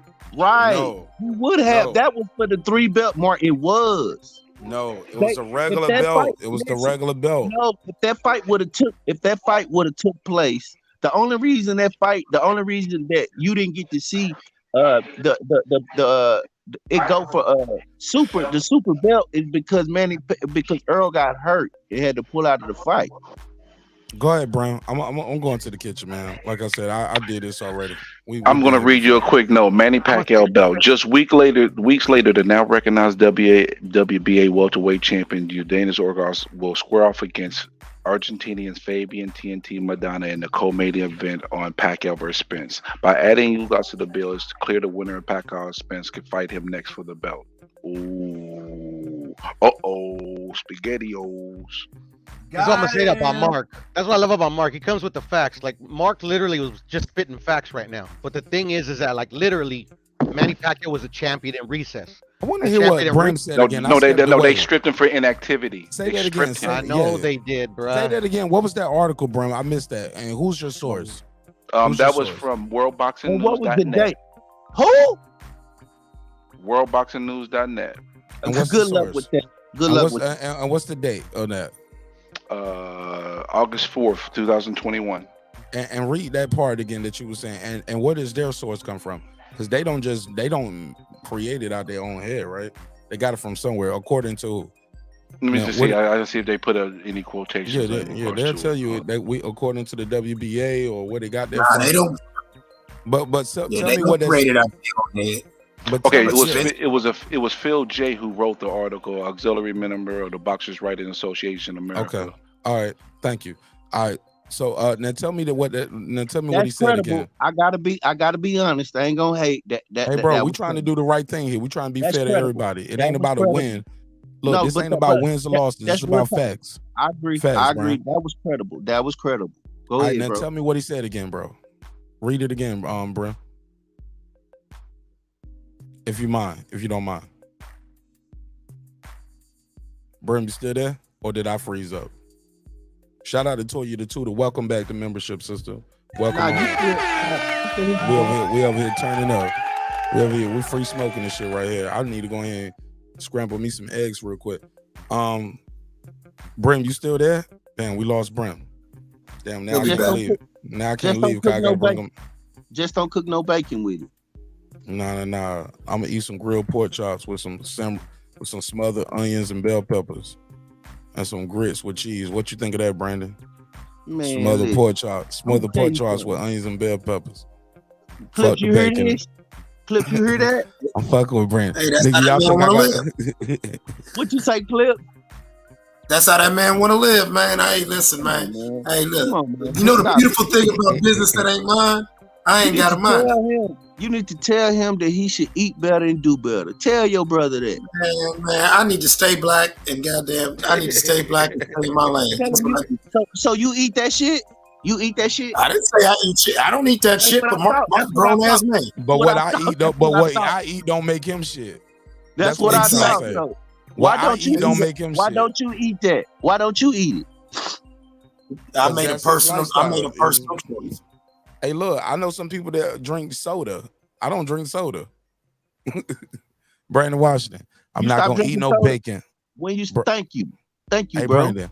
I'm not gonna eat no bacon. I'm Thank gonna you. eat a whole pork chop, nigga, Yo, you with some wildin'. smothered onions and bell pepper, some cheese, eggs, some grits, and some biscuits. Hey, man, listen. And ain't I hate nobody you. on Hey, listen, YouTube. hey, man, you gotta let And people do their I'm thing, fucking man. with you.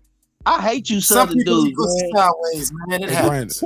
Brandon, People you from the really, hey, South, look, if y'all they think make us about look to go in bad. there real quick, if y'all really think about to go in there and cook a whole pork chop at this time in the morning, like you got me fucked up. I'm just trolling Brandon, yo. Sir Senior, I'm you just better not be trolling, huh? eating no pork either in North Carolina. You know better. You know I ain't Man, eating no pork. Go but get your ribs and get if your you gonna barbecue. eat it, North Carolina place to eat it though. Go get your pulled pork sandwich. You know what I'm saying? Go get your Sir barbecue. Senior If you eat gonna that eat shit. that He know pork, With better. that North Carolina is coleslaw. the place to eat it though. Get that pulled pork with that Yeah, they love the I ain't with gonna that I ain't damn gonna front. They coleslaw. love them hog and kakalaka.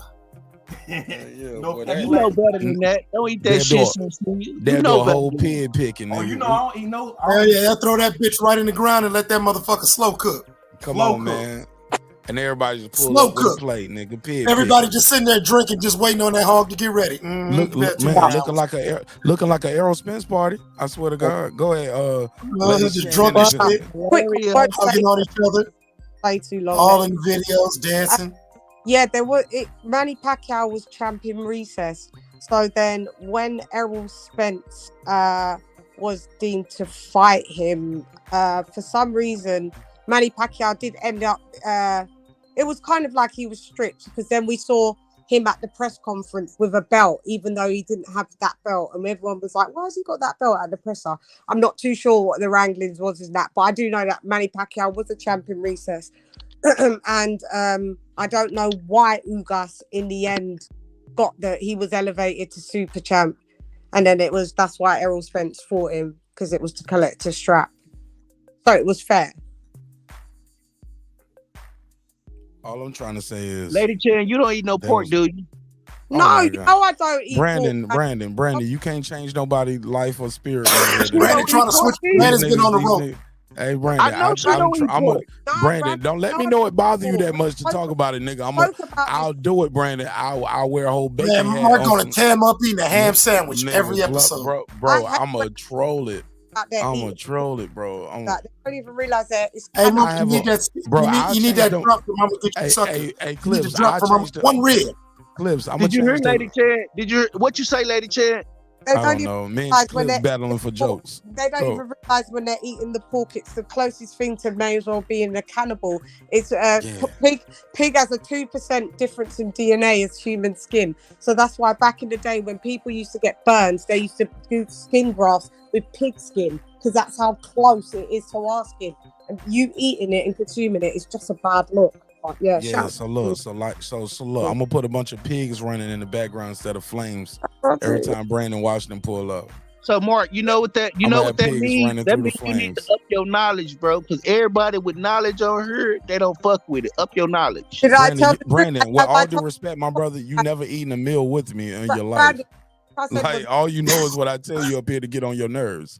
And it- Like so please never question my knowledge. That's all I know, bro. I That's all I question, do I know question is your what. knowledge if you believe half of this shit in real life. This is entertainment for me. Brandon, You is better anything get like- the quicker you can get a joke, Nothing. the better we gonna be. Like, don't believe half the shit I tell y'all up here when it Oh, comes to my Hey, y'all Mark, think hey, my Mark, mama for all named me they know, Martin you Ash, probably nigga? run your local mosque. Bro, this You shit probably is imam entertainment, at your man. I local got a mosque. job to Just- do. No. All right. You Every up now here and then on I gotta YouTube doing your right. Every now I gotta break the wall right there for Brandon Washington because that shit bothered him. It touched his spirit. Brandon. He said, "I can't talk about boxing no more." That nigga talk about eating some poach for Mark, breakfast. can I just say something to Go Brandon? ahead. Am I allowed? I'm sorry. Go Brandon, ahead. think that I just said about the pork. Wasn't that all facts?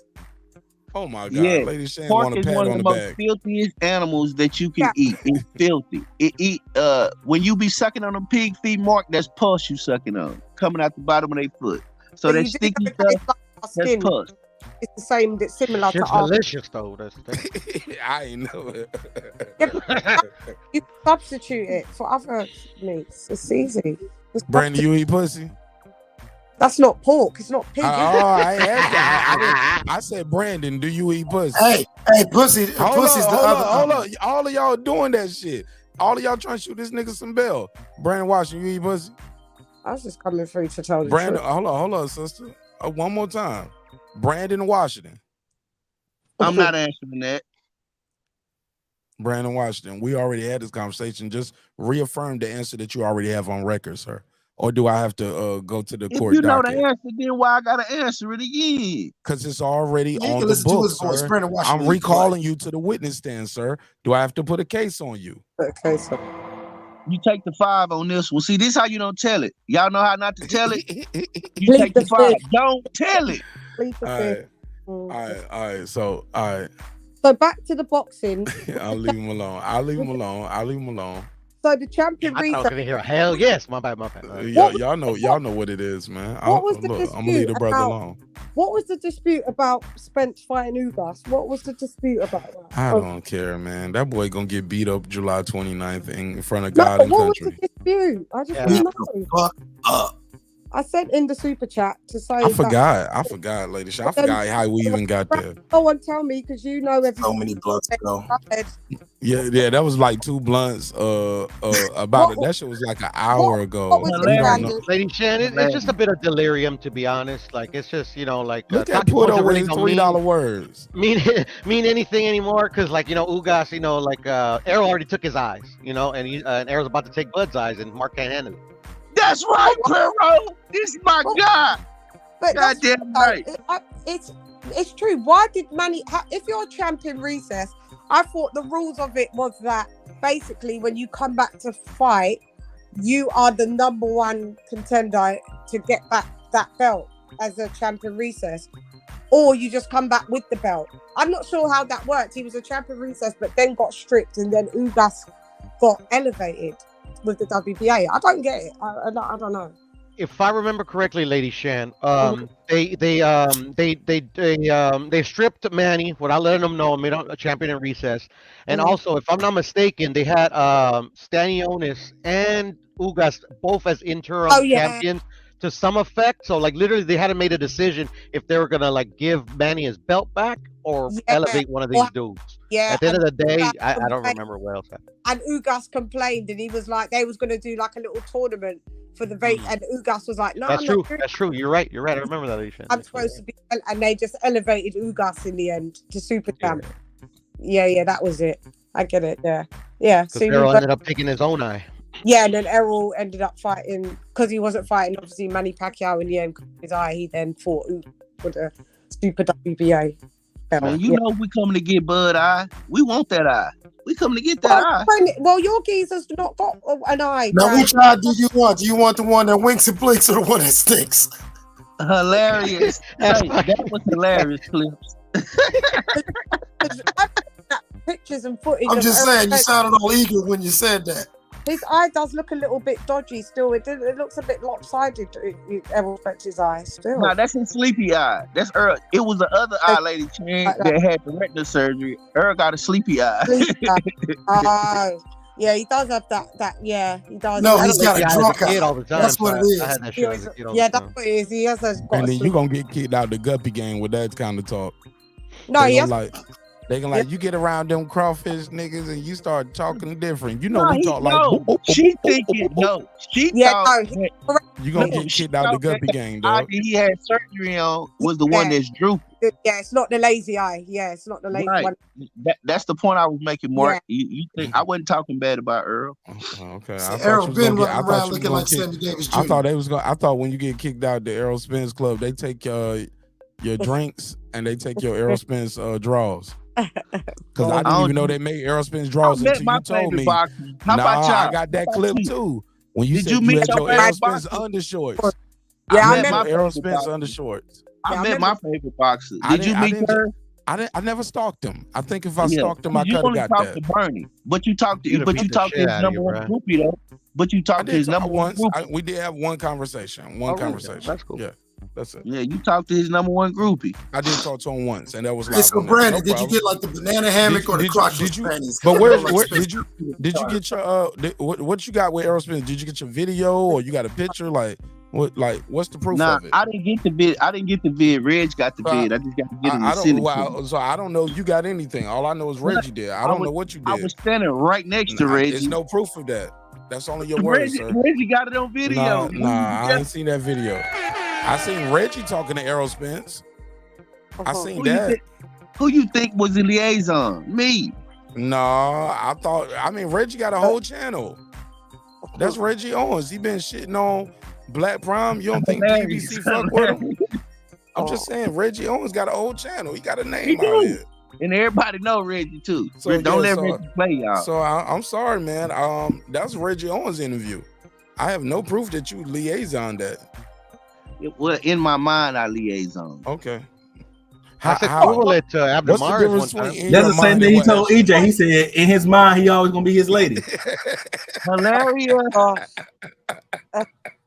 I saw that. I saw it coming. I suppose I saw it coming. I was like, nah, don't do it. Sir Senior was like, let me get this off real quick. Hilarious. Pew, pew, pew. Go We ahead, shooting. ladies. We shooting. BW in the fire squad right now. Oh man, I'm telling you, you know what? That fish got Man, some this tough members stuff. only, man. How That's many, what we so do. how many on the This members panel only. is Team Spence that's on the panel now? How many of you is Team Spence on this I panel? met him. I met Errol Spence. Brandon, Man, Brandon, fuck this. I've never seen Errol Spence live. Brandon. Yes, ma'am. Yes. Okay. Well, you see, when I'm asking a question, at least acknowledge the question. I was trying to get He out answered mute, it. Lady Chan. I'm He sorry. answered it. He did answer you though. He said me. Yeah, He's Team Spence. How many of them are Team Spence on here? Puro. Puro is, Brandon is. I'm not Team Spence. I just think Spence is gonna win. I'm gonna keep that clear. And don't He slam said up. he said that's very clear. I don't fuck with nan one of these niggas. Yeah. But no, I'm joking. These guys are great fighters, bro. But I mean, like, I'm not gonna say I'm Team Spence when I ain't, you know. In this fight, you Team Spence, bro. Okay, Just- okay. It's okay, Puto. Your Fair CCD. enough. Only because Spence is the Puto, lighter none of skinned. your- No, I'm Puto, none of tanking your Because Ryan Terrence all Crawford's day, bro. darker, so he Tanking doesn't Ryan want all day. Terrence Crawford. You know to what? be look. Terrence Tank Crawford will darker. beat these dudes easy, bro. Easy work, bro. But they don't want that Puto work. worried about his CCD friends. See him over here saying, "Puto, you said you was Team Yeah, that's Spence. what. Ay, Yeah, caramba." Bro, like, like literally, there was 2 lives dedicated to this shit. Fucking Mark. Ay, caramba. And that rep is, bro. This Man, is hilarious. yeah, bro. Piro don't want that smoke. Piro gonna have like, you Is that know, right? Hey, Puto Lessons said- on Bro, people. Mark, That's you've what been he there. said. Yeah, Puro. That's funny, bro. This guy was Puro, serenading me, Mark. I swear Hang to on, God. Brandon. So what the Lying. fuck, Piro? Brandon. I told you, man, you gotta ride in the car. If you in the car, you gotta ride. Who else is Team Spence on here? Puro, Brandon. Who else? what's what we getting to, Lady Shan? Like we stopping everything just for that. Like Okay, what we so getting I'm not allowed to? to jump in, even though I've heard you lot brawling and near enough throwing virtual bar stools at each other. But I come in as the lady, and I'm not allowed to say something. No, I'm asking you a question. I'm Right, like, you're like I've already said it. It's funny. Brandon and Puto. Like I said it a couple What, times. those are the only two on the Yeah, I panel. said it a couple Heroes times. just Brandon, rooting against it's Terence Brandon and Crawford Puto. because Like that's what I'm asking you. Like, where we getting to? Nowhere. Oh my God, you pouting? Like I'm asking for, like you No, asked for a no. reason. I'm being for real. I said the same nowhere. I just Okay. wanted to know out of curiosity. Honestly. Okay, Nowhere. okay, because Hero only They likes put you out Terrence the Spence group. because he can roll the Puro, R's when if he I says put his you name. out the group, No, Puro, I you was know you just can always asking. come over here with us, Puro. You ain't gotta take that bullshit from them over there, Puro. You No, can I come don't with think us. nobody's bullshit, bro. I be laughing at motherfuckers. That's Bro, all we I do. love you. Puro. That's all I do, bro. I Puto, collect Puto, scouts like I Puto, did, we like I love collect you the over marks here, No, bro. tonight, you don't collect and scouts. laugh No, at you everybody don't. else. Stop it. No, you don't collect Yeah, I scouts. do. Hey, I look, literally, hey, Puto, actually, I was humbled giving head yesterday. and collecting Lost my scalps first ain't the debate in same my thing, life. brother. My Let me bad, just brother. let you On know the panel. that. brother. We love you, but we have to tell the truth. We love you. You're on the panel, but you ain't been collecting scouts. Stop. I You be literally, topping off. You be topping literally. off, nigga. No, I It's was humbled. I was different. humbled. I was Pause. humbled. I was humbled 2 days ago or Big top yesterday off, heavy by top. Jay But Nori. I He beat heard me what in you a said debate. about support I Stevens. never lost a boxing debate in my whole entire fucking life, Well, bro. you I'm could Let's set have one debated up. Hold on, hold on, I hold am on, hold still up. pissed off. Challenge. Hold up, challenge. Go Challenge. Stop right there. Lady Shan, are you willing to do a debate with Puto? ahead. Puto, you want We to do a got debate with Lady smoke in the Shan? city. Nah, but Lady Chan, like literally, like it's I set it like up. Y'all pick the topic. like Let's set clever up a date. catchphrases like data, and I forgot. You say it very well. I don't say it All very, right, really everybody. good. I ain't gonna Look, win they this saying debate. everything except let's fight or let's debate. I They debate saying everybody everything. anywhere. Mark, Like literally, I'll take one, Not two, this three, nigga's four, five, bad. 6 no, against listen, one, and I'll No, take no, all no, no, y'all no. scouts You no, right now. no. I'ma sanction it. It's gonna be a real debate, Yeah, and but we'll he- sanction it on the channel, and it'll be a members only thing. Of course. And then Yeah, we'll put the playback out. Mark. We'll put the playback out. We'll do the replay, and while we doing that too, I can add some shit to it to make it kind of fun, and Yeah. we'll let the replay be the replay, yeah, because and everybody can all tune in and we can watch. But let's set it up. Let's set it up. Hey, I want to be Both- the judge. Can I be a judge? Ain't No, no you judge. The can't. crowd, No. nobody Gotta be- judging. gotta The be crowd, up- hold up. The audience gonna judge. The comment section gonna be the judge. I think me and Lady Let Shan's the people gonna judges, decide. actually. Me Yeah, and let Lady the people decide. judges. Let the people decide. Did you stare Almost at- like when you watch Smack Give it up for battles. democracy. There's democracy in the neighborhood. Give it up for the neighborhood. We're democratic. It I says it say on the Lady front. Shan and I should pick each other's Democratic judges. Republican Nash. Hold on. Put on. Hold on. I mean, hold on. I'm sorry, Let me brother. set this up. I want to make sure we. Do y'all want to do it for real? For real. I turn down no smoke, Mark. Any challenge, I take them all. And I brought Lady Shan in. Lady Shan, you don't have to be the one. If anybody want to challenge Puto No, and want to I'll do be that, I fine. kind of want unbiased debate. That battle. No. I I'll want to see do it. unbiased debate. That boy good. I've accepted it, Mark. The challenge. I'll do it. Okay. It's fine. And so both of y'all hit me up. Let's pick the topic. I want to see that one happen. Okay, 'Cause I so- think Lady Shan gonna smoke Puto's boots in a round. Mark, that's in a bad, round. bro. In a round. Come I'll give her a on, round. Oh, in a round? In a round? Of I course. give Lady her a Shan- round. Lady Shan's very But knowledgeable. Of course. I ain't gonna lie. There's Lady gonna be Shan, 3 rounds in the I match. ain't gonna lie. That boy Puto's good. I ain't gonna lie. It's all right. I got it 1-1, and that last round, and I think that last round is gonna just go who got the better energy, better delivery. Hold on, let me tell my prediction. Who got the better energy, delivery, flow? All of that shit matters. Your facts and your stats and your data matter, but you gotta have an energy, a flow. You gotta have a bop to it, and that's why I might say that's the coin toss. Well, it's up to you to not to go with the rules, but it's shouts out. So I got it half and half right there. Yeah, I got but it 1-1 with I'm that a last grind round going. Who can bring it all home? Yeah, I'm a grime MC. Like I do this on the fly. It's just easy. So he's not going to beat me. He already. You just said he's good. I'm great. I'm different. Like what Bud said. Talk your shit, Chad. I've literally never lost a boxing debate until yesterday. So, oh, bitch, you I'm coming off a legendary. loss? I'm Oh, the you Muhammad fresh off Ali a of loss. this boxing debate. Oh, you just learned. You just learned how to get that ass. Even whooped. Muhammad Ali lost. Man, shout out to homie with the let me do There's this always cash app, time when man. someone gets defeated. It's all right, Puro. Let me do this cash app, y'all. I'm sorry. Shout out to Jen, J-I-N. Thank you for the cash app, bro. Thanks for supporting the show in a major way. I'm gonna put your name on the screen. Thank you so much. All right, y'all go ahead. Where's Shane at, Jen? Okay. Hey, Mark, can I say this? Listening to Lady Chan talk like that was kind of a turn on. I don't know if it was just me. That's why I was just quiet. But listening to her talk like that, I just want to say that. I'm sorry. Man, put the baby lotion down. Get Astroglide, nigga. Get that Astroglide. Get lubricated, like Pudo said. Get lubricated. You love me, don't you, Brad? You do. You hate me, but you love me at the same time. Man, I love all of y'all, man. I just want y'all to love each other. I want all of y'all to love each other as much as I really got love for all of y'all.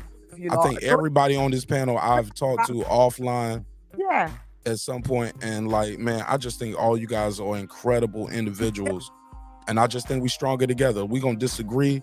Oh yeah, but that's what families do, don't they? Yeah, but let's go hard on the fighters and never go that hard on each other. You know what I'm saying? Like, that's what families like my do. last name ain't Crawford. That shit shouldn't bother you that much. Yeah, but sometimes families you poke at your cousin and your cousin pokes back. It's all love. Yeah. I don't hate none of you. Like I love. I've been. Yeah, I want y'all to love each other though. I definitely do. Bro, Brandon, do you love me? Do you? Of course. Oh shit. Of course. Play the music, Mark. Yeah, that's right. And he's 6'2", aren't you, Brandon? How tall are you? 6'4"? Yes, I'm 6'3", about 220 pounds. Yeah, perfect. Okay. I'm coming to Texas, Brandon. I'm coming to the UK first. All I heard was coming. Yeah, well, that. Yeah. Okay. All right. Well, they're both coming, so All right. We're on the same page. Bully. And we All both. right, man. We here, man. We here. Yeah. I'll cook you up a good. Hey, but he ain't eat no pussy though. That's fine. That's not something that I require. If the dick game's on point, you don't need him to be doing that. Oh shit! Here we go. Martin National. I mean, it's just. Man, she want the quickest route to pounce, you know.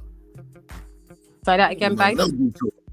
I'm just saying, if the dude enjoys doing it and the chick enjoys receiving it, I think it's a mutual But benefit Brandon there. doesn't do it. It's not going to be like, oh well, I don't want to. Yeah, no, he's probably going to have a good dick game then to replace that. What, aren't you? The main thing. And an old school, No. old You are not. What? You are not his concubine. He's not doing that. Oh, ain't he? No, man. That boy is married to his faith. He can't fuck you. Mark, get out of my business, Mark. Stop blocking, Mark. Get out of my business. I mean, Brandon. I mean, when guys get to certain levels, we all black slide, Mark. And they don't necessarily take all the Let me be a good cat. He's like my cousin. He married the Lord when he became a priest. I get it. Oh my God. If you'll cheat like that, nigga, you gonna eat that BLT in the morning, nigga. You eating that bacon, nigga. Man, no, you know better than that. That That's nigga how I gonna explain eat it the to bacon, you, nigga. Muslims might be a bunch of stuff, Mark. They might go shoot you. They might do, but one thing they'll never bacon, do, though. they ain't touching no pork. Nope. What about white women? Brandon, What when about you white come to women, UK Brandon? Are they gonna do the white women? When you come to Jay Electronica, he was with the Rothschild, wasn't he? He tell I'm you. asking you. I'm asking you about you. I ain't asking about Jay Electronica. I'm asking Jay you about Electronica you. in the nation. That's what I'm trying to tell you. I'm asking you about you. So yes, they will. But what we won't do. So you'll do everything except eat some bacon. You Bro, okay? that's the last resort. I say I'm sorry. I say life is short. Enjoy good food. That nigga Porto said past the candy coated ribs, nigga. Yeah, man. I am rich. Jen, thanks again, man. Oh my God. So Brandon, what am I cooking you when you come to the UK? What do you want? Because I cook West Indian food. I want rice and peas. Oh, you want rice and peas? And do you want it? I'd cook that with macaroni and cheese and some lamb chops, jerk lamb. Man, no oxtail though. Yes. Yeah. Man, I'm getting hungry. Oxtail. All right. Lady Shan up here giving y'all niggas pipe dreams. I know y'all niggas going to her house and when y'all go to the UK. Shan, stop it. Get off the gas. You ain't bringing all these niggas to your crib. I didn't say all of them. I said Brandon. None of us. Ain't none of us Why? coming Why to would your you? house. You could come. I thought you was coming to the UK. Ain't I your mate? When you come and I have don't think you gonna let me come to the crib and get some damn rice and peas, nigga. You gonna Why meet me at wouldn't the you? That's local. how my culture. I'm gonna meet you at the. I'm gonna meet you at the UK KFC. I was like, nigga, I could have ate this at the No, crib. not be meeting. Nowadays, Brandy, you might have to get the notarized affidavit though. That's No, the only I'm gonna thing. cook you a meal. Oh That's how my shit. culture is. That's how I was raised. My mates I come got over. an affidavit for what? Well, Lady What? Shan, Oh shit. bring Lady Shan, bring the I got a weed. passport. I got a Find where the weed passport. at, All cause right, I ain't there gonna you be. go. I don't want to be in the UK looking for the weed on my own. I need Oh well, somebody I already can have my pack for me.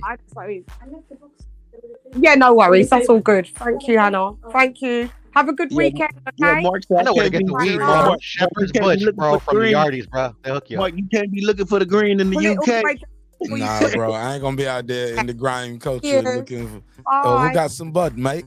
Nah, Can I you just ain't gonna be out there wait Cheerioing with the numbers, right of Nah, they the speak more in wait, patois. That's how they spoke to me. put it to there? bro. Nah, I'm gonna Have ask the fun. motherfucker bro. I got a way to Inshallah. get weed anywhere I go in the world. I'm Bye. plugged in. But they didn't say Bye. Bud. They say you want a bit of Charlie. What you That's what they do? asked me. What do you do? I Who, me? cannot tell y'all on this IG or this Instagram, bro, or this YouTube or the Twitter, Because that Facebook, is hilarious. Mark, like I got a universal sign. I'm bro. tapped in with the universe. It's global. It's global, and I can't even tell y'all online. But And my just so wife y'all is know, my. a bit How of about Charlie this? is My cocaine. family and friends are always amazed. They're like, "How does he do this?" Do what? What are you talking about? Fill me in. Nigga, Mark, I'm you just smoking special. it. Mark say I'm blowing every city I touch. I'm blowing. Pause, but yes, but pause. What is it? What was he The saying? earth is my turf, nigga. Like I'm just different. I just move different, homie. I was just telling them, Lady Shan, how do you say Hey, you gotta cocaine in respect England? that. You In gotta London, respect. I respect Charlie. that. Say that again, Puro. How we say what? It's called Charlie in England. Yeah. Cocaine. Yeah, Charlie. We say Charlie, Barley, whiff, sniff, bits and pieces. Is all. Hold up, Mark. You looking for coke too? I don't know. I don't know why. Never. Never heard of it. No, I'll sort out the weed for you. I don't smoke weed, but I'll sort the weed out. I don't Yeah, smoke. we'll figure it out. Yeah, no, I can get you the weed if that's what you We'll talk offline. We got a long way to go. I probably won't even smoke no more by the time I come there. I'm getting in shape for this fight. Bro, I'm about to be hitting the weights.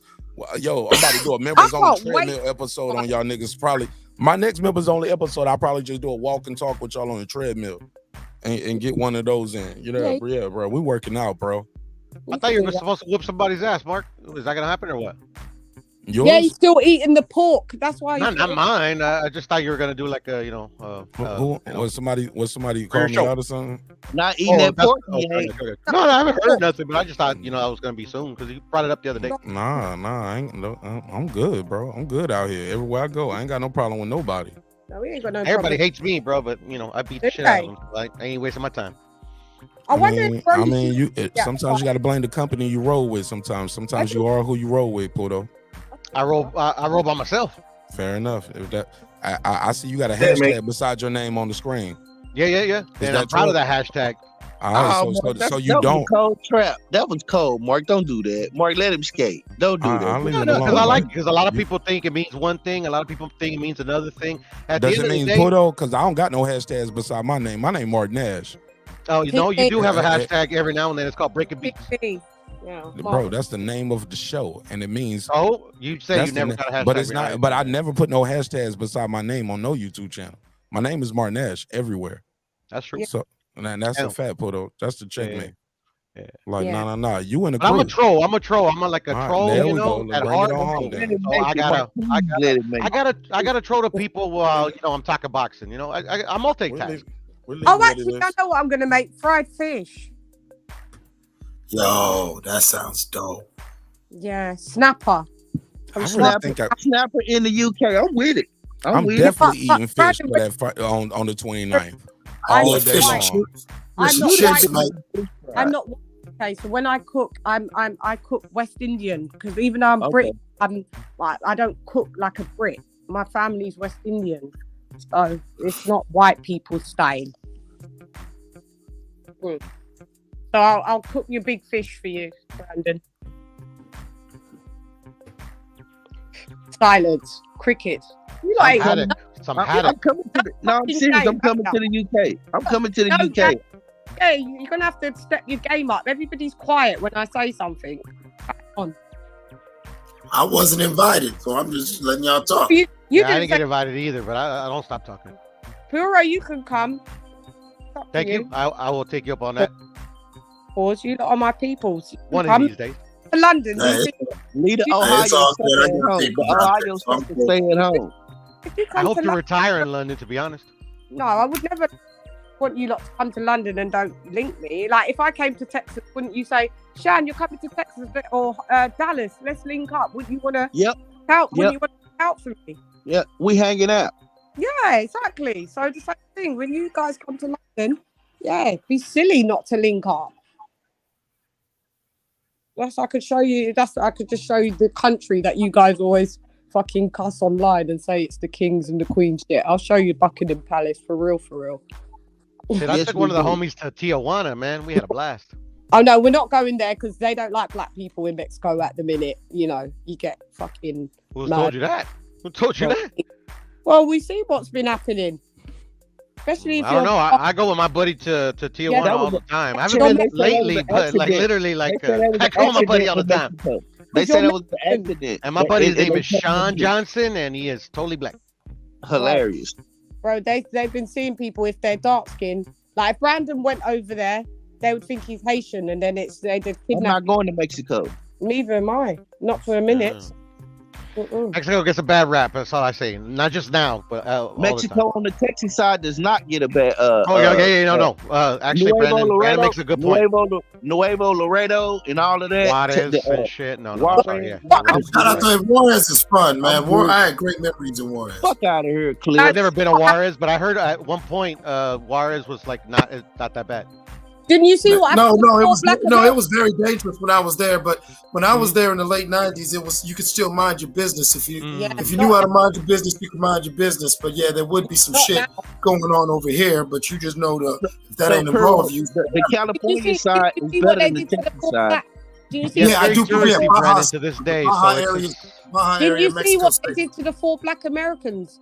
They killed like one of them. Remember, they kidnapped them. Yeah, like literally recently. Yeah, but they were there for a drug deal though. Yeah, I'm not on that. And then they sent a sorry note. I ain't on that either. So I think you'll be alright. Niggas get shot in the head every day, B. And then they wasn't there for a drug deal. They was there. The girl was there to get her body done, and they thought they was there for a drug deal. That's why. And the cartel apologized and turned them dudes in. Yeah, and I mean that's what they say, but I mean they all had priors, and I'm not saying like they're criminals. I'm just saying they had drug-related priors. Notes to say sorry, we killed. But at the end of the day, I'm like, I don't condone nobody being killed. That's wild that you left. Rest their souls. The wrong person. They left the note after they did it. Sorry, we've got the wrong people. My bad. Okay, yeah, then I got it twisted then. Excuse me. Wild. Yeah, I won't be going. It's okay. Yeah, it's getting a little nuts. That's what I've heard. Actually, when I was in Mexico, Mark was on one of my lives. I had to like drive back because they were shooting. Leave me out of this shit, nigga. I don't know what you about to say. No, but shout out to you, Mark. You were on one of the few people that are on my lives when I was over there in Leon. Yeah, I was there, and I was about to share the link, but it was short. It was like you was getting out of the car, and it was like, Ashley, I was about to call the authorities in California and let them know we got an American citizen here, he might be held hostage. Like that shit was looking scary. That shit looked like an episode from Desperado. Yeah. Every time somebody walked by with a banjo case, I got nervous for you, dog. Narcos. I was like, nigga out here with an iPhone, they about to kill you, boy. You better tuck that shit. Can I and tell you know what, Mark? I lived over there in that region for 6 years, and that's my first time being in that town. Okay, yeah, and you was walking down the alley, like that shit was looking like it would look like a parade, and then it looked like you was going into a CIA location. Like that shit started getting gloomy. I was like a scene from James Bond in the beginning. Man, I felt bad for Puerto. I was like, they know you ain't no real Mexico nigga, man. They know you American. They know your slang different. They definitely know I'm American, man. But yeah, your clothes is a little too fresh to be from out there. You know what I'm saying? You ain't even got sandals on. Hey look, that nigga out there with the fresh FUBU and Shaquille O'Neal's on. Yeah, they fuck us up. I thought it sucked because that's they call that place. That's actually where the Mexican independence started. Where's this cowboy? I've never been there before, and we had to leave early. He has a regular belt buckle. He's not from here. Yeah, it would. I'm sorry, Puto. No, I thought Brandon Washington was gonna get more of a laugh out that FUBU and that fresh Shaquille O'Neal's than anybody, but okay. I'm not on here, bro. I'm sitting there drinking coffee now. That was funny, Brandon. That was a good one, man. I had to tease Puto. You know, Puto won out there fresh to death. Nothing about Puto says he fresh to death. Y'all just see my avatar, bro. I'm in my short jeans are always iron. Oh, he got paper, but got a crease in my jeans. But look, he ain't spending it on no clothes. Puto got paper, but he ain't buying no Gucci. That nigga's like, I could have snorted that. Hilarious. But I probably would be thinking that shit though, because I would never spend Gucci when I could be snorting. You're right. He said, "I took that ball man to the face." I know my audience. I know my audience, man. I know. That was in my younger days, but I never bought Gucci or none of that shit, man. Fuck that. The Gap is as expensive as I go. Man, my face hurting, bro. I'm laughing so hard, man. I can't believe y'all niggas kept me up here all night, man, like this. Y'all ain't gonna be shit tomorrow for Laura and Wood. Whatever. And they did Lara fucking dirty, by the way, Mark. You mean today? Today, yeah, today. That fight's in like 10 minutes. And he got stripped as well, man. It's not in 10 minutes, is it? For 2 pounds, they didn't let him weigh in for 2 pounds. 4 pounds. No, that's what he ended up weighing in at the weigh-in, Lady Shan. But at the Wednesday, so-called midday or whatever checkup, he was over the weight limit by 2 pounds, and they deemed it. They said that those 2 pounds were going to be detrimental to his health if he loses them. Yeah, it'd be too hard to. 2 pounds. It would be hard though. He'd have to. Man, they do it all the time in America, though. Yeah, that's the thing, you know. 2 pounds is a bit too much. No, man, you can lose 2 pounds in 2 days, Lady Shan. That's nothing for a fighter.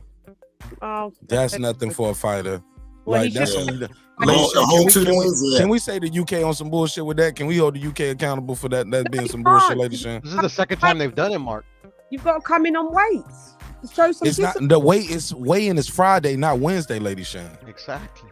Not Wednesday. Well, they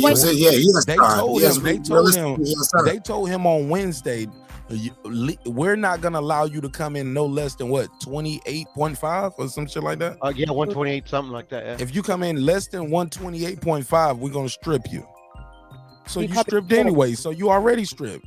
They stripped them on Wednesday. It's unprecedented. That's what I'm saying. Like, yeah, they was like, we stripping you before the weigh-in because we don't think you gonna make the weight in a healthy weight.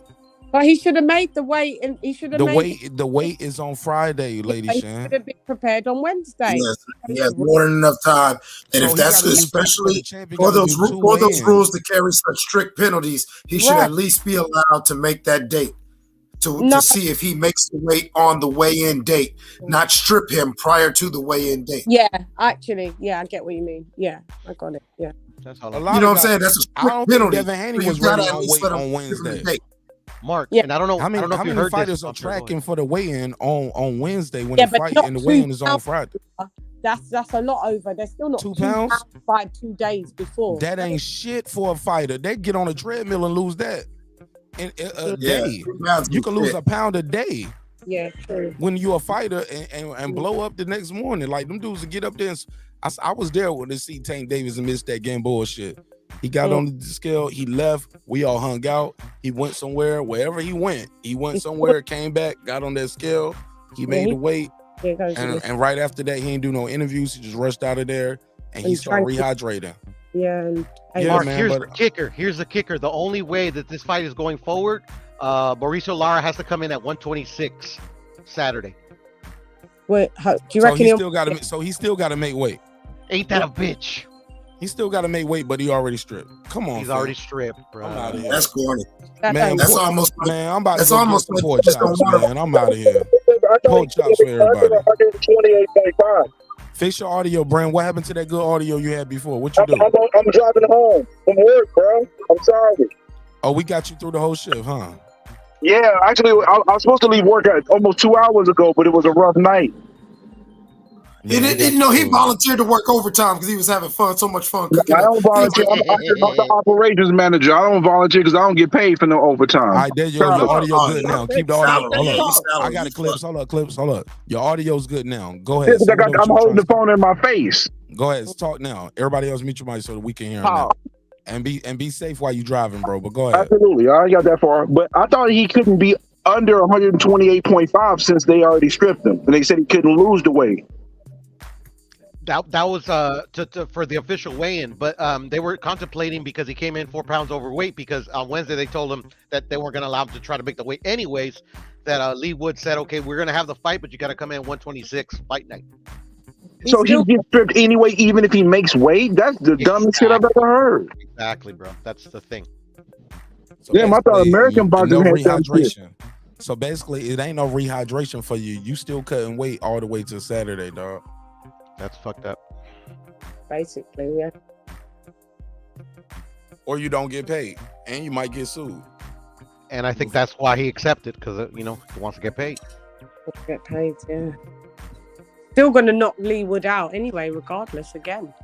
I think so. I don't know about that. Oh, I do. Not with all of this shit going on. He'll knock him out.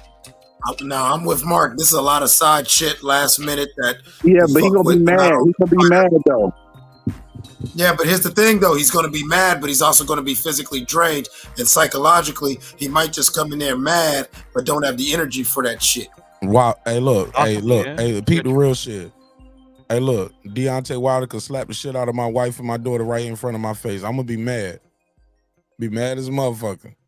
But unless I got that goddamn it on me, it ain't gonna be a lot I can do. You get what I'm saying? I might just be mad. I hear you. I can't do nothing if I ain't got that goddamn it on me. You know what I'm saying? Yeah, you be mad all you want, but you ain't got the tools. You ain't got the arsenal. You're not big enough. You're not strong enough.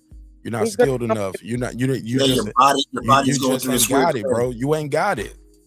You ain't got it, bro. You can't beat this dude with this deficit. It's like a deficit, and you still cutting weight. That guy's getting to rehydrate, right? Because he made weight, so that guy get to come in probably what 135. Yeah. 137. All right. Yeah. I probably my edge of the wood. My edge of the wood after all of this shit. And the motivation ain't there for the guy. Like, damn, man, even if I win, I don't get nothing but my check, which I get anyway. Half the battle for this guy right now is just making him wait so I can get my check. If I win, I win, but I don't see it, bro. I don't see how he gonna do it with all of that. But fuck it. He was catching Wood. Wood is vulnerable. Like, he leaves that chin up out there. He's a little sloppy. But that motherfucker can crack, and he gonna get to rehydrate while another guy is sitting around still cutting weight right now. Facts. Yeah. But I don't blame Wood, and I don't think there's no bullshit, because it's up to Lara and his team to understand and know the rules of boxing in the UK and the way they do it with the WBA. No, you got to do a midweek check-in. That's something that's bad management. That's bad. That's a bad training camp. That's a bad team. Bad training camp. Yeah, I ain't putting that on Wood. I ain't blaming Eddie Hearn. Homie, he's got a point, because they got to talk about it. Like the fighters focused on training and the fight, and so the little nuance, minutia of whatever was going on, that's his team. Yeah. Yeah, this won't no secret. This is not like they just found out on Wednesday, y'all. That's what I'm saying. I'm with you on that, Lady Shan. Yeah. All right. Well, everybody here, y'all go ahead. Let me go ahead and eat me some candy-coated ribs. Ugh. It's a joke. It's a callback joke. Unbiased fan. Brent Reaper made that up. It was a joke. It's a joke. Okay. Damn, y'all. But I am about to eat some eggs, though. I ain't gonna lie. About to eat me a egg and cheese biscuit. I'll be right back. All I know, right is right, and I just think like the universe is gonna settle this. Yeah, Lee Wood's getting knocked out. That's what I'm saying. Remember, I told you late rounds, round 9 again. About round 9, getting stopped. I actually think he's gonna pull a Castillo. He's gonna knock him out in the 3rd round. Oh, could Yeah, I was about to say. I think since the last fight was a good fight, I think this one's going to end early. Somebody's going to say, "I'm sick of your ass," and I say about 3 to 5. Now, because Lee Wood's he's gonna try his best to do the things that he did right in the fight, because he was absolutely winning on the cards in the fight. What? So he'll stick to those things, and where he's made the mistakes, he'll try and rectify coming in. So I don't think it will just only be a 3-rounder. It will last longer. It will be about around 9. It will be stopped nonetheless, though.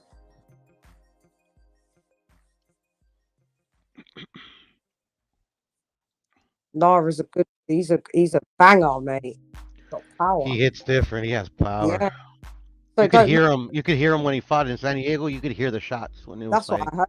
Yeah, that's what I Crazy. heard. That you could hear the thuds. Yeah. Lee Woods is he's a late starter as well. Takes long to warm up in the fight. So it's going to be a good one, but unfortunately, remember I told you here on Mark Nash's show, Lee Woods is getting knocked the fuck out. So wouldn't that make it more likely he get knocked out early because he's the late starter? That's what I was saying. Yeah. No, I think it will last a little bit longer just due to the fact that he's probably trying to rectify the things that he did do wrong in the fight, which got him knocked out. I don't think Laura's trying to go, especially with this weight shit. Laura ain't trying to go. If Laura's coming with some fight in him, he's gonna have to try to get it done early. His body's going through a lot. There's a weird drain. Right, he There's a doesn't weird want to drain. risk getting gassed out, right? Knock him out last Exactly. time. So if he is half as smart as a fighter, he does not want to risk trying to play with this boy and look like Mark said. You know what I'm saying? You know, What round find did he himself in What round find did he himself in round 9 to 10 without his gun. You know what I'm saying? So he might want to shoot that shit early. I said What 3 to round did- 5. What I round said did- 3 to 5. No, what round did he knock him out last time? Like 6 or 7 or something like that? What was it? 7, Lady Champ. 7. Yeah. Yeah. Okay. You could be right, guys. Yeah, you could be right. Could be an early one. I can't wait. I just think he's used to where he's come from in Mexico. He was very poor, and I'm sure at times he's used to having to go through a struggle, being not fully hydrated or whatever. He came over with it within the weight limit the first time. He knocked him the fuck out. Listen, Mexicans are used to adversity. They go through it, and they're a tough set of people. Lee Wood, yeah, tough geezer, but he ain't gone through it like with like the Mexican culture. That guy's gonna knock him out. He's gonna go through adversity, and he's gonna knock Lee Woods out. And Mauricio Lara ain't even supposed to be here. He was brought over to lose. He was brought over to lose initially against Josh Warrington. Yep. And look how that ended. Fucked him all the way up. And then the rematch, Josh Warrington was just doing his headbutts. He was going to get knocked out again. He was in that. It was second round, I think, that got called off or something like that. 2 rounds they did, and he wasn't. And Josh Warrington wasn't looking good in those 2 rounds, so he headbutted to make the fight stop. That's what Josh Warrington does. We know him as a headbutter. And then Eddie Hearn, go ahead. My bad. Eddie Hearn signed him off the back of that win, and you know he's coming in. Even though he's got stripped, he's still under contract, so he's going to want money to still be fighting. So he's got to make Eddie Hearn be like, you know what, I forgive you. You fucking got stripped, but I won't just release you from the contract, because he's going to knock the dude out. Yep. Ooh. So. Yeah. Also got another good one too. Conlon versus Lopez happening That's in a good- Belfast. Condon is the favorite for that. He is slight favorite. Yes. But where's Lopez from? Is Lopez Mexican as well? Yes, he's from Mexicali, Mexico. Yeah. Yes. Yeah, I think they bring in Mexicans thinking now we're just gonna get them fucked up. It's always gonna end wrong. Trust me. I don't know. Michael Conlon might not win this fight. He is the favorite, but I don't know, because he got knocked the fuck out from Lee Woods himself, didn't he? Was it Lee Woods that Lee Wood knocked him out the ring. through the ropes? Yeah, out Yep. the ring. So beware of the Mexican fighters, mate. I don't underestimate them at all. It's one of my favorite types of styles to see. Just come forward and pressure. Ask Gary Cully how tough the Mexicans are. Yep. He got knocked the fuck out, didn't he? Yes, he did. Yeah, last weekend. So, I don't know. I was supposed to go live, but I'm kind of like pissed off that the belt's not on the line with Lara. So it's just As like, am I. Yeah. I'm a big Lara fan, so I'm, Yeah, I like Lara as well. So I was rooting for Lara. That's why I'm disappointed. Shenanigans of boxing. What are you gonna do? Just mate, wait. That's all you gotta do, mate. Mate, wait. And if you know what I'm gonna do? I'm gonna make me a plate of this fish with some vegetables, with some rice. Yeah, actually. Big fish. More fish. We're just being fish. You know what I'm saying? Fish. What's wrong There's with a your lot voice, Flips? You lost your voice. My voice goes in and out all the time. I know. Every time I do it, because you're husky. Yeah, I do hear it like that. How have you Actually, been? I'm not. How have you been? Actually, I'm not husky. I'm actually 183 right now and very little body fat, maybe about 4%. Man, Clip's so skinny he can hula hoop to a Cheerio. No, man. husky means your voice, a husky voice. I smoke a lot. Yeah, not good. No bueno. No. I'm not. I'm here for a good time, not to be not good. Not for a long time. We want you for a long time. Well, I've been around longer than most, and I'll probably be here longer than. I watch them come, I watch them go. I'll be here. Yeah, I get you. I know. What other fights are we looking forward to? What else is on the roster? Oh, I love the chain. Look at that. That's feisty. I love it. T.O. versus Josh Taylor. I'm looking forward to. Oh yeah. When's that scheduled for? Is that June? T.O. gonna just get his ass next weekend, man. Why you even worried about that, man? Move on. That shit I done. think it's gonna be a good fight. I mean, whoever wins, I actually think it's gonna be a very good fight. That's like 50. I can't even predict. It's very 50-50, you know, because we don't know what T.O. we're getting. We don't even know what Josh Taylor we're getting. Yep. To be fair, you He's know on what I that dusty showbiz, been drinking too much. Yeah. His own words. Yeah, he blows up in between fights, Josh Taylor as well. And he didn't look good against Catterall. He's weight drained at 140 as well. He needs to move his ass up to 47. So we don't know what each fight is going to be like. So that's why it's 50-50. Man, he would have been moved up. He thought EJ and Bud was going to move up. Yeah. He just fronted like he wanted to fight Bud. He don't fight Bud or EJ. He waiting for them to move up. Then he don't come up. Yeah, true. As soon as they move up, you gonna hear the announcement the same day. Oh, Yeah. Josh Taylor. Move to 147. Yeah. As soon as they move up, he gonna be like right there. Yeah, you don't want to smoke with them two in there. Yeah. Yeah, and then would you think that Bud and Spence will fight the second fight at 147 because there's a double rematch clause, so and then a trilogy at 154? Do you reckon it will happen? I think Bud's not gonna wake up honestly, until January, so I think honestly, if there was a way for EJ to be able to try to push it, but the two the rematch, if there's a rematch, it has to be. It's going to be at 147. It's going to be at 147, and yeah, then that's going to suck for EJ. Now, if they fight at 147 and then move up to 154, I got a better chance of EJ coming back. He'll be coming back off. Yeah, he might be a little damaged, but EJ comes back pretty hard. Pause. Yes, okay. But I think that him coming back at 154, that'll give him a better chance to be able to withstand some of the punches. He got more of his weight. He doesn't have to worry about, you know what I'm saying, the dropping the weight and all of that. He can be able to use that weight to his advantage and be back to the, the weight bully type game. And he can definitely throw the punches like he liked to, the looping punch from the hip. The body shots. All his weight into it. That's EJ's wheelhouse. Then now we talking about a different fight. But that 147, it ain't gonna last 11. No.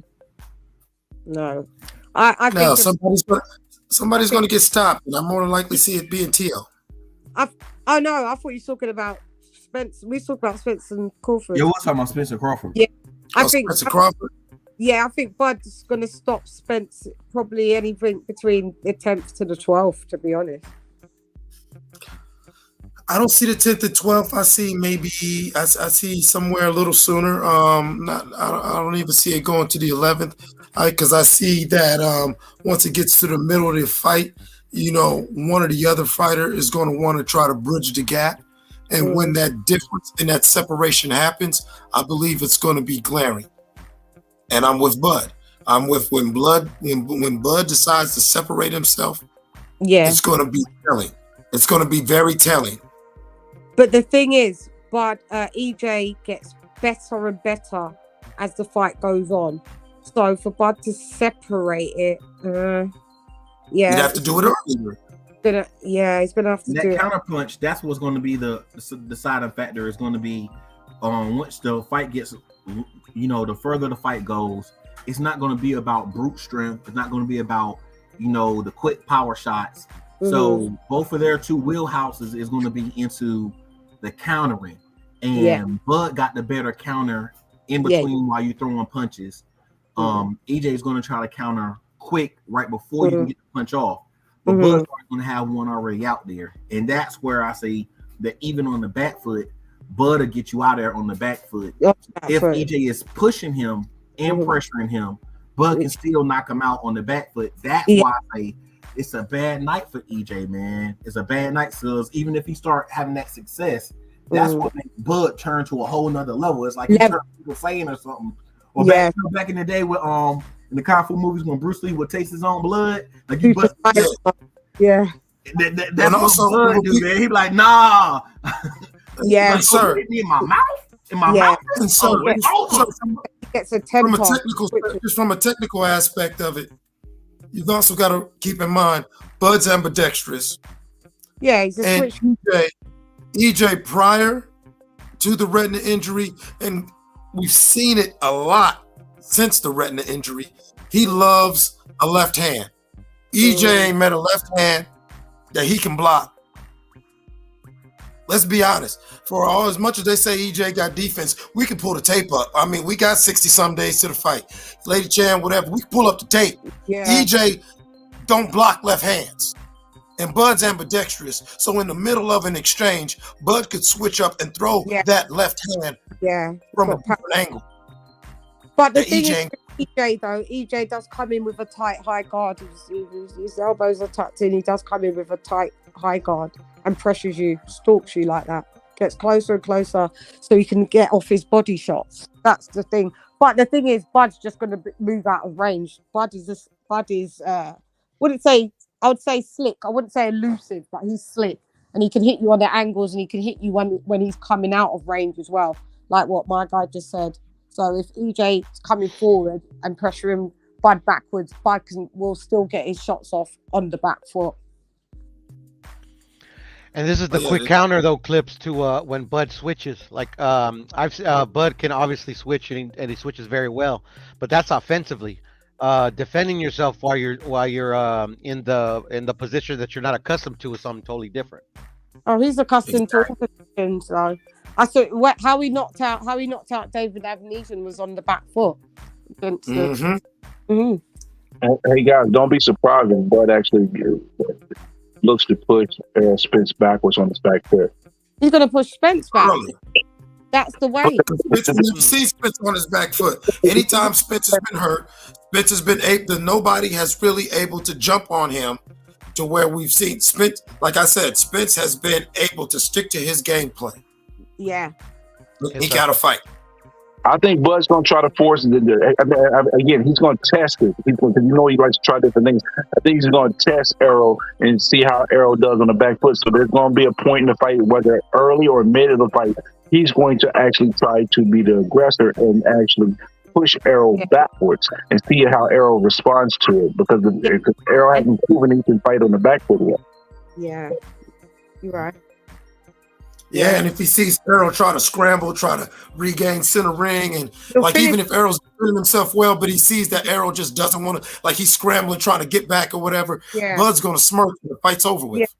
Yeah, and they'll finish him. Yeah, that's what I believe. You know how I see him doing it though? Is what I see is he'll let Errol come in, right? And then he'll do a sidestep and then get lead foot position. And when he gets the lead foot position, he's going to paw with the jab and make Errol reset. And when Errol has to reset, then he's going to go forward and try to push Errol on his back foot. And he responds to that. Back to what I was saying, taking advantage of being ambidextrous to where, like you said, he could circle out with the half step and just actually I got the lead foot because guess what? I could punch like this. Yeah. He'll do the southpaw. He could switch up on Errol and put him out of his rhythm. Because it's for Bud, it's a simple matter of shifting his shoulders and hips. That's it. Making the side step and shifting his shoulders and hips from orthodox to a southpaw stance, and we've seen Bud do this in motion. Hey, you want to jump on? And once he switches to southpaw stance, you know that is game over for the opponent. He always knocks people out in southpaw stance. I always personally feel that Bud is really a southpaw that can fight orthodox.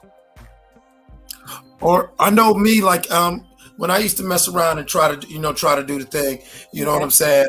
I'm ambidextrous, and I used to like switching southpaw because, even though my right's my power hand, when I go southpaw, it's not a jab hand, and to where somebody actually sees me and he'll be like, "Oh, I'm gonna take that jab. I'm gonna take that jab." And they don't understand that this is a different type of jab because technically this is my power hand. Yeah, it's your power hand. Yeah. But one thing I will note, though, Crawford has had slippage from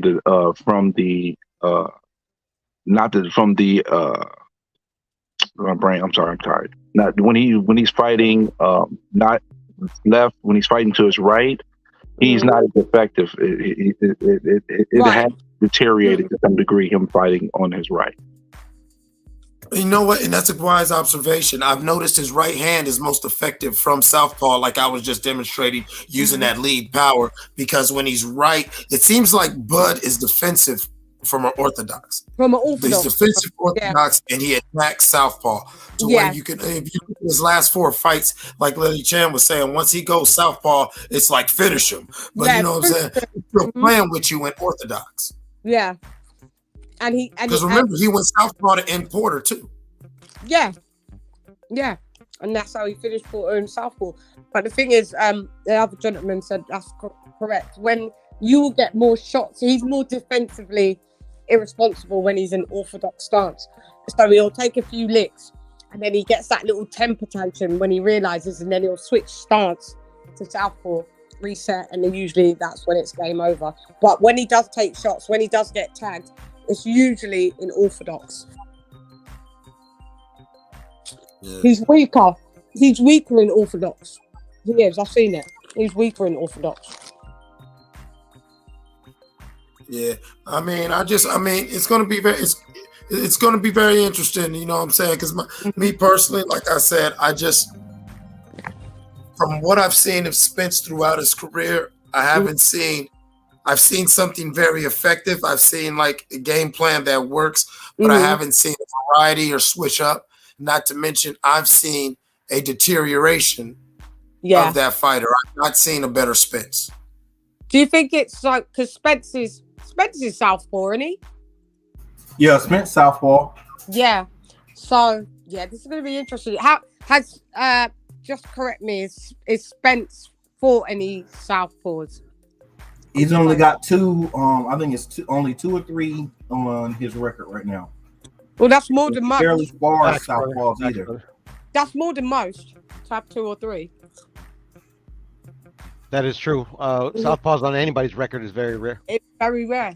Bud got more southpaws on this record though. And even Albanese was a great person for him to fight as a just stay busy fight because Albanese is a so-called switch hitter, and he was able to get those different looks on Albanese. That's what he was doing, is practicing. I always thought Albanese for some reason was orthodox. He's switching. I'm sorry, he's not a southpaw, but he does switch. Yeah, so he's right. I misspoke. Sir Springer's right. Yeah. His real stance is orthodox. Avenesian. Correct? Yeah, he's mostly orthodox, but he does switch, and that's the thing I'm looking at is that's going to be the problem in the fight is he's going to try to dominate Bud and make him stay either southpaw or try to force him to go orthodox. But him going orthodox, he don't understand that Bud is not the regular switch hitter. He's the type where he switch hits in one step. Like In he'll motion. step with a jab and he'll in the moment. He doesn't reset. He just does it in the moment, and then now he's fighting the whole other way. Yeah. And now you're confused because you're set. You're looking for that punch that come at a right cross. Now that's a check left hook. Yeah. Yeah. That's why he has to keep switching stances, in my opinion. Like I said, to throw Errol off his rhythm, like to be like, wow, I don't know what started. Now he's in this stance. Now he's now I might get a straight left. Oh no, now I might just get a straight right. Like it's gonna confuse Errol. It's gonna make him overthink and make mistakes. Errol gotta stop that pawing jab that Bud does as well. If he stops that pawing jab, that's going to give him a lot more success because he uses that as a measurer and to check your timing. Yeah. And if you can stop his pawing jab, then you'll have more success. Anybody who stopped it even for a moment, that's when Bud got hit with something that was more significant. Yeah. This is a very intriguing fight. Very. But just know that anybody that's a Spence fan on here, as soon as Spence, loses, I am coming to rub it all in everyone's face. I will be doing a panel tour. I go into everyone's panel and laughing. I will be that girl. So just be prepared. I'm a bad sports person. I take victory and rub it in people's faces. So I will be doing that. So I'm gonna go to my quote unquote enemies channels and get kicked off. They'll block us. They'll block us. I know. But you know they're gonna block me. They block me all the time. Yeah, they're like, Sir Senior, no, block. From the channel, hide. Y'all got enemies, man. Y'all ain't doing it right. No. I got enemies because I ain't gonna go into my story, but when I first started, really getting into the YouTube community, talking about and people, my bro used to bust on my chops because he was calling me an aerosexual because I used to say, you went too hard on Errol Spence. I used to be that way. Yeah. And I actually went over to a channel and said, hey, listen, I'm a fan of Errol Spence. I like Bud, but I knew about Errol first. But when I see these two fight, I just see Terence Crawford winning, even though, I am a little bit more of an Errol Spence fan. I just want these two guys to fight. And boy, they came at me hard body. And then next thing you know, one dude told me F my mom, F my dad. And after that, the hate just started coming my way towards some of these guys. Was he Jamaican? It happens. That's how a lot of us came over to Camp Crawford. Like me, I was a fan of both of them. I thought, actually, I was really leaning Spence because I was so anti-Thurman. I thought Thurman was ducking the nigga. But then as soon as Errol became the man, it wasn't just Bud. I saw the way he was doing other people, and I was like, "You a whole ass dude. That you were just crying about that not even a year ago." Yeah. You know what I'm saying? I'm one of them people. I don't like hypocrites. Yeah, I can feel where he's coming from, but that was real hypocritical because it was like you literally did the same thing, and these people that you're doing it to, they're not Keith. I get it, Keith did that to you, but these people ain't Keith. Yeah, you know what I'm saying? When you fought the people, you don't have to do. You don't have to do Keith Thurman. At one point, I didn't even have a dog in the fight. I just wanted to see a great fight. But because of these last rounds of negotiations where a lot of people were blaming Bud, I blame Spence for letting GBC dictate everything and he stand up to it. Yeah, no, I'm gonna tell you no, but see, here's my thing. I was saying that it's been pretty much 5.5 years of this thing. And I've literally been so hard-bodied Bud for 3.5 years because I was saying that from the beginning. From 2017. That's how I met Mark Nash. That's anybody who ever seen me on YouTube. I came in during you know what I'm saying? For about 3.5 years ago on the, what do you mean, man? Crawford's doing this, and it was the vitriol and the utter country bullshit from these goddamn guppies that just made me like, you know what? Fuck Errol Spence and fuck his fans. Yeah. Bud, kick his ass. His fans spoil it. His fans make you not like. Yeah, it definitely played a role in me. Not necessarily, I wouldn't say I switched or anything like that. Because again, I was a fan of both guys, but it made me I used to didn't have a dog in the fight, but because how the fans acted in unison with how the negotiations went back in November, from August to September, it turned me off a little bit. I had lost some respect for Spence. He got a lot of it back based on what he just did, but I'm at the point now where I pick the side and choosing Bud. It's more than just Bud winning. I'm rooting for. But yeah, I stand on principle too. It's like hell, I ain't shit. I even got into it once with HLD on some bullshit because he's trying to say some crazy shit. Because I was just saying, listen, somebody who has fed people and done it through the music and everything, and through the arts and entertainment world, I respected Bud for standing his ground when he walked away. So you got to know your worth. Yeah, you know how many shows I could have done with this major artist or whatever. But if you looked at what they was offering me, they trying to play me. That shit disrespectful. Exactly. It ain't even worth saying that. Ooh, I did a show with such and such, or ooh, I got a song with such and such. If I'm looking like a goddamn idiot and then losing money. But what the matter is, he never actually really walked away. Thank you. He just proved that he proved he could get a bag elsewhere and proved his worth. That's what I kept saying to people. It wasn't even about proving his worth, though. Based on what he said, it wasn't even about proving his worth. It's just that, remember, if you think about what he said in Instagram, and a lot of that came into fruition, he told them, I need to fight for 2022. So when they made it, he did what he said he was going to do. He proved that what he told us. He said, I got to fight for 2022. And since that was for 2023, okay, I'm gonna go ahead and fight for 2022 because Spence, what they tried to do is basically they wanted Bud to not fight and they wanted to age him out. Right. And so that's what I said, as a businessman, that was a boss move. And you know what I'm saying? From a business and an athletics, I move how I want to move. I told y'all bitches I am fighting this year. Yeah. Whether with you or without you, I'm fighting this year.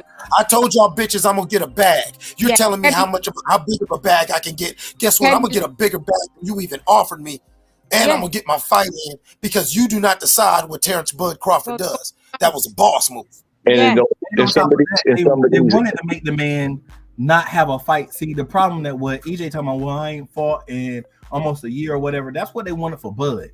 To tell the truth, they wanted Bud older and they wanted him rusty. Yeah, but rusty. The thing is, he still wouldn't have been rusty because he's always training. You gotta remember, the movie came out this year, but a lot of the footage they shot that last year. Yeah. So he was already in shape. He was already training multiple fighters. All the young guys, except for Frank Martin, he's training them. He's sparring with them. He's getting them sharper. Look at Michael B. Jordan. Michael B. Jordan fought different. Even his character fought different in this movie after training with Bud. Okay. Because Bud changes you. Whether you train with him or if you bang with him, he gonna train. He gonna change you. That was open, and then he hit him with the body shot, duck down there. Over the top, body shot, switch to the other side, body shot again, dropped them. It's over. Ain't Bud in the movie? He's in the movie as well, is he not? Or is he not? Yeah, Bud's in there. He's in the training montages. No, in Creed. Yeah, he's in the training montages on Creed. Because I haven't seen it. And that's the thing. So why wasn't Errol Spence asked to be in it? Man, nobody want a guppy in there. Well, I'm not going to. But the thing is, I don't think Errol Spence actually owns his likeness because he's not in the video game. So, you know. Yeah, he ain't in the video game either. I thought that was kind of. Well, because he doesn't own the game. It's in the game, EA Sports. Yeah, he doesn't own his image and likeness. I did a news report on it. He doesn't own the rights to his image or likeness. So if he wants to be a part of something, it has to be cleared by Al Heyman. Al Heyman has to get the bag of of Spence's image and likeness. And if Al Heyman says no, then Spence can't do it. And that's a wrong thing because Spence is kind of in like some kind of like a 360 deal, like what we call in music. Yeah, you don't own your image and likeness. So anything he does has to go through Al Heyman. And if Al Heyman says no, it can't happen. And that's why he's not in that game. And that's very detrimental to someone's career, that you won't allow them in a massive game that like 80% of boxing legends and current boxers are on that game. It's ridiculous. And I really hate the fact that they was going to try to bully my man, EJ, to fight Thurman anyway. And EJ was like, man, I don't want to fight this dude. And they're like, no, you gonna fight him. He was like, no, I'm not. I ain't gonna fight nobody. And I respect EJ for that. Because they was trying to bully. That's where he got his respect back from me. This man has done so much for the PBC. He's one of their cash cows. Yeah. And they're gonna sit here and gonna force him to fight somebody who he don't want to fight anyway. That was dirty, man. That was dirty. I'm glad he stood up and he got what he deserved. Yeah, we was on his arse when we heard about the Keith Thurman thing. I did a report and I was totally desecrating fucking both of them, Errol Spence and Keith Thurman, because I thought he was going to move up to 154 and fight Keith Thurman. Because remember, Mauricio Suleiman came out on record, and when they asked him, like, how comes Errol Spence can take a voluntary title defense at 154? And then Mauricio Suleiman was like, he was like, oh, I didn't know. Like, he had no clue. So it's some bullshit that happens over there anyway. I hate the WBC as well. Can't stand them.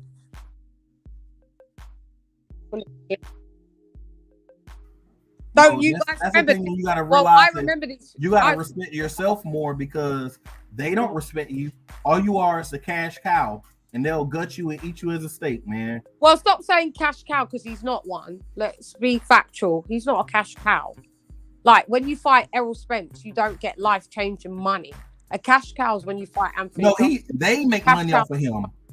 Yeah, but he's not a cash. But the definition of a cash cow. Like they milking him is what I mean. They milk. Okay, he's underpaid. Yeah, I would say he's an underpaid as one of their forefront boxers on their roster, for real. Yeah, but he allowed it, because what they should just do is just fuck it. I don't want to be with Al Heyman anymore. I'm going to be like Terence Crawford. I'll be a free agent. But these guys have so got some kind of emotional attachment, or it becomes cultish. It's like they're in a cult. Nobody wants to leave Al Heyman. You know, you can't say anything against him, but yet he will shelf you and you'll be fighting once every 18 months. Well, the reason why that kind of happens is the intentions of what PBC's plan was a noble one initially. And see, the thing is, fighters were getting paid more than they were supposed to get paid to fight lower tier competition, and they ended up getting too comfortable expecting that type of money. And then when the well got dry, after they ran through the $900 million, then that's when the dynamics really started to change. Yeah, they started putting PPV on everything to try and make money back for the fighters. Yeah, guarantees stops all the time. It wasn't really about making money back from the fighters, is that they wasn't putting any upfront capital. Oh, no guarantees. Yeah, so everything was all back end. Yeah, we saw it. Yeah, you're right. Well, I'm going to bed, y'all. Y'all have a blessed one. Until next time, I'm tired. Hopefully, I wake up in time for the fight. And if you go on Lady Chen, I'll stop through and watch it with you on. Okay, massively appreciated, and get your rest. Y'all be blessed. See you later. Take it easy. Bless. All right, peace, brother. Peace. Yeah, don't mind me, y'all. I'm just falling back. I'm dead serious. I'm making me some motherfucking fish with some rice and vegetables. Yes, I am. Hungry. Damn. I got Chinese. I don't feel like cooking today. I put some whole cakes with it. What are you cooking? What'd you say? Some whole cakes. What's whole cake? Y'all don't know about the whole cakes?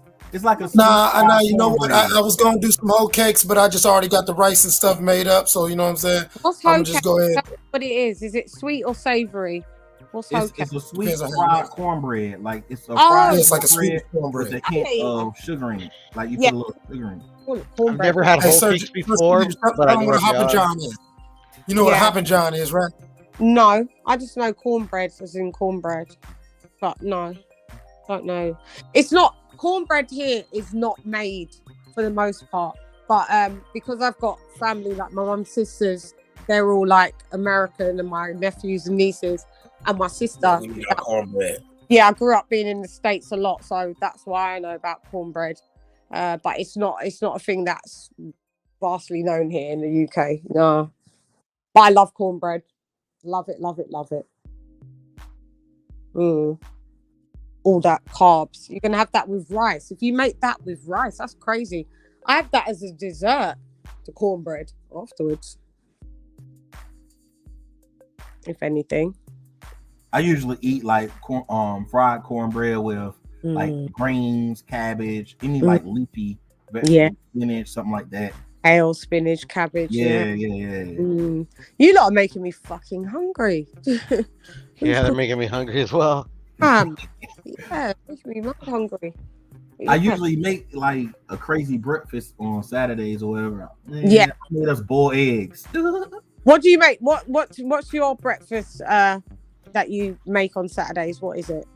I usually love that's like my fat day. So might eat pancakes, eggs, scrambled eggs, sausage, but I don't eat pork, but I would substitute it. I do the turkey. I do the turkey the sausage or turkey bacon. Usually I try to do a turkey sausage because that way I can, if I make like a pancake or if I make biscuits or something like that or a French toast, I can eat it like one as a sandwich. One pancake, make it a sandwich, and then eat the rest of it as a plate.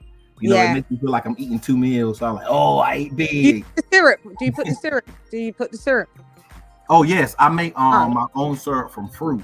If you sprinkle a little sugar on it, people usually add a little water. You know, just sugar and a little dash of water, get it right. Mm-hmm. You could even do that in the microwave with the fresh berries, but I like it better on the stove. Hot. Yeah.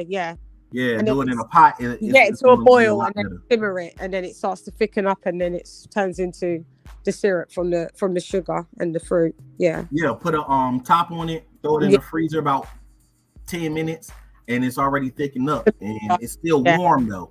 Yeah. So you got it warm and it's thickened up. Thickened up. I love that, man. Yeah, I might make some pancakes actually. I've got my turkey bacon, got my eggs, I've got my pancake mix. I might do that myself. Got my syrup. Here in the UK, like the syrup left over after breakfast. If you have some left over, just go ahead and roll you some limes and some lemons. That way, if you got blueberries and it's a blueberry lime lemon limeade or a strawberry lemon limeade, you can sip on that the rest of the day. Like that's how I be thinking. Like I like to use something I can use multiple ways. Yeah. As they say in the country, from the rooter to the tutor. They say that here, but it's not for they say that here in reference to cocaine. That's crazy. I figured that's what that meant over there. Yeah, that's what they say over there. They use that phrase over there for that. Yeah, it's crazy. Yeah, I'm gonna make pancakes. Hey, Sir Senior. Yeah, in some countries they say from the rooter to the tutor in reference to sex. Really? Yeah, I ain't licking no rooters or no tutors, so party, man. So that better be just for food. Everyone, that's crazy. Same phrase means different things in different countries. Yeah, I'm just joking. But I'm sure for some people that does apply. For some people, they're like, shit, that's normal.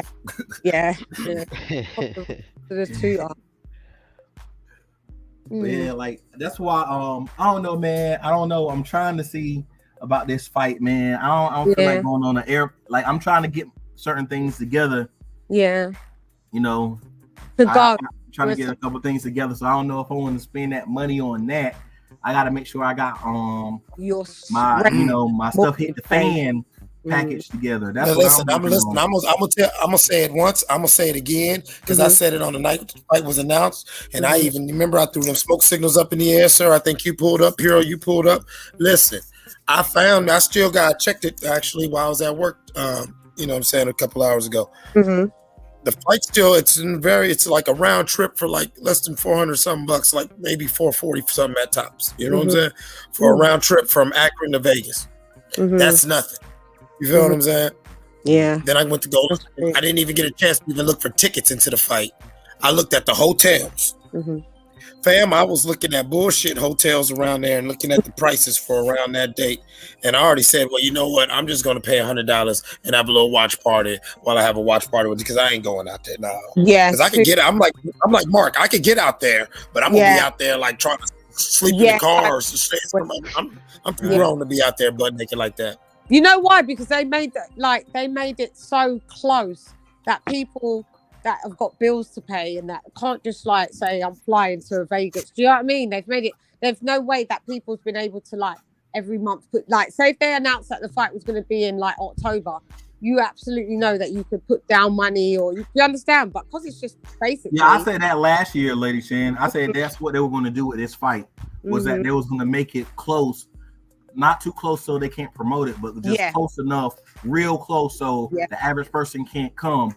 That's going to cut down on a lot of the beef. It's going to cut down a lot of, you know, they can make it real however they want. They can control the environment a lot better, and things of that nature. Especially, it's going to probably be during the summer. Like I said, I was like, it'll probably be, if it doesn't be at the end of the year, which it wasn't, it will be during the summer, so they can cut down on, you know, the riffraff. It's like, well, you can't. You know how they did with the arms back in the day, around like in the 60s or whatever. They made it so regular people couldn't afford to have guns. They made it so you got to get that $200 stamp.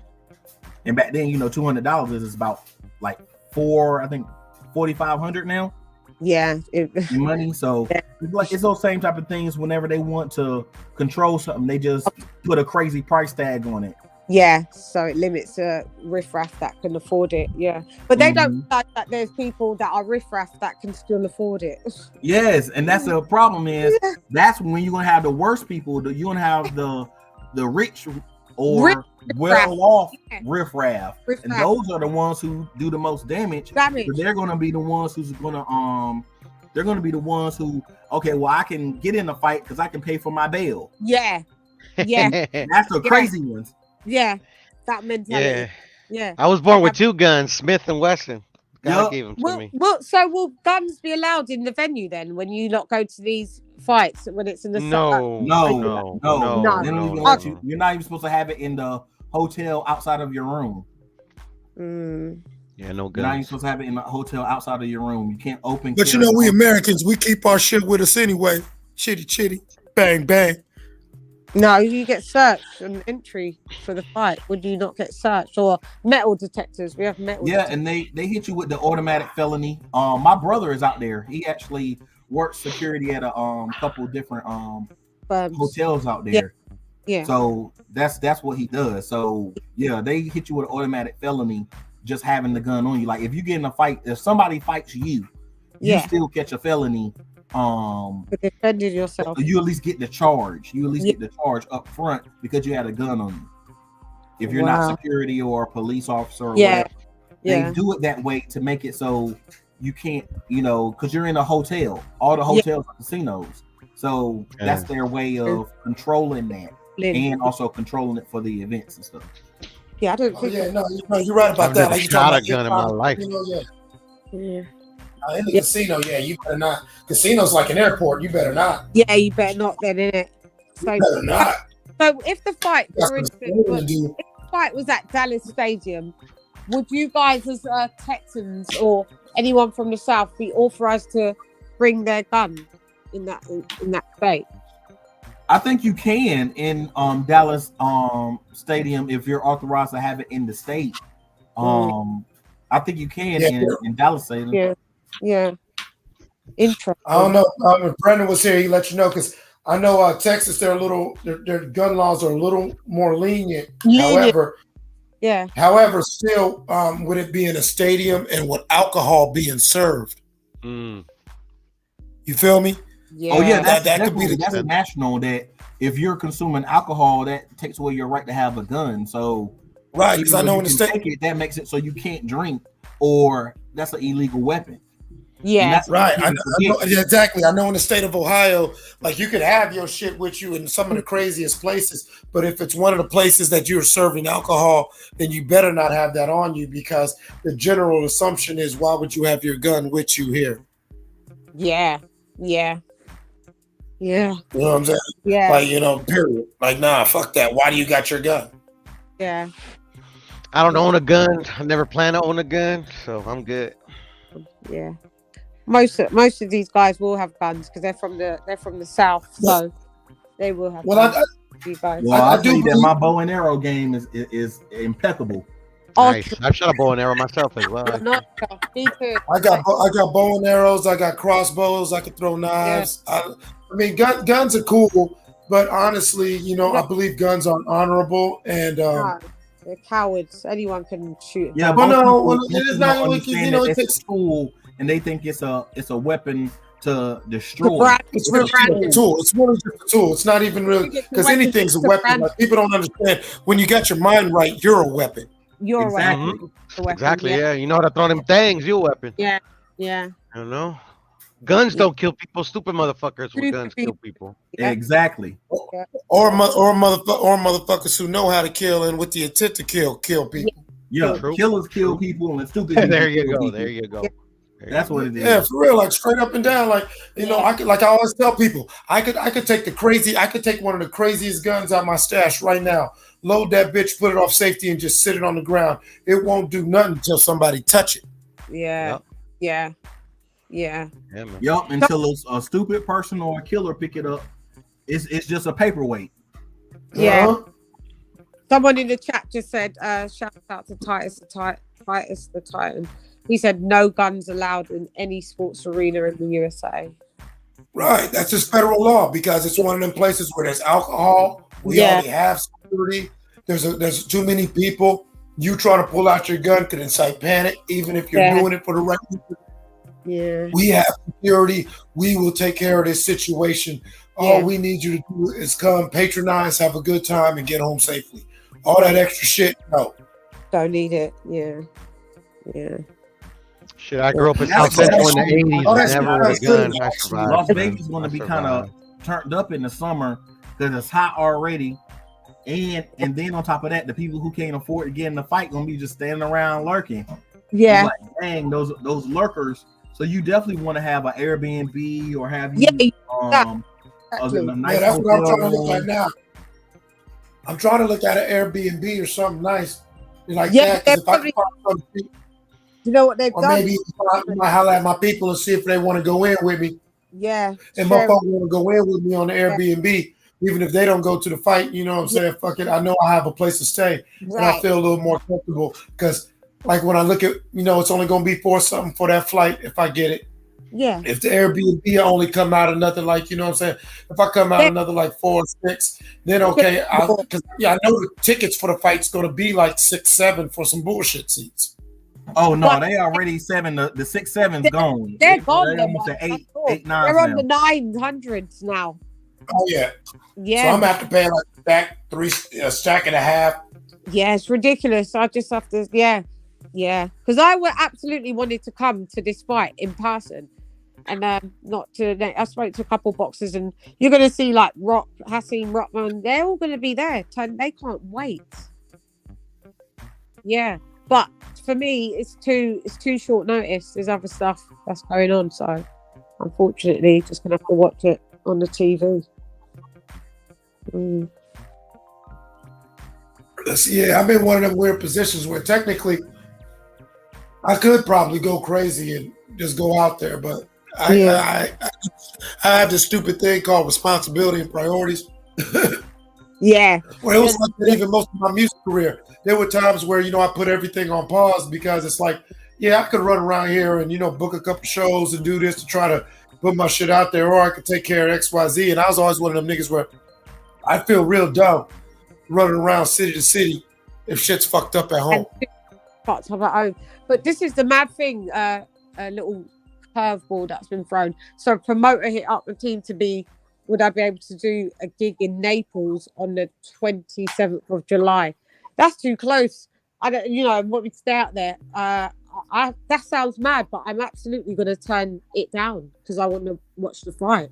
I know the fight's on the 29th, but landing there on the 27th, then doing the show on the 28th, then you come back on the 20th. I don't want to leave any room for anything to go wrong.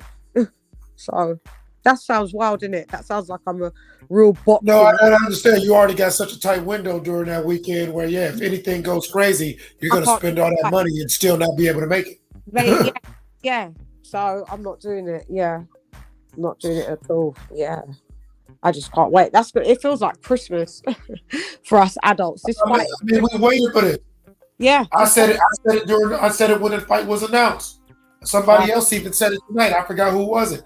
A lot of motherfuckers done paid their bills and put a luster to their name off the Errol Spence Terence Crawford debate.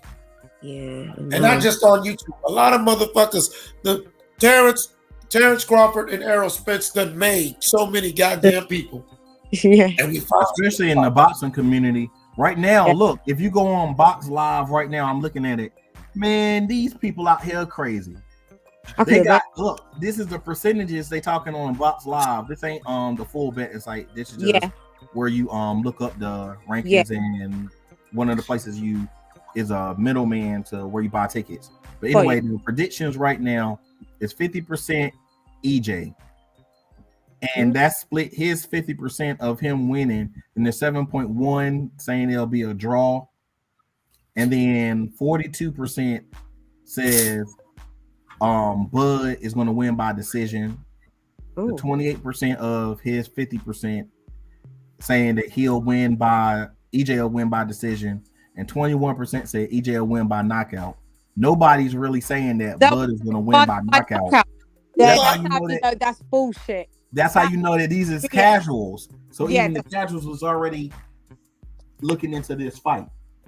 That's bullshit. They don't understand that Bud been stopping shit for how many years now? 10 Everybody times. he fighting stops. He's had 10 consecutive They're casuals. They don't know, man. He's had 10 consecutive knockouts. 10. And then they haven't got him on the betting odds that he will stop EJ. That's crazy.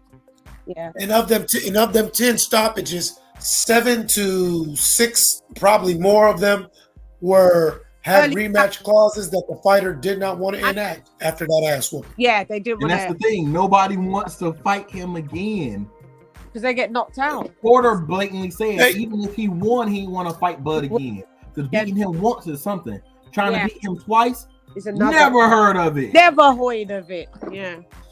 Wow. I can't believe. So what about just the other betting lines? Is it biased like that as well? Saying no. Oh no, I'm trying to look them up now. Yeah, I'm intrigued. Man, I'm about to jump on FanDuel. Hold on. What'd you Let say? me jump on my FanDuel right now and see if they got the odds up. Yeah, see if they've got. Yeah, because I'm quite intrigued actually. Who's the favourite going into this fight then? They say it EJ, but they crazy. They high out their goddamn mind. Like before, and this just has changed just in the last couple of days. But just like 2 days ago, like on Thursday, it was Bud was the favorite. Like they was like, this is gonna be his first fight. He wasn't gonna be the favorite. But now on this, Box Live got the casual votes where you can log in and you can just say what you think is gonna happen without having to put a bet down. Okay. So Bud is basically no longer the favorite at all, to be honest. Yeah, not with the casuals. Not with the casuals. Yeah. Wild. Excuse me. Them casuals, I haven't got time for those type of people. I just break down things stylistically and be a realist. That's ruled by fanboyism. What I can see with that, what you just read out. That's fanboy. Yeah, I like the fact that they're interested in the fight though. That's going to let us be able to have a really great numbers, really great fight. With that being said, but outside of that, I don't expect much from what they talking about. Yeah, they talking about some foolishness now. Yeah, no stoppages for I'm looking on FanDuel right now. Let's look at this. What are they saying? Errol Spence Jr. versus Terence Crawford. They're both minus 112. Let me see. The price of the seats are rising. Oh yeah, I'm looking at all these method of victory. Let's see here. Yeah, see that. Errol Spence plus 160. 150. Plus 500 Errol Spence for a KO TKO.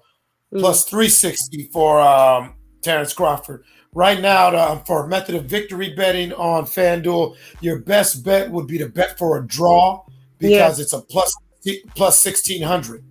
Wow. Yeah. So basically, your money can go real far. Yeah. So you can place if you place because I'm not that accustomed because I don't really gamble at all. So with a plus 1,600, that means if you bet 100 and on the draw, you get 1,600 plus your 100 that you bet. Yeah. Here's one. Here's a good bet. An alternative FanDuel. The alternative group round betting 1. If Terence Crawford was to win between rounds 1 and 6, it would be plus 1,200 odds. Now, if Errol Spence was to win between rounds 1 and 6, it would be plus 1,600 odds. Plus what? 1,600. And what was Terence Crawford's one? Plus 14. Yeah, and okay, Errol. Plus the biggest odds I'm seeing so far, Errol Spence. So these parlays, is that on? They got Errol Spence. The biggest one was Errol Spence winning in first round, first one or two rounds. That would be a pay plus 7,200, 7,500. That's the biggest payout I'm seeing on FanDuel right now, going through the different betting scenarios. Yeah, because I know it's like really rare for that to happen. So they're gonna, Yeah, you know what? They really got it. Like, this is some bullshit. Favorite. Oh, wait a minute. Hold on. Oh shit. Plus 10,000 if Terence Crawford wins in round 1. 8,500 if Terence Crawford wins in round 2 or 3, and 6,000 if he wins in round 4. And then it goes down to, the 4s and 3,000s. But there's still some good payouts in that round betting. Yeah. I might just put. Yeah, the round ones. I might just sprinkle a couple dollars on the build up. Yeah. 20 here, 20 this week, 20 this day because I'm bored. Right. But looking at it, so what you've just said, it's kind of 50-50 out of them two on the bettings. Yeah, they think Bud's gonna win by decision is what it's looking like. That is fucking crazy to me. That's what they're leaning towards on FanDuel. Exactly, sir. That's why the odds are so high. Again, the odds are so high if Spence was to win early because they're saying that's not going to happen. And even for the odds for Bud stoppage, as long as it's before the 6th, then you got good odds. Because other than that, they're like, if it goes late, Bud's either going to point him out or he's going to stop. Yeah, they think Bud's going to win between, like we were saying 7 and 8, 7 and 10. Because what do we say? You know what I'm saying? And that's what they're saying too. Is like if he knocks him out, it's going to be 7 or 8. Maybe a round or two sooner, but not in the first couple of rounds. They're looking at Bud for the decision. Yeah, it just can't go to decision. It's going to be for everyone to say. Whoever gets the decision is going to be like, well, he got robbed. It's just setting up for a robbery debate. We don't. But Bud's going to stop him, so I don't see how they're going to say he got robbed in. Yeah, that's what I said. He robbed, and I was like, he robbed him of the net. He woke him up and said, you got to get out the ring, Errol. Yeah. Yeah. Ain't gonna be you can't sleep here, Errol. Yeah, with your pillow and your blanket. You can't. Yeah. You gotta go home, Errol. Sorry. Yeah, it's a stoppage. Bud ain't gonna leave that to the cards. He knows better than that for this fight, for sure. He hasn't been doing that for 10. He's been knocking out 10 geezers, 10 in a row. So anything different here is going to be highly scrutinized. If Bud wins on a decision, it's going to be highly scrutinized. Oh, he wasn't that good because look, he couldn't knock out EJ. He won on the cards, but EJ got robbed. It's going to be like that. So he can't leave it for that. He just has to knock him out, knock out Errol, and done. Right now, section 215 and 216 and 212 are the sections that most people are buying right now. 215, 216 and 212 for the seats.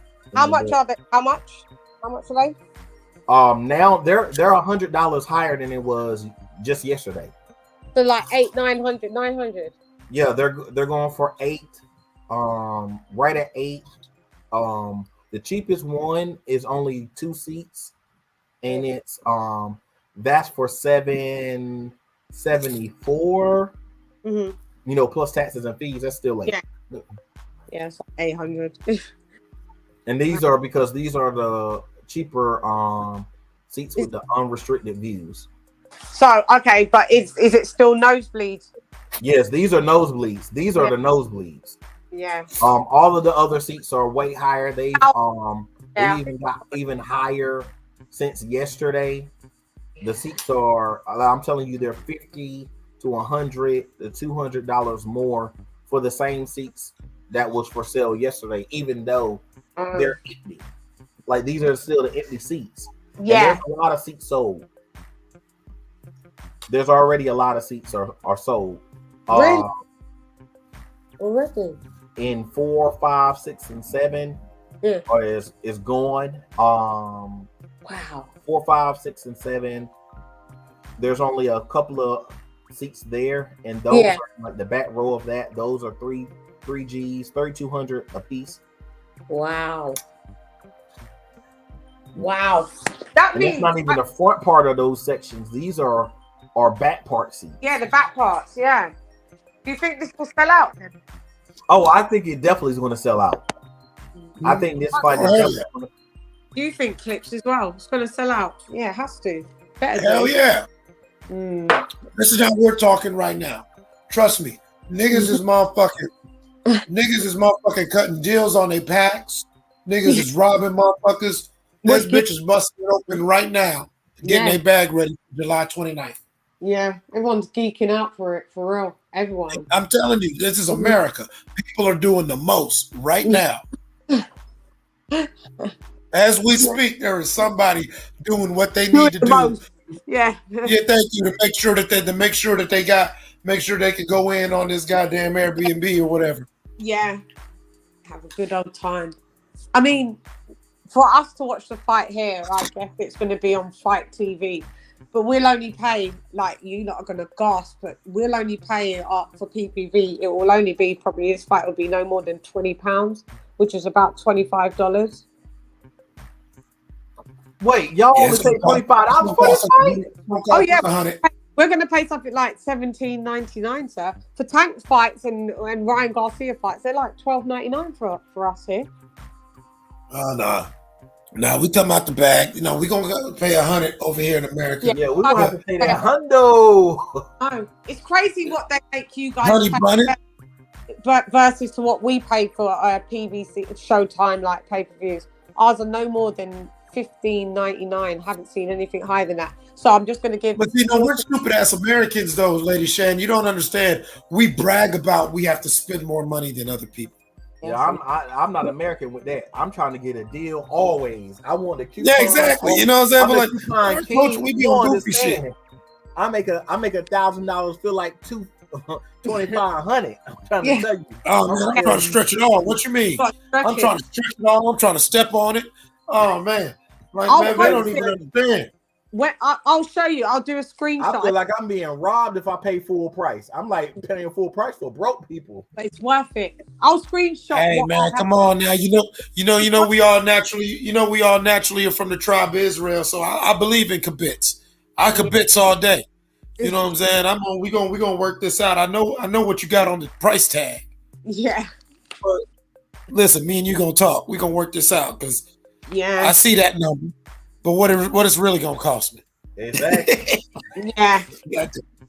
I'm gonna post. I'll take a screen print once it comes up on Fight TV to be able I wonder if I can do my VPN. Use my You VPN. can change it to UK.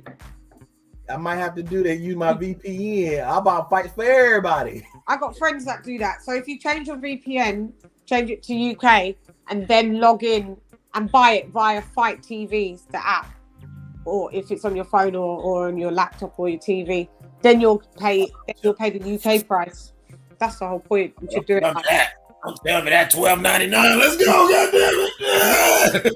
Yeah, mad cheap. Yeah, it's crazy. So what are you gonna do with all that extra money you saved? I'm gonna buy some cocaine, America.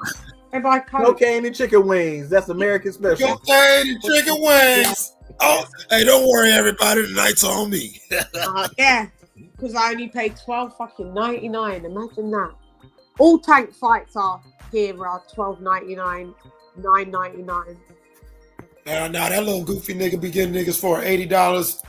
Yeah, I know. When I screen printed it and I showed it to Mark, what was damn fucking crazy that you guys don't hardly pay nothing. I put it on my community tab. Yeah, it's crazy. They robbed me. Took all the seats, and them seats is section 16 is almost sold out. For real. It's 3,000 and it's 33.25 for those seats. And section 16 is almost sold out. Fucking hell. Already. Yeah, they're doing well then. I'm excited. I'm happy for them. Yo, that man says premium price buy it. This is the premium price. Wow. What about ringside? How much is ringside? Ringside is anywhere from 9 to like 20,000 to 18,000. Yeah, I thought about 20,000. Yeah. It's so your average great deal price is around 11. They said it's 11,000.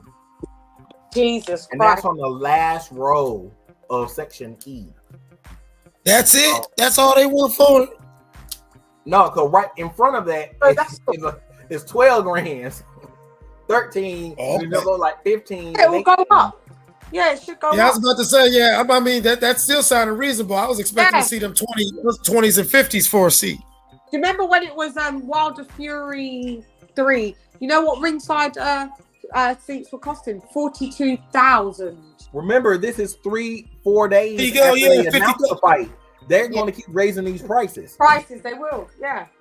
These prices went up $50 to $100 every section already. Yeah. And they more. do that. They'll move it. God. But it's crazy. This seat right here, you can get floor E, row F. Yeah. There's only 2 tickets left. That's for $9,200. But right beside that, it's 11 grand. Fuck it. It's on the same row. It's on the same row. It's floor E, row F. Yeah. If you want 2 to 4 tickets, it's 11 grand each. That's wild. But they hit you in the head for 2 grand. Hey, move over 1 seat. That's gonna cost you $2 grand. £900. It's $2 grand, baby. $900 for the seat. Hey, Sir Senior. Hey, Lady Chen, guess what I've decided? Since we got like 60 days from the fight, you see the odds that I was saying on FanDuel? I'm gonna spread some money around. How? I'm gonna bet on this scenario, that scenario. Hell, I might even bet on some of them Errol Spence scenarios. I'm just gonna bet on random scenarios to where no matter what happens in that fight, you'll get some bread. Yeah. Watch me. Yeah, no, that makes sense. Either way. Because look, it's like I was saying in the chat, it's like plus 7,500, plus 8,500. So you can really scatter around like random $5 to $10. Yeah, from now until the fight. Yeah, and make a handsome return. I mean, like on FanDuel, you can literally make $2 bets. Yeah, you can. Make sure you go to the ones. Or I ain't advocating gambling because it's against my religion. But I was just saying, if you was to do that, make sure you can always up your bet. Because if not, they'll lock it in and lock it so you can't up your bet. And after you do 2 bets, well, no. What I could do is I don't know if I can up it, but I know I did it on the that goddamn the Devin Haney fight. That's why I was so mad.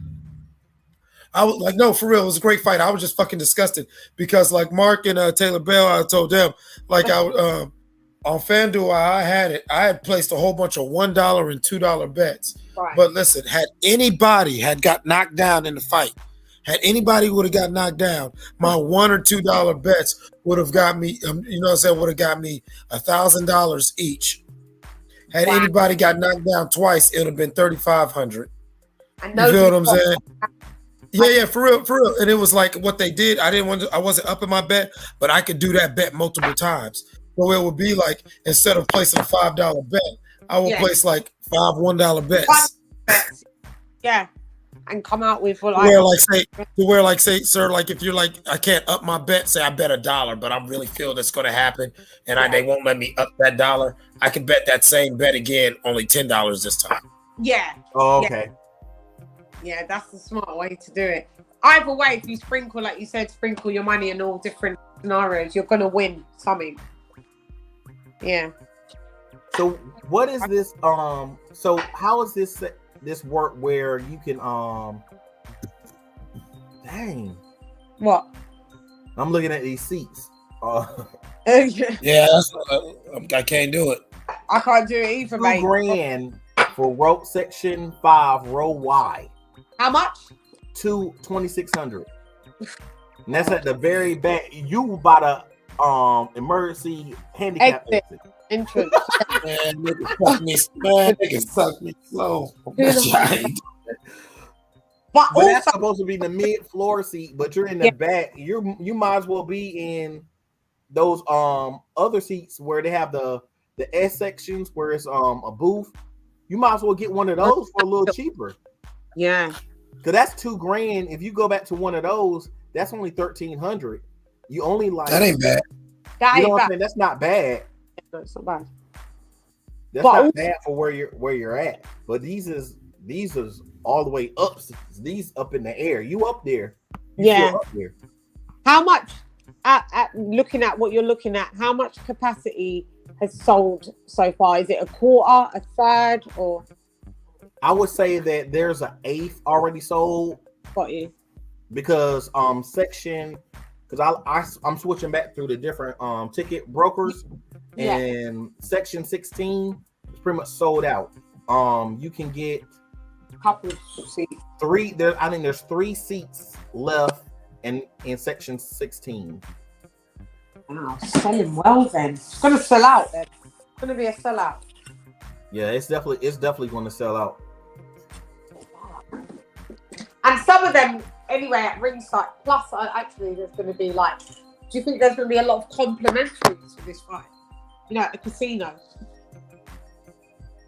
Oh, most definitely. Man. So 3. Man, them casino lobbies going to be crawling with some of the finest streetwalkers the world has ever seen.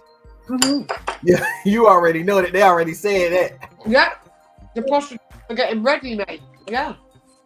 Man, I'm telling you, you got. I'm talking about July 29th. I'm telling you, maybe on July 20th, there will be no availability in these waxings. You know what I'm saying? Like, you know what I'm saying? These chicks gonna get waxed about a week up. I'm telling you, the hair salons the week it's only before 12 seats all together left on section 16, and in section 16 is like 100 seats right there. Yeah.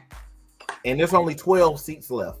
And those are the I can't believe all going. Those are like the $2,000 seats. $2, $3, $4, $5, $6, $7, $9,000 seats. And that whole section, there's only 9. If you go through all the different places you can buy tickets, it's 12 seats. It's actually 12. I counted it. Yeah. I literally count each seat. So what we were saying all along, we was always saying that this fight will generate money. And they tried for years to make it like it was Bud's fault. He's not a star, so we don't bother offering. Right, yeah. But listen, look what you're saying. We was right. People are gagging for this fight. It's going to make money.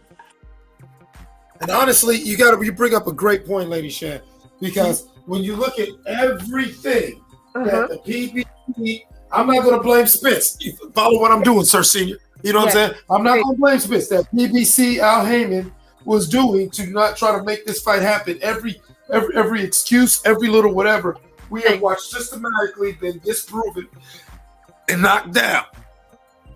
Just like their fighter will get disproven and knocked down. Right. The proof is in the pudding.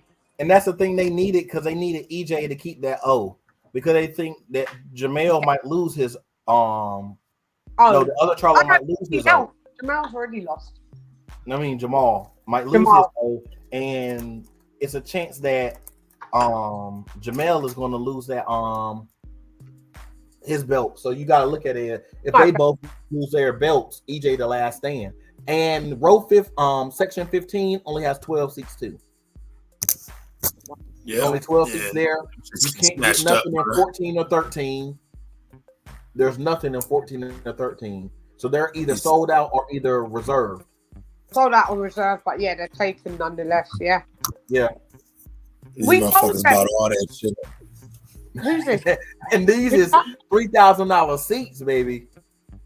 Man, but what's that to a nigga with bread? $3,000 seat. I might motherfucking call up there real quick and have somebody reserve like motherfucking 30, 60 of it. That's nothing. Yeah.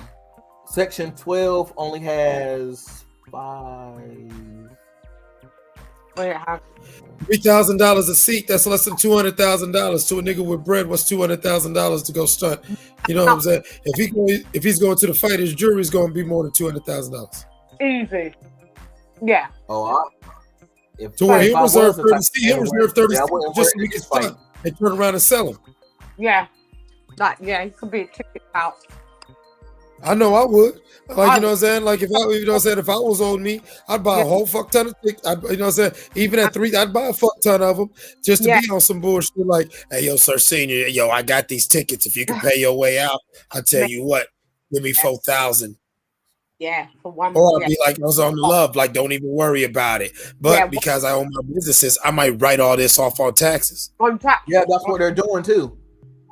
Listen, sometime during the fight, I'm gonna lean over to you, Mark, and Lady Shan, and tell you about my new album, tell you about whatever clothing venture, and I'm gonna write this off as a business trip.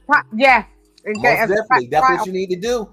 Shout out to Wisdom. I'm gonna lean over and say, "Hey, I got a new album dropping in a couple months," and then we're gonna get back to watching the fight. But as far as God and country is concerned, this was a business outing.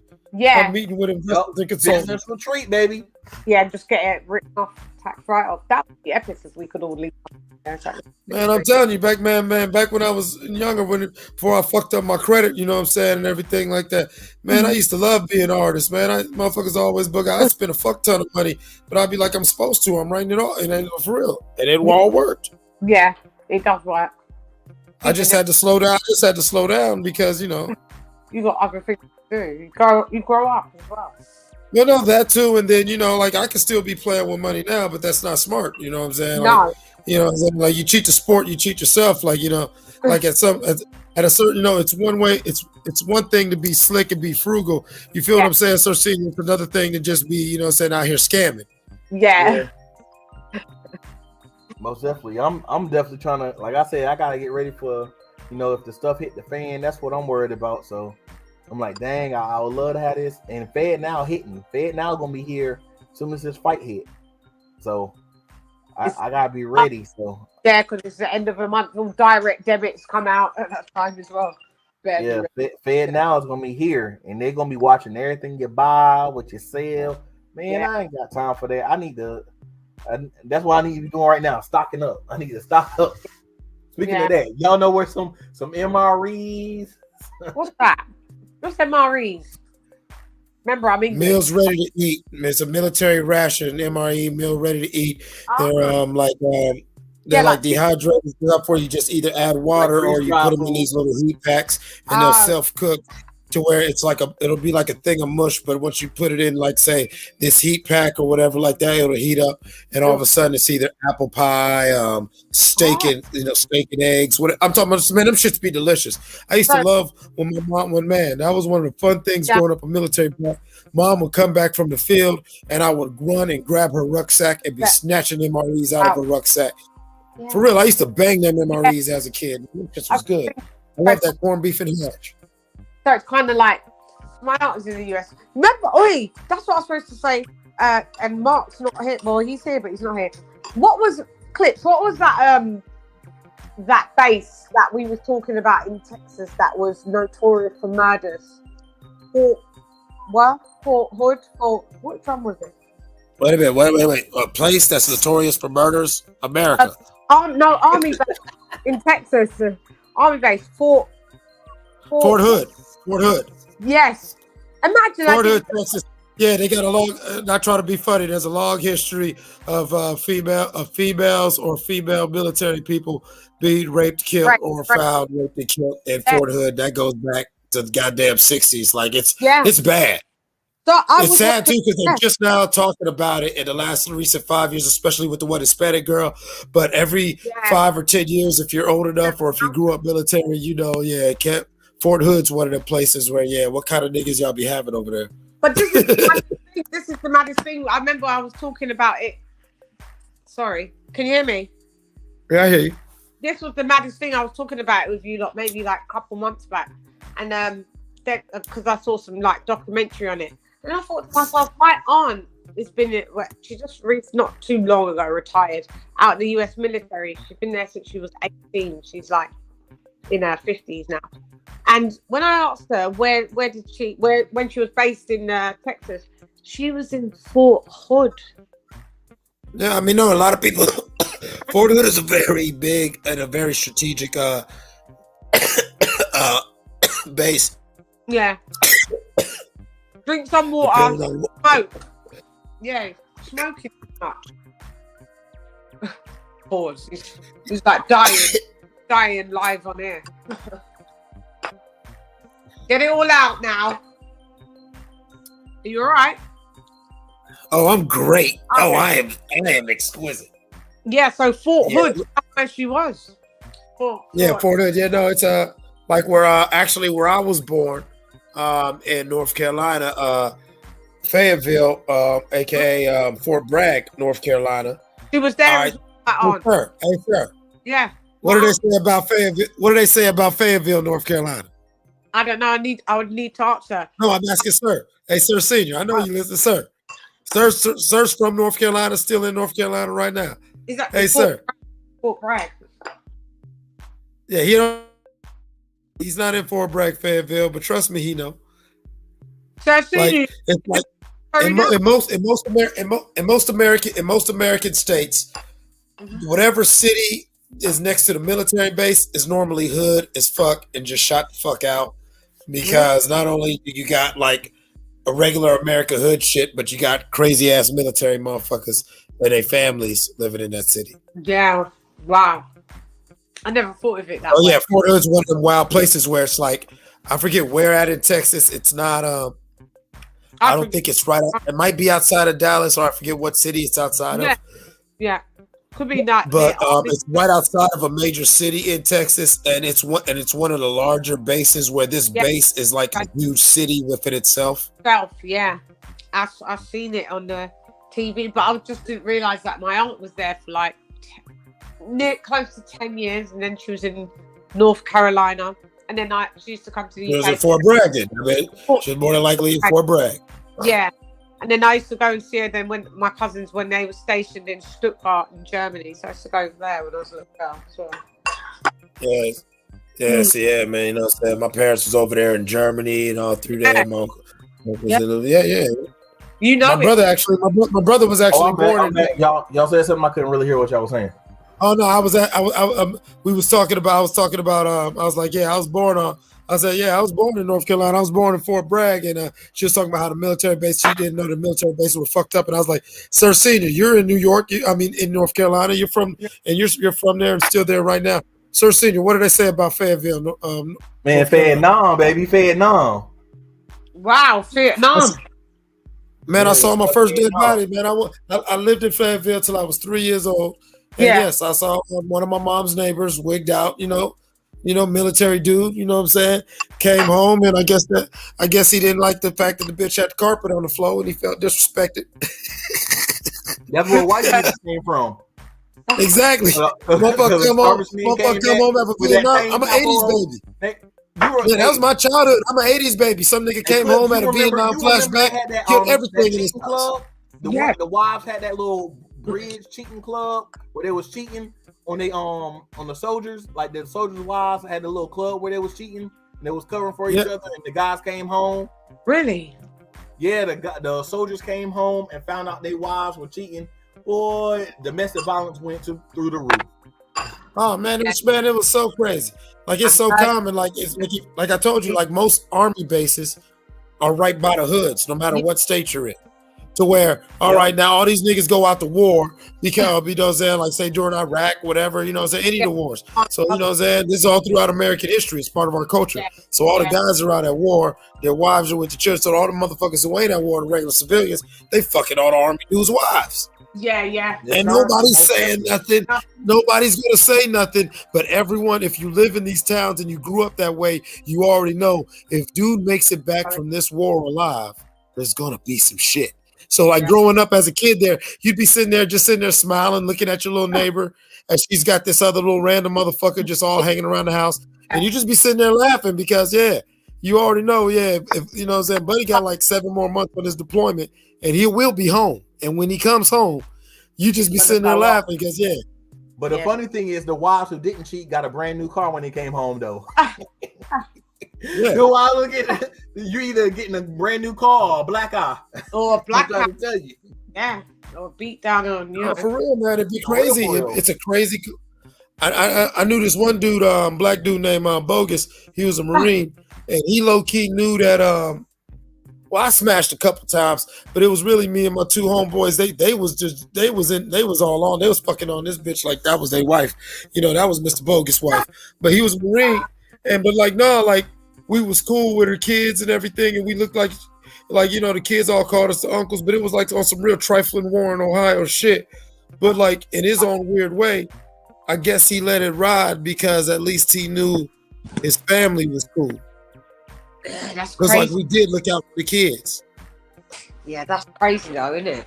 No, it was like, yeah, it was like crazy because he like he knew like when he be in town, like, you know what I'm saying?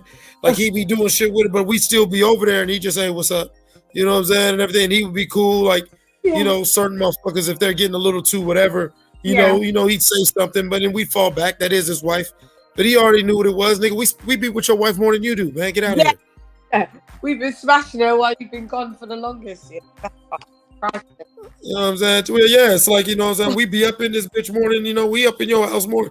Like, nigga, nigga, I'm the one who fixed this goddamn gutters. Fuck out of here, nigga.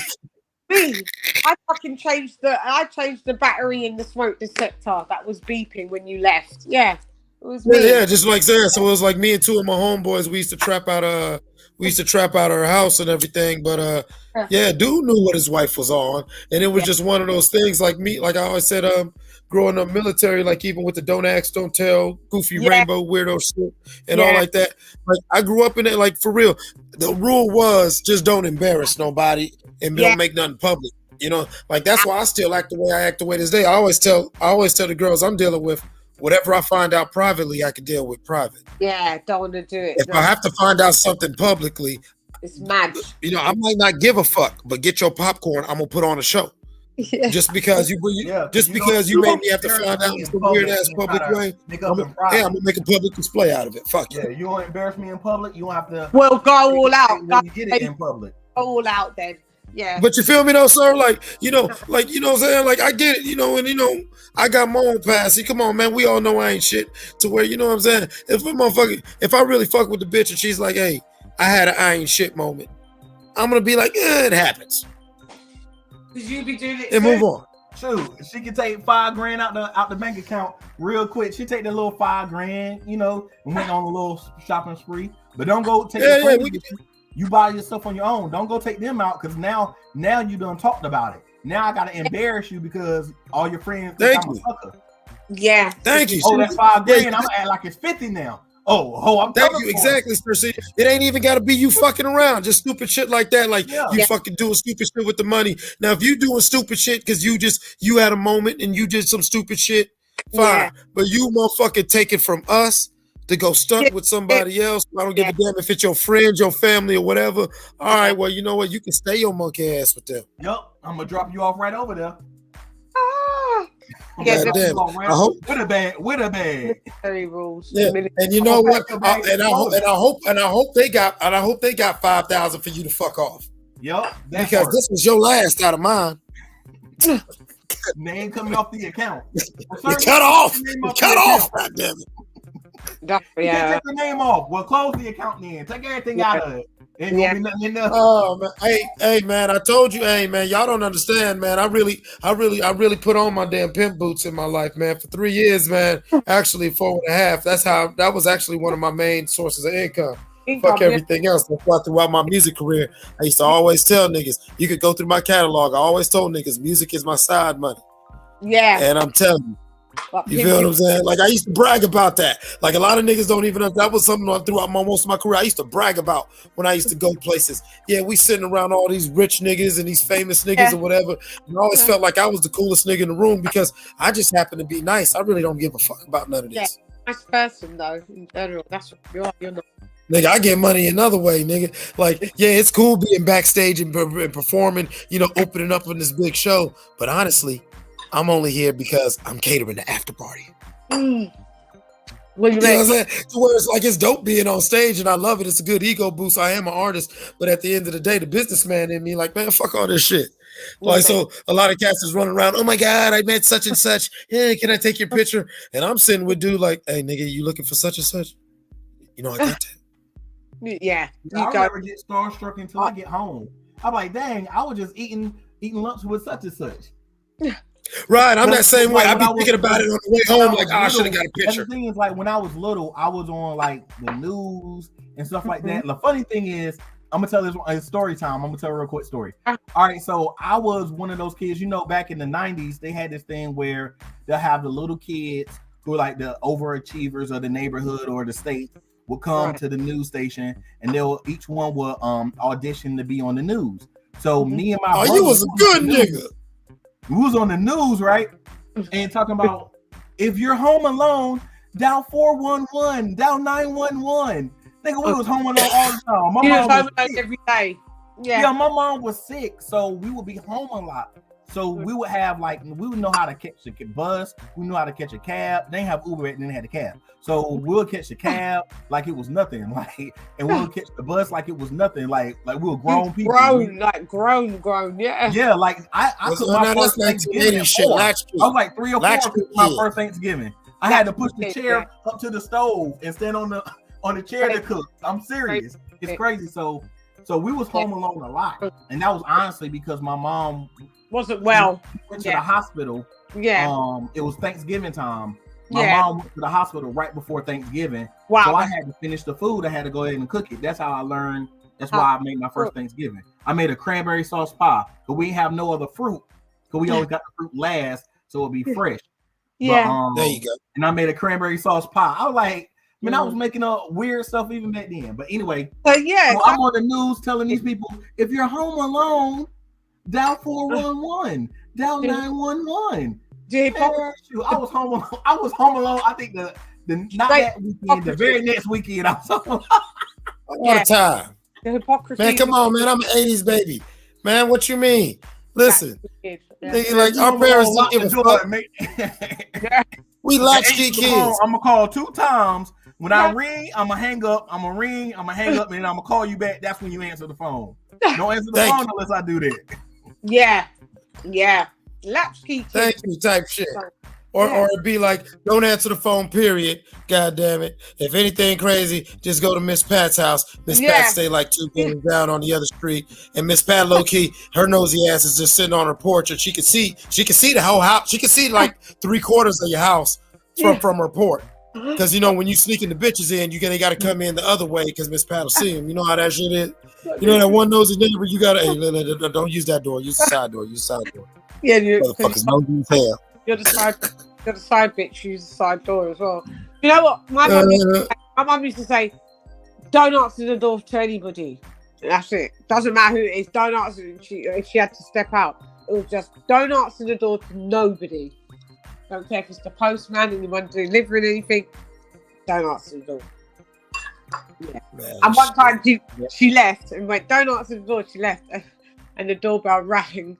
And I opened it. It was my mum standing there. My mum said, "What the fuck did I do?" Yo, what I tell you? I told you not to answer no door. Yeah. What I just tell your sibling? Yeah. Got licks for that. Yeah, for not listening. Yeah. Most definitely. Oh yeah.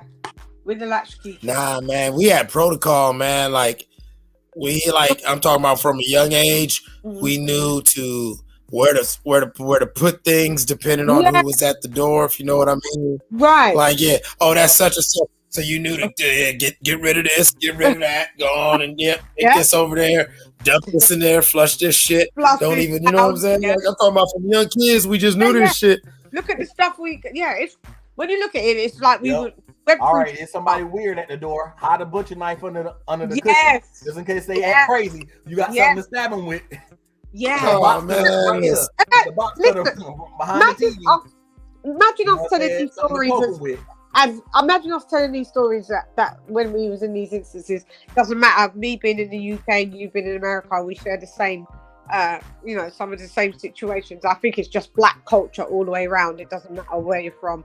It's got to transcend. I think it's just city living. I don't even think it's black things. Like if you really live in the city, if you live in an urban center whatsoever, there's certain shit you're gonna see. You know, there's people living amongst each other in an urban environment. You're gonna see certain weird shit. And like, say, if you don't live, even if you live in say a house, but it's a neighborhood, or like say like an urbanized neighborhood, you got neighbors to where you got to deal with this. But most of us, might live in apartments, or we live in whatever, or tenement where you know you deal with that shit. You could be a total square, but you gotta pass them gangsters in the hallway. So don't act like you don't know what's going on. Like that's the whole thing about it. We walked past the hood. We lived in the hood, but on the back part, and then we had to walk to church. Man, we went through the worst part of the double R. That was back when it was Rough Raleigh. But where we was on the list for the best and worst places to live in America. Wow. Right up the street from each other. Yeah, I remember. All depends on your zip code, huh? Yep. It all depends on that zip code. Go out 3 blocks, you in the best place to live. Come back down 3 blocks, across the street, the worst place to live. The murder rate is, man. You know what's so crazy? That's how my area of Ohio is, right?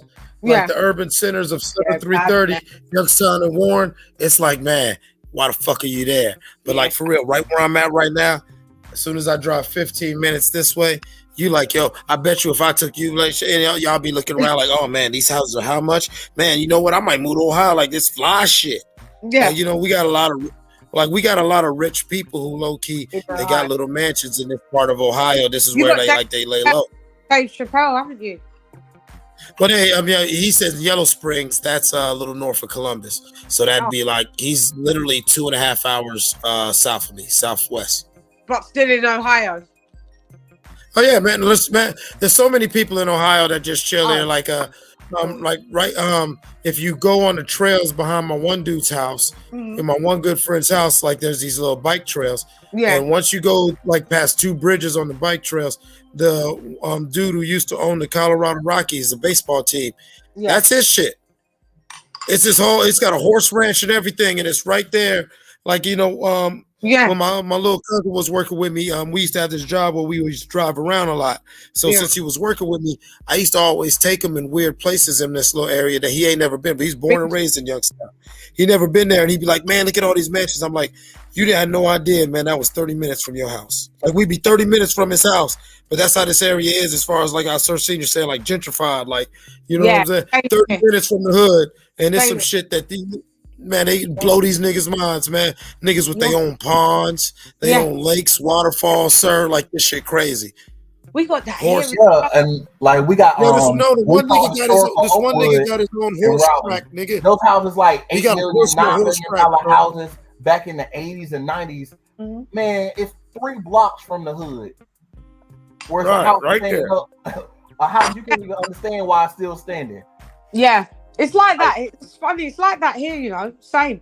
You could be in the hood, but like what separates you could just be one street. You go on the other side of the street or 2 streets away, you're in like uptown. It's like you're looking at everywhere. And then you go back down a street away. I call it a street or a road. You're in the hood. Like there's no, it's polarizing. You're either in the hood, in the gutter, or you're but there's no in between. That's why I was raised the way I was. Like only people I knew was really rich people and really, really poor people for the most part. So it's like I'm sitting here and that's what I'm saying. Like my life was real weird. We will we'll go and we'd like, oh, y'all remember back when like I'm eating like the cans where it says vegetables, it just says meat.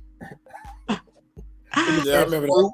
You don't know if it's applesauce or fruit cocktail. You gotta shake it to figure out. Man, we've been poor, man. We've been poor. But are you talking about when it's the white label with just the black words on it? That brand that the shit? White can with the white boxes with just the black words on it. That means black words. Corn flakes, nigga. Yeah, corn ain't flakes. No frosted flakes. No, it ain't no that they got no fake little brand name, whatever it is. Fruitos, nigga. Yeah. That's the like supermarket cheese. Hey, so remember that big the big ass long white box that just says cheese? Cheese. Yeah, that's it. Basic. We got I ain't eating this crap. I was a food snob then. I'm like, I ain't eating this crap. But and then you'd have to melt that you'd have to melt that big ass, thick ass block of cheese. Yeah. You gotta get the butcher knife and cut it and lean into it like, ugh. Yeah. Boy, you get your forearm strip trying to cut that government cheese. Like, what the fuck is... I remember, like, see, wasn't on it, but a lot of my friends was fucked up. Like, it was fucked up for me. Like I said, I wasn't poor, I was just broke. Yeah. To where I couldn't complain too much because my friends had it worse. You'd be over your friend's house and everything. He'd be like, yeah, we gonna make some sandwiches and shit. My mom, you know what I'm saying? She just got a stamp renewed. You like, yeah. So you get the sandwich meat. You get the bread and be like, man, where's some cheese? Oh, we got cheese. You'd be like, hell yeah. And then you open up the little thing and be like, and you see it's government cheese. Yeah. You'd be like, Yeah. You know what I'm saying? You don't want to sound bougie, like, man, it's that bullshit. He'd be like, man, you go ahead and use it, man. Like, man. Sandwiches. Now your wrist all sore because you had to cut two slices This of is cheese. kangaroo. I know what kangaroo butt look like. I see Animal Planet. Yeah. Exactly. Yeah. And that, you know what I'm saying? Instead of getting a normal slice of cheese, now your shit's all thick on one end and skinny as fuck on the other. Sides, yeah, I hate that. Got an uneven goddamn sandwich with all this extra goddamn thick ass government cheese that just tastes like fucking soap. Plastic soap. But that's the thing is, people didn't know that America had so much cheese. They had cheese in caves. That's why they put cheese out so much, and it was like, oh, you gotta have so much dairy. But they had so much cheese. That's why American cheese is not even really cheese. It's like only like 40 or 50% cheese. This is rubbish. 60% cheese at best. American and the rest of it is dog penis. Yep. Yeah. It's random parts of the pig that they done boiled and fried down. Random fillers and stuff. You know what that's called? You getting niggas that they killed on death row. Because you know these cannibal motherfuckers, they always trying to feed you another human being. Yes, You know they found that in hot dogs. The American You hot see dog that? company got human in it. Wait. It Let's was jump 10% in. human. Let's jump in. You see that meat, and then I'll jump right back out while you lot can talk.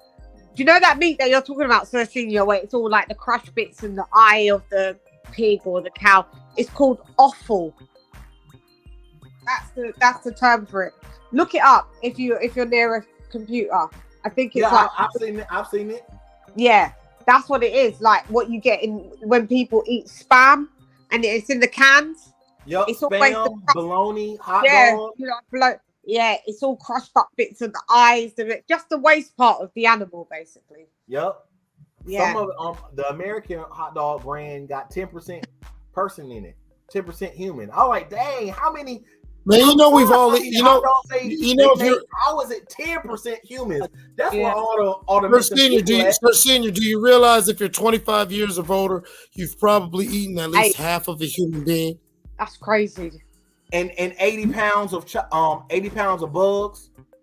Yeah, exactly. You've eaten at least 80 pounds of bugs and at least half of a human being, whether you realize it or Anywhere not. from a third to half of a human and 80 pounds of bugs. If you eating chips, Whether you realize it or not.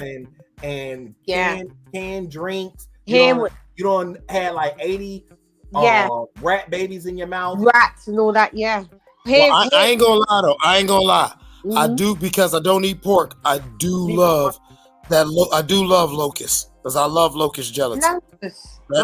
I can still enjoy certain Jello like products as long as it's made of that locust shit. Really? Yeah, that locust gum. They grind up a whole bunch of you take locusts and you could almost make like a meat out of locusts and grind them up. You know, I heard like that. there's like a little I paste. heard it's pretty good. It's good as fuck. And then fried locusts taste like hot fries. If you ever had them curly on the I'm about to say the fried locust. They're crispy. Man, them shit's as good as fuck, man. Man, that shit good as I ain't John the Baptist. I ain't got time for that. Yeah. Listen, man, first of all, I'm survival trained. And as you know, sir, I'm gonna go ahead and get biblical, Judeo-Christian, biblical as I walk in flesh as a human being. I am an apex predator in this world. So there is nothing on this planet that I am not supposed to take stewardship of. and there are things I can choose to eat, choose not to eat, but pretty much all is on my menu. I'm the apex predator. Yeah, I ain't eating that. Until you get in the water with the killer whale. Now that's a different apex predator. That's Oh yeah, that motherfucker. I mean, killer whale don't give a fuck, but a killer whale ain't nothing but a big ass goddamn bear that jumped in the water. It's a like a bear mixed with a dolphin. It's crazy, a crazy. Well, that's all dolphins are. They were like a big ass bear type marsupial that just jumped in the water and stayed in that bitch, and eventually adapted. And that's the funniest thing. People go to SeaWorld and they be riding these killer whales, petting the dolphins. Yeah. Those are killers. The Yeah. dolphin and the hyena is the only two quote unquote mammals that can laugh and kill you and not be considered insane. Yeah. Well, yeah, well, you know, and that is the funniest thing about it too. Like, you know, for all that shit I just talked about humans being apex predators, like while we playing with these orcas and these porpoises and dolphins, they're smarter than us. Okay, it's already been proven. Like people don't understand. A raven, a crow, a dolphin, an orca, and especially an octopus. Like octopus is and they've proven that not only are octopus probably the smartest things on the planet, octopus are probably aliens. Yeah, they're probably Because if you look at the fossil record on the periodic chart, you have squids and cephalopods. Yeah. But remember, octopus aren't squids. All of a sudden, they just appeared. Yeah. They don't come from nothing. No, Octopus just appeared. They're like aliens. And the thing with octopus, you know, on each, they've got 8 brains in each tentacle. 8 separate brains. Look it up if you don't believe me, but they do. Octopus are amazing, man. I want to get a pet one. Like, people don't understand. Octopus, like an octopi are just like so fucking, like they're not, and they're so fucking smart. Like everyone be like humans. Man, octopus dance around your ass, man. Like, I feel bad that I've eaten octopus before. Oh, they taste good as fuck. I wouldn't give a damn. Yeah, I mean, we were just talking about eating people.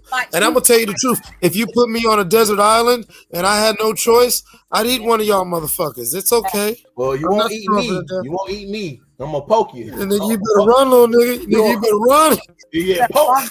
You get poked. I ain't running. You better run, nigga. Oh no. I got the blow darts and spears. I'm coming. It's too hot. I ain't running. I'm gonna poke you. Hey sir. Hey sir. Hey sir. I'm running through the jungle at night. Sir, where your little black ass at? Like, get poked. Smile, nigga. Smile. I can't see you. Smile.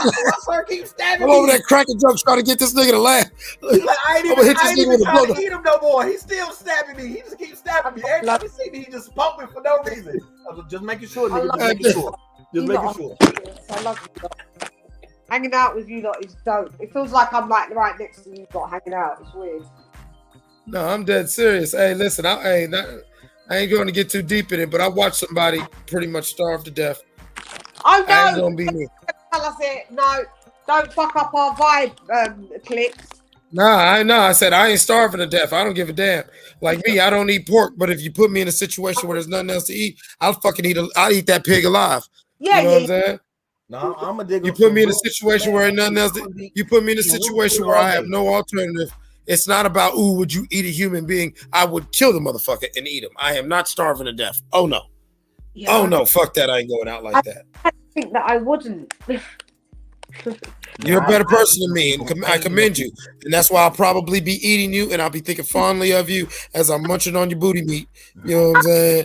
This is Shad's arse eating. Well, no, actually, for a human, you want the thighs. You know what I'm saying? You'd want the thighs, so you want that booty meat. You want around the stomach area, depending on how they're built, and the back of the arms.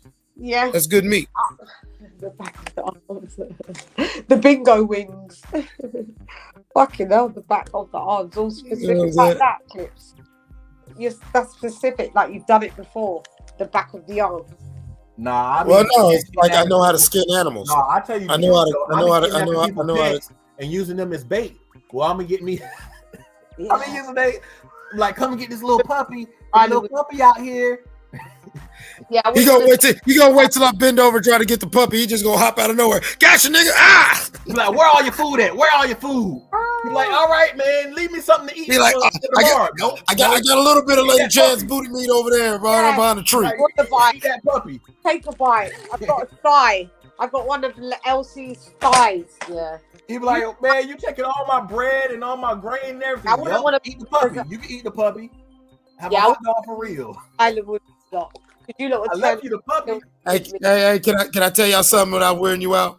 Yeah. Dog meat and horse meat. Horse meat is gamey brisket. Dog meat is like a sweet brisket, depending on the breed of the dog. How muscly it is. I was just about to tell you that when you guys were talking about the offal, here there was a big scandal that for years that multiple, like, you know, when you get them frozen lasagnas and TV dinners that you thought it says beef on that, it's beef or it's chicken. But most of the time they found out we have been eating in the UK for years horse.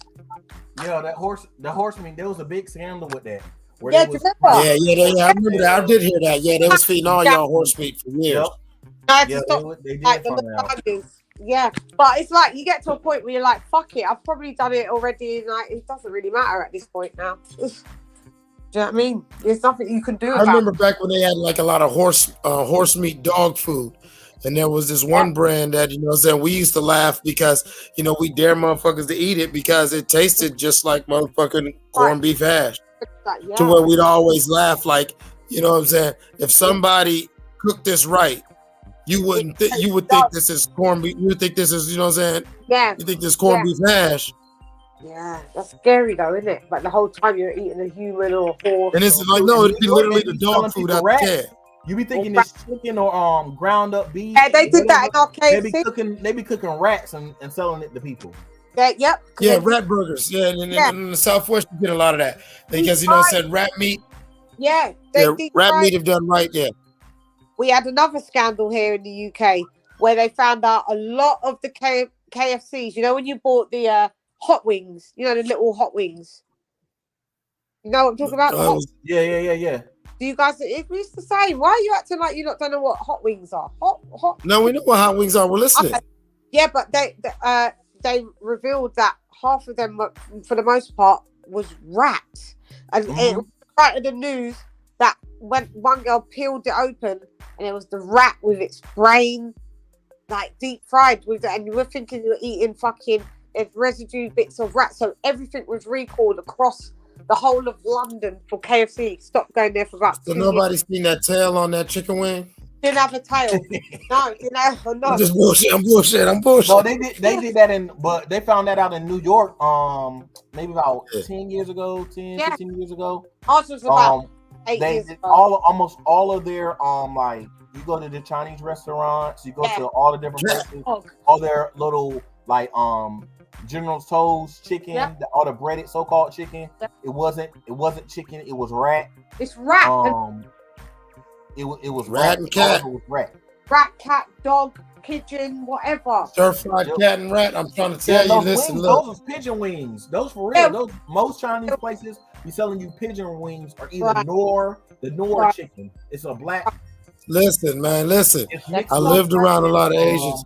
You know what I'm saying? If you ever grew up around like reals like Southeast Asians, like Laotians and Vietnamese and all like that, you know what I'm saying, Cambodians, these motherfuckers, like they have a tradition like with the black dog. Yeah. And so like it's fucked up when you like being real young growing out there. Because you know what I'm saying, if you grow up on one of them families that had this like little black dog and all the neighborhood kids playing with them, and we love them, we feed them and everything, and they make a thing, and that motherfucking dog starts getting big, and next thing you know, sometime around that dog's 8-9 months, you just don't see that dog and everyone's cooking. Yeah. I went through about 3 to 4 black dog situations till finally I was like old enough to what the fuck, and somebody explained it to me. My friend Mikey Floresca, and him and his uncle was explaining it to me as I was eating this sweet, like it was this sweet bread thing with this meat in it. And that's how I could tell you that dog meat tastes like sweet brisket, because they were laughing, telling me, basically explaining to me that I'm eating that dog that I used to play with. I'm going to tell you something, and that's feasible, because they say that here, like the Chinese restaurants, they breed puppies and rabbits just to kill them and serve it up to us. But they got cages. Some of them, they'll have cages behind the restaurant. Because they'll catch the rats, the raccoons, the cats, the little dogs, and all kinds of stuff like that. And they chop them up and put them in the food. That's why, like, I only eat the food that I see that they eat, egg fried rice, and figure out what it really is. Yeah, I don't try to mix it up too. Man, that's why I make it my goddamn self. Or if I order it, I just say fuck it. Like I always joke, like if I order out, unless I'm really going in, like unless I'm in that kitchen. I used to do some real good chefing in my life. You know what I'm saying? To where I understand how weird these kitchens are. To where if I am not cooking in my for a mind, not watching it be cooked, I already just resigned myself that you know what. Yeah, it's probably some ground up Honduran baby or some shit. You know what I'm saying? You never know nowadays. Like it's that bad. If I I don't want to freak y'all out, but listen, some of these motherfuckers get a kick out of this. Yeah, there's certain groups and organizations where that's the whole thing. They enjoy. It's funny to them how much bullshit they can slide in on us, over on us. So you know what I'm saying? Yeah, there's certain products where that's the whole tongue-in-cheek joke about it. Literally, tongue and cheek. It's the tongue-in-cheek. Yeah, it's a tongue-in-cheek joke about it. Is we made this product that everyone loves, but little do y'all know, motherfucker. Yeah, y'all been eating this. Ha ha ha. Yeah, the joke's on That's you. my old rusty bottom walk. Cause I cook it myself. I ain't about to eat no kangaroo or possum, rat. Weird. You know what I'm saying? You know what I'm saying? You over there eating hobo booty meat. Yep. Yeah. Yep. In Australia, they They got some goddamn meth head and the motherfucking OD'd in the alley. They motherfucking done got up, you know what I'm saying, got the good meat off them and shit like that. They done soaked them in vinegar and soy sauce. Yeah, some vinegar and soy sauce on this motherfucking, mixed them in with some rice. And here your bitch ass is talking about, ooh, this the best bourbon chicken. That ain't bourbon chicken. No, it's not. No, it's not. That's hobo ass. It's rat. Rat or dog. That's hobo ass mixed with the rats that were eating on them. These Chinese motherfuckers are efficient. They got the rats, they got the hobo they was eating on, and through all them motherfuckers are some rice with some goddamn corn and peppers. Yep. Of green onion and sesame seed on the top. Thank you. These motherfuckers is good, ain't they, sir?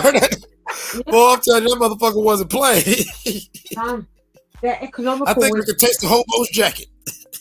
Yeah, they're economical with their animals, mate. They eat anything. It's crazy.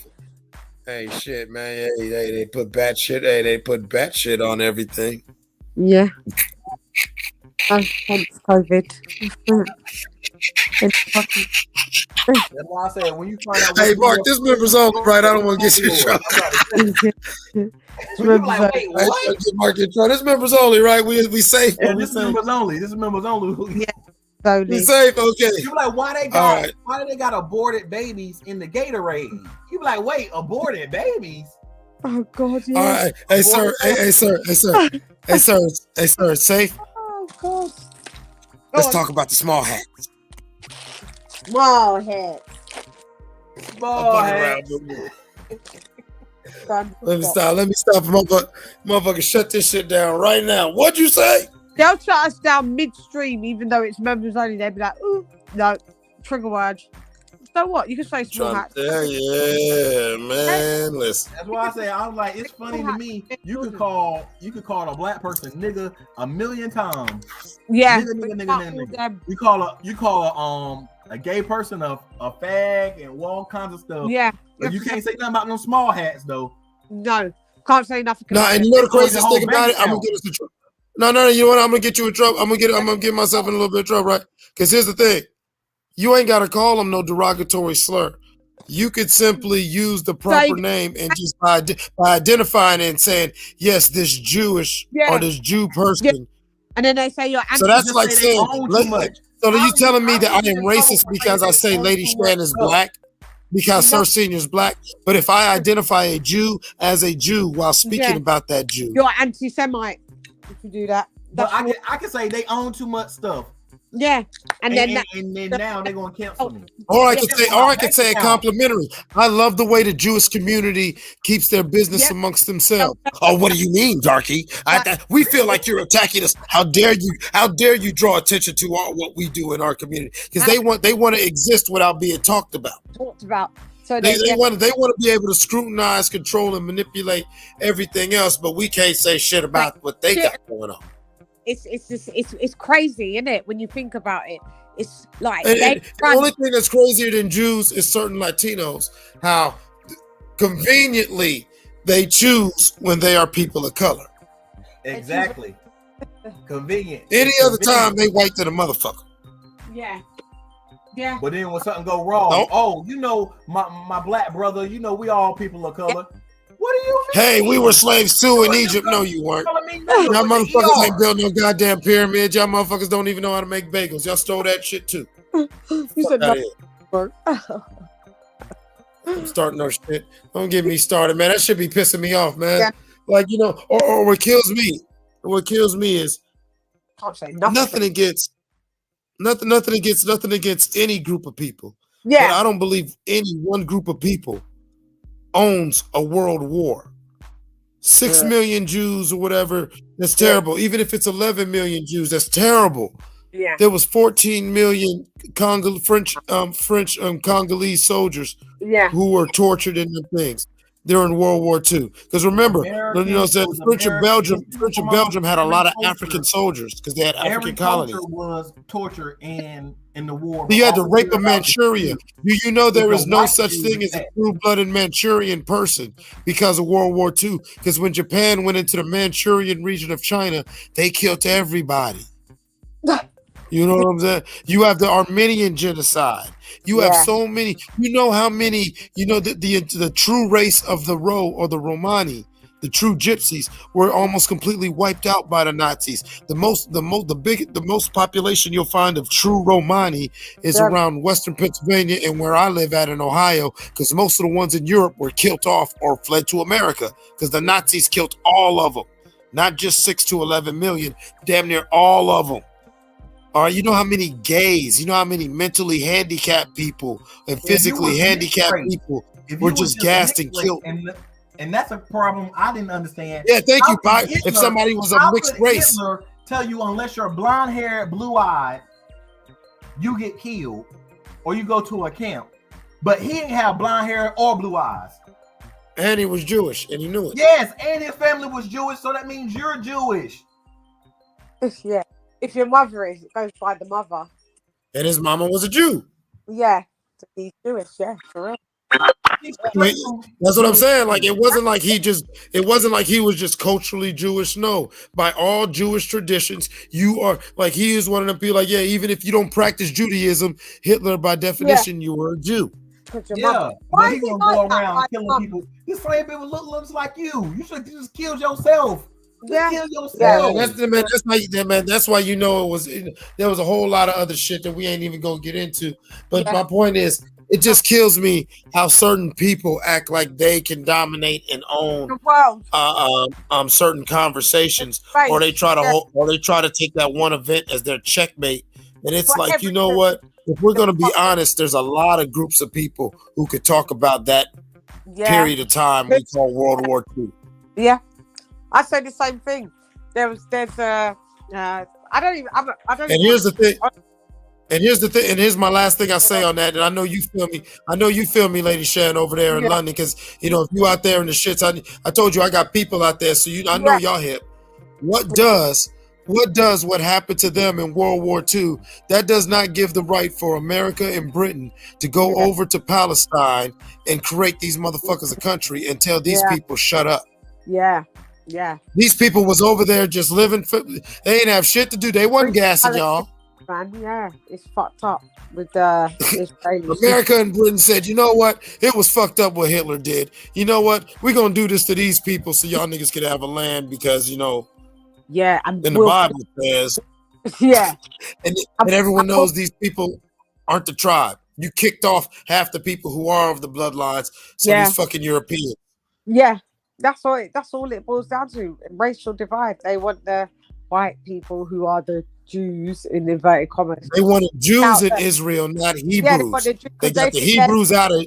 Yeah, they think that the Jews are the true right of like from I think King Solomon or whatever, and then the Palestinians are And Sir Sarah, as a devout Christian, you know, Yeah. there's a distinct difference between a Jew and a Hebrew, because Hebrew is the tribe. Yeah, for crying. Hebrew is Hebrew is the people who the covenant's with, the tribe, the people. Right. Jews are just foreign motherfuckers who practice the Hebrew faith. Yeah, they name it Judaism. Am I right or wrong, sir? Most definitely. And actually, you're supposed to be part of. You're supposed to put all the things of the tribe. That means you have to get circumcised mentally, physically, spiritually, not around here with that little turtleneck on. Yeah. You gotta get that turtleneck cut off. You gotta sit here and you gotta live holy. You don't just get to grow your hair out and have one dread and then say, okay, well, I'm killing people on the side. I'm robbing people. But look at what these fucking Ashkenaz and Kuzak Russians have done. They taken the Hebrew faith and they run around and and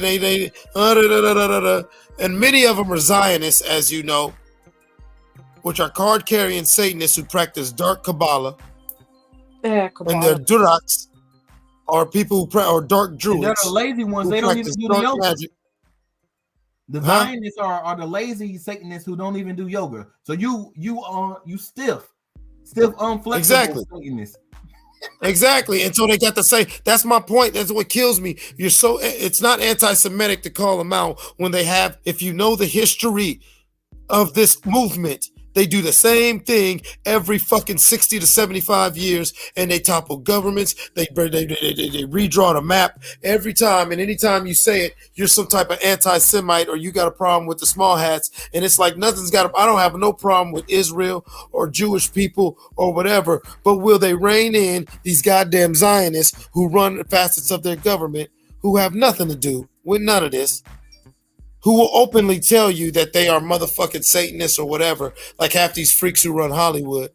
But the minute you call them out by name, all of a sudden you're attacking all the Jewish people.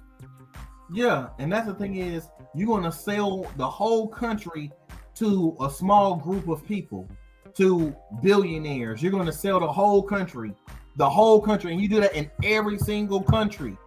And when the country don't want you to be able to sell their country off, no, we want it to still be a country of the people. Oh, so now you want to stall them out and start taking their land and stop their international trade.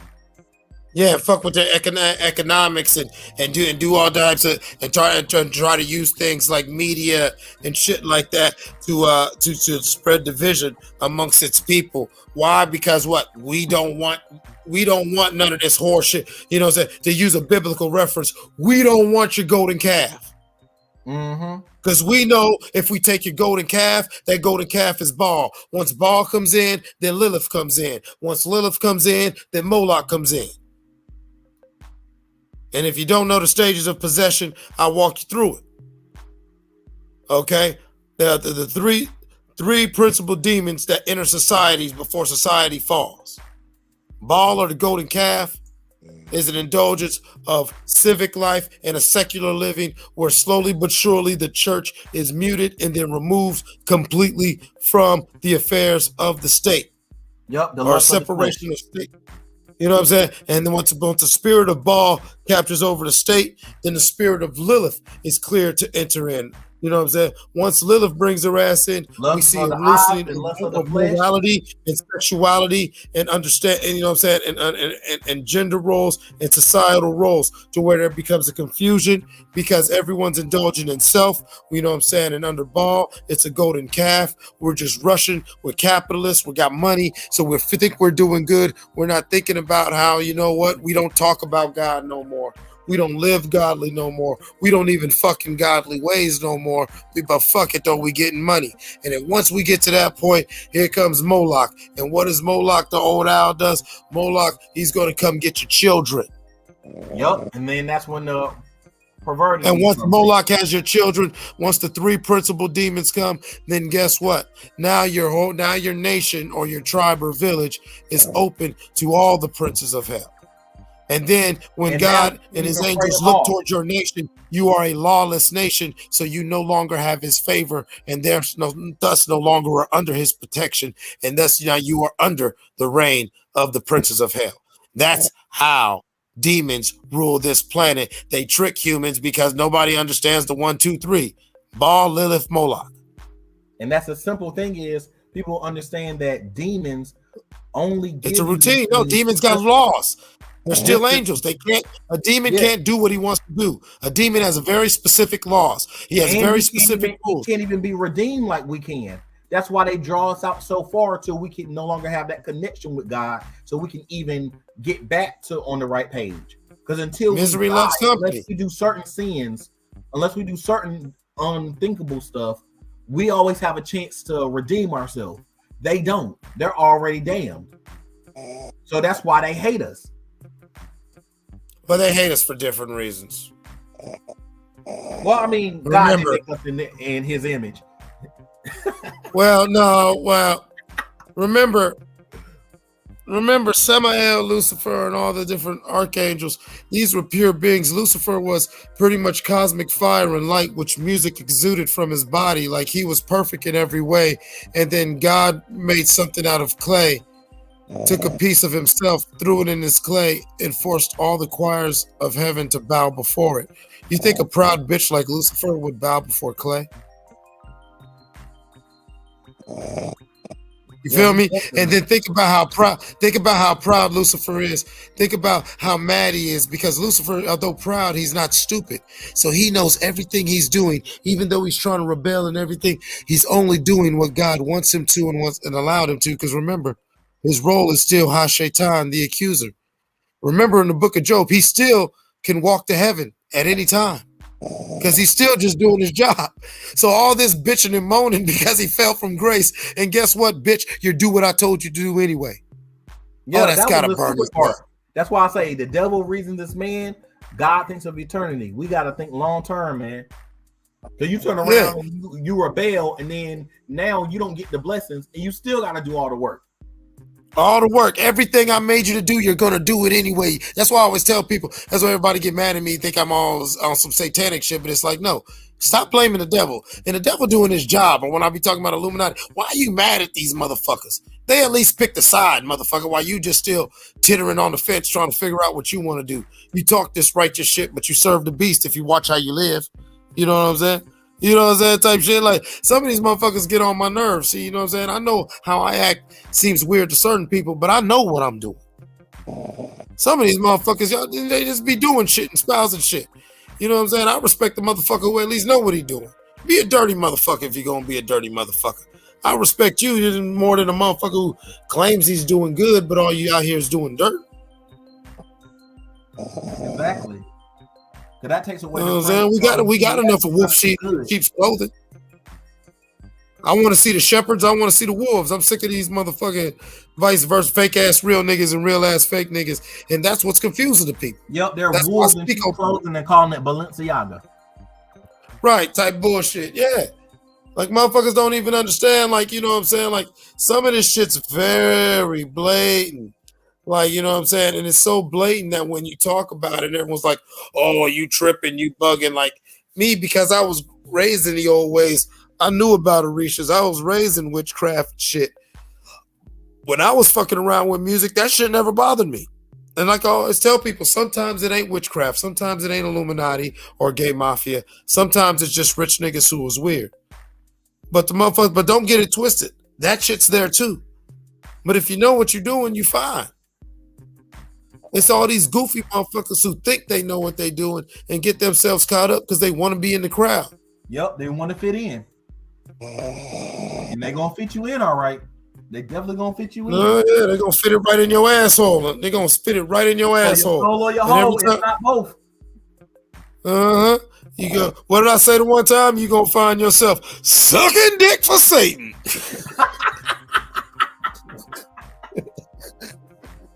Sucking dick for Satan. Now, just motherfucker. What? You know what I'm saying? Like, it's fucked up. I done seen it. Like I tell people, man, look, I done been there. I remember when I used to go ghostwriting, we sitting with all these rich niggas. You probably heard me say this scenario before. It's like 3, 4 in the morning, sir. The club's closing. This nigga got his shirt off. This nigga ordering more bottles. 2 niggas sniffing coke. I'm going to the hotel. There ain't no bitches here. You know, these other niggas, y'all happy to be in the room with these niggas. Y'all still hanging around. Cause it's 3, 4 in the morning. You ain't read the room. Nigga, you sticking around. They figuring you with the shit. Yup.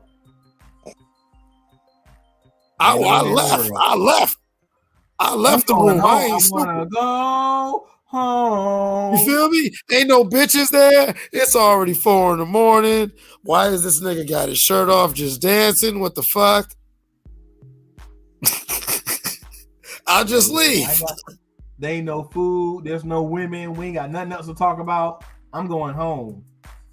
Right. Like I used to tell niggas, like when I used to be ghostwriting and say, like, you know, after a couple hours in the studio, motherfuckers might wild out in this one place, go to a little club or titty bar, and then get to them weird little twilight hours where, okay, what's really going on? You know what I'm saying? Like, you know, I lived a crazy lifestyle where, you know, at a certain time in the morning, it's like, okay, what's really going on? Like, you know what I'm saying? It's 4 or 5 in the morning. Like, nigga, I'm either parting ways or I'm parting legs. Most definitely. As my mom used to say all the time, after 10, about 10 o'clock, ain't nothing out but the devil. Nothing but the devil, goddamn it. These is witching hours. We on demon time. Fuck you mean? I told niggas, man, what I always say, I lived a 11:30 a.m. 11:30 p.m. to a 5:45, 5:30 a.m. lifestyle all my life. I done seen shit change. And them school teachers, that respectable police officer or detective, yeah, now he's knocking on the back door of the trap, trying to get their nose right. Man, I told you when I was in middle school, my vice principal played on my mama's softball team. So only me, my homegirl named Pam Lee, and Tiffany Lee. Oh no, Tiffany Lee and Pam Miller. They were their moms also played on the team too. We knew that Vice Principal Coronado was a big time coke monster. And Sir Senior, I mean big time. To where when I would get in trouble in middle school, man, all my bad, man, I'm talking about middle school, 7th, 8th grade, I'd get in trouble, right? I'd be like, man, where's Miss Coronado at? She's the vice principal. She was in charge of like discipline and suspending motherfuckers, right? So I'd sit there quietly, just acting all tough. As soon as everyone will leave and me and Miss Coronado's alone in the room, sir, I'd lean forward and be like, Ivana,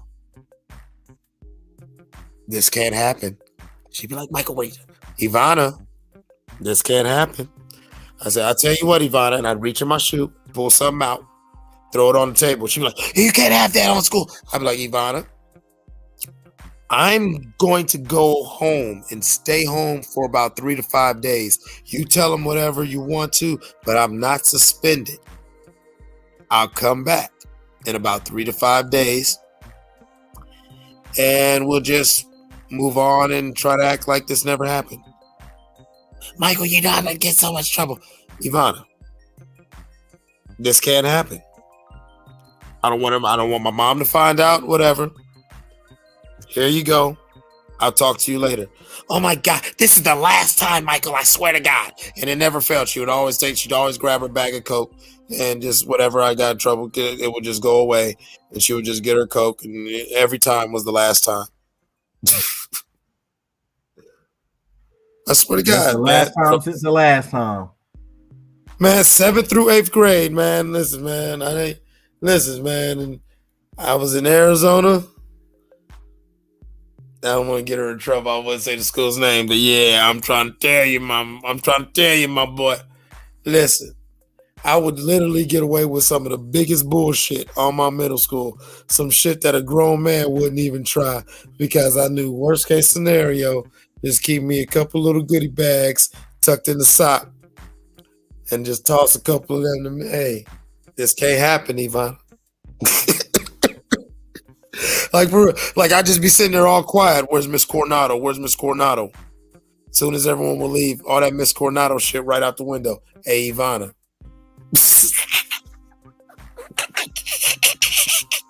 That's why I try to tell you, man. House, the movie Flight, all that stuff be real. People think, oh, they just came up with something. No, that must be real. I'm trying to tell you, my mom was a what they call now a CNA 2 or a CNA 3. They called them assistant, head charge, nursing assistant back then in the 80s. But shoot, all those hospitals, they be high as a kite.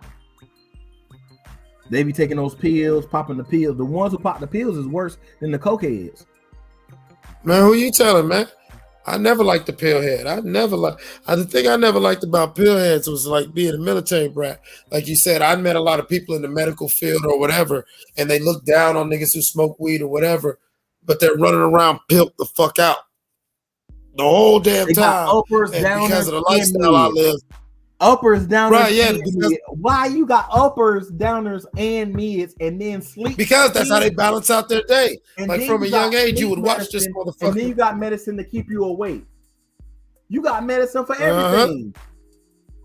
Right. To where I grew up watching motherfuckers where if you paid attention to him, every 45 minutes he was sneaking off somewhere, popping something in his mouth, doing that quick little swallow. You know what I'm talking about?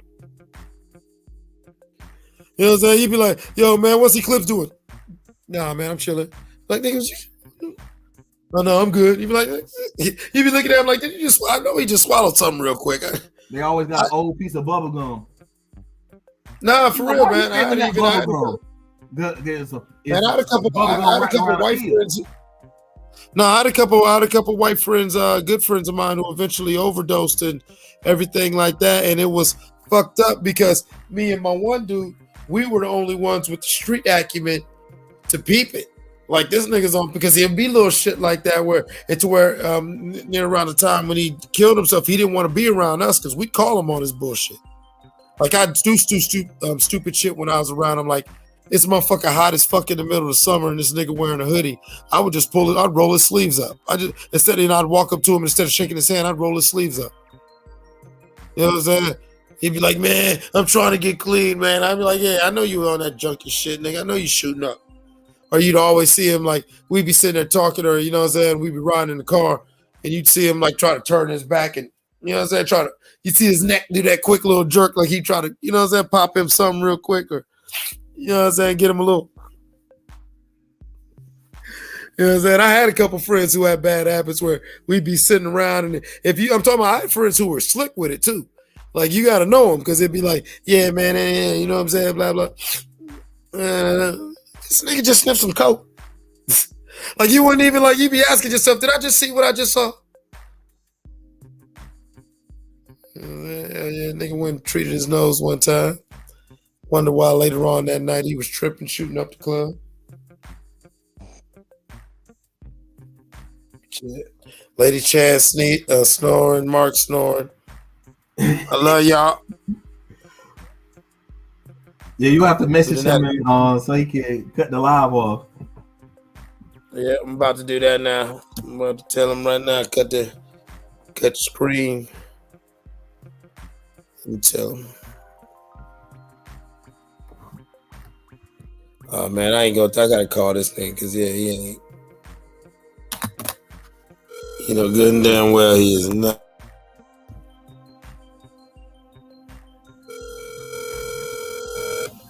Yeah, my guy sleep.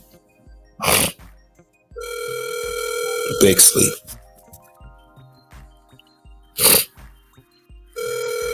Hey, yo, the one time me and Skylar was on the phone with Mark, yo, this nigga fell asleep and was talking to us in his sleep.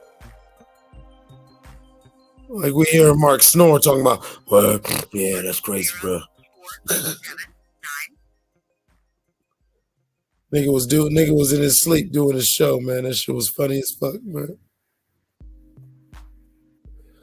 But yeah, I'm up out of here. I tried to call him, sir. Maybe you got it, but yeah, I tried to give him a call. Yeah, I'm gonna try to call him in a few minutes. So the double ring, you're ringing, and then Now he won't think it's in his dream. Oh no, he's still dreaming. He's doing his show right now. All right, y'all. Well, thank you for joining me another episode with Breaking Beats.